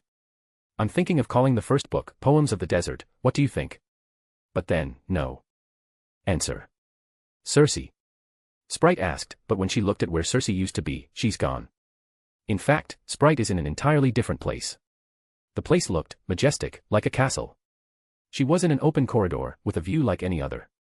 She looked at the scenery in front of her, and saw a city with glistening gold gilded in every building there is. What the hell? Sprite's eyes widened at the sight. Then, Sprite could feel a sharp object touching her neck. You have been caught trespassing at the royal palace of Valiskjaf, residence of the Allfather, said the cold voice behind her. State your name and purpose before I cut your head off, stranger. Sprite could only frown at the declaration, before slowly turning around to see who has threatened her. Chapter 229, Chapter 199, Sprite's Bizarre Adventures. 2013 CE, 1. Sprite now stood in the middle of a throne room, looking at a man that was sitting on the throne. The man had an eye patch, and she knew this quite well during her eternal days. Quite a place you have here, said Sprite, her hands were handcuffed by the guards. She looked around and saw the golden pillars, the tapestries behind the throne, and the mighty guards guarding. I'm surprised to see you here, Eternal, said the man on the throne. But I suppose I can't call you that now, because you are not an Eternal anymore. If I am, I'll probably be punished because of desertion right about now. Sprite shrugged. Anyway, can you release me now? She shook her hands in front of the king, pointing at the handcuffs. The man on the throne stared at Sprite for a time, before signaling the guards to release her. Once she got released, she stretched her arms to feel her hands again, before speaking to the men in front of her again. So, how do I travel back? How did I get here anyway? The convergence is happening, Sprite, said the men, Odin. All the 9 realms have aligned, portals are randomly appearing everywhere. Sprite raised her brow. Convergence. Is that supposed to be a disaster or something? It shouldn't be. Odin calmly said. But, some individuals could exploit it in some ways. It appears something is happening back on Earth. I suggest you help my 2 sons deal with it. Your 2 sons? Sprite raised her brow. You mean those brats? Really? Look dude, I'm retired, you can call Pluto or something, I just want to go home. Odin just chuckled at her answer. That is a pity. Although, the last known location of my sons is in London, and I heard that you live in that city. It would be such a shame if something happened to that place, am I right? At the mention, Sprite's face collapsed. Ah shit. Sprite now stood inside the Bifrost, with an Asgardian-style armor, and 2 daggers strapped on her waist. It's itchy, but it'll do I guess. Sprite shrugged as she tried to make herself more comfortable on the armor. You don't have to do this, you know, giving me you daggers. Consider it as a gift, said Odin with a smile. And an advance reward for helping my 2 sons. Well, my hometown's going to be destroyed if I don't help. Though I suppose you could ask Pluto instead. I have no doubt he will help you too. Odin said calmly. Then, I suppose this is farewell. Good luck, Sprite. You 2 old men, said Sprite nonchalantly. And I hope that your wife recovers quickly. I hope so too. Odin smiled. He then turned towards the gatekeeper, who stood waiting. Heimdall, open the Bifrost. And with that, Sprite came home, back to London, where she needed to do a lot of things. As Sprite arrived in the middle of London, she could see the portals of the realms above a specific point, where there is also a gigantic spaceship there. What the hell? Sprite murmured silently. Suddenly, she felt a vibration sensation from her hip, her cell phone was ringing, and she quickly picked it up. Hello. Sprite said to the phone. Finally. Sprite, where are you? A voice from the phone screamed. It was Cersei. A bloody spaceship is in the middle of Greenwich and you suddenly disappeared. Calm down. Sprite rolled her eyes. I had a rather bizarre meeting with the Allfather just a minute ago. The Allfather? Cersei questioned in disbelief. As in Odin. No, Erisham, of course it's Odin, said Sprite in annoyance.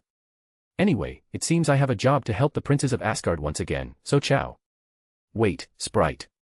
Before Cersei could say anything else, Sprite hung up from the call.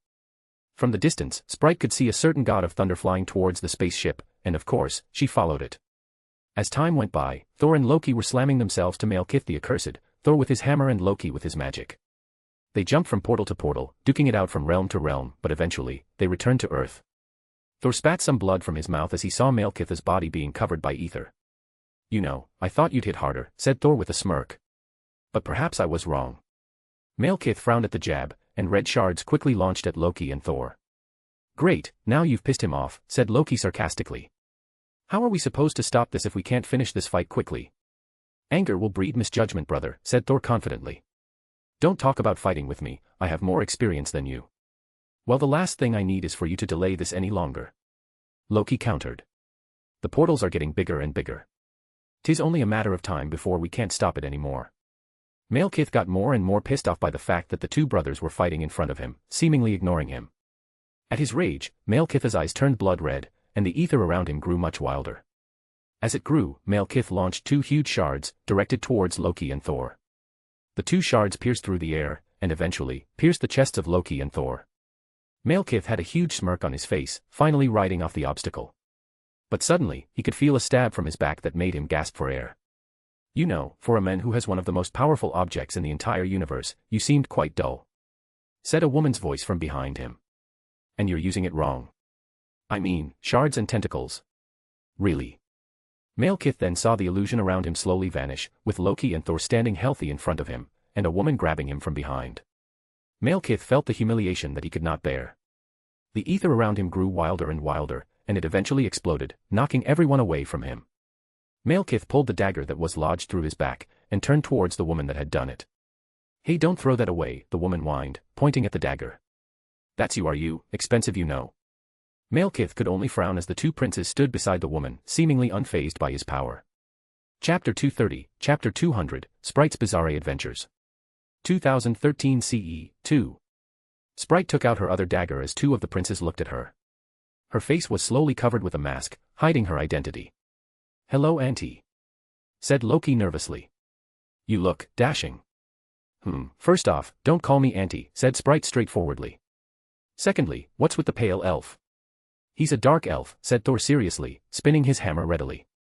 He wants to bring darkness to the 9 realms. But he's pale. Sprite raised her eyebrow. Anyway, hello Thor, you have never visited me once since you've become famous. I've been busy, said Thor, gulping his saliva. And Loki hasn't visited you as well. Why only me? Well, last I heard he's become a criminal in the eyes of Asgard. Sprite hummed. So it's not an ideal situation to visit, is it? Why yes, but... Watch out. Sprite suddenly warmed. A swarm of blood-red shards launched through the air towards them. She quickly jumped away from the trajectory, avoiding it, while Thor flew and Loki rolled to the other side. As Sprite disappeared from the sight of Malekith, the dark elf searched thoroughly for her. He launched his shards everywhere, but Sprite never appeared. Unfortunately for Sprite, her phone rang again, and her illusions could be seen through by Malekith using the sound. Oh come on. Sprite cursed. A blast of blood-red material hit her chest, knocking her towards the pillar behind her, cracking it. Ugh. Sprite groaned painfully. Loki and Thor quickly ran to her, checking up her condition. Auntie, Aunt Sprite, are you all right? Said Loki as he helped her stand up. I'm not a helpless babe, Loki, said Sprite, raising her brow. Don't forget who taught you all your tricks. The phone is still vibrating in her pocket, waiting for her to pick up. She took out the phone, and saw whose number it was. Nice, a backup. Sprite smiled. She picked up the phone, and a voice quickly came out from the call. Sprite. Where are you? Said the voice. It was Pluto with his weirdly British-sounding voice. Dude. Is that you? Sprite practically screamed. Could you help me here a bit? Me and these pretty boys besides me are fighting this weird guy from space. Pretty boys. Just hurry up. Fine, I'll go. Pluto quickly hung up, leaving Sprite to face Malekith again. Looking at the phone, Sprite just snorted and threw her phone away. Why did you do that? Loki asked in confusion. I don't want any disturbance, said Sprite. All right boys, follow my lead. Thor, you fly up there and attack him with your lightning. Loki, see if you can destroy his spaceship there. Attack him with lighting. Thor frowned. With all due respect, Aunt Sprite, it will not do anything, it'll just poke him in the wrong hole. I know, said Sprite. But that's the point, we'll just distract him for a bit while Loki will try to destroy the bloody ship and wait for backup. Backup? Pluto of course, who else? Your Avengers friends. Sprite scoffed. They have sticks up their asses, I doubt they will appear. Thor looked at Loki, who just shrugged helplessly. Thor just sighed. As you wish, Aunt Sprite. Loki also quickly ran towards the spaceship as his hands glowed green, magic enveloping him. Right, now for the pale elf. Sprite brandished her dagger, and sprinted towards Malekith. You can't delay the inevitable, Asgardians. Malekith screamed. Darkness shall return. Suddenly, a barrage of lightning hit Malekith, the thunder breaking the glass around the area. Malekith only flinched at the lightning, and he chuckled at the attempt. That is useless, Prince of Asgard. Malekith scoffed. You pathetic lightning can't damage me and the ether. Malekith was about to attack Thor, but then, his vision darkened, making him frown. Malekith attempted to attack the surroundings, but nothing happened, his vision still darkened. "What is this?" he said in annoyance. Then, for the second time, he felt a stab from behind him, making him gasp for air. "Earthling," he cursed as shards of ether launched throughout the air around him. "You know, you rely too much on that," said Sprite somewhere. "And again, you're using it wrong. Don't disturb my plans, Earthling." Malekith roared as the ether around him grew wilder. "Well, I'm an Earthling per se." Sprite countered as he made another stab from the back, making Malekith stumble upon his feet. "I'm from Olympia, you see, although I don't know if I can come back and see my home planet again." "Olympia." Malekith chuckled. "Ah, I see, a celestial slave." Sprite frowned. "What is that supposed to mean?" "I pity you. Built upon lies, a life of eternal servant, argh." Malekith screamed again as he felt a stab through the chest. The rage that was building inside him quickly erupted, and the ether inside him exploded. Enough. The ether around him quickly expanded, breaking Sprite's illusion. The red blood substance surrounded the area, covering the entire grounds of the place. Malekith could see that his spaceship had crumbled, with a smug Loki beside the carcass of the ship. Thor landed beside Sprite, with a look of worry. "This is bad, he's starting the process using the ether. We can't stop him right now." "Well, I think we bought enough time," said Sprite, devoid of worry. Thor was confused, then she pointed at the sky. Thor saw a man, dressed in all black, holding a bident, overlooking the scene from above. "You know, every time you appear on Earth, there is always trouble coming along," said the man that was floating. "You should pay me for dealing with your mess, Loki, Thor." Pluto looked at Thor and Loki with his haunting purple eyes, making both of them gulp at the sight. Instead of staying for chat, he launches himself into the red blood storm that is happening in front of him, right to the center. Pluto stood in front of Malekith, who was controlling the ether barely. "Top of the morning to you," said Pluto sarcastically. "You cannot stop me," said Malekith arrogantly. "You cannot destroy the ether." Malekith, "Right," said Pluto. "You're a dark elf, not a human, am I correct?" "I've come from a proud race." Malekith frowned. "Get out of my sight, celestial slave, you cannot stop me." Pluto nodded. "Good, welcome to the Legion." "Wah," Malekith's eyes widened as he felt a tremendous pain from his chest. When he looked at it, he saw a gaping hole in his chest that made him drop to the floor. His skin quickly turned into golden dust, entering Pluto's body slowly. "You." Malekith said weakly. "Who are you?" "Like you said, a celestial slave," said Pluto nonchalantly. Malekith quickly disappeared into Pluto's body as the ether grew wild without a medium. Pluto's eyes turned blue, and the red dust was quickly enveloped by blue energy, and without hesitation, he forced the red dust to settle in front of him, forming a stone, an infinity stone. Sprite and the others looked at him, taking the stone for himself, before walking slowly towards Thor. "Here, give it to your father," said Pluto. "Oh wait, before that." Pluto touched the stone, and his eyes quickly went red, and he was in a trance, completely unresponsive. Pluto stood in a dark dimension, a place he's used to by now. "Who dares try to harness me?" a voice echoed throughout the dimension. "You should know," said Pluto. "I've 3 of your siblings after all." A red mist appeared in front Pluto, before forming into a red construct of a mature woman. The construct looked at Pluto from top to bottom. "You are the one who rejects reality." "I do not reject reality," said Pluto with a smile. "I want it to change." "That is the same thing," said the construct woman. "What you are doing is blasphemous for me. Your reality is to become a slave to the Celestials.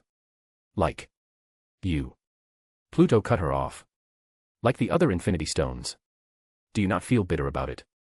"It is the natural order of things," the woman construct smiled faintly. "You can change it, we can change it." Pluto pointed out. "Come with us." Pluto extended his hand, making a fist bump gesture. The construct could only look at his gesture. "Very well, Eternal. But, name me first, as you have named my other siblings." Pluto smiled at the demand. "Very well. I named you Dolo." Wait. It wasn't the red construct that said it, not Pluto, it was someone else. Pluto and the red construct turned to the voice, it was Juno, with her usual bright nature. "What is it, Juno?" asked Pluto. "I have an idea on a name," she practically screamed. "Go on." Pluto acted interested. "You know that game that your son played the other day?" She thought. "What is?" "Simmer." "Skyrim." Pluto corrected. "Yes. That's it." Juno jumped excitedly. Call her that goddess that owns the cool blade from the castle. What? Which one? There's a lot of goddesses that own a cool blade in a castle. The one where you need to talk to a child. Oh, Mephila. Yes. That. Juno shrieked in joy. All right, calm down. Pluto chuckled. Pluto then turned to the red construct. What do you say, Mephila? The red construct smiled fondly at the excited Juno besides Pluto. Then, from now on, I shall be called Mephila. I am thou, thou art I. Pluto nodded, and both of them made a fist bump gesture, touching their fists together. Chapter 231, Chapter 201, On Her Knees. 2013 CE. Pluto woke up from his trance, only to see everyone staring at him intently. You did it again, didn't you? Sprite sighed. I remember you did that once, in Norway, in front of everyone, including Odin. Well, I have done it 4 times now, said Pluto. He looked at Sprite up and down, checking her out. You look taller by the way. Congratulations on getting what you want. Thanks to you. Sprite smiled as she retrieved her other dagger. Pluto then turned towards Thor and Loki, raising his brow. You're going to deal with all this mess, you'll take responsibility, while me and Sprite will disappear, understand? Well, leave that to me, uncle, said Thor proudly. I know a couple people from Earth now. Pluto looked at Thor expressionless, cringing on his bragging. He didn't say a thing, and turned to Loki. Here, bring this to your father. Pluto gave Loki the reality stone in his hand, and Loki nervously took it. You're giving it to me? Are you blind? Said Pluto, sighing. Just go, I'll go too, I've had enough of this bullshit. Sprite, say hello to Circe for me, and come to our house sometimes, Helios wants to see you. He wants to see me now? Sprite questioned in amusement. No, but I want you to see him, said Pluto straightforwardly, making Sprite sigh. Fine, fine. Maybe next summer. Then I'll see you when I see you, said Pluto, before disappearing from the place. Thea was sitting in front of the television. It's been a whole day since the incident in London, and it is now nighttime in New York. Thea was wearing her silky lingerie, tapping the remote to the sofa. She was in the bedroom, apparently waiting for a certain someone to come home. There have been no reports on who is responsible for the tragedy that has happened in Greenwich today, but Thor, one of the members of the Avengers, said that an alien was responsible for it and only he and his brother, Loki, who was responsible for the Battle of New York, dealt with the trouble. Though, witnesses say that there are 2 more unidentified enhanced beings that dealt with alien, but the so-called God of Thunder has denied any involvement of other individuals. The people of Greenwich has protested on the lack of transparency of the Avengers agency that deals with the extraterrestrial being, and accused the agency of rouge superhumans all over the world. The Avengers did not make any comments regarding the matter. What a mess, a voice beside her said. Thea didn't say anything. Instead, she looked at the clock on the wall, pointing at exactly midnight. Where have you been? Talking to Cleo about this mess, said Pluto, sitting beside Thea. The World Security Council is now pressuring S.H.I.E.L.D. to give the Council information about all superhuman beings that have been identified. Including us. Especially us, said Pluto.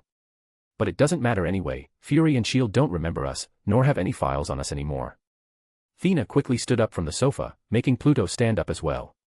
Where are you going? Asked Pluto. Well, now you're home, I'm going to sleep. What else would we do? Said Thea with a poker face, looking at Pluto. Pluto leaned on the sofa, sitting on the arm of it. I don't know. Talk. About what? Problems. Pluto shrugged. I mean, our son has probably scored some points for Gwen's parents. So it's good, said Pluto as if it was the most natural thing to say. I mean, we are planning to. Pluto, they're 13. Ugh, so what? Helen married that douche when she was like 14. Those were different times. Thea sighed. All right, let's talk about something else.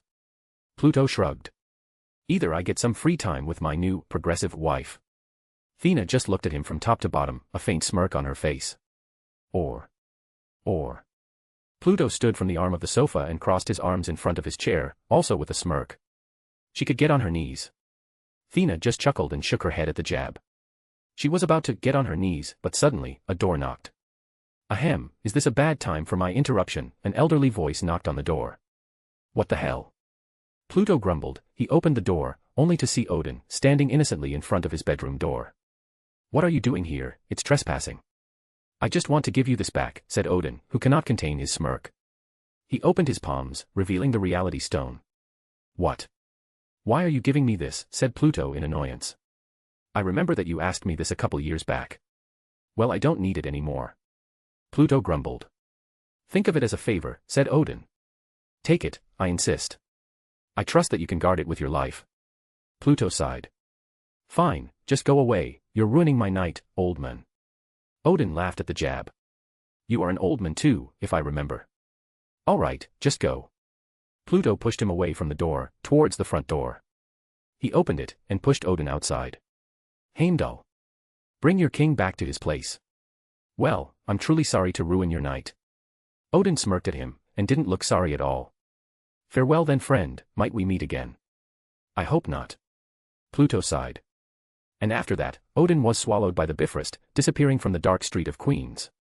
Chapter 232, Chapter 202, Captain Rogers. 2014 CE.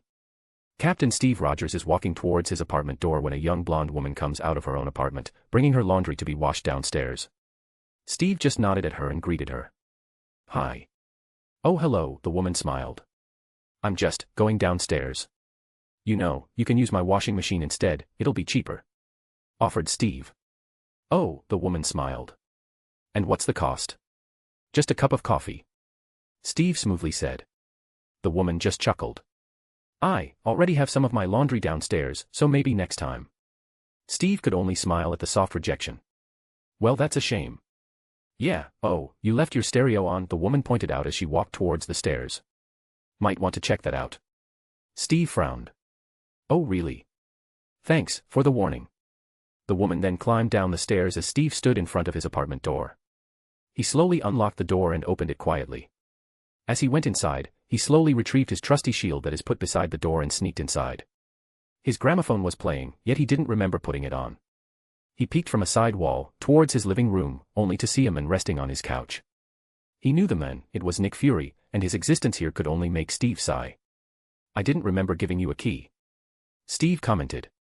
Do you really think I need one? Fury sighed as he sat up from the couch. Steve could only shake his head. What are you doing here? Steve quickly turned on the light, only to see that Fury was riddled with flesh wounds that made Steve's eyes widened. R. Fury gestured to Steve to not say anything as Fury turned off the light beside him. My wife kicked me away from home. Fury wrote a sentence on his phone and showed it to Steve. Ears everywhere. You had a wife? Steve asked, looking at the sentence on the phone. Well, you don't know anything about me, said Fury, changing the sentence into something else. Shield compromised. Steve frowned at the sight. Who else knows? Fury stood, wrote on his phone again, and showed it to Steve. Just you and me. Just my friends. Fury spoke. Well, if you need anything. Suddenly, the wall behind Fury was riddled with holes, penetrating towards Fury. The men groaned in pain as bullets lodged itself to Fury's back, and the men dropped to the ground, wailing. Steve quickly moved, dragging the wounded Fury to cover. As Steve lay Fury against the wall, the African-American men grabbed Steve's hand and gave him a flash drive. Find unseen ones. The men struggled to breathe, and eventually, passed out. Steve clenched his shield more, trying to find the perpetrator. He could see it, just past the window, a man in black, aiming a sniper at him. He could not run towards him, however, he was stuck. Suddenly, his apartment door was forcefully opened, and a woman entered the room. Captain. I'm Agent 13, I was tasked to keep you safe. Kate. Steve said the woman's name, but no answer came. By whose order? Kate saw Fury lying unconscious on the floor and sighed. Him. Kate quickly walked towards the men, checking up on his condition. She was about to call for backup, only to feel that the communication device was taken away from her, making her alert. She could see the communication device was impaled to the wall, destroyed. She looked around, pointing her pistol everywhere to check who did it. What's that? Steve said, raising his shield. Stay alert, Captain. I have a spare gun on my waist, you can take it, said Kate. Steve looked at Kate for a second, and took the pistol from her waist, quickly and alert. As Kate was about to turn around, she heard a poof sound from the corner of the room, and she could feel a prick at her neck, and the next thing she knew, she was knocked out on the ground. Kate, Agent 13. Steve quickly tried to wake her up, but then, he could feel a sharp feeling on his neck. Captain, don't make this harder on us, said the voice, his accent seemed African-American. Who are you? Steve said, raising his hands. An ally, the men answered. Let me heal the director first, if you decide to engage, let me just say that no one will benefit from the fight. Steve could hardly believe this man, but with this compromising position, he could only nod. Steve didn't move whatsoever. He still knelt beside Kate's body, and he saw an African American in strange gear, injecting a concoction to his blood. Fury glowed orange, making Steve panicked, but the men with the strange gear quickly reassured him by making a gesture for him to calm down. Steve then could see Fury's body recover at an amazing rate. The bullet dislodged itself, and the blood no longer visible. Extremis? Steve curiously asked. I thought that's rare. 4 civilians. Not us, the man stated as he checked Kate's body. Once nothing seemed unnatural, he stood up, also helping Steve stand up. When they stood up, Fury coughed from behind them, seemingly waking up. I see when you all ask for cooperation, you mean it, said Fury to the African-American man. Even using extremis on me. It's your mess, Director, said the American-African man. And we were caught up in it. I apologize for that. Fury said, standing up. I didn't think that you know who is you know what. Let me tell you, Director, said the man calmly. At the end of this, the US will be humiliated. We will not take responsibility for any destruction or casualties that will happen in this conflict. You have my word. Fury nodded weakly. He turned to Steve and extended his hand. Captain, I believe you have met them, so you should give the flash drive to them. Who are you people? Asked Rogers as he gave the flash drive to the African-American man. The men smiled. My name is E.A. Bradley, Captain. I'm from the Order of the Unseen Ones. Isaiah. Steve frowned. Do I know you? You did, said Isaiah. But let's keep it professional from now on. We're to bring you two to our HQ in the US. I hope you have a strong stomach, Captain. Isaiah quickly took out a small device, and he pressed it. The 3 was then swallowed a bluish light, and disappeared from the place, leaving Agent 13 alone. Chapter 233, Chapter 203, Human-Only Council. 2014 CE. 12 hours earlier. A man stood in a rather open room that was filled with windows. Many hologram projectors were placed around the room, and at those projectors, projections of men and women were displayed, all looking at the men in the middle of the room. Secretary Pierce, may I ask why the US hasn't published the data of the enhanced humans? It's been almost a year since the Council has decided that it would be best if we control the enhanced to a certain extent, asked the British councilman. To this day, I will not agree with that, another councilman interrupted, a representative of the African League. That vote does not include everyone in this council. The majority have agreed on the decision, Councilman, said the British councilman. That vote has only included the humans. Not the simians. This is not the matter of simians, this is the matter of humanity, argued the French councilman. The entire point of that vote is to have a card against the simians and their growing military and technology, that they don't want to share. Oh, so this is the reason then? Discrimination. Rampant xenophobia, the African councilman countered. That is why King Grod isn't here. Has the council decided that the simians are a threat to humanity? Are they the enemy? We never voted on that, or as far as I know anyway. You European powers whispered in secret, colluding with each other, I will not be a part of this biased council. No one is biased here, Councilman. Pierce said. If anything, you are the ones who are biased. You are the representative of Africa, a neighbor to the simians. But this session is for humans only, Councilman, we're here not to discuss simians, as they're not dealing with this particular problem, but we're here to discuss the rampant rogue enhanced individuals. And how to control it, the African councilman scoffed. They're human beings, Secretary, they are also a threat to humanity, Councilman. Pierce interrupted. New York, New Mexico, Brazil, China, Australia, Sokovia, and now London, all have sightings of rogue enhanced individuals, destroying infrastructure, or in some cases, an entire block of a city. Surely you must be worried about this news, Councilman. I am, but treating them as a weapon, the African councilman scoffed. It is not the way that we should proceed, Secretary. Then how do you suggest, then? We should sit in a table with them. You are too naive, Councilman, the British councilman interrupted. Greenwich lost millions of pounds because of the attack, New York is still being rebuilt, if we don't act now, another one will happen. We have already acted. We gave King Grod the job too. And where is the result now, Councilman? King Grod has done nothing except hiding in his jungle and kept his secret there. He never visited the council anymore. Because you didn't invite him. Even in our usual meetings he never comes anymore. Settle down, Councilman. Pierce calmly said. This is a civilized council, we cannot tolerate infighting here. Then what do you suggest we do, Secretary? Asked the African councilman. We cannot just arrest them because they were born more superior than us, is it? No, that would probably make us look like a bunch of insecure old men and women. Pierce chuckled, making the other councilman chuckle as well. What I suggest is that we review them first. Review. Sort them out. Pierce said. Who is the one who can be a threat to our society, and who is harmless? The ones who can cooperate with us like the Avengers, or the ones who will refuse to cooperate? And then what? We will deal with them according to the appropriate action, of course. Pierce smiled. To do that, we need the data, Councilman. The German councilman said. The data that we don't have. As far as I know, S.H.I.E.L.D. has that. Have you asked them, Secretary? That's the problem, Councilman. Pierce sighed. Fury went rogue a couple hours ago. The data is protected in his identity. I thought your job was to control S.H.I.E.L.D., Secretary Pierce. A British councilman asked. Surely you can take it by yourself. I'm working on it, Councilman. Pierce smiled. But, I need favors from everyone. To investigate the enhanced individuals in your country, and to gather it in the council database. Are you suggesting that we sell our own people, Secretary? The African councilman asked. It is S.H.I.E.L.D.'s job to protect the interest of global security. Why must we do their job? Well, right now S.H.I.E.L.D. is not in their best condition, Councilman. Pierce said. So I ask this favor to every single one of you. To protect humanity as a whole. The African councilman could only sighed, and he quickly logged out of the meeting, his hologram turning off. Very well, Secretary. We will do what we can, the French councilman nodded. We will sort this out at the next meeting. One by one, the hologram turned off, and finally, Pierce was left standing alone in the room. An assistant suddenly entered the room, to which Pierce turned to him. Did you get him yet? Asked Pierce. He disappeared after the attack, sir. What about the project? Ready to launch, sir, we just need the targets. Good.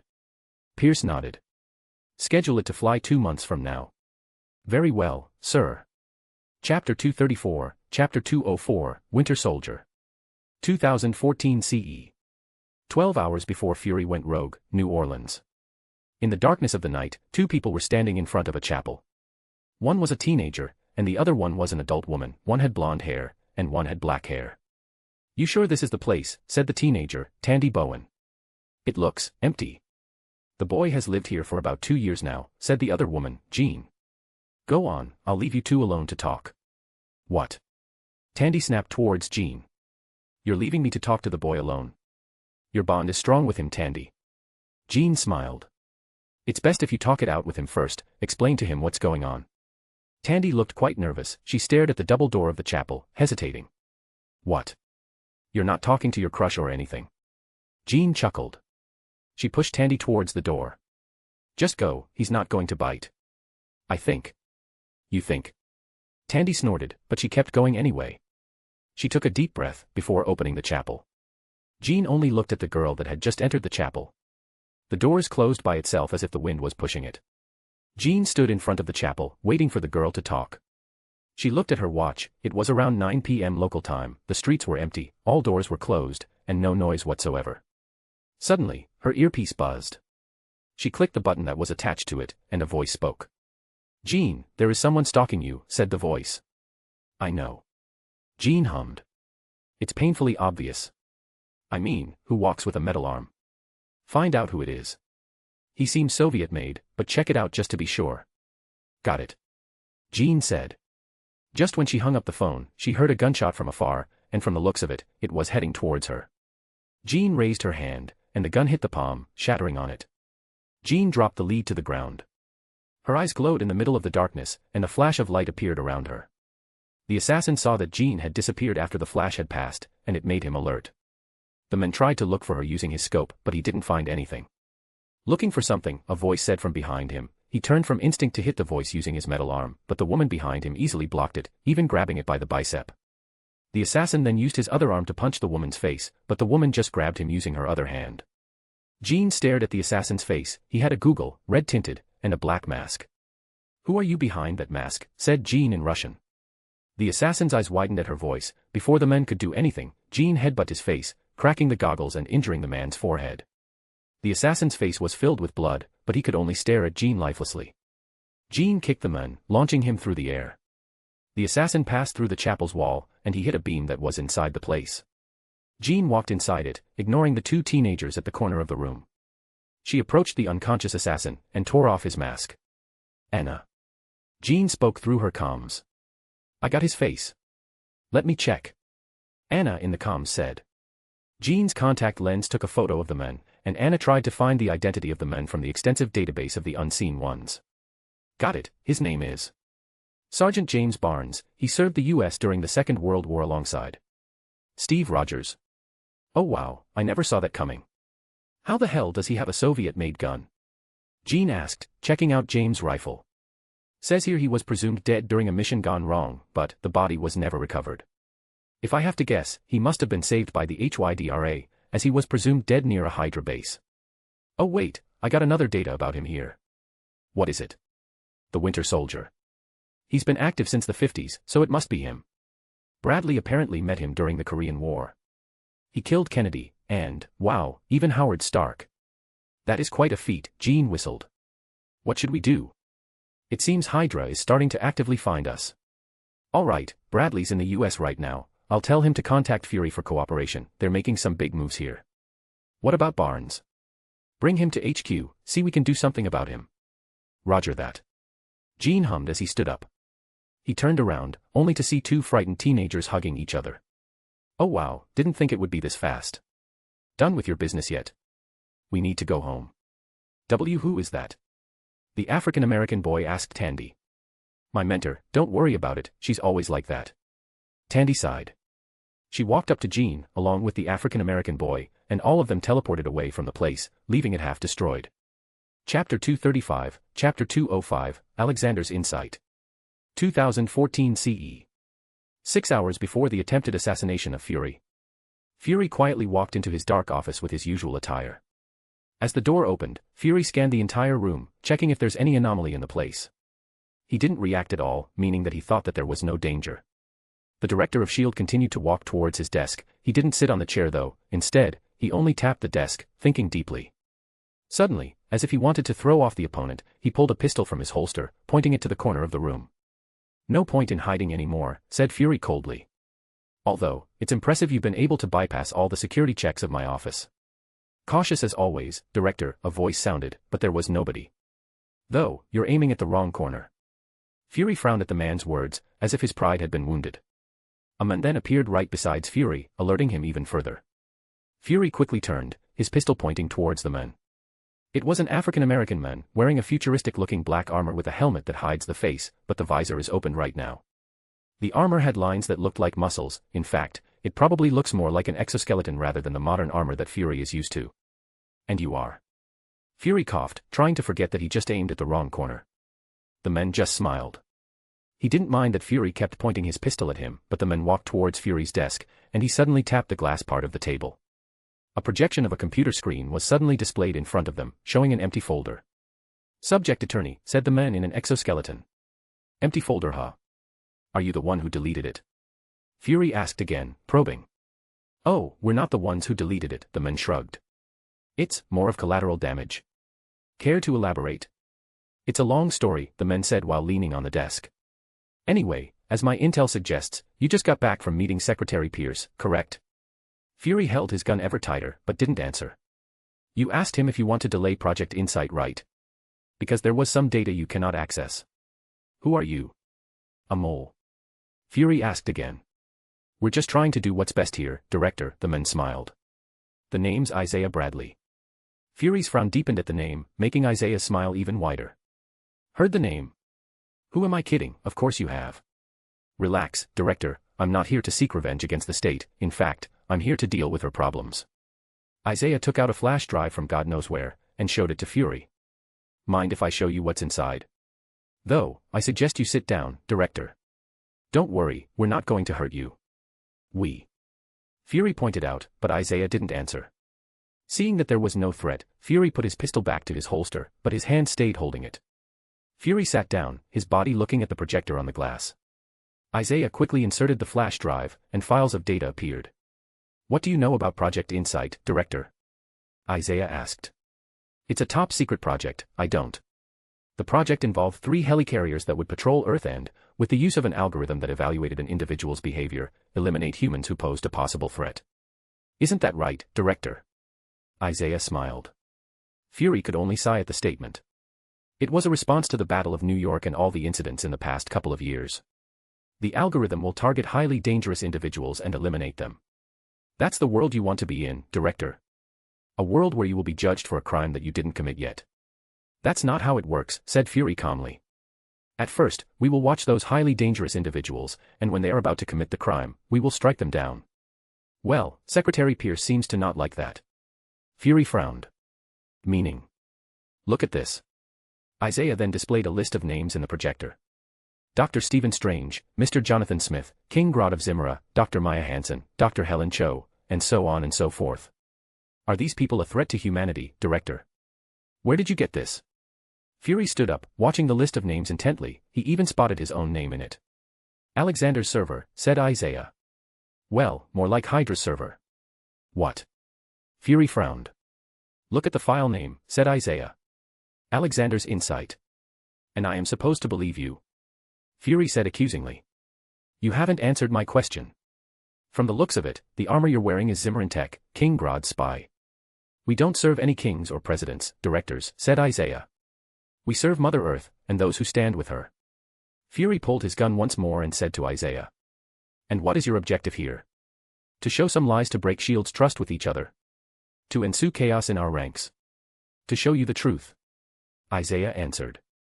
We the Unseen Ones have been targeted lately by Hydra. I mean we destroy their bases all the time, but still, one of them has been able to track one of our members recently, so we request your cooperation, Director.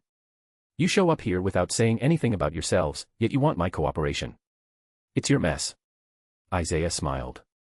The supposed Earth's best intelligence agency has been infiltrated by Nazis. That must be embarrassing for you, Director. Do you have any proof except this file that can easily be forged? Isaiah's smile dropped as he looked tired. Look, Director. You either cooperate, or not. It's that simple. We can do this on our own. I can guarantee you that Alexander wants your head now, especially after you ask him to delay Project Insight. Fury raised his brow. The room went silent for a couple of seconds, but then Fury put his gun on the holster again, seemingly stopping his hostility.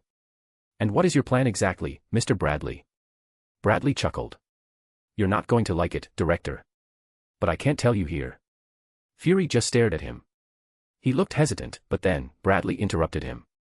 Look, you can find the evidence yourself in your database. If you decide to cooperate, we'll know, and we'll come to you. Remember, Director, we can do this on our own. The difference is, whether the US can contain the situation is up to you. Don't trust anyone. There's a reason King Grod never comes to the meetings anymore. Bradley then took out a flash drive. It was black, and he put it on the desk. Skeleton key, handy decryption tool. Put it on your computer, run the software, and any encrypted file will be decrypted in less than a second. Without waiting for Fury's words, Bradley pressed a button that was on his belt, and he was quickly swallowed by blue light, disappearing into thin air. Fury just stared at where Bradley used to stand. He was tapping the desk rapidly, as if trying to calm down his anxiety. Finally, he took the flash drive and put it on a socket. The flash drive clicked, and the data was connected to the computer. Open the files of the Lemurian Star satellite launch, said Fury calmly. There was a split second of silence, before a cold and flat voice answered. Access denied. Run the skeleton key decryption tool. Fury continued. Please wait. Decryption successful, opening folder. Fury then saw the black flash drive burn from the socket, a self-destruct mechanism perhaps. He took out the flash drive and put it in his drawer, before checking the files of the satellite launch. The data was all there. The list of names, the ones who are involved, and the ones who actively modify the project. Fury could only sigh at the data. He copied all of that data to another flash drive, and he put it in his pocket. He quickly exited his office, heading towards his car. And 6 hours later, an attempt on Fury's life almost succeeded. Chapter 236, Chapter 206, Security over Freedom. 2014 CE. Present time. Isaiah and the others stood in front of a normal-looking house. It was a decent yet stale-looking house in DC. In fact, it looked quite similar to the other houses nearby. Isaiah walked up to the handle of the door, and he pressed his thumb on the keyhole. The keyhole changed to a scanner, and it accepted Isaiah's fingerprint. After that though, he didn't open the door. He let go of the handle, and waited outside. Not a second later, the door was opened from the inside. A French woman welcomed them, looking quite casual. Took longer than I expected, said the French woman to Isaiah. Someone's not cooperating. Isaiah answered flatly. He turned around to the other two behind him and gestured for them to enter. Come in. The group entered the place, and again, it looked like a typical American home, with no abnormality whatsoever. This is your headquarters? Fury questioned, looking around the place. Isaiah and the French woman didn't answer. Instead, they kept walking towards the kitchen, and finally, they stood in front of the fridge. Once again, Isaiah grabbed the handle, and a fingerprint scanner appeared. Isaiah scanned his fingerprint, and a robotic voice echoed throughout the kitchen. "Welcome, Agent 007, Isaiah Bradley." The fridge door opened, revealing a rather futuristic-looking entrance to another room. Isaiah just entered the room, and the French woman followed. Once the French woman entered the fridge, another voice echoed. "Welcome, Agent 004, Jean of Arc." The French woman, or rather, Jean, groaned.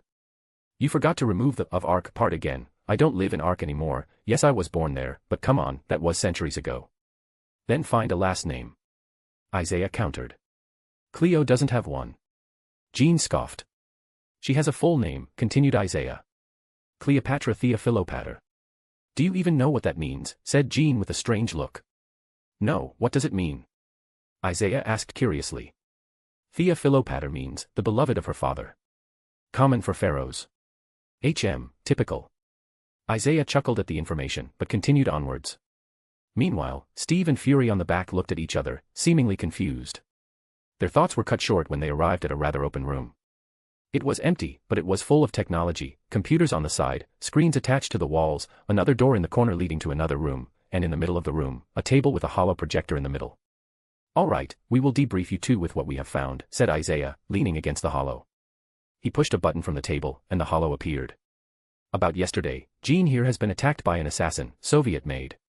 We've confirmed that the assassin was sent by Secretary Pierce. He used Zola's algorithm to track down Jean, who was using an alias." "Zola's algorithm?" Steve frowned. "As in Arnim Zola?" "Oh, Fury hasn't told you yet, Captain." "He never told me anything," Rogers answered. Jean just sighed. Operation Paperclip. The U.S. recruited German scientists, engineers, and technicians after World War II, including Arnim Zola, who was transferred to S.H.I.E.L.D. "And what is this, Zola's algorithm?" asked Steve. "An algorithm that will scour data on the internet for potential threats to Hydra, said Isaiah. "Sound familiar, Director?" "Project Insight." Steve frowned. "But the project is for finding the ones who are a threat to humanity." "What do you think the framework of the project is, Captain?" Jean questioned. "The framework is Zola's algorithm." Steve then turned to Fury. "Do you know this? When you started the project, did you know this?" "I didn't know it at first. But now I know," Fury said, taking out a flash drive from his pocket.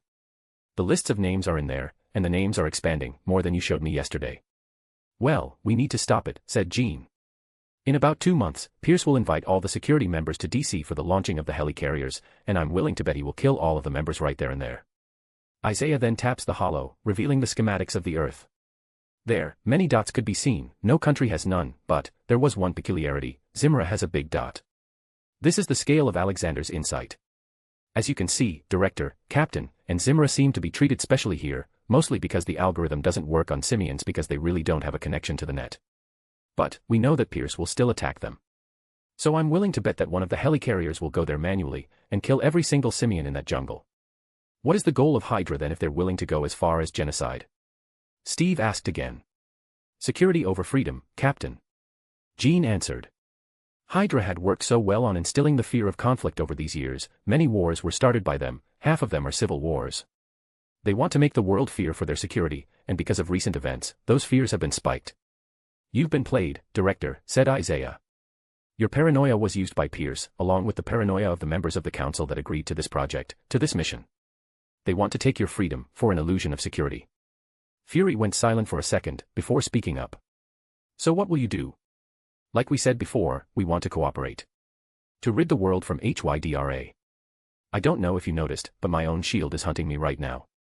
That's why we need to put you on the director's seat once more. Jean answered, crossing her arms, smiling. We have a plan, but we need to wait for a bit. I'm all ears, said Fury. Jean then stopped leaning against the table, and walked towards the door on the corner of the room. Great, Isaiah will stay here to brief you on the plan. In the meantime, Captain, please follow me. Once again, Fury and Steve looked at each other, and Steve followed Jean towards the other room. As he entered the room, he noticed that the temperature was a lot colder, and there was a tube filled with liquid in the middle of the room, and in that tube, there was a man, seemingly floating on the liquid. Recognize this man, Captain? Jean asked softly. Steve could only walk towards the tube, seemingly flabbergasted on what he saw in there. Is that Bucky. Your friend. Jean nodded. And the ones who attacked me in New Orleans. So you mean? He's not from Hydra, answered Jean. Not willingly at least. Brainwashed. Steve just stared at the floating men in front of him. Is there anything you can do to him? We're working on it. Jean hummed. We jacked through his brain and scoured his memories, his mind is practically shattered, but it's why we know Pierce sent him. Well, just help him, please. Already working on it. Chapter 237, Chapter 207, Men Out of Time. 2014 CE. In the middle of the night, Isaiah sat on the terrace of the house, smoking cigarettes peacefully as the full moon shone brightly in the sky. His face looked quite calm between the thick smoke of the cigarette, the dim glow of the fire lit up his face, and the ash of the cigarette dropped to his pants, burning it slightly. It has been almost 2 months since the attack, and tomorrow was the day where the plan will be executed. Chaos will definitely ensue in DC, martial law would probably be declared instantly, and they could risk all-out war between the US and Zimra. To Isaiah, this isn't an unseen one operation anymore, it's a Zimran operation. It's a risky move, but technically, as a special member of the Security Council, the Zimrans have the right to conduct a proper operation in any soil under the name of the United Nations, provided that he has a solid casus belli. So many things could go wrong tomorrow, the pride of men, the greed of kings, the envy of peasants, yet he is confident, after all, they have done this so many times. You smoke? Asked a voice from the door. Isaiah turned to see who it was Rogers, with his usual white t-shirt. Not often, but yes. Isaiah hummed, turning back to the moon once more. You. No. Answered Rogers. He sat beside him, turning to the moon. You think this'll work? The plan. Yes, said Isaiah. You have any complaints, Captain? Say your grievances now. Rogers just leaned on the chair and sighed. No, it's just too risky. The relationship between the two races is already complicated as it is, this might be the one event that will break the thin line. Everyone knows that, Captain. Isaiah nodded. But it's also a declaration. That the US and Zimra will work together to vanquish this parasite of an organization once and for all. The higher-ups might not like that. Rogers chuckled. So you know how corrupt the government is. I was starting to believe you did not, said Isaiah, putting the ash to the tray. Yes. I know how they treated you during the Korean War, Fury told me. Rogers said as he looked at the floor. You served in World War II too. I didn't, said Isaiah. But after I saw your heroics back in the war, I feel like I haven't done anything for the country, so I signed up. Once me and my brothers flew to Korea, they brought us to a facility, tetanus shot they said, bullshit. We were just weapons. Imprisoned like dogs, experimented like monkeys. I'm sorry, said Rogers in deep regret. Don't be. Isaiah continued, puffing another cig. It's not your fault, Captain. You are an epitome of what I imagine from this country, but the truth is far from imagination. I was naive, that's it. Rogers just hummed, he looked at the bright full moon above and continued. You have a family? I have. Isaiah nodded. I got married before I signed up, had a child, but that was in the 50s, now, I am a great-grandpa. Well, that's good. Rogers smiled. I loved a woman once, she's old now, married to somebody else. Sometimes, I think that I am too out of place. The people I know are either dead, brainwashed, or too old to talk. I'm still deciding whether or not this is a curse or a blessing. We all are still deciding it, Captain, said Isaiah. We are men out of time. King Grod is almost a millennia old, Cleo is a millennia old, yet we are still deciding on whether or not this life is a curse or a blessing. People come and go, our founder's wife used to say this. While everyone dies, we live to bury them, yet she seems so used to it, I find it scary to not feel anything if one of my loved ones dies. Maybe she never got used to it. Rogers said. Maybe she just got better at hiding it. Perhaps. Isaiah hummed. Are you afraid of death, Captain? I would be lying if I said no, said Rogers. But now, I feel like I'm due for a meeting with death. You're still young if I am thinking psychology-wise, said Isaiah. Don't think about whether or not you deserve this second chance. Just enjoy it, maybe find someone other than your woman back in the 40s. Rogers chuckled sadly. I don't know about that.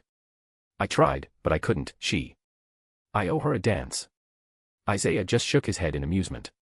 You are one loyal man, Rogers. I'm a soldier, said Rogers. It's in my nature. There's a thin line between a soldier and a dog, Captain. Isaiah continued, making Rogers frown.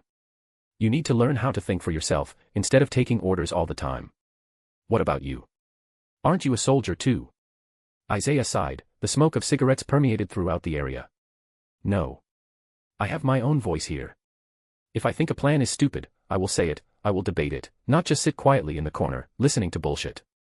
After that, no one spoke again. Isaiah just kept smoking, while Rogers watched the moon above. Then, Isaiah checked the time, and said to Rogers. You should get some sleep, Captain, we will be busy tomorrow. I will. Rogers hummed, standing up. Good night, Bradley. The sun was shining brightly above DC. A group of men and women were gathered in the middle of a glassed room, holding champagne glasses as a hollow projector was playing in front of them, showing a countdown. Pierce stood in front of everyone, raising his champagne glass. I know the road hasn't been smooth during the past couple of months, some of you might want to kick me out of the chair. But, finally, we're here. And the world should be grateful. We will make Earth a more secure place, where peace is eternal. A woman raised her glass. To a more secure and safe world. To a more secure and safe world. Pierce was about to drink his champagne, but behind the crowd in front of him, he saw something approaching the building. It was an air vehicle, more specifically, a thopter, buzzing through the sky of DC. Pierce stopped as he eyed the thopter. Well, looks like someone has finally arrived. Chapter 238, Chapter 208, The Play's the Thing. 2014 CE. Grod walked inside the room rather casually. He was alone, with no guards at all, or at least that's what Pierce saw. He was wearing a suit, as in a tuxedo, like what the humans are wearing. The ground shook as he walked, as if the concrete beneath could barely support Grod's weight at all. The councilmen were eyeing Grod, as if he had done something terribly wrong. Well, he technically did, as he never showed up in the meetings anymore, even though he was specifically invited. How is your flight, Your Majesty? Asked Pierce casually as he walked towards him, shaking his hand. The usual, said Grod calmly. I am here to congratulate you, I hope this project will bring peace to humanity. We have worked hard indeed. Pierce nodded. Champagne. No, I don't drink, refused Grod. Very well. Pierce smiled. I see you decided to wear one of our attires. Yes, I figured it was the right thing to do. It is humanity's moment after all, answered Grod. No problems on the launch. Thankfully, no, answered Pierce. So far, no disturbance. Grod just hummed. He walked towards the other councilmen, he shook their hands one by one, even though the other party seemed reluctant. Grod then walked to the other side of the room, seemingly separating himself from the others. Continue. I will not bother you anymore, after all, this is your moment. I am just here for formalities. Grod then took out a small box, it was a glasses case, he opened it and took out the glasses, before wearing it. The councilman then turned towards the hollow projector in the middle of the room, and it displayed 2 minutes and 56 seconds, meaning that the launch will be in 3 minutes. This will be a new start for humanity, said Pierce, trying to change the mood, but then, an announcement came. Attention SHIELD agents, this is your director speaking. The councilman frowned hearing it, especially Pierce. He knew that voice well, he was the one who chose him as a director after all. I know that some of you have heard that I have gone rogue, or I betrayed SHIELD, but those are all lies. Pierce quickly took out his phone and messaged someone, all caught by the eyes of Grod. Now why do you think I made this announcement? Well, I am here to tell you that SHIELD has been compromised. It's been taken over by Hydra, a terrorist organization that specializes in creating fear, all in the name of absolute control. Captain. The speaker then changed to the voice of a familiar man. This is Steve Rogers speaking. What the director said is the truth. SHIELD has been compromised by Hydra, and their leader is Alexander Pierce. As his name was spoken, all the councilmen's eyes turned to Pierce, who just shrugged at the accusation. The Strike and Inside team, who is inside the Helicarrier right now, is also one of them. We don't know how many more, but I know that they're in the building. It could be standing right next to you, they could be watching you. If the project is launched, millions of innocent and bright people will die, the people who stood against the principle of Hydra, absolute control. 2 months ago, there was an attempted assassination of me and Nick Fury, in my own home. If that Helicarrier is on the air, no one will be safe, including you and me, unless we stop them. I know I'm asking a lot, but reinforcement is on the way. So I ask you to hold off. If it's only me, then it's fine, but I'm willing to bet that it's wrong. As the speech finished, a group of Strike team entered the meeting room, all armed with fully loaded guns. You fascist bastard, said an African councilman. I am not surprised at all. What will you do now, Pierce? Asked Grod calmly as he walked to him. Shoot us. Threaten us with empty words. All of the guns turned to Grod, the team's eyes filled with fear. I admit, it was a bit of an oversight that you came, said Pierce. We've worked so hard on dividing you and the rest of humanity for years now, I was hoping that his council will be simian-free until the end. Well, you lost the bet, Pierce, said Grod. So what will it be? In the control room of Project Insight, no one is moving at all. They were tense, thinking on what to do. They were scared that the person beside them was a Hydra agent, and they would be eliminated if they showed a sign of rebellion. Suddenly, a man with full armor entered the room. He was walking towards the guy who is in charge of the actual launch. Cancel the countdown, send the ships now, he said calmly. The guy on the chair didn't say anything, he just sat there, quietly. Do you hear what I'm saying? Asked the man again. No answer. Do you hear what I am saying? Why yes sir, said the guy on the chair. Then launch the dam. Before the man could say anything again, a dart suddenly planted itself on his neck. He took out the dart to see it, his eyes getting blurry. He pressed his comms, and spoke weakly. Launch the ships, manually. The rest of the strike team that was in the room dropped to the ground, seemingly unconscious. A group of men and women then forcefully opened the door. And in front of them, Steve Rogers. Everyone all right? Asked Rogers. Captain, said a blonde woman. Kate. Rogers greeted. I need you all to disable the launching mechanisms. Captain, it's too late, said an agent, looking at a screen. They've stormed the hangar, they'll be opening the gates from there. Shit, a man in an exoskeleton. I was hoping it wouldn't get to this. Oh well, plan B it is. The man tapped his comms, and spoke to the mic. Grod, plan B. Grod just stared at the strike team who is now aiming their guns towards the other councilman instead of Grod. They took them hostage, so Grod wouldn't attack them. Your Majesty, said Pierce calmly. What if a corrupt US official suddenly had the nuclear code and sent it to Zimra? When we could just prevent using this project in an instant. For a secretary, you made terrible what-ifs, said Grod. It is impossible for that to happen. If you cannot do it, then how can a normal corrupt politician can? Well, it is just imagination. Pierce shrugged. All right, change of case. What if the entire world decides that Zimra will be an enemy of humanity? Again, an idiotic case. Grod shrugged, walking around, making the strike team nervous as hell. That is your goal, is it not? Your plan is to send one of the Helicarrier to our land so that you Hydras can take over the world, control everyone. We are your biggest obstacle after all. Ah, you know, smiled Pierce bitterly. Well of course I know, said Grod, grabbing the bottle of champagne and drinking it whole. I thought you didn't drink, said Pierce in amusement. I thought you were sane, countered Grod. But of course, lying is the weapon of a politician. There is no way you can stop us, Your Majesty. Pierce smiled as he saw the helicarriers getting out of the lake. It has been launched. You Hydras don't learn, do you? Said Grod flatly. Or are you just trying to find any desperate way to make this work? Even though you knew it was doomed to fail when you saw me standing here. Pierce just shrugged. Or I am simply confident. Grod sighed. Right, had enough. The glass on Grod's glasses suddenly displayed command prompts, with commands being written rapidly. The comms of each strike team exploded, throwing them off in their guns. One of them even got killed because the explosion sipped through their brains. Pierce flinched as they saw his strike team fall. The councilman quickly grabbed the guns, and aimed at the rest of the still-alive strike team, including Pierce himself. Pierce. I've dealt with your kind for decades now, said Grod, walking towards Pierce. Base after base, from Siberia, Sokovia, even South Africa, I've handled them all. Pierce frowned. You are. Grod grabbed Pierce's body, making the man choke on his own words. Yes. I am them. Pierce, seemingly unbothered that he was now in the grasp of Grod, shook his head. I should have known. Suddenly, one of the strike team pulled out a hidden gun from his pocket, and he tried to shoot Grod from the back. Grod felt the tingling sensation as the bullet hit his bulletproof suit, and turned. He gruffed, threw away Pierce to the ground and slammed his fist towards the men who shot him, flattening the man's head instantly. You can't kill me, Grod. Pierce chuckled. You need me to stop the helicarriers. Half right, said Grod. I can't kill you now, but I don't need you to stop the helicarriers. Grod's glasses displayed command prompts again, and then, he spoke to his comms. Send in the Air Force. Chapter 239, Chapter 209, Simians DC. 2014 CE.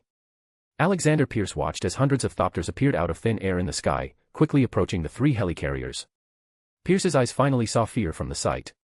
Do you realize what you have done? You have sent your Air Force to US soil. Practically declaring war. That is not the case, Pierce, said a voice, entering the room as he spoke. It was Fury, his face all wounded and his arm broken, yet he looked determined, walking towards Pierce quickly, taking out his pistol. The Zimran kingdom has a right to send their army to a threat, as long as they have a casus belli. On the approval of the council. Pierce countered. Well, as far as I can tell, the council is not at its best state right now, said Fury jokingly. He took out a piece of paper, showing it to Pierce. So we took our own liberty to ask at a UN council instead, privately. Privately. Yes, like you and your pal have done for decades, said Fury flatly. Director. Grod greeted Fury, walking towards Fury, taking the paper from him. Sorry to bother you with all these formalities. No problem, Your Majesty. Fury answered. Pierce, what are you doing? Outside, in the sky of Washington, D.C., a swarm of thopters suddenly appeared out of thin air, scaring the citizens below. Attention, people of Washington, D.C., a speaker echoed throughout the city. This is the Zimran Kingdom Air Force. We mean no harm, I repeat, we mean no harm.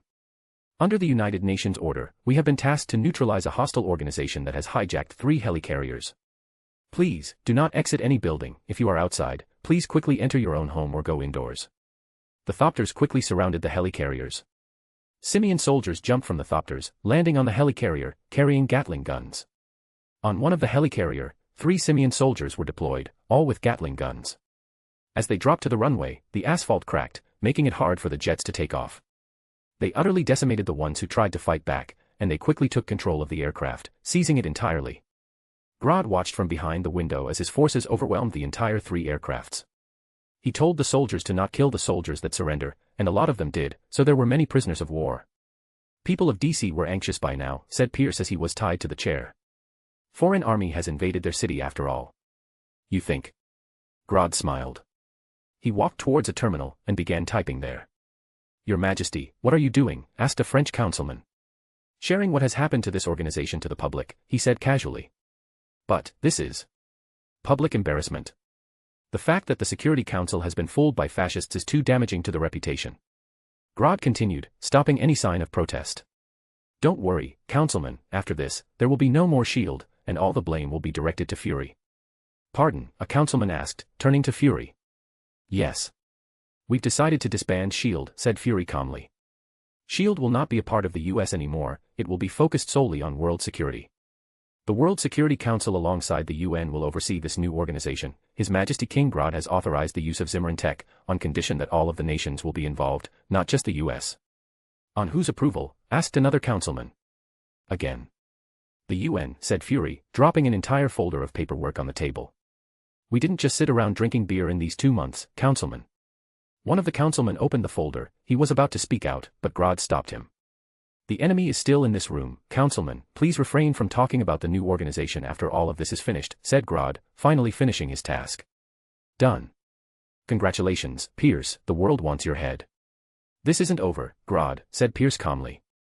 When you cut off a Hydra's head, many. I know the legend, Pierce, countered Grod. Our God made the creature after all. When the helicarriers had landed, the prisoners were taken out of it. The US Army was waiting on the landing pad, seemingly insulted, yet can't do anything. A general walked towards the approaching Zimran commander, saluting him. Thank you for your service, Commander, we'll take it from here. General, with all due respect, the prisoners will come with us, said the Zimran commander. They are all US criminals, Commander. We cannot give them to you. We have the right to the prisoners of war, General. I am sorry, but we must bring them to Zimra for further interrogation. Listen, Commander, this is our soil. Suddenly, a man interrupted the general and whispered something to him. The general just clenched his hand, and nodded. Very well, Commander. Thank you for the assistance. We will secure the helicarrier. The Zimran commander nodded. Thank you for your understanding, General. Chapter 240, Chapter 210, Prisoners of War. 2014 CE. Fury stood in front of the Parliament, with the media and the watchers behind him. He doesn't look nervous at all, but the politicians in front of him are. Flashes of light could be seen from behind Fury. Hungry journalists and writers watched his back like vultures. Director Fury, please explain why you have compromised national security by practically burning our intelligence agency to the ground. Hydra was selling you propaganda and lies, not intelligence, said Fury. You are the director of SHIELD, Mr. Fury. Do you have no shame at all for what your incompetence did to our nation? What I have done has been permitted by the United Nadi. This has nothing to do with the United Nations, Director. This is about US national security, said a man. What you have done, colliding with foreign powers, is basically an act of treachery. Then what do you want me to do, said Fury sternly. Give those Nazis a slap in the wrist. Is that what you're insinuating? To let those fascists go? That is not what I meant. I mean, why do you have to seek aid in foreign powers instead of finishing this domestically? Look at the list. Fury shouted. See how many Hydra members are in the ranks of the government. If I did, those Nazis would have been alerted, and their plan would have succeeded. All right, then tell me why you have sent those criminals to the Zimmerans. Those terrorists should belong in our prison. This is more than putting people into prison. Fury countered. The Zimmerans and I have worked together so we can root out this rotten organization for good. The Zimmerans have better technology to extract that information, so I simply do what I thought was necessary. Are you saying that you are not confident in our technology, Director? It's the truth. Fury spat. Even a blind man can tell. Cooperation is key towards the end of this debacle, yet you just sit here like the Zimmerans haven't been a concern for the US for decades. If you don't want them to become a threat, then cooperate. It is that simple. Director, please refrain for speaking state secret. State secret? Fury scoffed. Are you joking? The Parliament could only sigh at the statement. On to the next problem then. Go on. Fury hummed. The disbandment of S.H.I.E.L.D. So you are just going to disband our intelligence agency and transfer the personnel to an international agency? Nothing will change, said Fury. Even before this, S.H.I.E.L.D. has been a counter-terrorism agency that operates on a global status. Under the U.S. name, Amen pointed out. Correct. But now, we have offered the United Nations to create an international agency to deal with counter-terrorism and extraterrestrial threat. All I ask is that you give permission on the transfer of personnel to that organization. And why should we do that? Because it concerns the safety of the people of Earth. Fury pointed out. Do you want a second Battle of New York to happen? Do you want another alien attack that happened in London? No, of course not. We need a response team. The Avengers are. It is not enough. Fury cut them off. Do you want the fate of the entire world in the hands of a couple of men and women? In these past years, we know how dangerous the threat is. We need a proper organization to handle it. And this. Sentient Worlds Observation and Response Department. Who will be in command of it? The World Security Council, along with the UN, will oversee it, and me as the director. King Grod himself agreed to his scheme. He will supply the tech of the department. The eyes of the Parliament sharpened as they heard that phrase. Zimmeran Tech. Yes.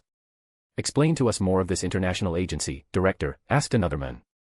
All the countries in the Security Council will be involved. Providing human and non-human resources. In this day and age, the borders of nations are thinning. We need to protect Earth from otherworldly threats, be it from space, or from inside Earth itself. The Parliament went quiet for a second, before speaking. We will discuss this in the next meeting, Director. For now, you may go. The flashes of light turned more frequent as Fury walked out of the session, ignoring all the questions thrown at him. He looked calm, not showing any signs of emotions at all. All he had to do was direct the heat to him, while the organization built itself. His job is done, for now. New York. Meanwhile, Pluto and Thea were watching all of these events unfold from the TV, while the sound of arguing teenagers could be heard in the background. Wow, said Pluto absent-mindedly. Sometimes I think I've gone too far on this. On what? Asked Thea. The rings. The apostles. Said Pluto, sipping some tea. But what's done is done. The one thing I need right now, though, is some peace and quiet. The sounds of arguing teenagers from behind suddenly calmed down, making Pluto sigh in content. Let them be.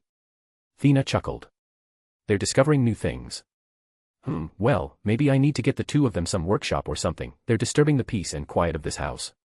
The robotic competition is in a month, so it's natural for them to be stressed out like that. Pluto sighed. We'll see how it goes. If he wins, I'll give him some place to tinker with his partner. Thea just laughed. Sure, whatever you say. Chapter 241, Interlude. Hello, I am Baymax. Fall of 2014. Helios stood nervously beside a stage as he waited for someone to come. He was tapping his feet sporadically, trying to calm himself down. A lot of people passed through his counter, but none came to stop what he's displaying. Well, partly it's because there's nothing to display. He traveled so far to Massachusetts to join a robotics exhibition in MIT. He got in through the recommendation of his teacher when they discovered what he and his partner had been building in the past couple of years, and once the time had come, the team went to the campus. There was also a boy standing beside Helios, and he looked 10 times worse than him. Where is she? Helios whispered rather loudly to the boy beside him, who is Peter. I don't know. Peter defended himself. Last I saw her she went to the toilet. Well, the thing is with her, How are we supposed to do this then? Before Peter could answer back, the girl who was being questioned appeared, bringing a red box. She looked tired, possibly from the heavy box she was carrying. Finally, Helios exclaimed, walking towards her and took the box from her. Where have you been? In the toilet, she said, catching her breath. Then I went back to the car because I forgot my. Okay, I don't care anymore, said Helios, turning towards the counter, and putting the box on the floor. He then looked around, and saw the evaluation team walking towards them. Okay, you guys ready? Yeah, said Peter, fixing his tie nervously. Yeah, how do I look, said Gwen, asking Helios's opinion. She was wearing a black turtleneck, a green coat, a purple skirt, and her usual black headband. Usual, shrugged Helios. But you look great. Gwen just smiled at him and fixed her hair a bit. Then, the evaluation team came. Are you kids ready now? The leader of the team smiled at them. Yeah, sorry Professor for the delay. No problem, it's normal to feel nervous, a woman in the team commented. Now, tell us what you have created. Okay. Helios breathed in some air. Peter. Right. Peter mumbled. He took out some tape, and he put it on his arm. When the tape has stuck to the arm, he roughly pulls it, making his skin red. Ouch. Peter shrieked, making the other spectator turn to him. The evaluation team just raised their eyebrows, confused about what was going on. Suddenly, the red box that was laying on the floor expanded, and a fluffy white robot appeared. When Gwen saw this, she looked excited. The robot cutely walked towards Peter, and it raised its hand, waving at him. Hello, I am Baymax, your personal healthcare companion. I was alerted to the need for medical attention when you said, ouch. Healthcare robot, commented one of the evaluation team. Interesting, what can it do? A lot actually, explained Gwen. But let Baymax show what it can do on its own. A screen then appeared from Baymax's stomach, and it spoke. On the scale of 1 to 10, how would you rate your pain? 3, said Peter awkwardly. Very well, I will skin you now, said Baymax. He stared at Peter for a few seconds, before speaking again. Scan complete. You have a slight epidermal abrasion on your arm. Recommended treatment, antibacterial spray. Baymax then sprayed some liquid to the irritated skin, and then he stared at Peter again. You have been a good boy, have a lollipop. Wait, what? Peter frowned, he turned towards Helios as he grabbed the lollipop. Did you program this? Just for you, Peter. Helios chuckled, making Gwen chuckle as well. I cannot be deactivated until you say, you are satisfied with your care. Well, I am satisfied with my care. Peter sighed, making Baymax turn around, and enter the red box once again. Suddenly, the three of them heard applause from all over the booth. They had just now realized that a lot of people gathered around, not just the evaluation team. Impressive you three, said the evaluation team who was still clapping his hands. You three made all this. Yes. Theo did the coding, Peter did the building and material choosing, and I compiled the medical procedures and some other chips and gave these to the overall design on what Baymax will do. What's it made of? Asked an evaluation team to Peter. The skin of Baymax is made out of vinyl for softness and so he doesn't look threatening. The skeleton is made out of carbon fiber so he's not too heavy. He's also equipped with hyperspectral cameras, so the scanning will be more accurate. The evaluation team looked surprised. Where did you get all that? Oh, Theo's dad is. I see, the man smiled as he wrote some stuff on a paper. Can it only do healthcare? Theoretically he can do many more things. I built the program so it can be expanded. Helios spoke. He turned to Baymax, and said to the box. Baymax, free mode. Baymax then expanded again, and he walked towards the evaluation team, waving his hand. Hello, I am Baymax. Hello Baymax, the evaluation team smiled. He's like a huggable marshmallow. I know, right? Gwen said with an excited voice, but then she realized that it was not appropriate, so she coughed and apologized. Sorry. Helios shook his head, but then pressed a terminal on Baymax's chest, revealing the chip slots. You can theoretically put all you want here. Combat chip, cooking chip, cleaning chip, everything. That is some remarkable coding you've done, Mr. Smith, the evaluation team smiled. Same goes for you, Miss Stacy, Mr. Parker. How old are you again? Another man asked. 13, the three of them answered, surprising the evaluation team. So not even at high school yet. All of you have a bright future ahead. Well, I guess that's it then. I'd say we all know who won this exhibition, but we shall see later. Good afternoon, you three. The evaluation team left, leaving the three alone. Gwen looked very excited. You think we can win? She asked the other two boys. I mean, maybe, said Peter nervously. Yes, definitely. Relax. Helios shrugged, walking towards Baymax. Baymax will definitely win, right Baymax? Helios raised his fist, gesturing a fist bump towards Baymax. For a second the fluffy robot just stared at him but quickly raised his fist and fist bumped Helios. Balalalala. Chapter 242, Interlude, End of Middle School. Summer of 2015. Gwen was walking through the halls of her school, pushing through the crowd of teenagers that was going the opposite way. Today was the last day of middle school, at least for her anyway. She was a bit excited about it. Summer has come and she cannot wait to spend her time without worry. She was walking towards the room of the media club, holding a stack of books in front of her chest. As she arrived, she knocked on the door, before opening it without waiting for someone inside to allow her to get in. As she went inside, she saw the state of the room. It was a total mess, cameras on the tables, papers filled with dialogue scattered across the room, and a thick smell of chemical permeates throughout the room. "How about we cut that scene altogether and used another angle of it?" asked a girly voice. She turned around towards the source of the sound, and she saw Theo, sitting in front of a computer, with a blonde girl standing closely beside him as if their faces were about to touch, too close for Gwen's taste. "Nah, that wouldn't work," said Theo. "We can't see your expression if we change to that angle." "But I look ugly," the girl whined. "Well, it's a film, we need the expression," Theo insisted. "Please." "No, Betty, I think for this scene, it's perfect," said Theo, not wavering. "By the way, have you checked the registration site yet? When will it be open?" Betty could only sigh. "It's in September, so we'll be in high school by that time." "Well, it's fine, we can put it in the high school category." Theo shrugged. He turned the chair around, finally noticing Gwen in the room. Her expression looked a bit gloomy, which made Theo confused. "Gwen. What's wrong?" asked Theo. Betty finally noticed Gwen in the room, and she quickly stepped away from him. Gwen just shook her head. "Nothing. What time do you go home?" "Oh, are you still coming for dinner tonight?" "I'll copy the files to my flash drive in a sec," Theo said, sticking his flash drive to the computer, before transferring the unfinished work to it. "Dinner at your house?" "Of course I'm coming, my mom will kill me if I don't." "Cool." Gwen smiled. "Can I go to your place? I kinda miss Baymax." "Sure, I need to finish the editing though. By the way, where's Pete?" "He borrowed my skateboard yesterday." "He's with Ned outside the gate," Gwen said. "Looks nervous though, he probably broke your skateboard." Theo could only sigh at the speculation. "Well, that won't be the first time." Theo wore his bag and turned to Betty. "All right, bye Betty, have a nice summer." "You too." "Oh, see you tomorrow," she said, waving at him as he walked towards the outside with Gwen. As both of them got outside, Gwen looked at Theo weirdly. "See you tomorrow?" "HM. Yeah, I need to shoot a couple more scenes." "Why?" "Going somewhere." "I don't know. There's this movie I want to watch, but it doesn't have to be tomorrow." "Oh, what movie?" "Paper Towns," she said. "From that book by John Green." "That was a good read." Theo hummed. "But it's probably not good, you know how book adaptation usually goes." "Maybe it's good this time, who knows." "All right, I'll go with you." Theo nodded. "Sunday." Gwen just smiled. "Okay." Theo dropped his body to his comfortable chair in his newly acquired workshop, a gift from his father from winning the roboting exhibition in MIT.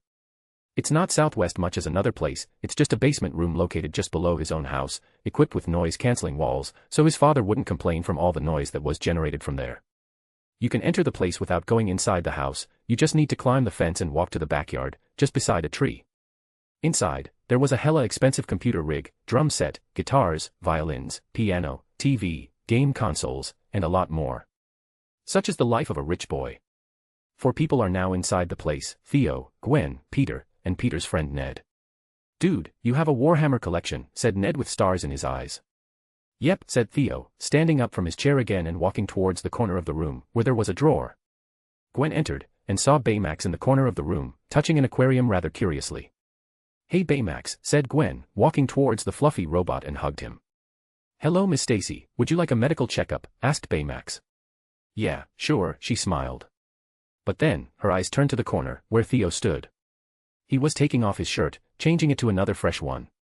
Gwen's eyes cannot look away from Theo's chest, seemingly mesmerized with it. "Scanning you now." Baymax turned quiet for a second, before speaking. "Scan complete. It appears that your brain is releasing dopamine involuntarily, a sign that you are looking at your significant other or a cruise." Okay, I get it." Gwen whispered to Baymax, trying to shut him up. Dopamine is good for relieving stress. I recommend that you should talk to this. I am satisfied with my care. Gwen cut him off, and it made the robot deactivate. Baymax deflated on top of his box, making him offline. As she turned around, she saw the boys looking at her weirdly. You okay, Gwen? Baymax noticed something wrong with you, asked Theo curiously, already changed to a new shirt. And no, I'm fine. Gwen coughed. Theo just shrugged and walked back to his computer rig, turning it on to continue his work on the editing. Ned joined him. As he was the cameraman of the film, Peter went to his corner, where a bunch of scraps exists, while Gwen sat on the sofa, taking a book from the shelf, seemingly immersing herself in reading. Such is the teenage life of Pluto's son, free of burden and stress, seemingly not knowing what was looming in his future. Chapter 243, Chapter 211, War on Hydra. 2015 CE. Fury stood in front of a holographic map of Earth, and the map was covered with dots all over the world. Fury was now in a temporary base in the Antarctic belonging to the newly formed Sentient Worlds Observation and Response Department, or for short, SWORD. They were in the middle of a big operation, a plan to hit all the Hydra bases all at once, so one base cannot send a warning signal to the other. In this operation, the UN and Fury himself hopes that Hydra would be gone for good, but, in the eyes of Nick Fury, it's hard to tell. A call then appeared in the corner of the hologram. It was King Grod who called him, and of course, Nick Fury picked it up. Your Majesty. Fury bowed. Director. Grod nodded back. Are the Avengers ready? Yes, sir, said Fury. The Avengers are in position, Team A in Sokovia, Team B in Siberia. Good, we will begin the operation soon. Start the countdown. Misiones, Argentina. Jean hovered above the jungle of Argentina. She was in a remote place in the deep and lush jungle of Misiones, where the intel suggests that there is a Hydra base around here somewhere. She scouted the place for the whole day, and finally, when the sun was about to set, she finally found it. It was hidden inside a waterfall stream, and even in the sky, Jean could barely see it. She pressed her comms, and spoke to the mic. Countdown, she asked. 30 seconds, answered a woman's voice from the comms. It was Anna. All right, tell me when it reaches 0. Jean prepared herself, swords appearing in her hands. No killing, right?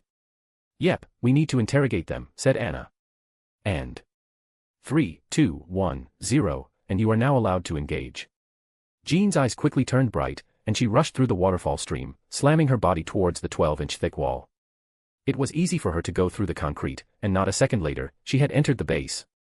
The Hydra agents inside were in a state of panic once they saw the intruders. Light swords were flying everywhere, incapacitating every Hydra agent it touched. Even though Anna told her that she could not kill the agents, she could still wound them, and she planned to milk that loophole all she wants right now. She walked through the base as if it was nothing. Guns don't work on her suit, punching her is practically impossible, even RPGs don't seem to damage the suit. Eventually, she reached the leader of the base, hiding behind his private room. He had a gun in his hand, pointing it at the door. Jean barged through the room as if she owned the place, and with a trail of blood following her. The leader seemed scared shitless, but he continued to shoot Jean to no avail. You must be this place's leader, stated Jean. Well, I advise you to surrender. Seeing no chance of fleeing, the Hydra leader seemed to resign himself. He then pointed his pistol at his head, before shouting. Hail Hydra! Jean was about to stop the guy, but it was too late. The guy had offed himself, his brains scattered around the wall. She could only sigh at the sight, and decided to call Anna. Hey, the job's done, send in the recovery team, though, the leader just offed himself right in front of me. It's fine, we're getting reports that it's almost all the same in the rest of the bases. Good work, Jean, you can go back now, the recovery team's on their way. Iceland. Cleo stood on an icy ravine that looked otherworldly. This place was a sight to behold, one might even think that they were in another world right now if they didn't know any better. The aurora borealis is in full display above, the colors giving light to the ground. You sure about this? Asked Anna in the comms. I have been out of touch lately. Perhaps it is time that I took on some mission again. Anna just sighed in the comms. Fine, just don't go too overboard. Roger that, sister. Cleo hummed. The ex-queen then jumped inside the ravine, landing on its deepest ground. She casually walked through the place until she saw a simple door, where the Hydra base is. Cleo's eyes then turned gray, the domineering aura around her was so powerful that it started to crack the rocks and ice around her. She didn't do anything, she just stood there, her eyes remained glowing, yet, not a minute later, Hydra agents started to walk outside the base, lining up neatly in front of her. Once she saw that there was no one else, she simply voiced her command. Drop your weapons. And in an instant, all the Hydra agents dropped their weapons. Go to sleep. And as if obeying her orders, all the Hydra agents dropped to the ground, seemingly deep in a slumber. Cleo sighed at the sight, looking proud of herself. She called Anna in the comms again, reporting what she had done. It's done. Call the recovery team. Well, that was quick. All right, sis, the team is on the way, good work. Chapter 244, Chapter 212, Semi-Aftermath. 2015 CE. Sokovia. The Avengers Team A had just finished the subjugation of the Hydra base. The extraction team were swarming the place, taking over the assets of the base one at a time. The group, Captain Rogers, Tony Stark, Natasha Romanoff, and Bruce Banner were in this operation. Rogers, Romanoff, and Banner were just chilling around, waiting for the extraction team to finish their thing. Suddenly, Stark landed beside them, still in his armor. Oh boy, that was fun. Stark commented. He then turned towards Banner, who was lying on the ground covered in a blanket. What happened to him? What do you think?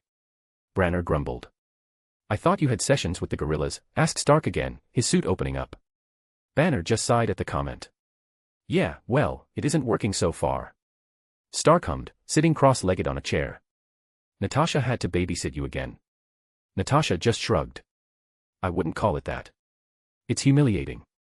Banner rolled his eyes. You haven't accepted the monster in you yet, Mr. Banner, that is why it is not working, a voice suddenly sounded from behind them. All of them turned, and saw that it was Isaiah, typing away on a tablet. Anyway, I think that's about it, good work everyone. Although, we got 2 enhanced individuals here, so the extraction team needed a little bit more time. You mean those twins? Rogers asked in concern.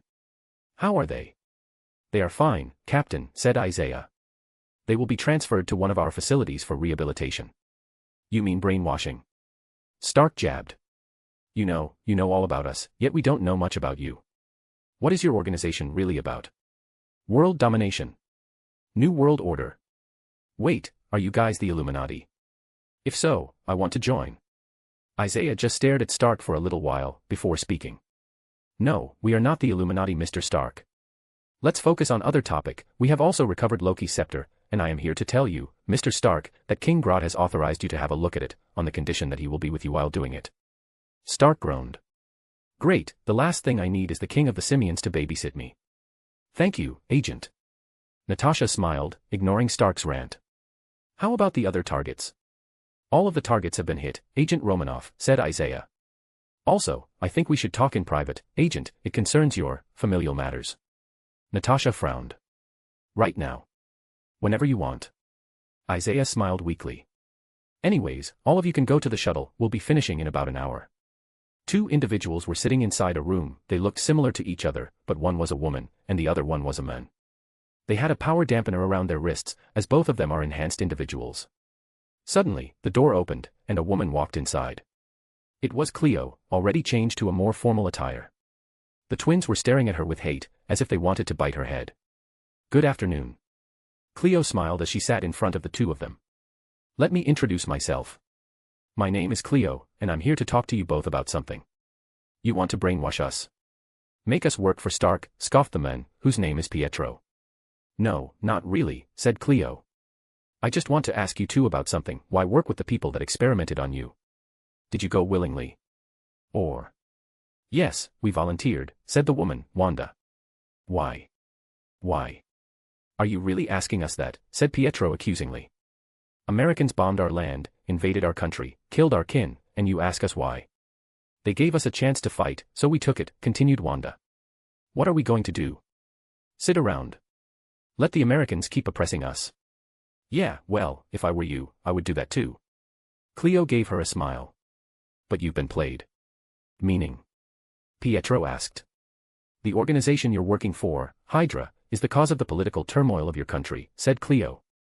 While the US can be blamed for their invasion of your country, they played right into Hydra's plan. I don't understand. Wanda said. What is their plan exactly? To incite war around the world. Cleo answered. And from the chaos, they wanted to control what's left of it. Afghanistan, Colombia, it's all in the archive. The twins went quiet for a minute, not saying a thing. But then, Pietro spoke out. So what do you want for us? You want us to work for you now? Cleo shook her head. No, of course not, Mr. Maximoff. I'm here to give you a choice. Once you get out of rehab, you can go back to your country, but because of your sensitive situation, we will always watch you, so that you won't go rogue. And the other one? You can train your abilities with us, said Cleo. You will not work for any country, you will work for the benefit of the whole of humanity. And this organization includes Stark? Unfortunately. Cleo sighed. But don't worry, you will rarely meet him. What about our country? Wanda asked. You will just leave it in shambles.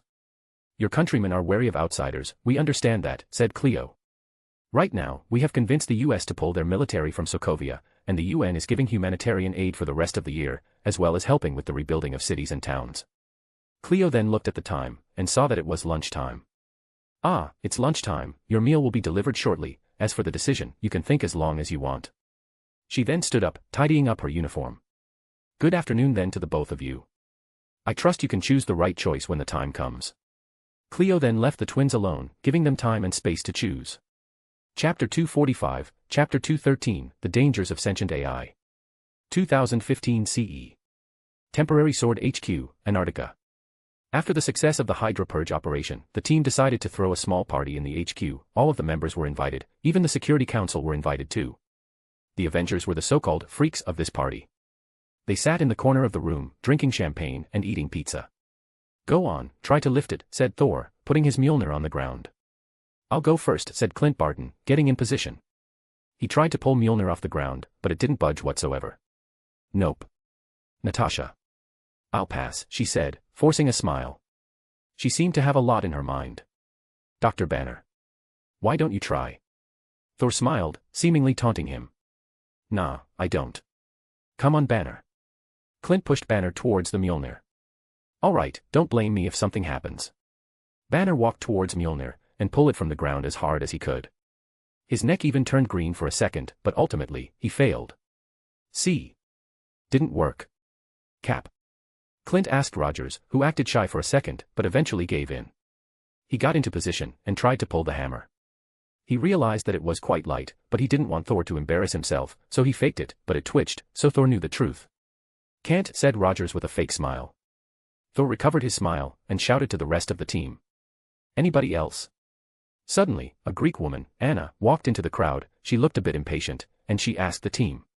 Where's Stark? I don't know, miss, said Clint, obviously lying. Anna looked at Thor, who just shrugged.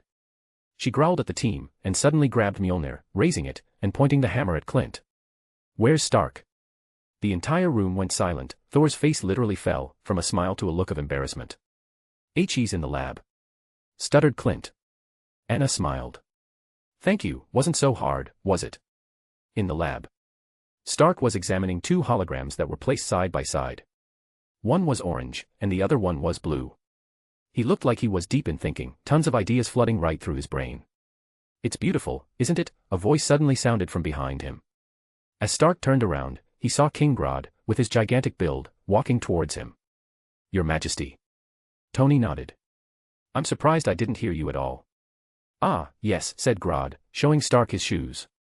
I am testing some force dampener shoes. Every time I walk I seem to scare the shit out of people because of the tremor. Tony just smirked at the king. I kinda like it. It's part of your charm. Grod laughed, his voice heavy. That is very kind of you to say. Grod then walked towards the two holograms. Are you comparing your AI with a sentient stone? Pardon. Stark said, quite surprised with Grod's words. A sentient stone. Ah, you don't know. Grod hummed. What you are seeing right here is an engram of an old and sentient entity of the universe. It cannot be compared to your AI, because unlike yours, this cannot be controlled. I'm sorry, Your Majesty, I'm not following what you're saying, said Stark. Are you saying that I'm looking at a god right now? Like an actual god? More of an origin point, rather than a god. Grod explained. This scepter contained one of the 6 singularities that was created when the Big Bang occurred. This construct you are seeing right now is an engram of a mind stone. The origin point of how we think, how we imagine, and so on and so forth. Stark pulled his head a little as he looked at the construct in front of him. Huh. Is that supposed to be a new discovery or something? 'Cause I never heard of it. Grod chuckled. The mysteries of the universe are vast, Mr. Stark, even I cannot possibly know it all. Anyway, do you want to use that engram for your Ultron program? How do you? Any sword program that requires authorization goes through me, Mr. Stark. Right. Stark cleared his throat. Do you think it'll work? Yes. It will work beyond what you imagine. Grod answered. Such is the danger of a sentient AI. Meaning. The worst thing about a sentient AI is that they are unpredictable, Mr. Stark, explained Grod. If it gets activated, and you input the model of the AI, it will choose the most effective path and thoroughly believes in it. At that point, you cannot stop it anymore. For example, if you input the command of the AI to protect Earth, and if the AI concludes that the best solution is to get rid of humanity, what will you do? Yeah, that may be a problem. Stark hummed. So what do you suggest? You tell me, Mr. Stark. It's your project. Grod smiled. In fact, I haven't authorized it, so I'd like to hear the reason why you want to create this project. Well, what I'd hope is that we as protectors of the Earth will not meaninglessly sacrifice our lives anymore if suits of armor can defend Earth itself, said Stark. When aliens attack again, it will be gone before it even touches our atmosphere. So you imagine your suits of armor at every inch of the world? Yes, said Stark. Watching every human being's movement. Well. That is quite a cold world, Mr. Stark, said Grod. I've seen colder. And what's the difference between your project and Hydra's project Insight? The difference is we actually help people. Stark answered. And Your Majesty, the Ultron program will not interfere with people's life, it will just be a response team, wherever Sword cannot deal with faraway threat. Grod sighed. Very well, for now, I will authorize it, but I will also work with you, so you won't stray too far from the goal. Stark clapped his hands. Got it, you won't regret it, you can babysit me whenever you want. Chapter 246, Chapter 214, SWORD 2015 CE. In the middle of fall, Sword is having a really busy week. They were moving out from their temporary base and towards the new base, where? In space. Using the mothership of the United Nations, where almost every country had given their resources towards building it in a year, Sword was able to move to their new base on low orbit. The base has been built by the Zimran Kingdom using their small spaceship, but transferring all the equipment requires a big ship, so it took a long time to finally get to this stage. Aside from building a base in low orbit, Zimra also built a research outpost on the dark side of the moon, for sensitive research topic. Grod stood in the already built HQ, with Fury besides him as the spaceship was getting outside the atmosphere of Earth. SS New Hope was written on the side of the mothership, and now, the ship is in the process of docking. Checking pressure, the ship has successfully docked, said the monitor guy. And as he said it, the entire room clapped, as if a huge pressure had been released. Grod just smiled at the sight of Earth in front of him, making Fury curious. Your Majesty, he asked. Director. Can you imagine an Earth without borders? Asked Grod calmly. An Earth where everyone is called an Earthling, not Simians, not Americans, not British, just Earthling. An Earth under one banner. Fury said. Exactly, said Grod. Compared to other civilizations in the universe, we are nothing, we cannot even unite ourselves under one goal. That is a dangerous thought, Your Majesty. Fury pointed out. If Earth leaders heard you, you'd be labeled an extremist. Perhaps. Grod hummed. But that's a goal for another time. Grod then walked away from the control room, leaving Fury, with a frown in his face, alone.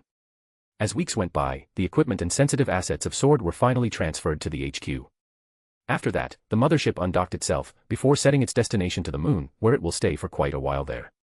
Fury stood in the middle of the control room, watching every staff member inside it with his one eye. Status. Weapons are online, sir, said a monitor guy. Shield is online, said another monitor guy. Camouflage is ready to be activated, sir, said a monitor gal this time. Connection with Earth and the Moon outpost established, said a Moni, you get the point. Good. Fury nodded. Activate the camo. Right away, sir. Camouflage mode activating, camouflage mode activated. And with that, the HQ disappeared from space, hidden from all eyes to see. Meanwhile, on Earth, Pluto and Thea were watching this event take place from the television. It was a momentous occasion for everyone on Earth. Every country is celebrating the launch of SS New Hope, as it was the collaborative work of most countries, not just one. It's a pity we can't go outside of Earth, said Thea. Pluto just shrugged at the comment. Who knows, maybe we'll someday. Wait, scratch that, we definitely will. Suddenly, the sounds of footsteps came from the stairs. It was Helios, seemingly in a hurry. You're gonna be late, commented Thea. Yeah, I know, said Helios, rushing towards the door. Suddenly, Pluto also stood up from his seat, walking towards the door. Where are you going? Asked Helios, confused at why his dad is going at the same time as him. Your field trip to Smith Medicals, it's today, right? Asked Pluto as he took his car keys. Helios's face contorted, he had a bad feeling about this. Yeah, why? Well then, let's go, said Pluto, opening the door. What are you doing? Asked Helios. Why are you coming with me? Wait, I thought I told you this, said Pluto. I'm going to be your class's guide. What? Helios practically shrieked. No, no, no, no, no. Why are you doing this? No reason. Pluto shrugged. Come on. You'll be late. As Pluto exited the house, Helios just turned to his mom. You're not going to stop him. What's the harm, said Thea with a smile. Just go, it's almost 8 a.m. Helios just sighed, accepting his fate, and followed his dad outside towards the outside. Chapter 247, Chapter 215, Meanwhile, Smith Medicals. 2015 CE. Smith Medicals, around 10 a.m. Peter Parker stood amongst the crowd of teenagers as they were being guided through the Smith Medicals facility. In front of the crowd is a man that is wearing a formal tuxedo, and beside him is a teenager that looked really annoyed. The duo that is in front of the crowd is the literal owner of the building, Jonathan and Theodore Smith. Theo was looking at a tablet that was given to him by his father, and he was explaining things, rather unenthusiastically as Peter observed. Right, next up, this is the Bionics Research Center. As the name suggests, this corner of the floor focused on the research of bionic limbs that can provide an alternative of replacing limbs if a patient doesn't want to inject themselves with the miracle serum. This research center is founded in 2012 when... Come on Theo, why are you speaking like that? Peter heard Theo's dad complain. You need to be more enthusiastic. I mean, it's exciting for your friends here, don't make them bored. You told me that it's boring to listen to Mrs. Wilson's class here, that she doesn't make physics fun at all. This is exactly what you're doing here. Come on, cheer up. Mrs. Wilson, I apologize for my son's words about you. Mrs. Wilson in the corner just nodded at Theo's dad and smiled awkwardly, though the rest of the students found it amusing, except for Theo himself. Mrs. Wilson, I did not say that, my father said that because he wanted to tease me, said Theo, panicking. He then turned towards his father, and shoved the tablet back to him. Well, you do it then, you're supposed to be the guide. Not me. While Theo whispered all those words to his father, the crowd basically could hear him. Pluto shrugged at his son. You should know what the company that you will manage in the future is working on, but fine, I'll do it, don't regret it. Wait, on second thought, I'll do it, said Theo, quickly changing his mind. He dreads the thought of what his father would say to his classmate. Just, please Dad, don't embarrass me in front of my friends anymore, it's only a matter of time before they bully me. Pluto scoffed. Bully you? That's very funny son, very funny. The tour was halfway done, and the crowd stood in a rather tightly protected area of the building. The class is now wearing white lab coats, protecting them somewhat from what's inside. Now everyone, don't do anything idiotic, said Theo flatly. There are all kinds of stuff in this area, insects mostly. This area focused on the research on the biology of insects all over the world. Most of what was inside is even radioactive from all the experiments being done. Isn't that kinda cruel? Asked a girl, Sally Avril. Really? Theo raised his brow. Avril, you eat burgers every week, where do you think the meat's from? Appeared out of thin air? No, a pig or a cow gets chopped off to pieces, leaving their children and mates. Okay, enough Theo, said Pluto. Now, let's come in. Remember, don't touch anything. The crowd then entered the area, where most of the insects were stored in glass cases, complete with their habitats. Theo explained what had been extracted from each of the insects in the glass case, with the help of the text from the tablet of course. While his voice is not the most enthusiastic he can produce, it's still better than before. Next up it's the spider. The spider on your left is a mutated kind, so there aren't any more of these in the wild or in the rest of the world. These spiders are incredibly toxic, one bite from those radioactive fangs and you'll probably die a gruesome death. What do I mean by gruesome? Search Hisashi Aoki on Google, trust me, you'll regret it. Wait, Gwen, what are you doing? The crowd then turned towards Gwen, whose face is practically planted on the glass case of the spider habitat. You said these spiders right, she asked, moving her hair away from her face. Yeah, why? Theo asked. Well, I see only one spider, she pointed out. Theo turned towards his dad, who was already calling some staff. Don't worry, they'll look into it, just stay away from the case, Gwen, it's dangerous. Gwen hummed at Theo's concern. She hugged her textbook, listening to his warning. After that, the crowd moved on, but a certain someone still stayed, seemingly mesmerized by the insects around him. This certain someone is Peter. He took out his cheap camera, and snapped a couple of pictures of the insects. Without him noticing however, a spider crawled around his arm, dropping from the ceiling. He was so focused on examining the pictures and looking at the other insects that he didn't notice it, at least, until the spider bit him. Ouch, he winced, slapping the spider that is on his arm, killing it instantly. What was that? He looked at the carcass of the spider, and his eyes widened. His gaze turned from the carcass to the spider case, and to the carcass again. The spider looked the same, and he just remembered what Theo had just explained about the gruesome death. Peter gulped loudly. Oh no. Peter, a shout came. It was Theo, seemingly waiting for him. You done yet? Why yeah, coming, he said, quickly following the crowd once again. After the tour is done, Pluto is taking Gwen, Ned, Theo, and Peter home. The entire time Peter looked nervous, while Theo, who was sitting in the front seat, kept talking to Gwen who was sitting behind him. Ned noticed that Peter looked nervous as hell, and he whispered to him. Dude, you okay? He scratched the bite wound from the spider. Why yeah, I'm okay. Pluto heard it however.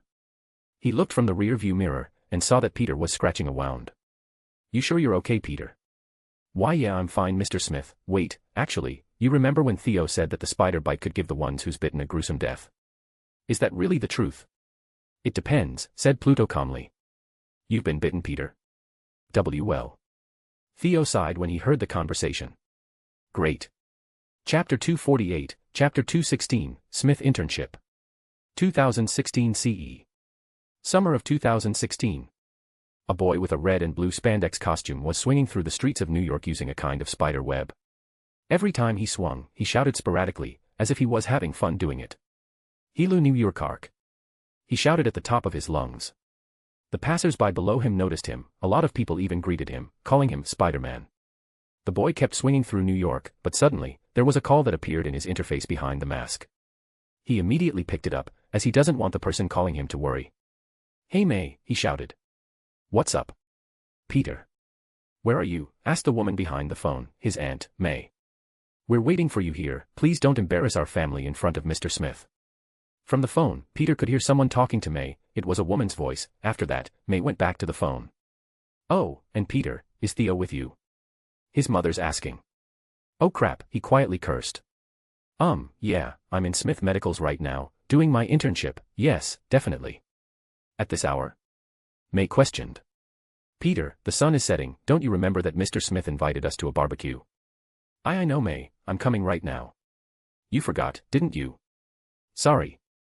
I'll be there in a sec. As he approached his school, Peter saw a familiar boy sitting on its roof, seemingly staring blankly at the sun that was setting on the west. Alright, I'm going to Theo now, bye, love you. Peter. Peter then hung up the phone as he landed on top of Midtown High's rooftop. Hey Theo, you alright? Not coming to the barbecue.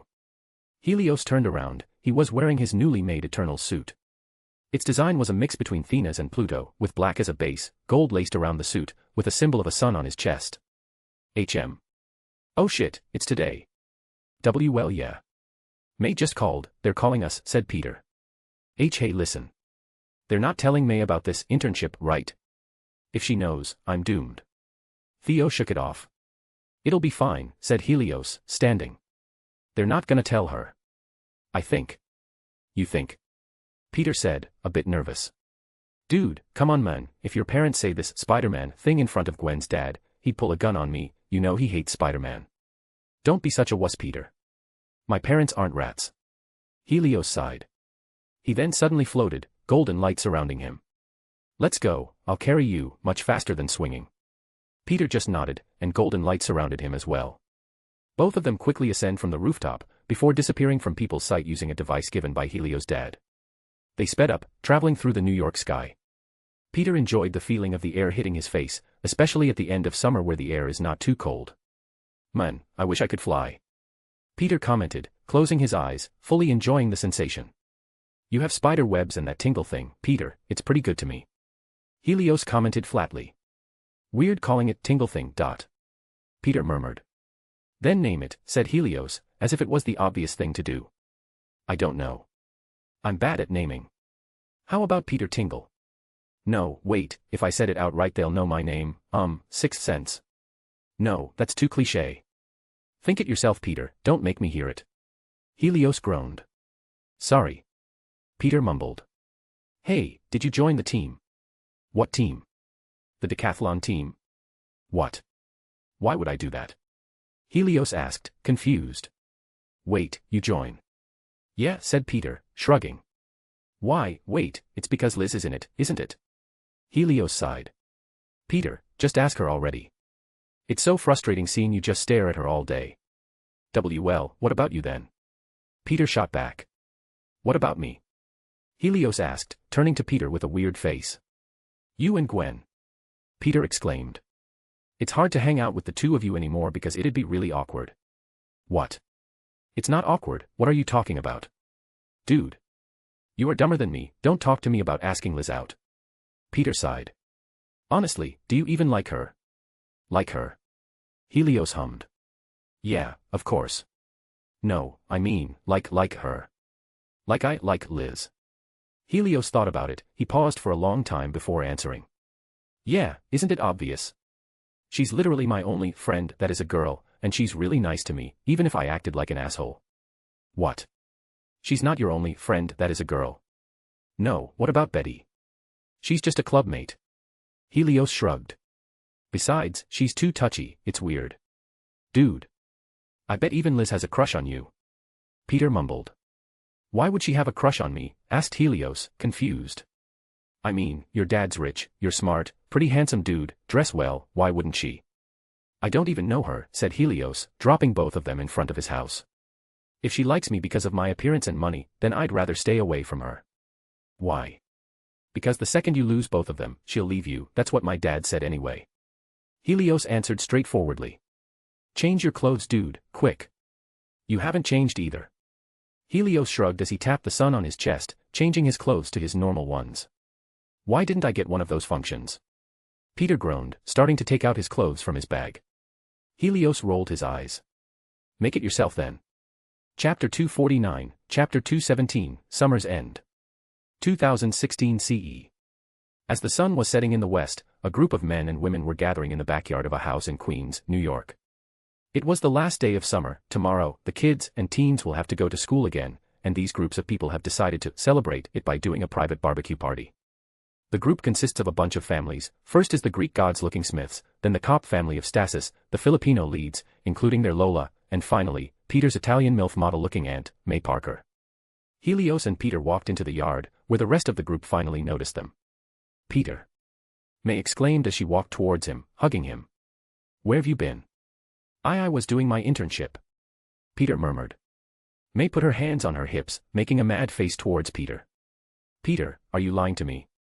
Mr. Smith said that there is no internship today. Peter's eyes widened as he heard it.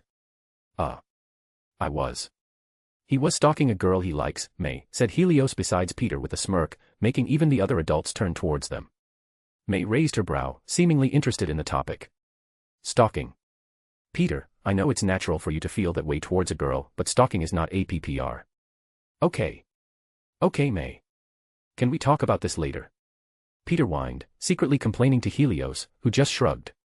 We're not done talking about this, Peter, said May. And you have to tell me who this girl is. Peter could only sigh, and Helios was seemingly satisfied with himself. He then walked towards his mother, where she was grilling on the side with Gwen's mother and Ned's mother. He saw a bunch of sausages and some burger patties being grilled. It smelled really good, and he couldn't wait to have a bite. As he was about to take one of the sausages that was already grilled, his mom slapped his hands away from the food. It was strangely painful. Ow, he winced. What was that? Wash your hands, young man. Thea sternly said. And this is for the adults, for you have to cook it yourself. They're in the other grill with Gwen. The adults and the non-adults are segregated now. Helios questioned. This isn't 19th century US, it's ageist. It's your fault that you're late. Thea pointed out. What are you doing anyway? Helping Peter stalk. I was at school. Helios answered nonchalantly. Doing club stuff. Thea hummed. Grill your own food, with Gwen. Sure. Helios then turned around, and walked towards the other corner, where Gwen was grilling some sausages for herself, while Ned was picking out some burnt ones, eating it. Hey. Helios greeted the two of them. Oh, hey. Gwen smiled. Did Peter really stalk Liz? Or are you just messing with him? What do you think?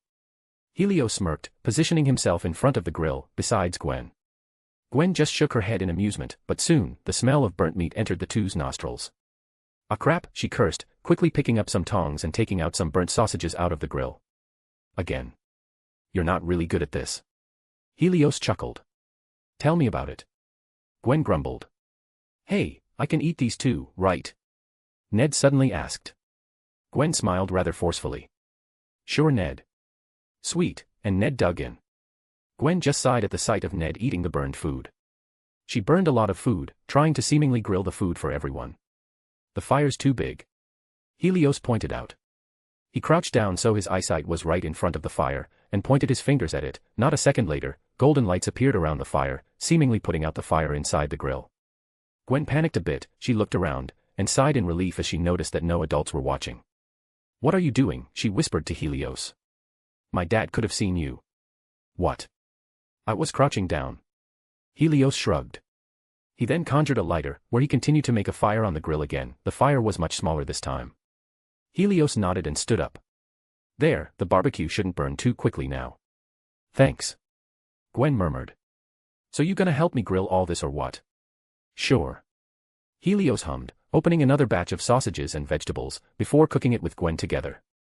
As the day got darker and darker, the group sat at one table, already eating their food, so they were opening some wine bottles. Of course, only the adults were drinking it, while the teens were drinking orange juice.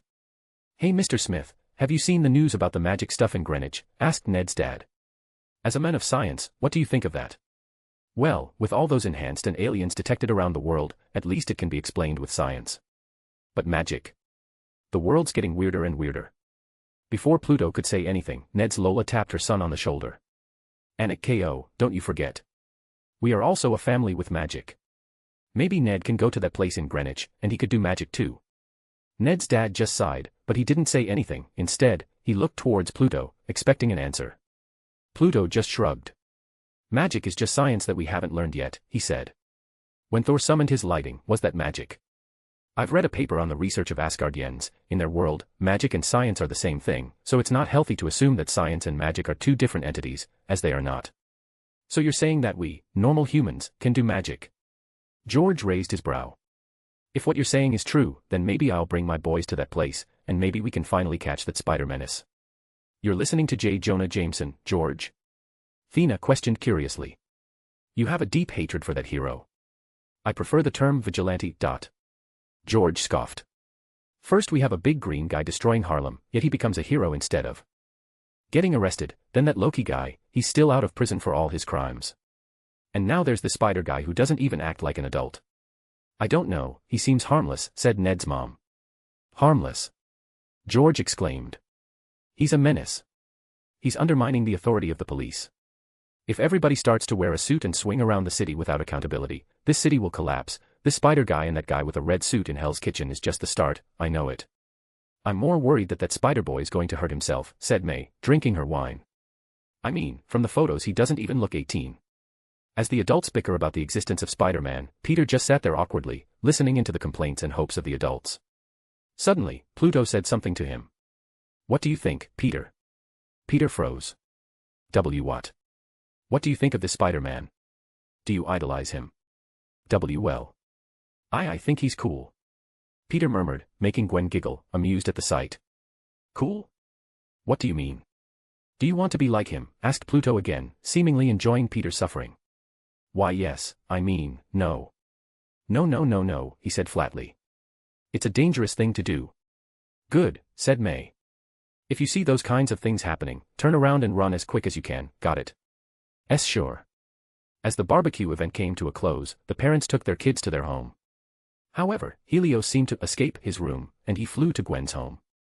He now sat on the roof of the home of the Stasis, staring at the stars above, with Gwen sitting with him, doing the same thing. Helios brought a bottle of wine, but Gwen didn't want to drink it at all, as tomorrow is a school day, and, well, she's a good girl, so Helios drank alone. You want to volunteer to work on the homecoming dance? Asked Helios in surprise. Why? Why not? Gwen shrugged. Because your schedule is full, Gwen. Helios pointed out. I mean, you've got the robotics club, we have to make preparations to recruit the freshmen tomorrow, your martial arts class, and the band. Well, you never came to practice anymore, so maybe you can go this year. Gwen sighed. I don't know, Theo, maybe I'll quit the band. I mean, I like playing music with you, but I get it. Shy Gwen strikes again, teased Theo, making Gwen elbowed him from the side. I'm not shy, just, a girl playing drums is just, well, not girly. What? Who says that? Helios scoffed. It's the modern world, you can do whatever you want. You're lucky you're born in the 2000s, back in my parents' day. Yeah, the ancient Greeks won't allow their women to go outside. Gwen rolled her eyes. You say that a million times already. Exactly, so why think like that? Gwen put her head on her knees, hugging it. I don't know. I just want to look girly to a certain someone. Helios just chuckled. Well, that certain someone probably doesn't mind you playing drums. In fact, he probably thinks that it's kind of cute. Gwen giggled. Cute. Yep. Helios hummed. Anyway, so you really want to volunteer? Yeah, you want to volunteer too? Asked Gwen jokingly. Nah, if I volunteer, the girls will come flocking too, and they'll just be deadweight to you, said Helios with a smirk, making Gwen scoff. Wow, didn't know that you became a narcissist. Gwen said with fake disgust. Maybe you don't need help finding freshmen to join the robotics club after all. Helios just chuckled, putting his head on her shoulder. Maybe, Baymax is quite adorable too, probably being surrounded by girls is not so bad. Gwen snorted, but she just put her head on Helios's head, watching the stars above quietly with him. Chapter 250, Chapter 218, Start of Sophomore. 2016 CE. Next day. Helios stood in front of Gwen's home front yard with a bike helmet equipped on his head, and another in his hand. He rang the doorbell a couple of times, before George opened the front door.